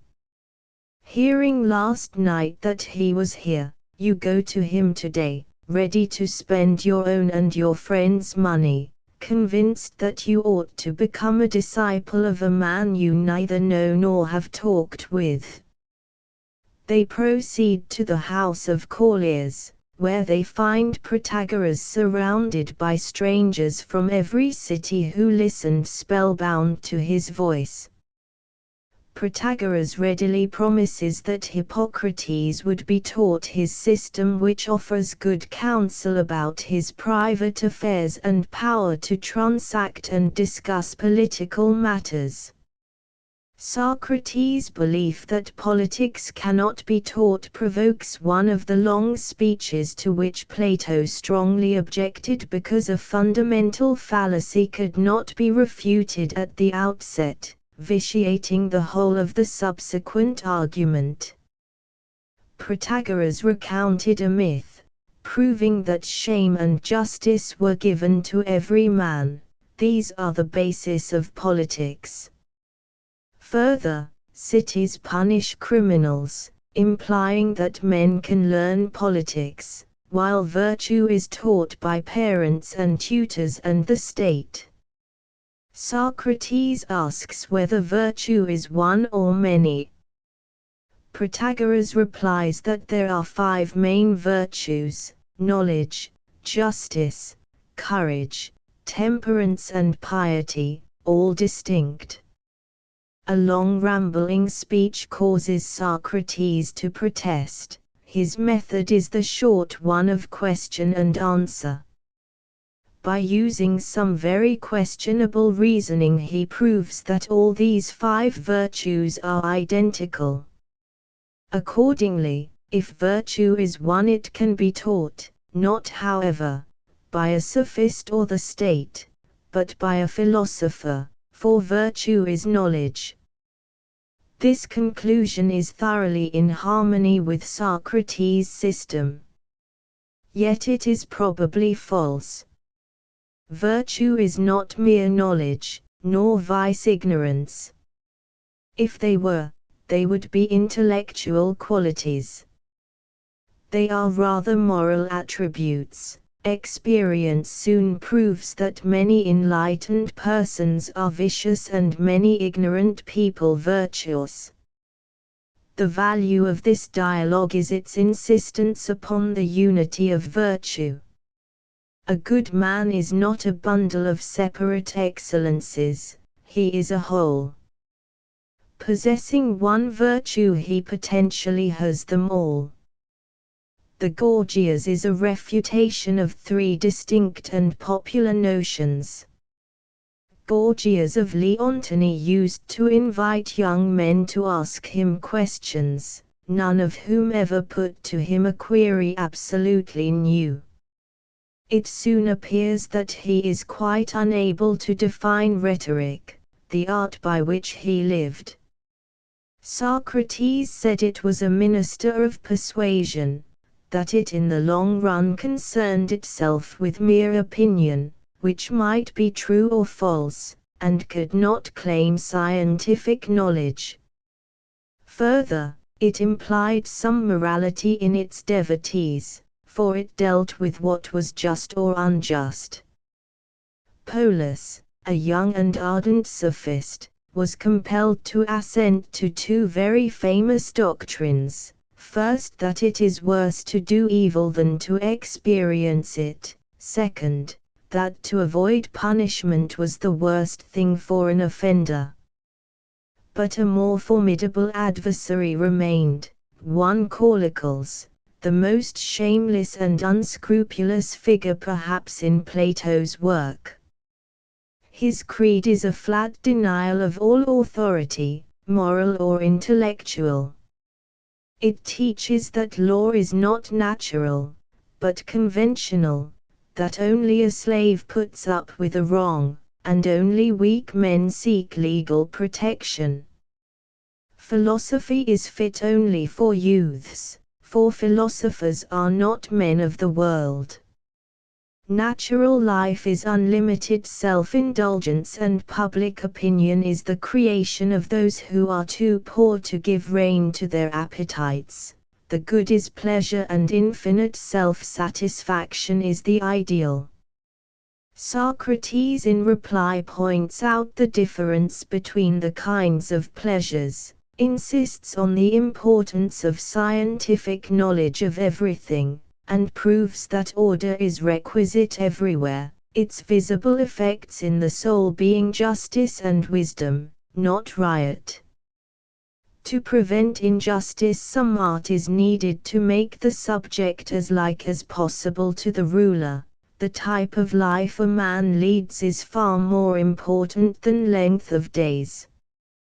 The demagogue who like Callicles has no credentials makes the people morally worse, especially as they are unable to distinguish quacks from wise men.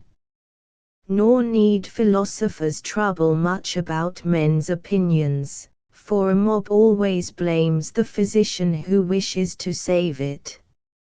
A delightful piece of irony follows, in which Socrates twits Callicles for accusing his pupils of acting with injustice, the very quality he instills into them. Callicles, the refuted, advises Socrates to fawn on the city, for he is certain to be condemned sooner or later. The latter, however, does not fear death after living righteously. Most men have held doctrines similar to those refuted here. There is an idea abroad that what is natural must be intrinsically good, if not godlike. But it is quite clear that nature is a vague term meaning little or nothing. It is higher or lower and natural in both forms. Those who wish to know the lengths of impudence to which belief in the sacredness of nature can bring human beings might do worse than read the Gorgias. Plato's dramatic power and fertility of invention are displayed fully in the Symposium. Agathon had won the tragic prize and invited many friends to a wine party. After a slight introduction, a proposition was carried that all should speak in praise of love.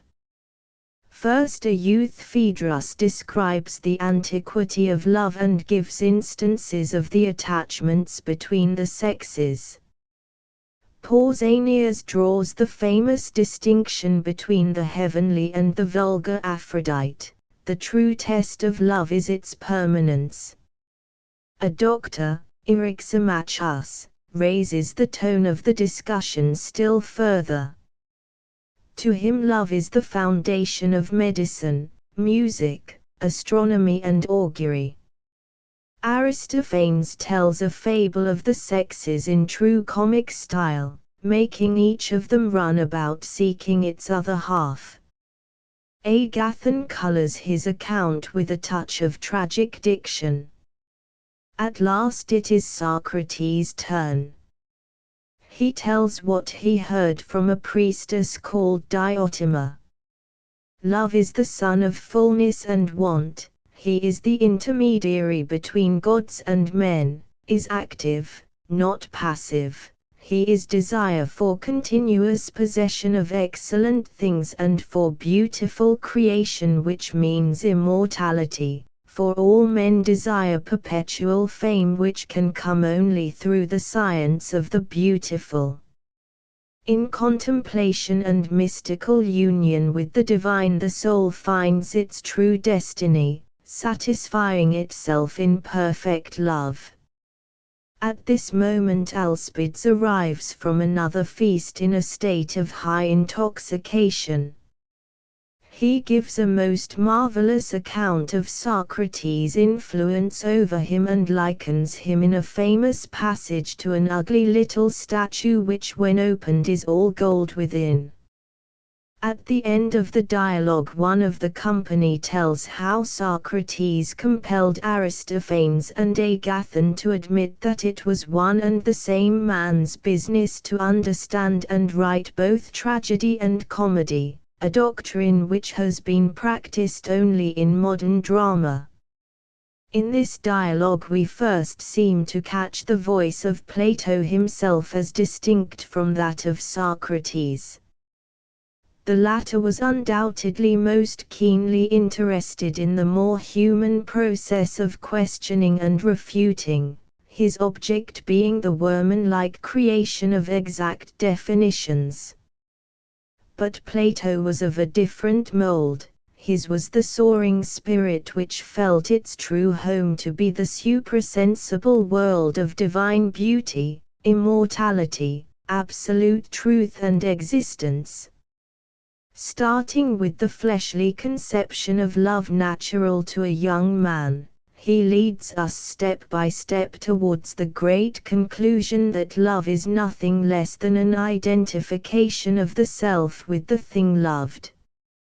No man can do his work if he is not interested in it. He will hate it as his taskmaster.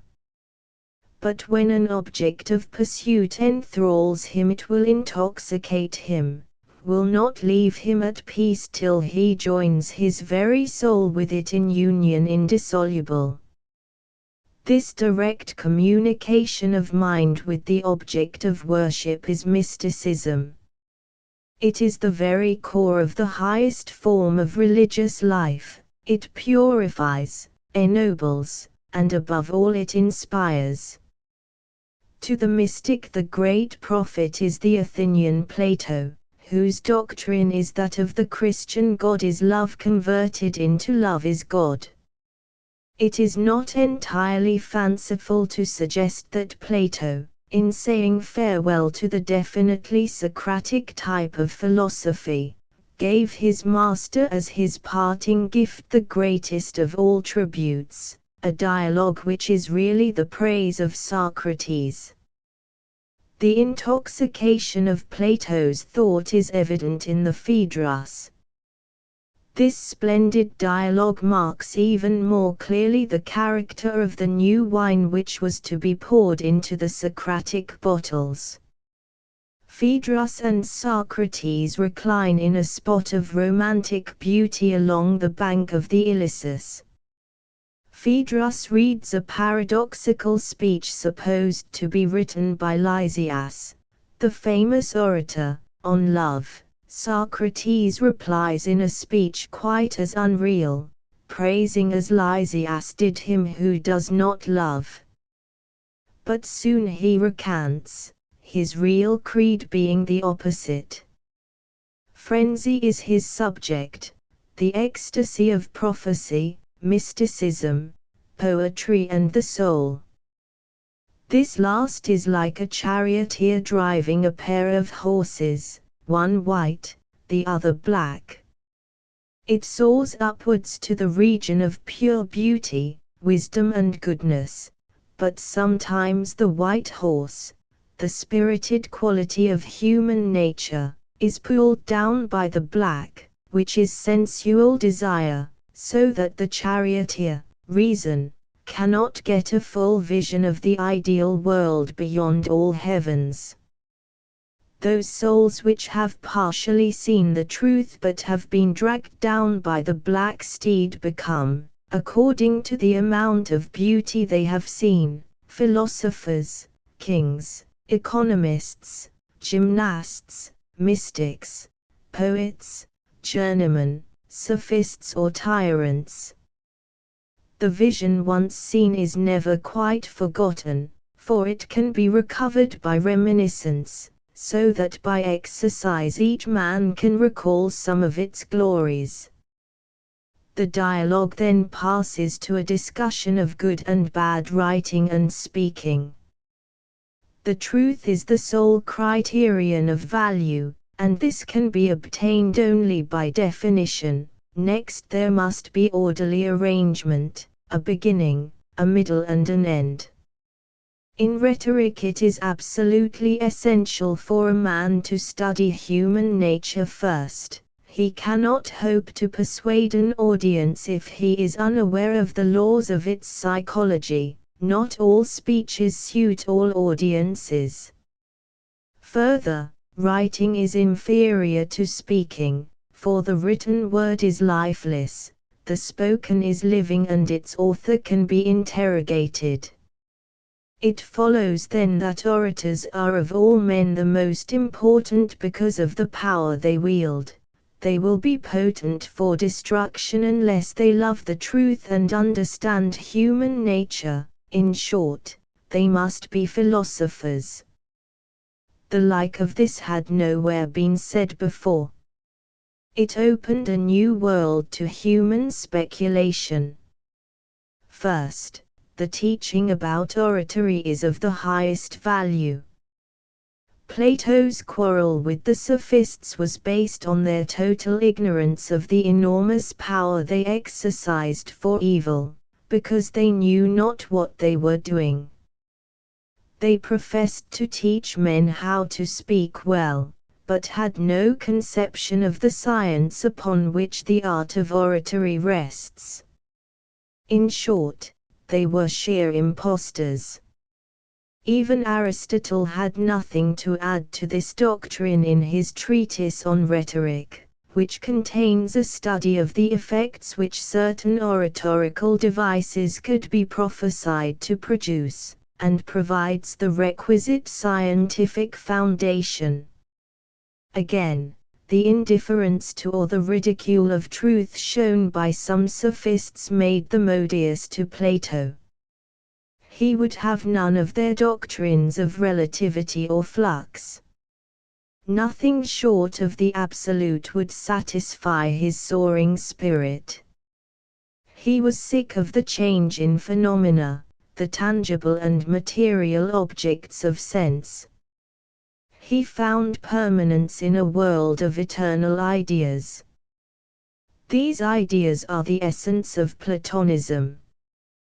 They are his term for universal concepts, classes.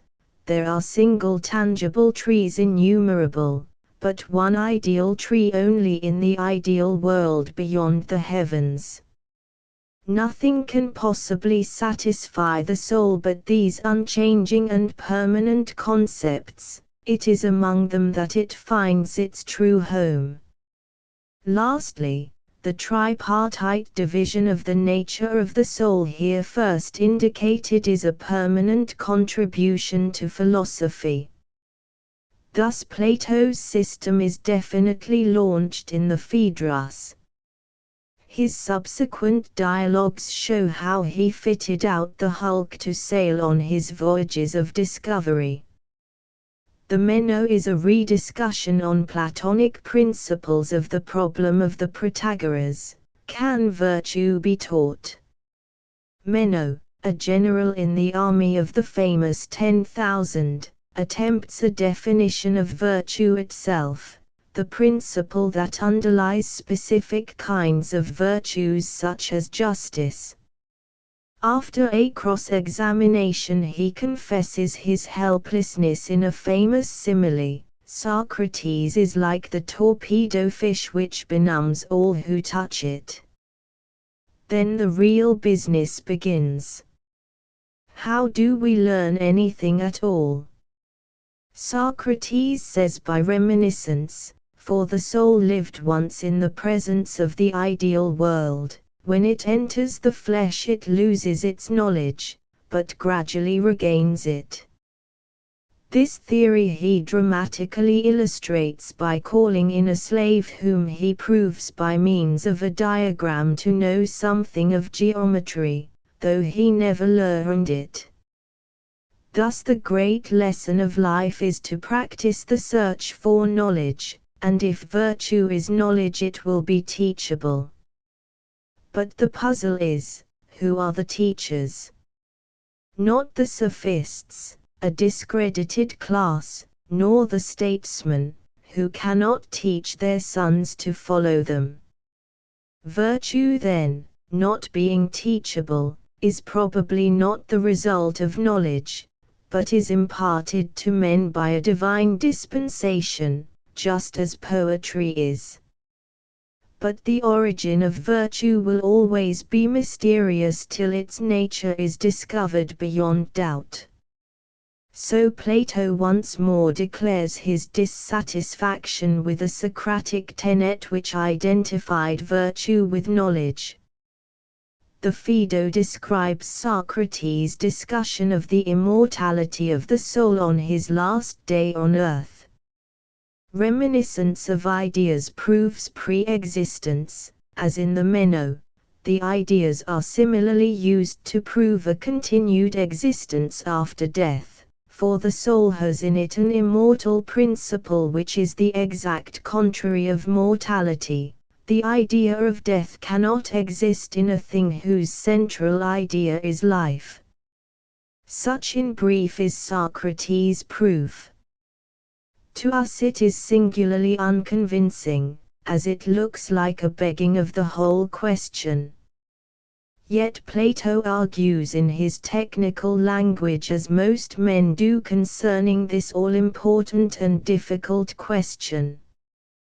That which contains within itself the notion of immortality would seem to be too noble to have been created merely to die.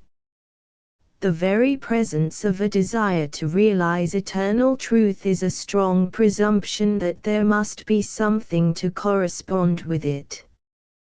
The most interesting portion of this well-known dialogue is that which teaches that life is really an exercise for death. All the base and low desires which haunt us should be gradually eliminated and replaced by a longing for better things. The true philosopher at any rate so trains himself that when his hour comes he greets death with a smile, the life on earth having lost its attractions. Such is the connection between the Meno and the Phaedo.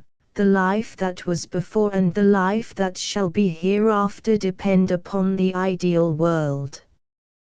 That salvation is in this life and in the practical sphere of human government is possible only through a knowledge of these ideas is the doctrine of the immortal republic.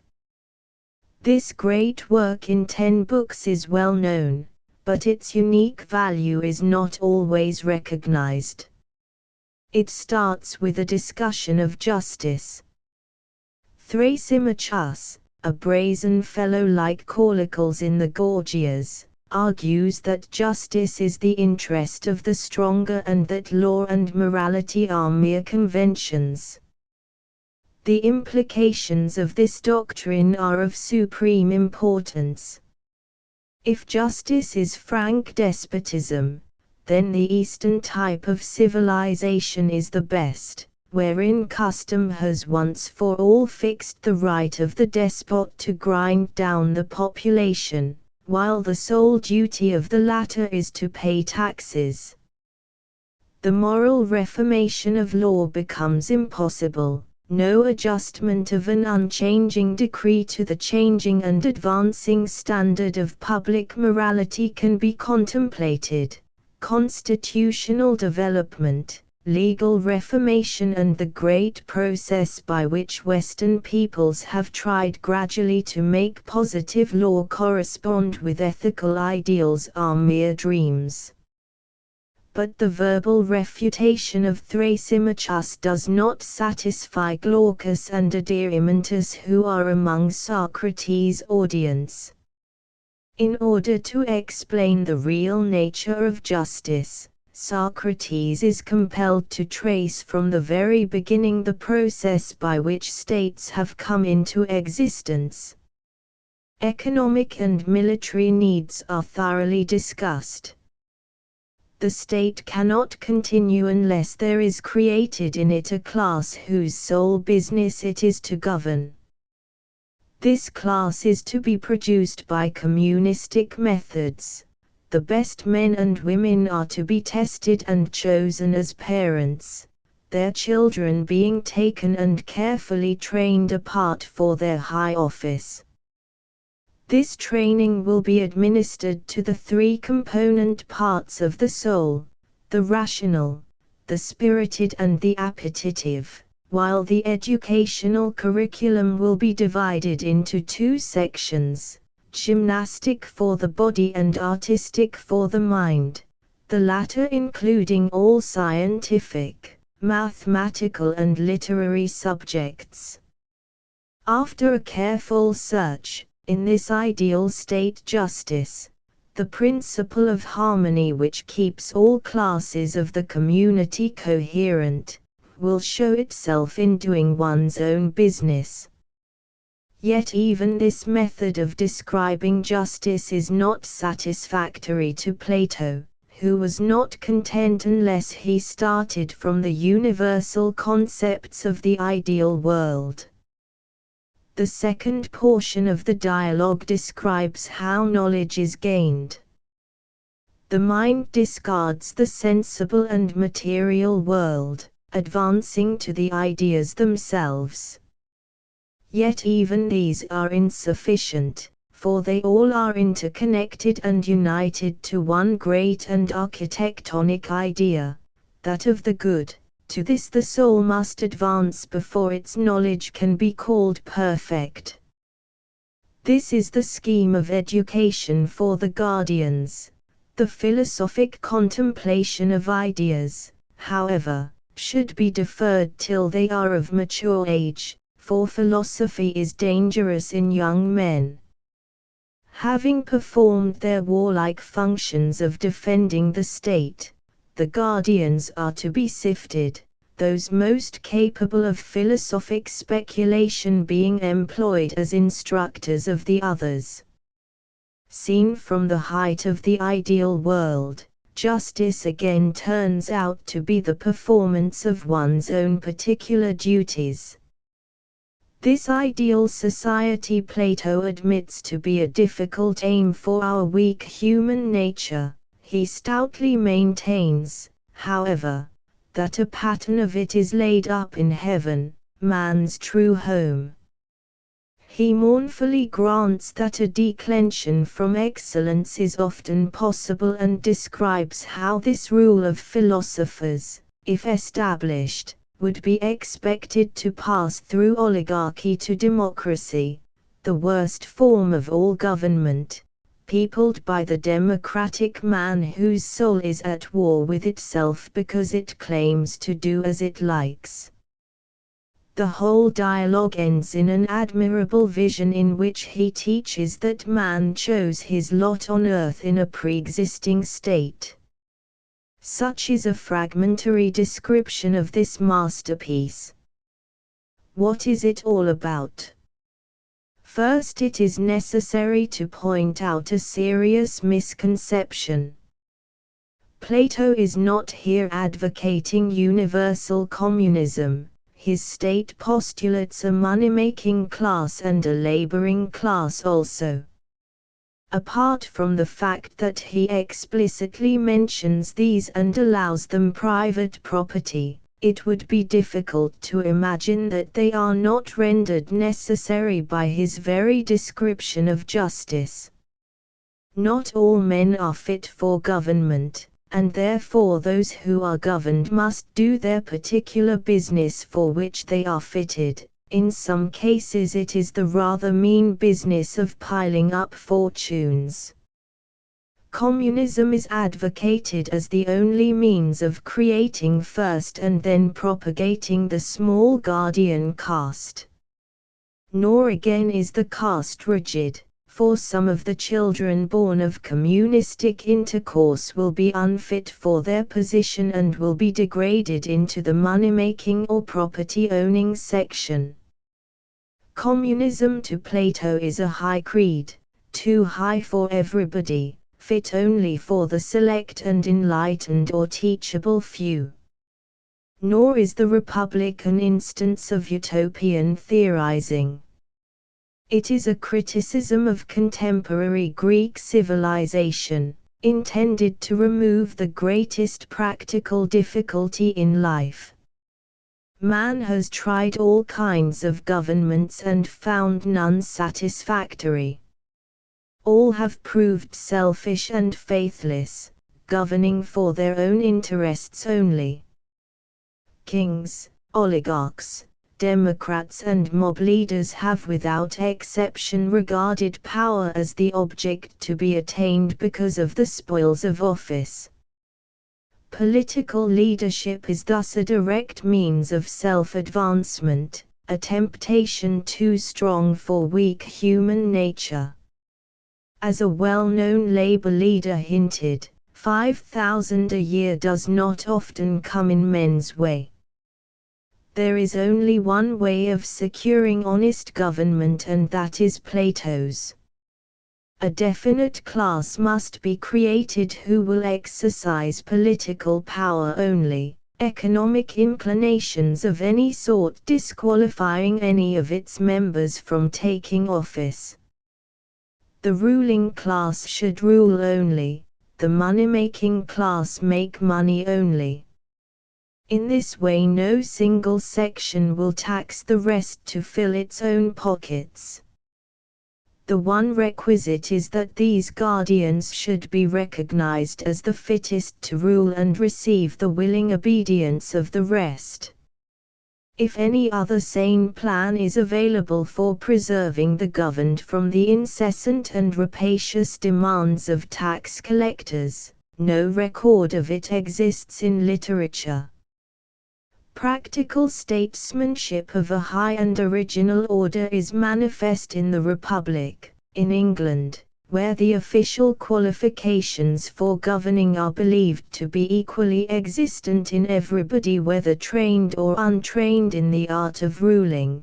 The Republic, if read at all, may be admired but is sure to be misunderstood. It seems that Plato's teaching at the academy raised formidable criticism. The next group of dialogues is marked by metaphysical teaching. The Parmenides is a searching examination of the ideas. If these are in a world apart, they cannot easily be brought into connection with our world, a big thing on earth, and the idea of big will need another idea to comprehend both. Besides, ideas in an independent existence will be beyond our ken and their study will be impossible. Socrates' system betrays lack of metaphysical practice. At most, the ideas should have been regarded as part of a theory whose value should have been tested by results. This process is exemplified by a discussion of the fundamental opposition between the one and the infinite many, which are instances of it. This criticism shows the advantage Plato enjoyed in making Socrates the mouthpiece of his own speculations. He could criticize himself as it were from without. He has put his finger on his own weak spot, the question whether the ideas are immanent or transcendent. The results of this examination were adopted by the Aristotelian school, who suggested another theory of knowledge. The Philebus discusses the question whether pleasure or knowledge is the chief good. A metaphysical argument which follows that of the Parmenides ends in the characteristic Greek distinction between the finite and the infinite. Pleasure is infinite, because it can exist in greater or less degree. There is a mixed life compounded of finite and infinite, and there is a creative faculty to which mind belongs. Pleasure is of two kinds. It is sometimes mixed with pain, sometimes it is pure. The latter type alone is worth cultivating and includes the pleasures of knowledge. Yet pleasure is not an end, but only a means to it. It cannot therefore be the good, which is an end. Knowledge is at its best when it is dealing with the eternal and immutable, but even then it is not self-sufficient. It exists for the sake of something else, the good. This latter is characterized by symmetry, proportion and truth. Knowledge resembles it far more than even pure pleasure. The Theaetetus discusses more fully the theory of knowledge. It opens with a comparison of the Socratic method to midwifery. It delivers the mind of the thoughts with which it is in travail. The first tentative definition of knowledge is that it is sensation. This is in agreement with the Protagorean doctrine that man is the measure of all things. Yet sensation implies change, whereas we cannot help thinking that objects retain their identity. If knowledge is sensation, a pig has as good a claim to be called the measure of all things as a man. Again, Protagoras has no right to teach others if each man's sensations are a law unto him. Nor is the Heraclitean doctrine much better, which taught that all things are in a state of flux. If nothing retains the same quality for 2 consecutive moments, it is impossible to have predication, and knowledge must be hopeless. In fact, sensation is not man's function as a reasoning being, but rather comparison. Neither is knowledge true opinion, for this at once demands the demarcation of false opinion or error. The latter is negative, and will be understood only when positive knowledge is determined. Perhaps knowledge is true opinion plus reason, but it is difficult to decide what is gained by adding with reason, words which may mean either true opinion or knowledge itself. thus involving either tautology or a begging of the question. The dialogue at least has shown what knowledge is not. Locke, Berkeley and Hume, the 18th-century sensation philosophers, were similarly refuted by Kant. The mind by its mere ability to compare two things proves that it can have two concepts at least before it at the same time, and can retain them for a longer period than a mere passing sensation implies. Yet the problem of knowledge still remains as difficult as Plato knew it to be. Is the sophist the same as the statesman and the philosopher? Such is the question raised in the Sophist. 6 definitions are suggested, all unsatisfactory. The fixed characteristic of the sophist is his seeming to know everything without doing so. This definition leads straight to the concept of false opinion, a thing whose object both is and is not. That which is not provokes an inquiry into what is, being. Dualism, monism, materialism and idealism are all discussed, the conclusion being that the sophist is a counterfeit of the philosopher, a willful impostor who makes people contradict themselves by quibbling. The Politicus carries on the discussion. In this dialogue we may see the dying glories of Plato's genius. In his search for the true pastor or king he separates the divine from the human leader. The true king alone has scientific knowledge superior to law and written enactments which men use when they fail to discover the real monarch. This scientific knowledge of fixed and definite principles can come only from education. A most remarkable myth follows, which is practically the Greek version of the fall. The state of innocence is described as preceding a decline into barbarism. A restoration can be effected only by a divine interposition and by the growth of a study of art or by the influence of society. The arts themselves are the children of a supernatural revelation. The Timaeus and the long treatise The Laws criticize the theories of the Republic. The former is full of world speculations of a most difficult kind. The latter admits the weakness of the ideal state, making concessions to inevitable human failings. Though written in an early period, the Apology may form a fitting end to these dialogues. Socrates was condemned on the charge of corrupting the Athenian youth and for impiety. To most Athenians he must have been not only not different from the sophists he was never weary of exposing, but the greatest sophist of them all. He was unfortunate in his friends, among whom were Critias the infamous tyrant and Alcibiades who sold the great secret.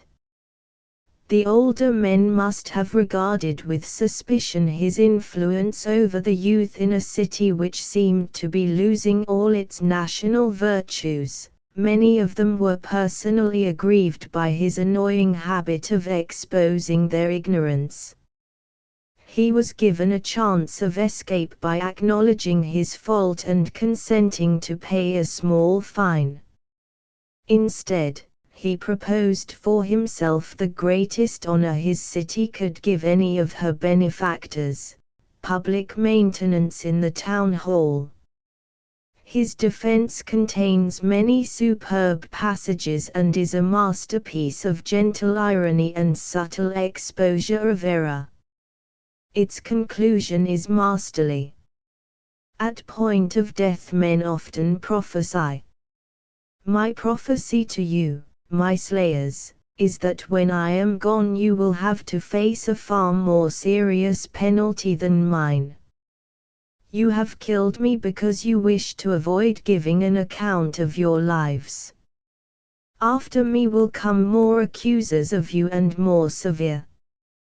You cannot stop criticism except by reforming yourselves.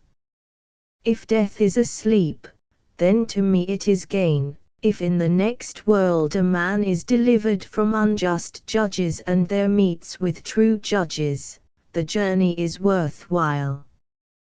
There will be found all the heroes of old, slain by wicked sentences, them I shall meet and compare my agonies with theirs. Best of all, I shall be able to carry out my search into true and false knowledge and shall find out the wise and the unwise. No evil can happen to a virtuous man in life or in death. If my sons when they grow up care about riches more than virtue, rebuke them for thinking they are something when they are naught. My time has come, we must separate. I go to death, you to life, which of the two is better only God knows. Two lessons of supreme importance are to be learned from Plato. In the first place he insists on credentials from the accepted teachers of a nation. On examination most of them, like Gorgias, would be found incapable of defining the subjects for the teaching of which they receive money. The sole hope of a country is education, for it alone can deliver from ignorance, a slavery worse than death. The uneducated person is the dupe of his own passions or prejudices and is the plaything of the horde of impostors who beg for his vote at elections or stampede him into strikes. Again, the possibility of knowledge depends upon accurate definition and the scientific comparisons of instances. These involve long and fatiguing thought and very often the reward is scanty enough. No conclusion is possible sometimes except that it is clear what a thing cannot be. The human intelligence has learned a most valuable lesson when it has recognized its own impotence at the outset of an inquiry and its own limitations at the end thereof. Knowledge, good, justice, immortality are conceptions so mighty that our tiny minds have no compasses to set upon them. Better far a distrust in ourselves than the somewhat impudent and undoubtedly insistent claim to certitude advanced by the materialistic apostles of modern non-humanitarianism. When questioned about the ultimates, all human knowledge must admit that it hangs upon the slender thread of a theory or postulate. The student of philosophy is more honest than others. He has the candor to confess the assumptions he makes before he tries to think at all. At times it must be admitted that Plato sounds very unreal. His faults are clear enough. The dialogue form makes it very easy for him to invent questions of such a nature that the answer he wants is the only one possible. Again, his conclusions are often arrived at by methods or arguments which are frankly inadmissible. In the earlier dialogues are some very glaring instances of sheer logical worthlessness. Frequently the whole theme of discussion is such that no modern philosopher could be expected to approve of it. A supposed explanation of a difficulty is sometimes afforded by a myth, splendid and poetical but not logically valid. Inconsistencies can easily be pointed out in the vast compass of his speculations.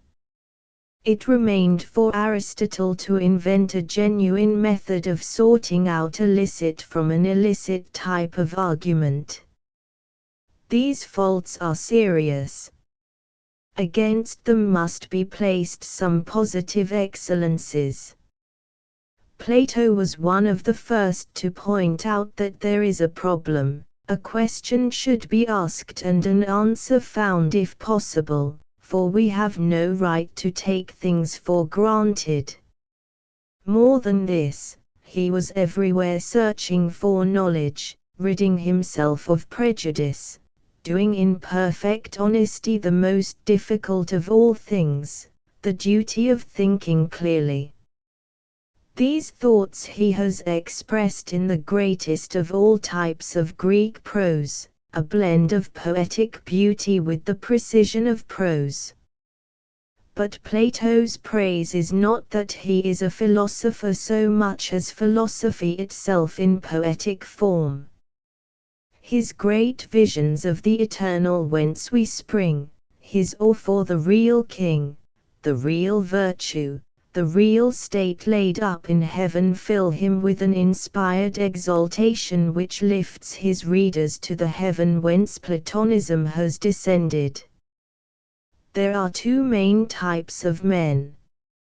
One is content with the things of sense, using his powers of observation and performing experiments he will become a scientist, using his powers of speculation he will become an Aristotelian philosopher, putting his thoughts into simple and logical order, he will write good prose. The other soars to the eternal principles behind this world, the deathless forms or the general concepts which give concrete things their existence. These perfect forms are the main study of the artist, poet, sculptor, whose work it is to give us comfort and pleasure unspeakable. So long as man lives, he must have the perfection of beauty to gladden him, especially if science is going to test everything by the ruler or balance or crucible. This love of beauty is exactly Platonism. It has never died yet. From Athens it spread to Alexandria, there to start up into fresh life in the school of which Plotinus is the chief. Its doctrines are described for the English reader in Kingsley's Hypatia. It planted its seed of mysticism in Christianity, with which it has most strange affinities. At the Renaissance this mystic element caught the imagination of Northern Europe, notably Germany. Passing to England, it created at Cambridge a school of Platonists, the issue of whose thought is evident in the poetry of Coleridge and Wordsworth. Its last outburst has been the transcendental teaching of the 19th century, so curiously Greek and non-Greek in its essence. For there is in our nature that undying longing for communion with the divine which the mere thought of God stirs within us. Our true home is in the great world where truth is everything, that truth which one day we, like Plato, shall see face to face without any quailing. Translations. The version in 4 volumes by Jowett, Oxford, is the standard. It contains good introductions. The Republic has been translated by Davies and Vaughan. 2 volumes in the Lumb series have appeared. A new method of translation of Plato is needed. The text should be clearly divided into sections. The steps of the argument should be indicated in a skeleton outline. Until this is done, study of Plato is likely to cause much bewilderment. Plato and Platonism, by Pater, is still the best interpretation of the whole system. Demosthenes. One of the most disquieting facts that history teaches is the inability of the most enlightened and patriotic men to discern the signs of the times. To us the collapse of the Greek city-states seems natural and inevitable.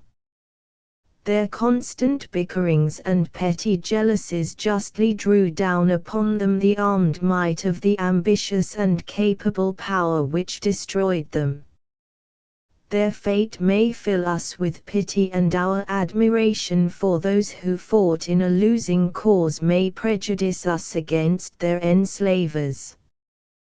But just as the Norman conquest in the long run brought more blessing than misery, so the downfall of the Greek commonwealths was the first step to the conquering progress of the Greek type of civilization through the whole world. Our Harold, fighting manfully yet vainly against an irresistible tendency, has his counterpart in the last defender of the ancient liberties of Greece. Demosthenes was born in 384 of a well-to-do businessman who died 8 years later. The guardians whom he appointed appropriated the estate, leaving Demosthenes and his sister in straitened circumstances. On coming of age, the young man brought a suit against his trustees in 363, of whom Aphobus was the most fraudulent. Though he won the case, much of his property was irretrievably lost. Nor were his first efforts at public speaking prophetic of future greatness. His voice was thin, his demeanor awkward, his speech indistinct, his style was labored, being an obvious blend of Thucydides with Esus, an old and practiced pleader. Yet he was ambitious and determined. He longed to copy the career of Pericles, the noblest of Athenian statesmen. The stories of his self-imposed exercises and their happy issue are well known. His days he spent in declaiming on the seashore with pebbles in his mouth, his nights in copying and recopying Thucydides. The speeches which have come down to us show clearly the gradual evolution of the great style, well worthy of the greatest of all themes, national salvation. It will be necessary to explain a convention of the Athenian law courts. A litigant was obliged to plead his own case. If he was unable to compose his own speech, he applied to some professional retailer of orations who would write it for him. The art of these speech writers was of varying excellence. A first-class practitioner would not only discover the real or the supposed facts of the dispute, he would divine the real character of his client, and write the particular type of speech which would seem most natural on such a person's lips. Considerable knowledge of human nature was required in such an exciting and delicate profession, although the author did not always succeed in concealing his identity. Demosthenes had his share of this experience. He wrote for various customers speeches on various subjects. One concerns a dowry dispute, another a claim for compensation for damage caused by a watercourse, another deals with an adoption, another was written for a wealthy banker. Assault and battery, ship scuttling, undue influence of attractive females on the weaker sex, maritime trickery of all kinds, citizen rights, are all treated in the so-called private speeches, of which some are of considerable value as illustrating legal or mercantile or social etiquette. Public suits were of the same nature. The speeches were composed by one person and delivered by another. Such are the speech against Androtion for illegal practices, against Timocrates for embezzlement, and the important speech against aristocrats, in which for the first time Demosthenes seems to have become aware of the real designs of Macedonia. The speech against the law of Leptines, delivered in 354 by Demosthenes himself, is of value as displaying the gradual development of his characteristic style. In it we have the voice and the words of the same man, who is talking with a sense of responsibility about a constitutional anomaly. But for us the real Demosthenes is he who spoke on questions of state policy. This subject alone can call out the best qualities in an orator as distinct from a rhetorician. The tricks and bad arguments which are so often employed to secure condemnation or acquittal in a law court are inapplicable or undignified in a matter of vital national import. But before the great enemy arose to threaten Greek liberty, it happened that fortune was kind enough to afford Demosthenes excellent practice in a parliamentary discussion of 2 if not 3 questions of importance. In 354 there was much talk of a possible war with Persia. Demosthenes first addresses the sword rattlers. To the braggarts and jingoes I say that it is not difficult, not even when we need sound advice, to win a reputation for courage and to appear a clever speaker when danger is very near. The really difficult duty is to show courage in danger and in the council chamber to give sounder advice than anybody else. His belief was that war was not a certainty, but it would be better to revise the whole naval system. A detailed scheme to assure the requisite number of ships in fighting trim follows, so sensible that it commands immediate respect. The speaker estimates the wealth of Attica, maps it out into divisions, each able to bear the expense of the warships assigned to it. To a possible objection that it would be better to raise the money by increased taxation he answers with the grim irony natural to him, he seems to be utterly devoid of humor. What you could raise at present is more ridiculous than if you raised nothing at all. 120 talents. What are they to the 1,200 camels which they say carry Persia's revenues? He refuses to believe that a Greek mercenary army would fight against its country, while the Thebans, who notoriously sided with Persia in 480, would give much for an opportunity of redeeming this old sin against Greece. The rest of the Greeks, as long as they considered the Persian their common enemy, had numerous blessings, but when they began to regard him as their friend they experienced such woes as no man could have invented for them even in his curses. Whom then Providence and Destiny have shown useless as a friend and most advantageous as a foe, shall we fear? Rather let us commit no injustice for our own sakes and save the rest from commotion and strife. Such is the outline of the speech on the navy boards. 2 years later he displayed qualities of no mean order. Sparta and Thebes were quarreling for the leadership. Arcadia had revolted from Sparta, the center of the disaffection being Megalopolis. Ambassadors from the latter city and from Sparta begged Athenian aid. In the heat of the excitement men's judgments were not to be trusted. The difficulty of giving sound advice is well known, says the orator. If a man tries to take a middle course and you have not the patience to hear, he will win the approval of neither party but will be maligned by both.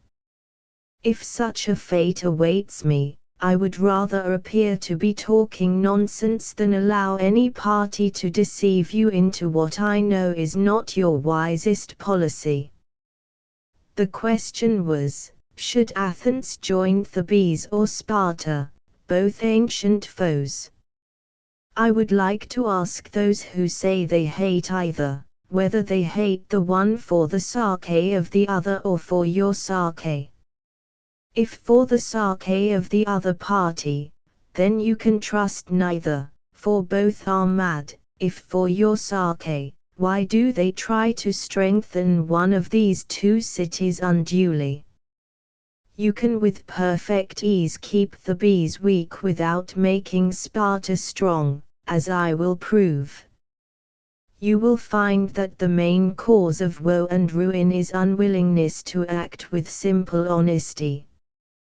After a rapid calculation of possibilities, he suggests the following plan. War between Thebes and Sparta is certain.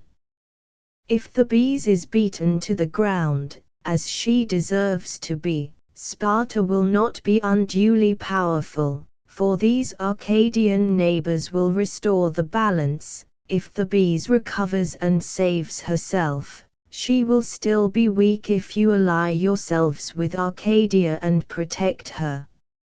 It is expedient then in every way neither to sacrifice Arcadia nor let that country imagine that it survives through its own power or through any other power than yours. The calm voice of the cool-headed statesman is everywhere audible in this admirable little speech. The power of discounting personal resentment and thinking soberly is apparent in the speech for the freedom of Rhodes, delivered about this time. Rhodes had offended Athens by revolting in the social war of 357–5 with the help of the well-known Carian king Mausolus. For a time that monarch had treated Rhodes well. Later he overthrew the democracy and placed the power in the hands of the oligarchs. When Queen Artemisia succeeded to the throne of Caria, the Democrats begged Athens to aid them in recovering their liberty. Deprecating passion of any kind, Demosthenes points out the real question at issue. The record of the oligarchs is a bad one.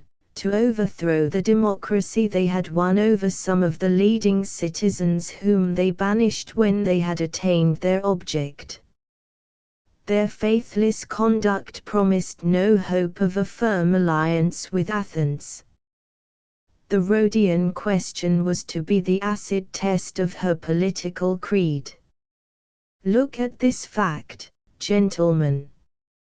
You have fought many a war against both democracies and oligarchies, as you well know.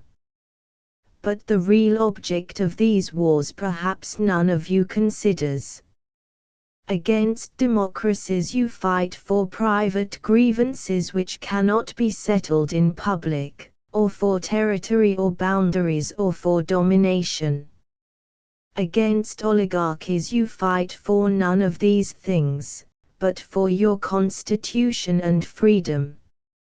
I would not hesitate to say that I consider it more to your advantage should become democratic and fight you than turn oligarchic and be your friends. I am certain that it would not be difficult for you to make peace with free constitutions. With oligarchies your friendship would not even be secure, for it is impossible that they in their lust for power could cherish kindness for a state whose policy is based on freedom of speech. Even if we were to say that Rhodes richly deserves her sufferings, this is the wrong time to gloat. Prosperous cities ought always to show that they desire every good for the unfortunate, for the future is dark to us all. His conclusion is this. Any person who abandons the post assigned to him by his commander you disfranchise and exclude from public life. Even so all who desert the political tradition bequeathed you by your ancestors and turn oligarchs you ought to banish from your council. as it is you trust politicians who you know for certain side with your country's enemies. These three speeches indicate plainly enough the kind of man who was soon to make himself heard in a more important question. Instead of a frothy and excitable harangue that might have been looked for in a warm-blooded Southern orator, we find a dignified and apparently cool-headed type of speech based on sound sense, full of practical proposals, fearless, manly, and above all noble because it relies on righteousness. An intelligence of no mean order has in each case discarded personal feeling and has pointed out the one bedrock fact which ought to be the foundation of a sound policy. More than this, for the first time an Attic orator has deliberately set to work to create a new type of prose, based on a cadence and rhythm. This new language at times runs away with its inventor. Experience was to show him that in this matter as in all others the consummate artist hides the art whereof he is master. By 352 Greece had become aware that her liberties were to be threatened not from the east, but from Macedonia. Trained in the Greek practice of arms and diplomacy, her King Philip within 7 years had created a powerful military system. His first object was to obtain control of a seaboard. In carrying out this policy he had to reduce Amphipolis on the Strymon in Thrace, Olynthus in Chalcidice, and Athenian power centralized in Potidæa, a little south of Olynthus, and on the other side of the Gulf of Therma in Pydna and Methoron. Pydna he secured in 357 by trickery. Amphipolis had passed under his control through inexcusable Athenian slackness earlier in the same year. Potidæa fell in 356 and Methoron, the last Athenian stronghold, in 353. Pagae succumbed in 352, with it Philip obtained absolute command of the sea coast. In the same year a Macedonian attempt to pass Thermopylae was met by vigorous Athenian action. A strong force held the defile, preventing a further advance southward. In the next year the Athenian pacifist party was desirous of dropping further resistance. This policy caused the delivery of the First Philippic. It is a stirring appeal to the country to shake off its lethargy. Nothing but personal service would enable her to recover the lost strongholds. In my opinion, it says, the greatest compelling power that can move men is the disgrace of their condition. Do you desire to stroll about asking one another for news? What newer news do you want than that a Macedonian is warring down Athens?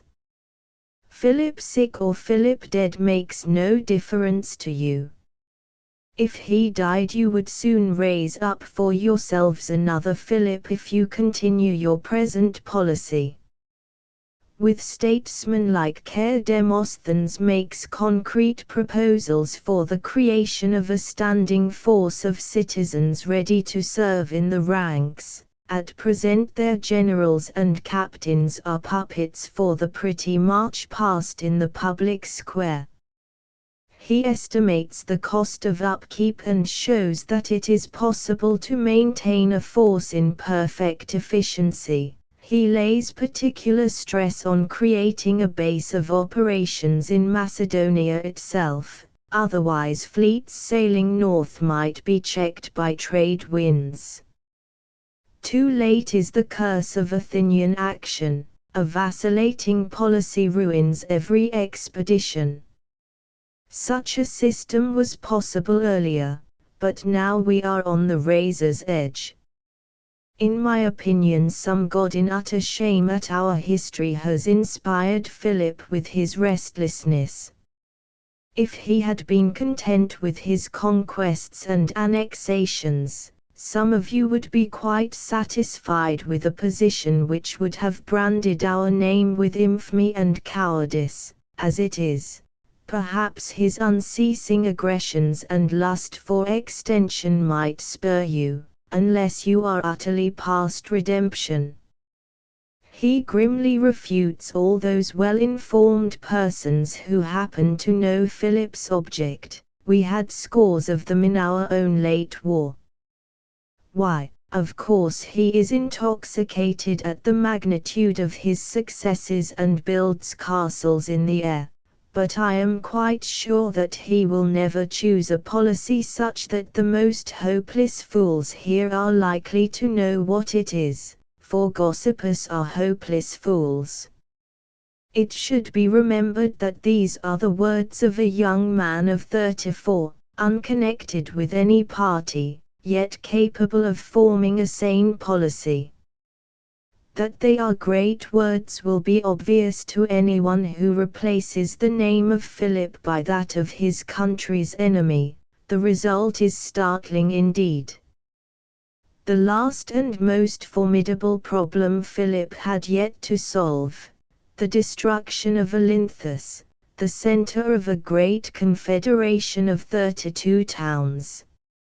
Military work against it was begun in 349 and led at once to an appeal to Athens for assistance. The pacifists and traitors were busy intriguing for Philip. Demosthenes delivered 3 speeches for Olynthus. The first Olympiac sounds the right note.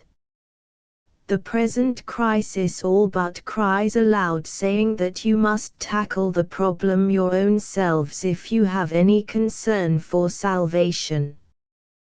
The great privilege of a military autocrat, that he is his own cabinet, commander-in-chief, and Chancellor of the Exchequer, that he is everywhere personally in service with his army, gives him an enormous advantage for the speedy and timely performance of military duties, but it makes him incapable of obtaining from Olynthus the truce he longs for.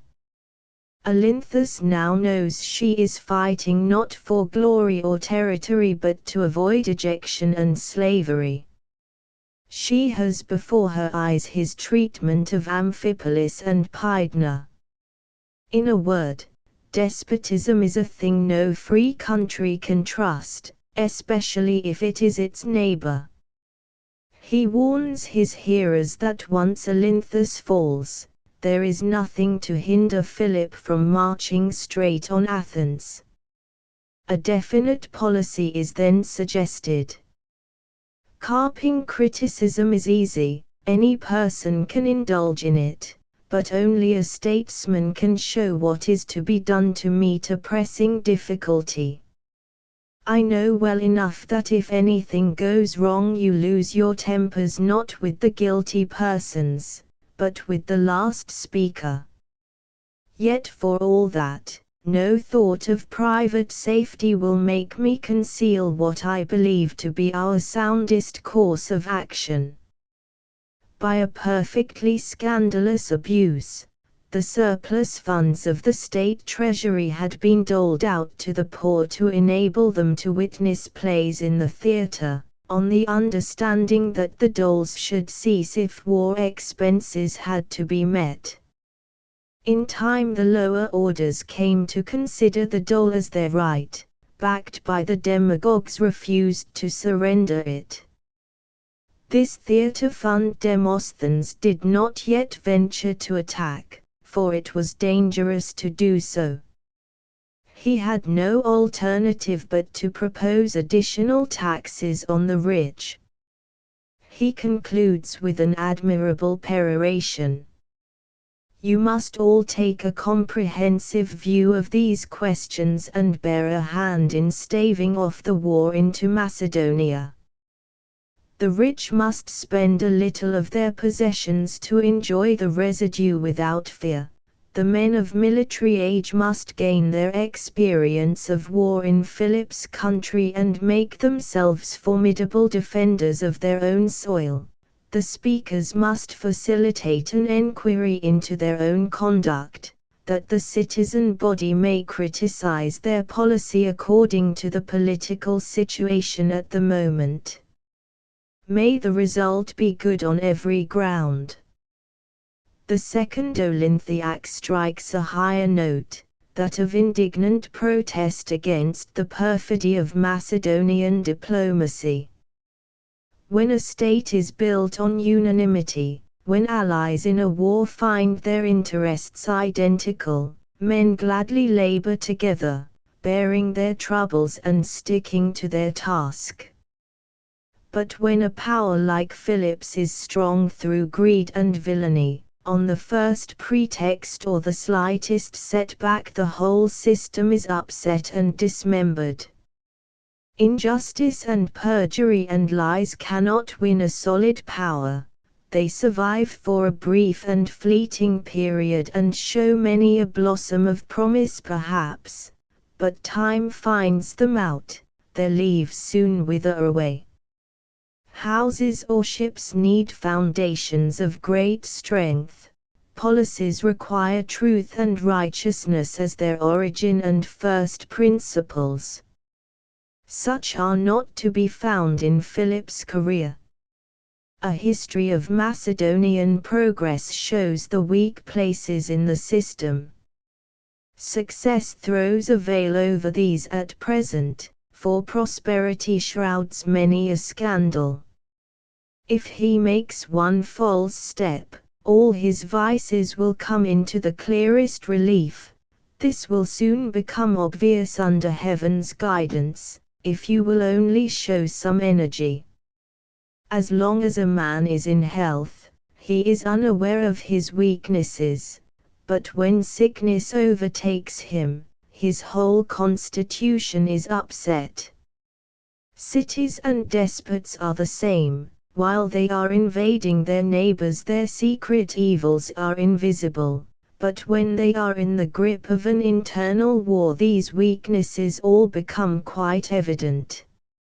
An exhortation to personal service is succeeded by a protest against a parochial view of politics which causes petty jealousies and paralyzes joint action. The whole state should take its turn at doing some war duty. In the third Olympiac, Demosthenes takes the bull by the horns. The insane theaterdoles were sapping the revenues badly needed for financing the fight for existence. Olynthus at last was aware of her danger. She could be aided not by passing decrees, but by annulling some. I will tell you quite plainly, I mean the laws about the theatre fund. When you have done that, and when you make it safe for your speakers to give you the best advice, then you may expect somebody to propose what you all know is to your interest. The men to repeal these laws are those who proposed them. It is unfair that they who passed them should be popular for damaging the state, while a statesman who proposes a measure which would benefit us all should be rewarded with public hatred. Before you have set this matter right, you cannot expect to find among you a superman who will violate these laws with impunity, or a fool who will run his head into a manifest noose. With the same superb courage he tackles the demagogues who are the cause of all the mischief. Ever since the present type of orator has appeared who asks anxiously, "What do you want? What can I propose? What can I give you?" The city's prestige has melted in compliment. The net result is that these men have made their fortunes while the city is disgraced. A bitter contrast shows how the earlier popular leaders made Athens wealthy. dominant and respected, the modern sort had lost territory, spent a mint of money on nothing, alienated good allies and raised up a trained enemy. But there is one thing to their credit: they had whitewashed the city walls, had repaired roads and fountains. And the trade of public speaking is profitable. Some of the demagogues' houses are more splendid than the public buildings. As individuals they have prospered in exact proportion as the state is reduced to impotence. In fact, they have secured control of the Constitution. Their system of bribery and spoon-feeding has tamed the democracy and made it obedient to the hand. I should not be surprised, he continues, if my words bring me into greater trouble than the men who have started these abuses. Freedom of speech on every subject before you is not possible. I am surprised that you have not already howled me down. The doles he compares to the snacks prescribed by doctors. They cannot help keep a patient properly alive and will not allow him to die. Personal service and an end of gratuities is insisted upon. Without adding or taking away, only slightly altering our present chaos, I have suggested a uniform scheme whereby each man can do the duties fitted to his years and his opportunities. I have nowhere proposed that you should divide the earnings of the workers among the unemployable, nor that you should slack and amuse yourselves and be reduced to beggary while somebody else is fighting for you, for that is what is happening now. What a speech is here!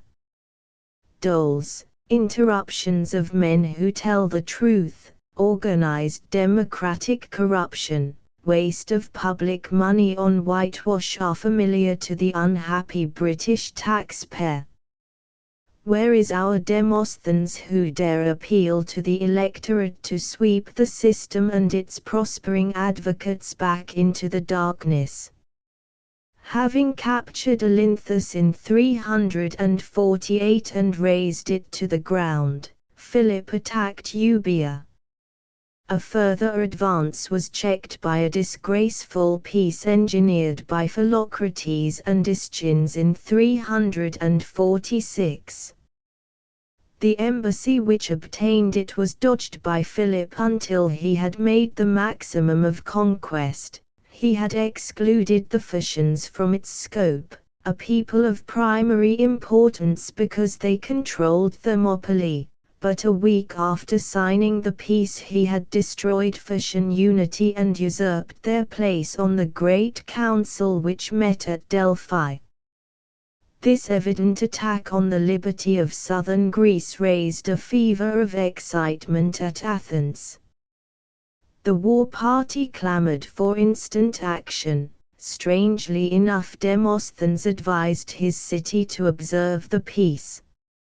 In contrast with his fiery audience, he speaks with perfect coolness and calm. He reviews the immediate past, explains the shameful part played by an actor Neoptolemus who persuaded Athens to make the peace, then realized all his property and went to live in Macedon. He describes the good advice he gave them which they did not follow, and bases his claim to speak not on any cleverness but on his incorruptibility. Our true interest reveals itself to me in its real outlines as I judge the existing situation. But whenever a man throws a bribe into the opposite scale, it drags the reason after it. The corrupt person will never afterwards have any true or sane judgment about anything.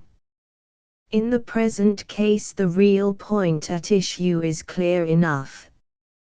It is a question of fighting not Philip but the whole body of states who were represented at the Delphic Council, for they would fly to arms at once if Athens renounced the peace, Against such a combination she could not survive, just as the Phocians could not cope with the combined attack of Macedonia, Thessaly and Thebes, natural enemies united for a brief moment to achieve a common end.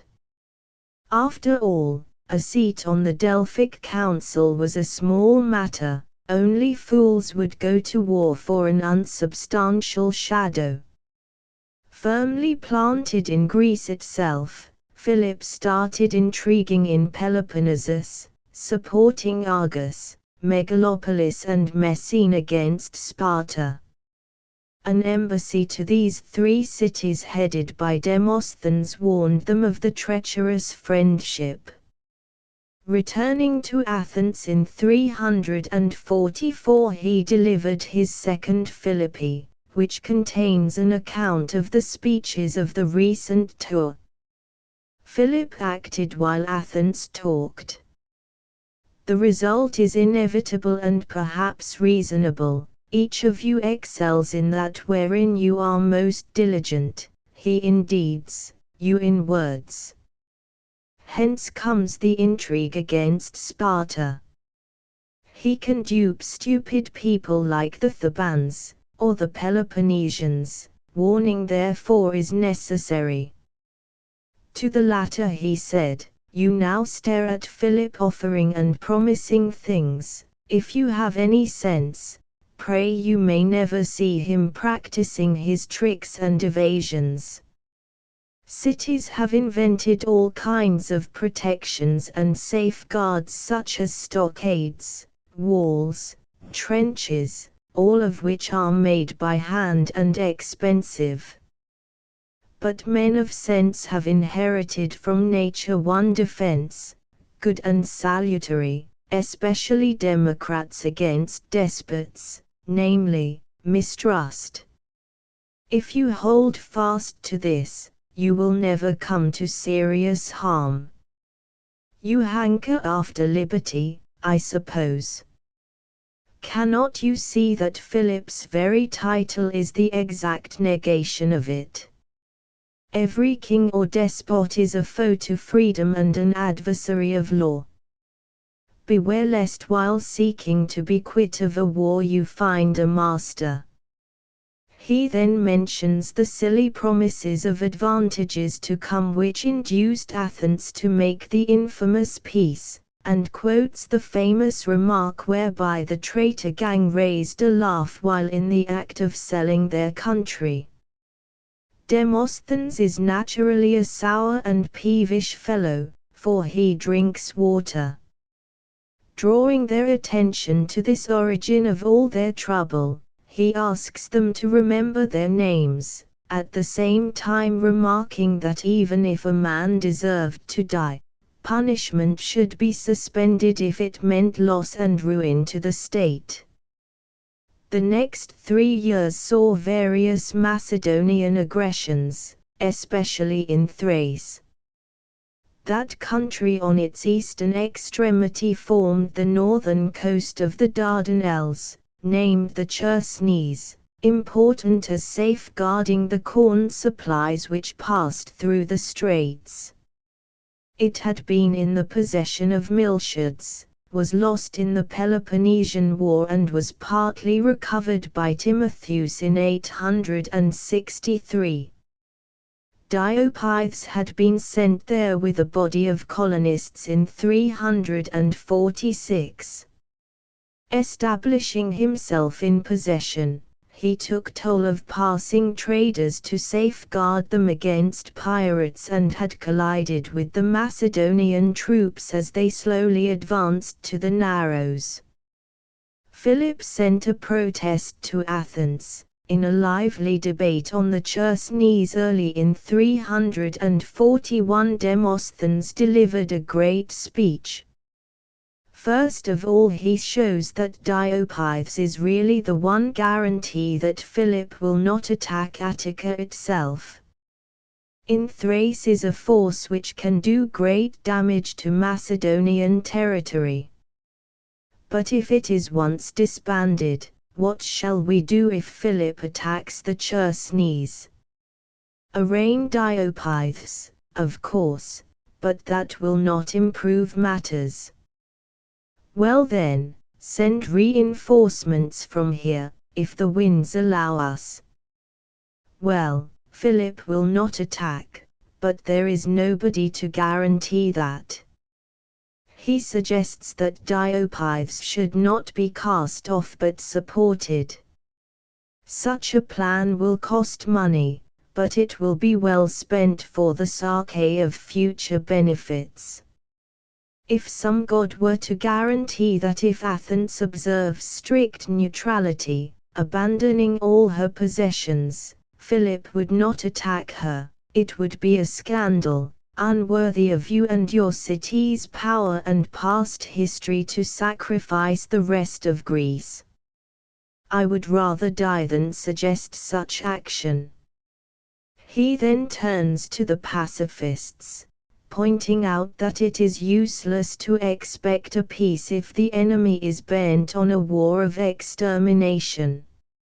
None but fools would wait till a foe admits he is actually fighting if his actions are clearly hostile. The traitors who sell the city should be beaten to death, for no state can overcome the foe outside till it has chastised the enemy within. The record of Macedonian duplicity follows. The hectoring insolence of Philip is easily explained. Athens is the only place in the world in which freedom of speech exists, so prevalent is it that even slaves and aliens possess it. Accordingly, Philip has to stop the mouths of other cities by giving them territory for a brief period, but Athens he can rob of her colonies and be sure of getting praise from the anti-national bribe-takers. He concludes with a striking and elevated passage describing the genuine statesman. Any man who to secure your real interests opposes your wishes and never speaks to get applause but deliberately chooses politics as his profession, a business in which chance exercises greater influence than human reason, being perfectly ready to answer for the caprices, is a really brave and useful citizen. I have never had recourse to the popular arts of winning favor. I have never used low abuse or stooped to humor you or made rich men's money public. I continue to tell you what is bound to make me unpopular among you and yet advance your strength if only you will listen. So unenviable is the counselor's lot. A deep and splendid courage in hopelessness is here manifest. A little later in the same year was delivered the last and greatest of all the patriotic speeches, the Third Philippic. Early in the speech the whole object of the Macedonian threat is made apparent: the jugular veins of Athens, her trade routes. Any man who plots and intrigues to secure the means of my capture is at war with me, even if he has not fired a shot. In the last event, what are the danger spots of Athens? The Hellespont, Megara and Euboea, the Peloponnese. Am I to say then that a man who has fired this train against Athens is at peace with her? Then the plot against all Greek liberty is explained. We all recognize the common danger, but we never send embassies to one another. We are in such a sorry plight, so great a gulf has been fixed between cities by intrigue that we are incapable of doing what is our duty and our interest. We cannot combine, we can make no confederation of mutual friendship and assistance. We stare at the man as he grows greater. Each of us is determined to take advantage of the time during which another is being ruined, never considering or planning the salvation of Greece. Everyone knows that Philip is like a recurring plague or a fit of some malevolent disease which attacks even those who seem to be out of his reach. Remember this. All the indignities put on Greece by Sparta or ourselves were at least the work of genuine sons of the land. They may be likened to the wild oats of some heir to a great estate. If they were the excesses of some slave or changeling, we all would have considered them monstrous and scandalous. But that is not our attitude to Philip and his diplomacy. Though he is not a Greek or a relation, rather he is not born even of decent barbarian parents, he is a cursed wretch from Macedonia which till recently could not supply even a respectable servant.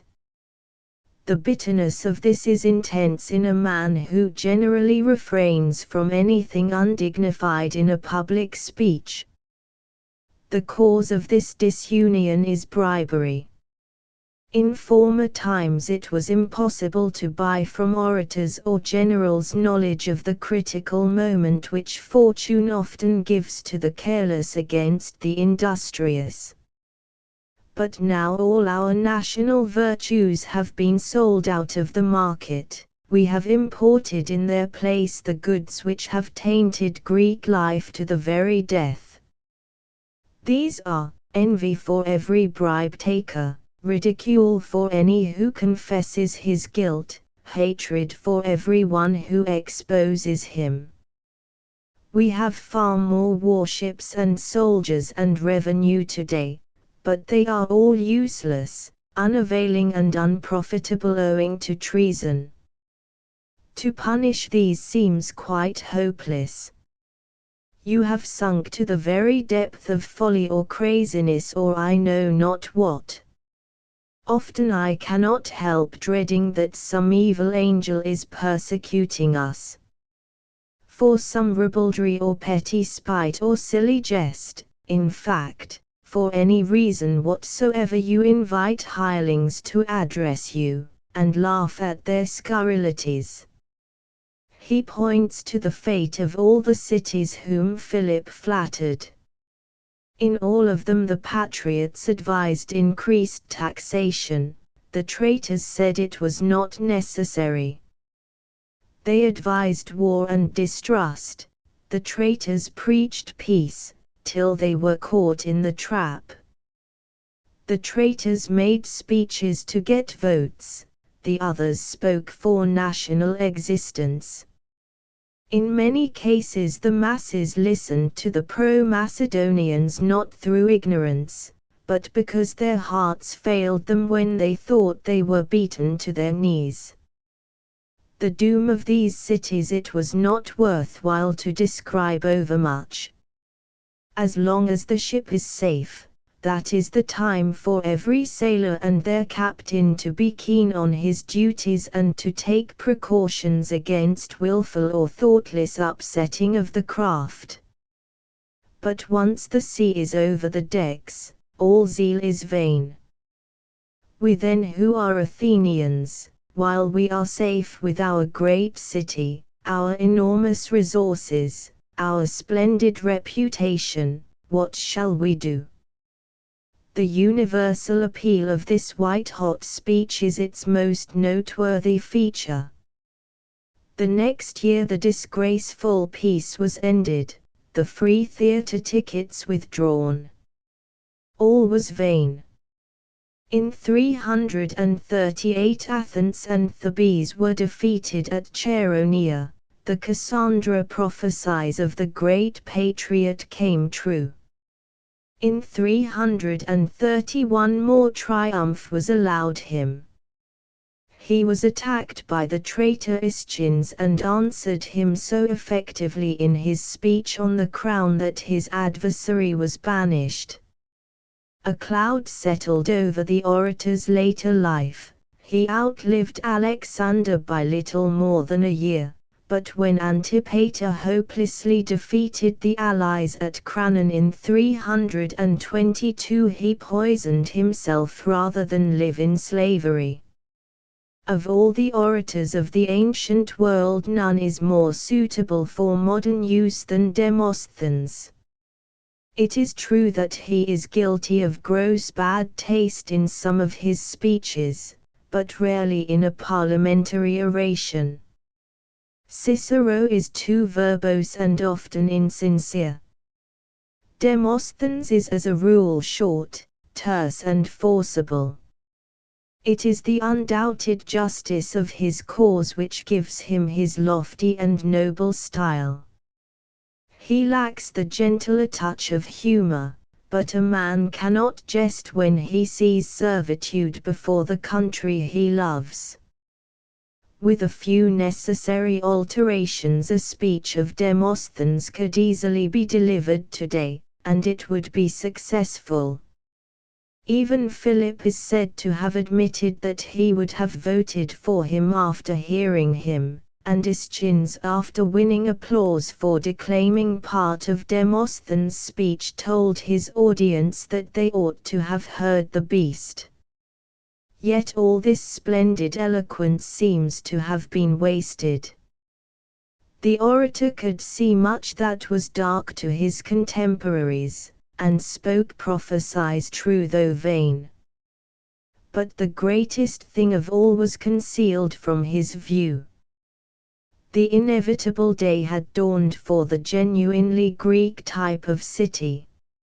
It was brilliant, but it was a source of eternal divisions in a world which had to be unified to be of any service. Its absurd factions and petty leagues were really a hindrance to political stability. Further, the essential vices of democracy cried aloud for a stern master, and found him. Treason, bribery, appeals to an unqualified voting class, theft of rich men's property under legal forms, free seats in the theater, belittlement of a great empire, pacifism, love of every state but the right one, these are the open sores of popular control. For such a society only one choice is possible: it needs discipline either of national service or national extinction. Its crazy cranks will not disappear otherwise. Modern political life is democratic. Those who imagine that the voice of the majority is the voice of heaven should produce reasons for their belief. They will find it difficult to hold such a view if they will patiently consider the hard facts of history and the unceasing warnings of Demosthenes. No account of Greek literature would be complete without a mention of the influence which has revolutionized human thought. It is a strange coincidence that Aristotle was born and died in the same years as Demosthenes. His native town was Stagira. He trained Alexander the Great, presided over the very famous peripatetic school at Athens for 13 years, and found time to investigate practically every subject of which an ancient Greek could be expected to have any knowledge. His method was the slow and very patient observation of individual facts. He is the complement of Plato, who tended to neglect the fact for the idea or general law or type behind it and logically prior to it. Deductive reasoning was Plato's method, that of the poet or great artist, who worships not what he sees but the unseen perfect form behind. Inductive reasoning was Aristotle's method, that of the ordinary man, who respects what he sees that he may by patience find out what is the unseen class to which it belongs. This latter has been the foundation stone of all modern science. In the main, the resemblance between Aristotle's system of procedure and that of the greatest liberators of the human mind, Bacon and Descartes, are more valuable than the differences. It would be difficult to mention any really great subject on which Aristotle has not left some work which is not to be lightly disregarded. His works are in the form of disjointed notes, taken down at his lectures by his disciples. As a rule they are dry and precise, though here and there rays of glory appear which prove that the master was capable of poetic expression even in prose. A rather fine hymn has been ascribed to him. As we might expect, he is weakest in scientific research, mainly because he could not command the use of instruments familiar to us. That a human being who possessed no microscope should have left such a detailed account of the most minute marks on the bodies of fish and animals is an absolute marvel. So perfect is his description that it cannot be bettered today. Cuvier and Linnaeus are great names in botany. Darwin said that they were mere schoolboys compared with Aristotle. In other words, botanical research had progressed the wrong way. Many works have appeared on ethics and philosophy. Few of them are likely to survive as long as Aristotle's ethics and metaphysics. Sometimes our modern philosophers seem to forget their obligation to resemble human beings in their writings. We hear so much of mist and transcendentalism, problems, theories, essays, critiques that a book of Aristotle's dry but exact definition seems like the words of soberness after some nightmare. The man is not assaulting the air, his feet are on firm ground. This is how he proceeds. Virtue is a mean between excess and defect. In fact, his object appears to have been to teach something, not to mystify everybody and to cover the honorable name of philosophy with ridicule. It is the same story everywhere. Do we want the best book on rhetoric or politics? Aristotle may supply it, mainly because he took the trouble to classify his instances and show the reason why things not only are of such a kind, but must inevitably be so. A course of Aristotelian study might profitably be prescribed to every person who thinks of talking in public. He would at least learn how to respect himself and his audience. However ignorant and powerful it may be, he would tend to use words in an exact sense instead of indulging in the wild vagueness of speech which is so common and so dangerous. This dry-as-dust philosopher who cut up animals and plants and wrote about public speeches and constitutions found time to give the world a book on poetry. Modern scientists sometimes deny their belief in the existence of such a thing as poetry, or scoff at its value. No poetic treatise has yet appeared from them, for it seems difficult for modern science to keep alive in its devotees the weakest glimmerings of a sense of beauty. Herein their great founder and father shows himself to be more humane than his so-called progressive children. His poetics was the foundation of literary criticism and shows no sign of being superseded. Turning his eyes upwards, he gave the world a series of notes on what he saw there.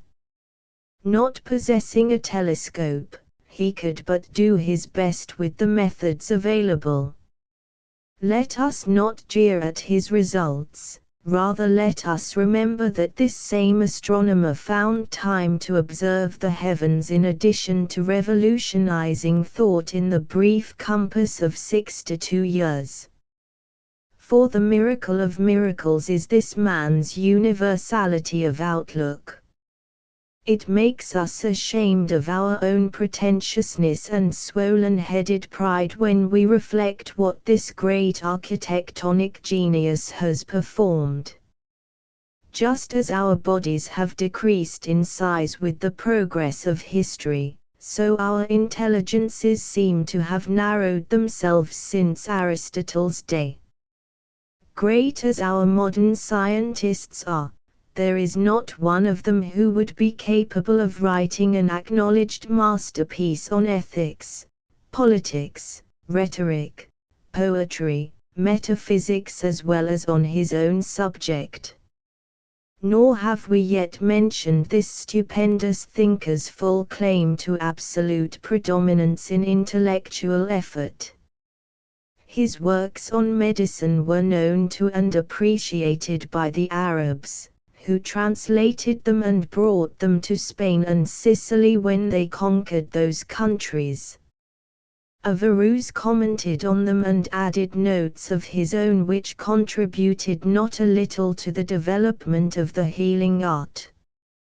More than this, and greatest of all, during the later Middle Ages Aristotle's system alone was recognized as possessing universal value. It was taken as the foundation on which the most famous and important schoolmen erected their philosophies. Chaucer mentions a clerk who possessed 20 books, a treasure indeed in those days. It provided a European church with a theology and the cosmopolitan European universities with a curriculum. Greater honor than this no man ever had or ever can have. Thus, although the Greek city-state seemed to perish in mockery with Demosthenes, yet the Greek spirit of free discussion which died in the great orator was set free in another form in that same year. Leaving Aristotle's body, it ranged through the world conquering and civilizing. If in our ignorance and bigotry we try to kill Greek literature, we shall find that, like the hero of the Bacchae, we are turning our blows against our own selves, to the delight of all who relish exhibitions of perfect folly. Translations. Kennedy's edition is the best. It is vigorous and reads almost like an English work. Butcher's Demosthenes is the standard introduction to the speeches. Many reminiscences of Demosthenes are to be found in the speeches of Lord Brougham. Aristotle Politics. Jowett, Oxford. Weldon, Macmillan. Poetics. Butcher, Macmillan. Bywater, Oxford. Both contain excellent commentaries and notes. Ethics. Weldon. Rhetoric. Weldon. Contains valuable analysis and notes. The article on Greek science in the Legacy of Greece, Oxford, should not be omitted. Asterisk asterisk asterisk end of the Project Gutenberg ebook Authors of Greece asterisk asterisk asterisk updated editions will replace the previous one, the old editions will be renamed. Creating the works from print editions not protected by U.S. copyright law means that no one owns a United States copyright in these works, so the Foundation, and you, can copy and distribute it in the United States without permission and without paying copyright royalties. Special rules, set forth in the general terms of use part of this license, apply to copying and distributing Project Gutenberg trademark symbol electronic works to protect the Project Gutenberg trademark symbol concept and trademark. Project Gutenberg is a registered trademark, and may not be used if you charge for an ebook, except by following the terms of the trademark license. including paying royalties for use of the Project Gutenberg trademark. If you do not charge anything for copies of this ebook, complying with the trademark license is very easy. You may use this ebook for nearly any purpose, such as creation of derivative works, reports, performances and research. Project Gutenberg ebooks may be modified and printed and given away. You may do practically anything in the United States with ebooks not protected by U.S. copyright law. Redistribution is subject to the trademark license, especially commercial redistribution. Start. Full license. The full Project Gutenberg license. Please read this before you distribute or use this work to protect the Project Gutenberg trademark symbol. Mission of promoting the free distribution of electronic works. By using or distributing this work, or any other work associated in any way with the phrase Project Gutenberg, you agree to comply with all the terms of the full Project Gutenberg trademark symbol license available with this file or online at www.gutenberg.org/license. Section 1. General Terms of Use and Redistributing Project Gutenberg Trademark Symbol Electronic Works 1.0. By reading or using any part of this Project Gutenberg trademark symbol electronic work, you indicate that you have read, understand, agree to and accept all the terms of this license and intellectual property, trademark/copyright, agreement. If you do not agree to abide by all the terms of this agreement, you must cease using and return or destroy all copies of Project Gutenberg trademark symbol electronic works in your possession. If you paid a fee for obtaining a copy of or access to a Project Gutenberg trademark symbol electronic work and you do not agree to be bound by the terms of this agreement, you may obtain a refund from the person or entity to whom you paid the fee as set forth in paragraph 1.e.8.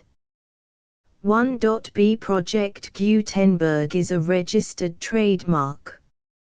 It may only be used on or associated in any way with an electronic work by people who agree to be bound by the terms of this agreement. There are a few things that you can do with most Project Gutenberg trademark symbol electronic works even without complying with the full terms of this agreement. See paragraph 1.c below.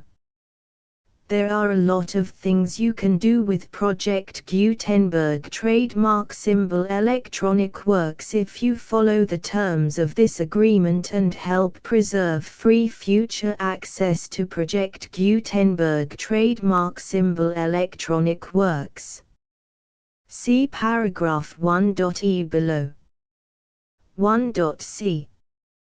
The Project Gutenberg Literary Archive Foundation, the Foundation or PGLAF, owns a compilation copyright in the collection of Project Gutenberg trademark symbol electronic works. Nearly all the individual works in the collection are in the public domain in the United States. If an individual work is unprotected by copyright law in the United States and you are located in the United States, we do not claim a right to prevent you from copying, distributing, performing, displaying or creating derivative works based on the work as long as all references to Project Gutenberg are removed. Of course, We hope that you will support the Project Gutenberg trademark symbol mission of promoting free access to electronic works by freely sharing Project Gutenberg trademark symbol works in compliance with the terms of this agreement for keeping the Project Gutenberg trademark symbol name associated with the work. You can easily comply with the terms of this agreement by keeping this work in the same format with its attached full Project Gutenberg trademark symbol license when you share it without charge with others. 1.d. The copyright laws of the place where you are located also govern what you can do with this work. Copyright laws in most countries are in a constant state of change. If you are outside the United States, check the laws of your country in addition to the terms of this agreement before downloading, copying, displaying, performing, distributing or creating derivative works based on this work or any other Project Gutenberg trademark symbol work. The Foundation makes no representations concerning the copyright status of any work in any country other than the United States. 1.e Unless you have removed all references to Project Gutenberg. 1.e.1. The following sentence, with active links to, or other immediate access to, the full Project Gutenberg trademark symbol license must appear prominently whenever any copy of a Project Gutenberg trademark symbol work, any work on which the phrase Project Gutenberg appears, or with which the phrase Project Gutenberg is associated, is accessed, displayed, performed, viewed, copied or distributed. This ebook is for the use of anyone anywhere in the United States and most other parts of the world at no cost and with almost no restrictions whatsoever. You may copy it, give it away or reuse it under the terms of the Project Gutenberg license included with this ebook or online at www.gutenberg.org. If you are not located in the United States, you will have to check the laws of the country where you are located before using this ebook. 1.e.2. If an individual Project Gutenberg trademark symbol electronic work is derived from texts not protected by U.S. copyright law, does not contain a notice indicating that it is posted with permission of the copyright holder, the work can be copied and distributed to anyone in the United States without paying any fees or charges. If you are redistributing or providing access to a work with the phrase Project Gutenberg associated with or appearing on the work, you must comply either with the requirements of paragraphs 1.e.1 through 1.e.7 or obtain permission for the use of the work and the Project Gutenberg trademark symbol trademark as set forth in paragraphs 1.e.8 or 1.e.9. 1.e.3. If an individual Project Gutenberg trademark symbol electronic work is posted with the permission of the copyright holder, your use and distribution must comply with both paragraphs 1.e.1 through 1.e.7 and any additional terms imposed by the copyright holder. Additional terms will be linked to the Project Gutenberg trademark symbol license for all works posted with the permission of the copyright holder found at the beginning of this work. 1.e.4. Do not unlink or detach or remove the full Project Gutenberg trademark symbol license terms from this work, or any files containing a part of this work or any other work associated with Project Gutenberg trademark symbol. 1.e.5 Do not copy, display, perform, distribute or redistribute this electronic work, or any part of this electronic work, without prominently displaying the sentence set forth in paragraph 1.e.1 with active links or immediate access to the full terms of the Project Gutenberg trademark symbol license. 1.e.6 You may convert to and distribute this work in any binary, compressed, marked up, non-proprietary or proprietary form, including any word processing or hypertext form. However, if you provide access to or distribute copies of a Project Gutenberg trademark symbol work in a format other than plain vanilla ASCII or other format used in the official version posted on the official Project Gutenberg trademark symbol website, www.gutenberg.org, you must, at no additional cost, fee or expense to the user, provide a copy, a means of exporting a copy, or a means of obtaining a copy upon request, of the work in its original plain vanilla ASCII or other form.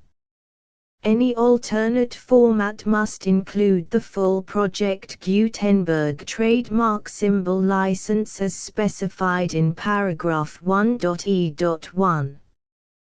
1.e.7 Do not charge a fee for access to, viewing, displaying, performing, copying or distributing any Project Gutenberg trademark symbol works unless you comply with paragraph 1.e.8 or 1.e.9. 1.e.8 You may charge a reasonable fee for copies of or providing access to or distributing Project Gutenberg trademark symbol electronic works provided that you pay a royalty fee of 20% of the gross profits you derive from the use of Project Gutenberg trademark symbol works calculated using the method you already use to calculate your applicable taxes. The fee is owed to the owner of the Project Gutenberg trademark symbol trademark, but he has agreed to donate royalties under this paragraph to the Project Gutenberg Literary Archive Foundation. Royalty payments must be paid within 60 days following each date on which you prepare, or are legally required to prepare, your periodic tax returns. Royalty payments should be clearly marked as such and sent to the Project Gutenberg Literary Archive Foundation at the address specified in Section 4, Information about donations to the Project Gutenberg Literary Archive Foundation. You provide a full refund of any money paid by a user who notifies you in writing, or by email, within 30 days of receipt that he does not agree to the terms of the full Project Gutenberg trademark symbol license. You must require such a user to return or destroy all copies of the works possessed in a physical medium and discontinue all use of and all access to other copies of Project Gutenberg trademark symbol works. You provide, in accordance with paragraph 1.f.3, a full refund of any money paid for a work or a replacement copy, if a defect in the electronic work is discovered and reported to you within 90 days of receipt of the work. You comply with all other terms of this agreement for free distribution of Project Gutenberg trademark symbol works. 1.e.9 If you wish to charge a fee or distribute a Project Gutenberg trademark symbol electronic work or group of works on different terms than are set forth in this agreement, you must obtain permission in writing from the Project Gutenberg Literary Archive Foundation, the manager of the Project Gutenberg trademark symbol trademark. Contact the Foundation as set forth in Section 3 below. 1.f1.f.1 Project Gutenberg volunteers and employees expend considerable effort to identify, do copyright research on, transcribe and proofread works not protected by U.S. copyright law in creating the Project Gutenberg trademark symbol collection. Despite these efforts, Project Gutenberg trademark symbol electronic works, and the medium on which they may be stored, may contain defects such as, but not limited to, incomplete, inaccurate or corrupt data, transcription errors, a copyright or other intellectual property infringement, a defective or damaged disk or other medium, a computer virus, or computer codes that damage or cannot be read by your equipment. 1.f.2 Limited warranty, disclaimer of damages, except for the right of replacement or refund described in paragraph 1.f.3, the Project Gutenberg Literary Archive Foundation, the owner of the Project Gutenberg trademark symbol trademark, and any other party distributing a Project Gutenberg trademark symbol electronic work under this agreement, disclaim all liability to you for damages, costs and expenses, including legal fees. You agree that you have no remedies for negligence, strict liability, breach of warranty or breach of contract except those provided in paragraph 1.f.3.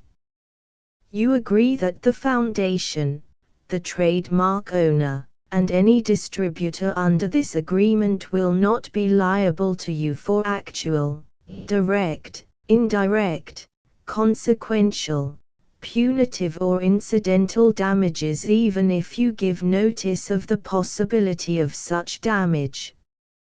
1.f.3 Limited right of replacement or refund. If you discover a defect in this electronic work within 90 days of receiving it, you can receive a refund of the money, if any, you paid for it by sending a written explanation to the person you received the work from. If you received the work on a physical medium, you must return the medium with your written explanation. The person or entity that provided you with the defective work may elect to provide a replacement copy in lieu of a refund. If you received the work electronically, the person or entity providing it to you may choose to give you a second opportunity to receive the work electronically in lieu of a refund. If the second copy is also defective, you may demand a refund in writing without further opportunities to fix the problem.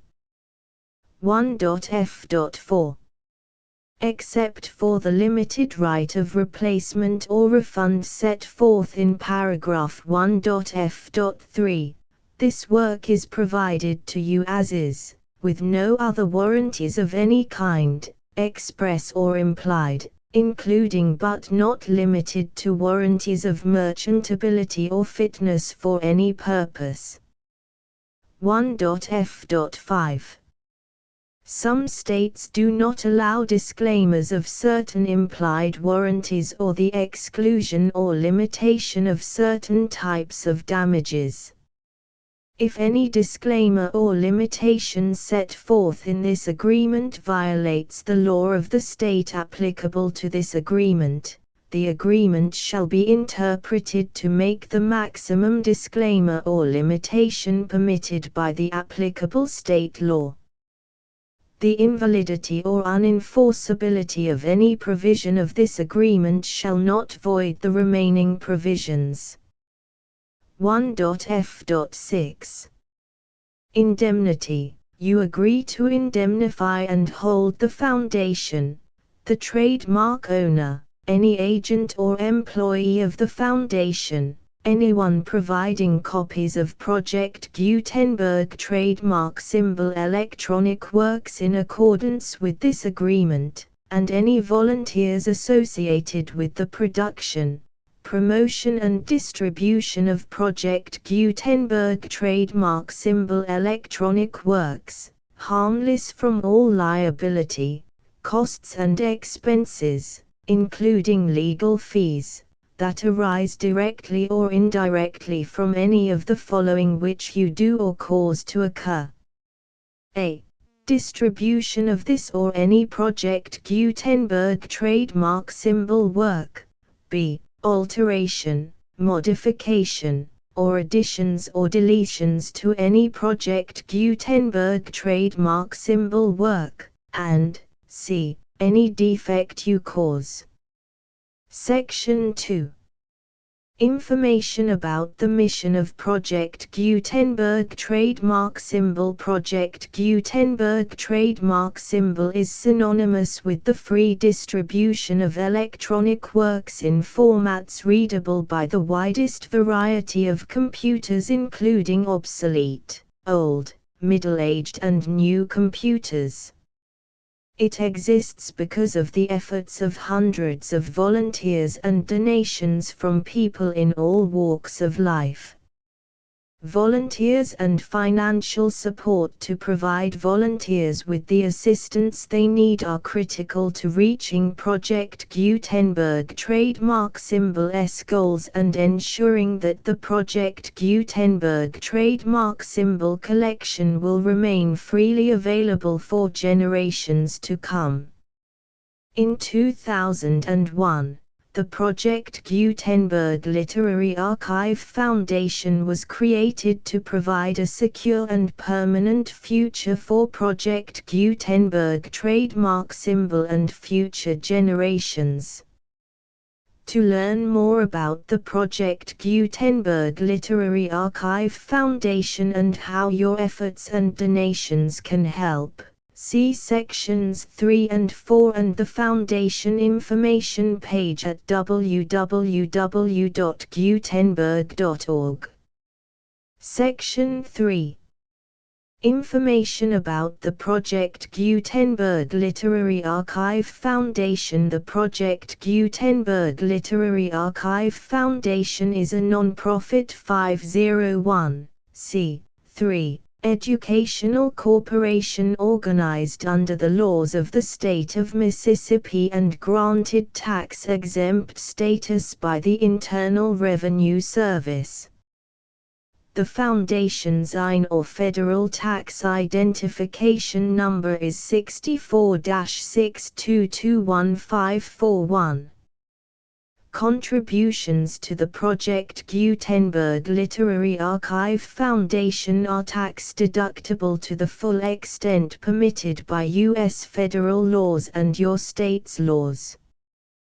The Foundation's business office is located at 809 North 1500 West, Salt Lake City, UT 84116. 801-596-1887. Email contact links and up-to-date contact information can be found at the Foundation's website and official page at www.gutenberg.org/contact section 4. Information about donations to the Project Gutenberg Literary Archive Foundation. Project Gutenberg trademark symbol depends upon and cannot survive without widespread public support and donations to carry out its mission of increasing the number of public domain and licensed works that can be freely distributed in machine-readable form accessible by the widest array of equipment including outdated equipment. Many small donations, $1 to $5,000, are particularly important to maintaining tax-exempt status with the IRS.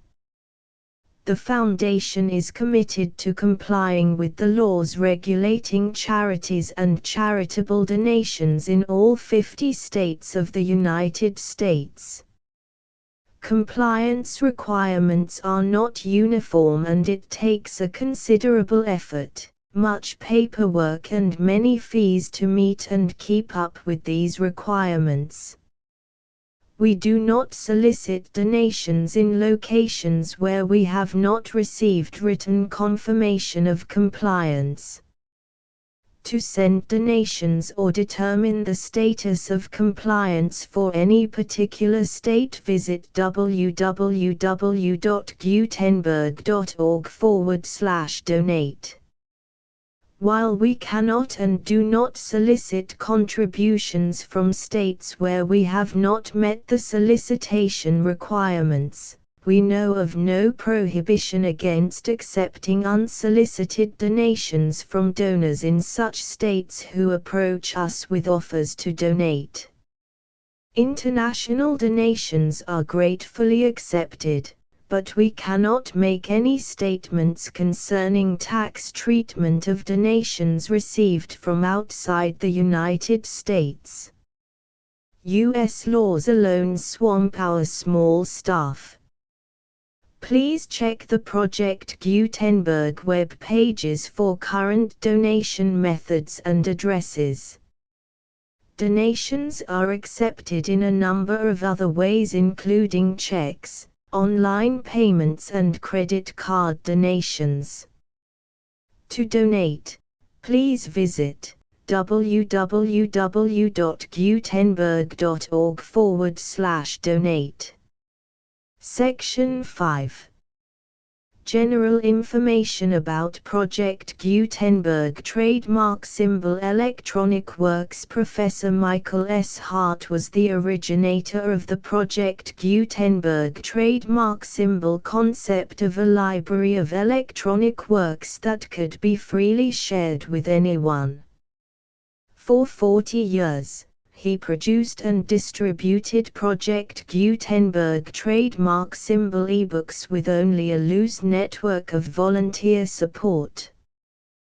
Project Gutenberg trademark symbol ebooks are often created from several printed editions, all of which are confirmed as not protected by copyright in the US unless a copyright notice is included. Thus, we do not necessarily keep ebooks in compliance with any particular paper edition. Most people start at our website, which has the main PG search facility, www.gutenberg.org. This website includes information about Project Gutenberg trademark symbol, including how to make donations to the Project Gutenberg Literary Archive Foundation, how to help produce our new ebooks, and how to subscribe to our email newsletter to hear about new ebooks.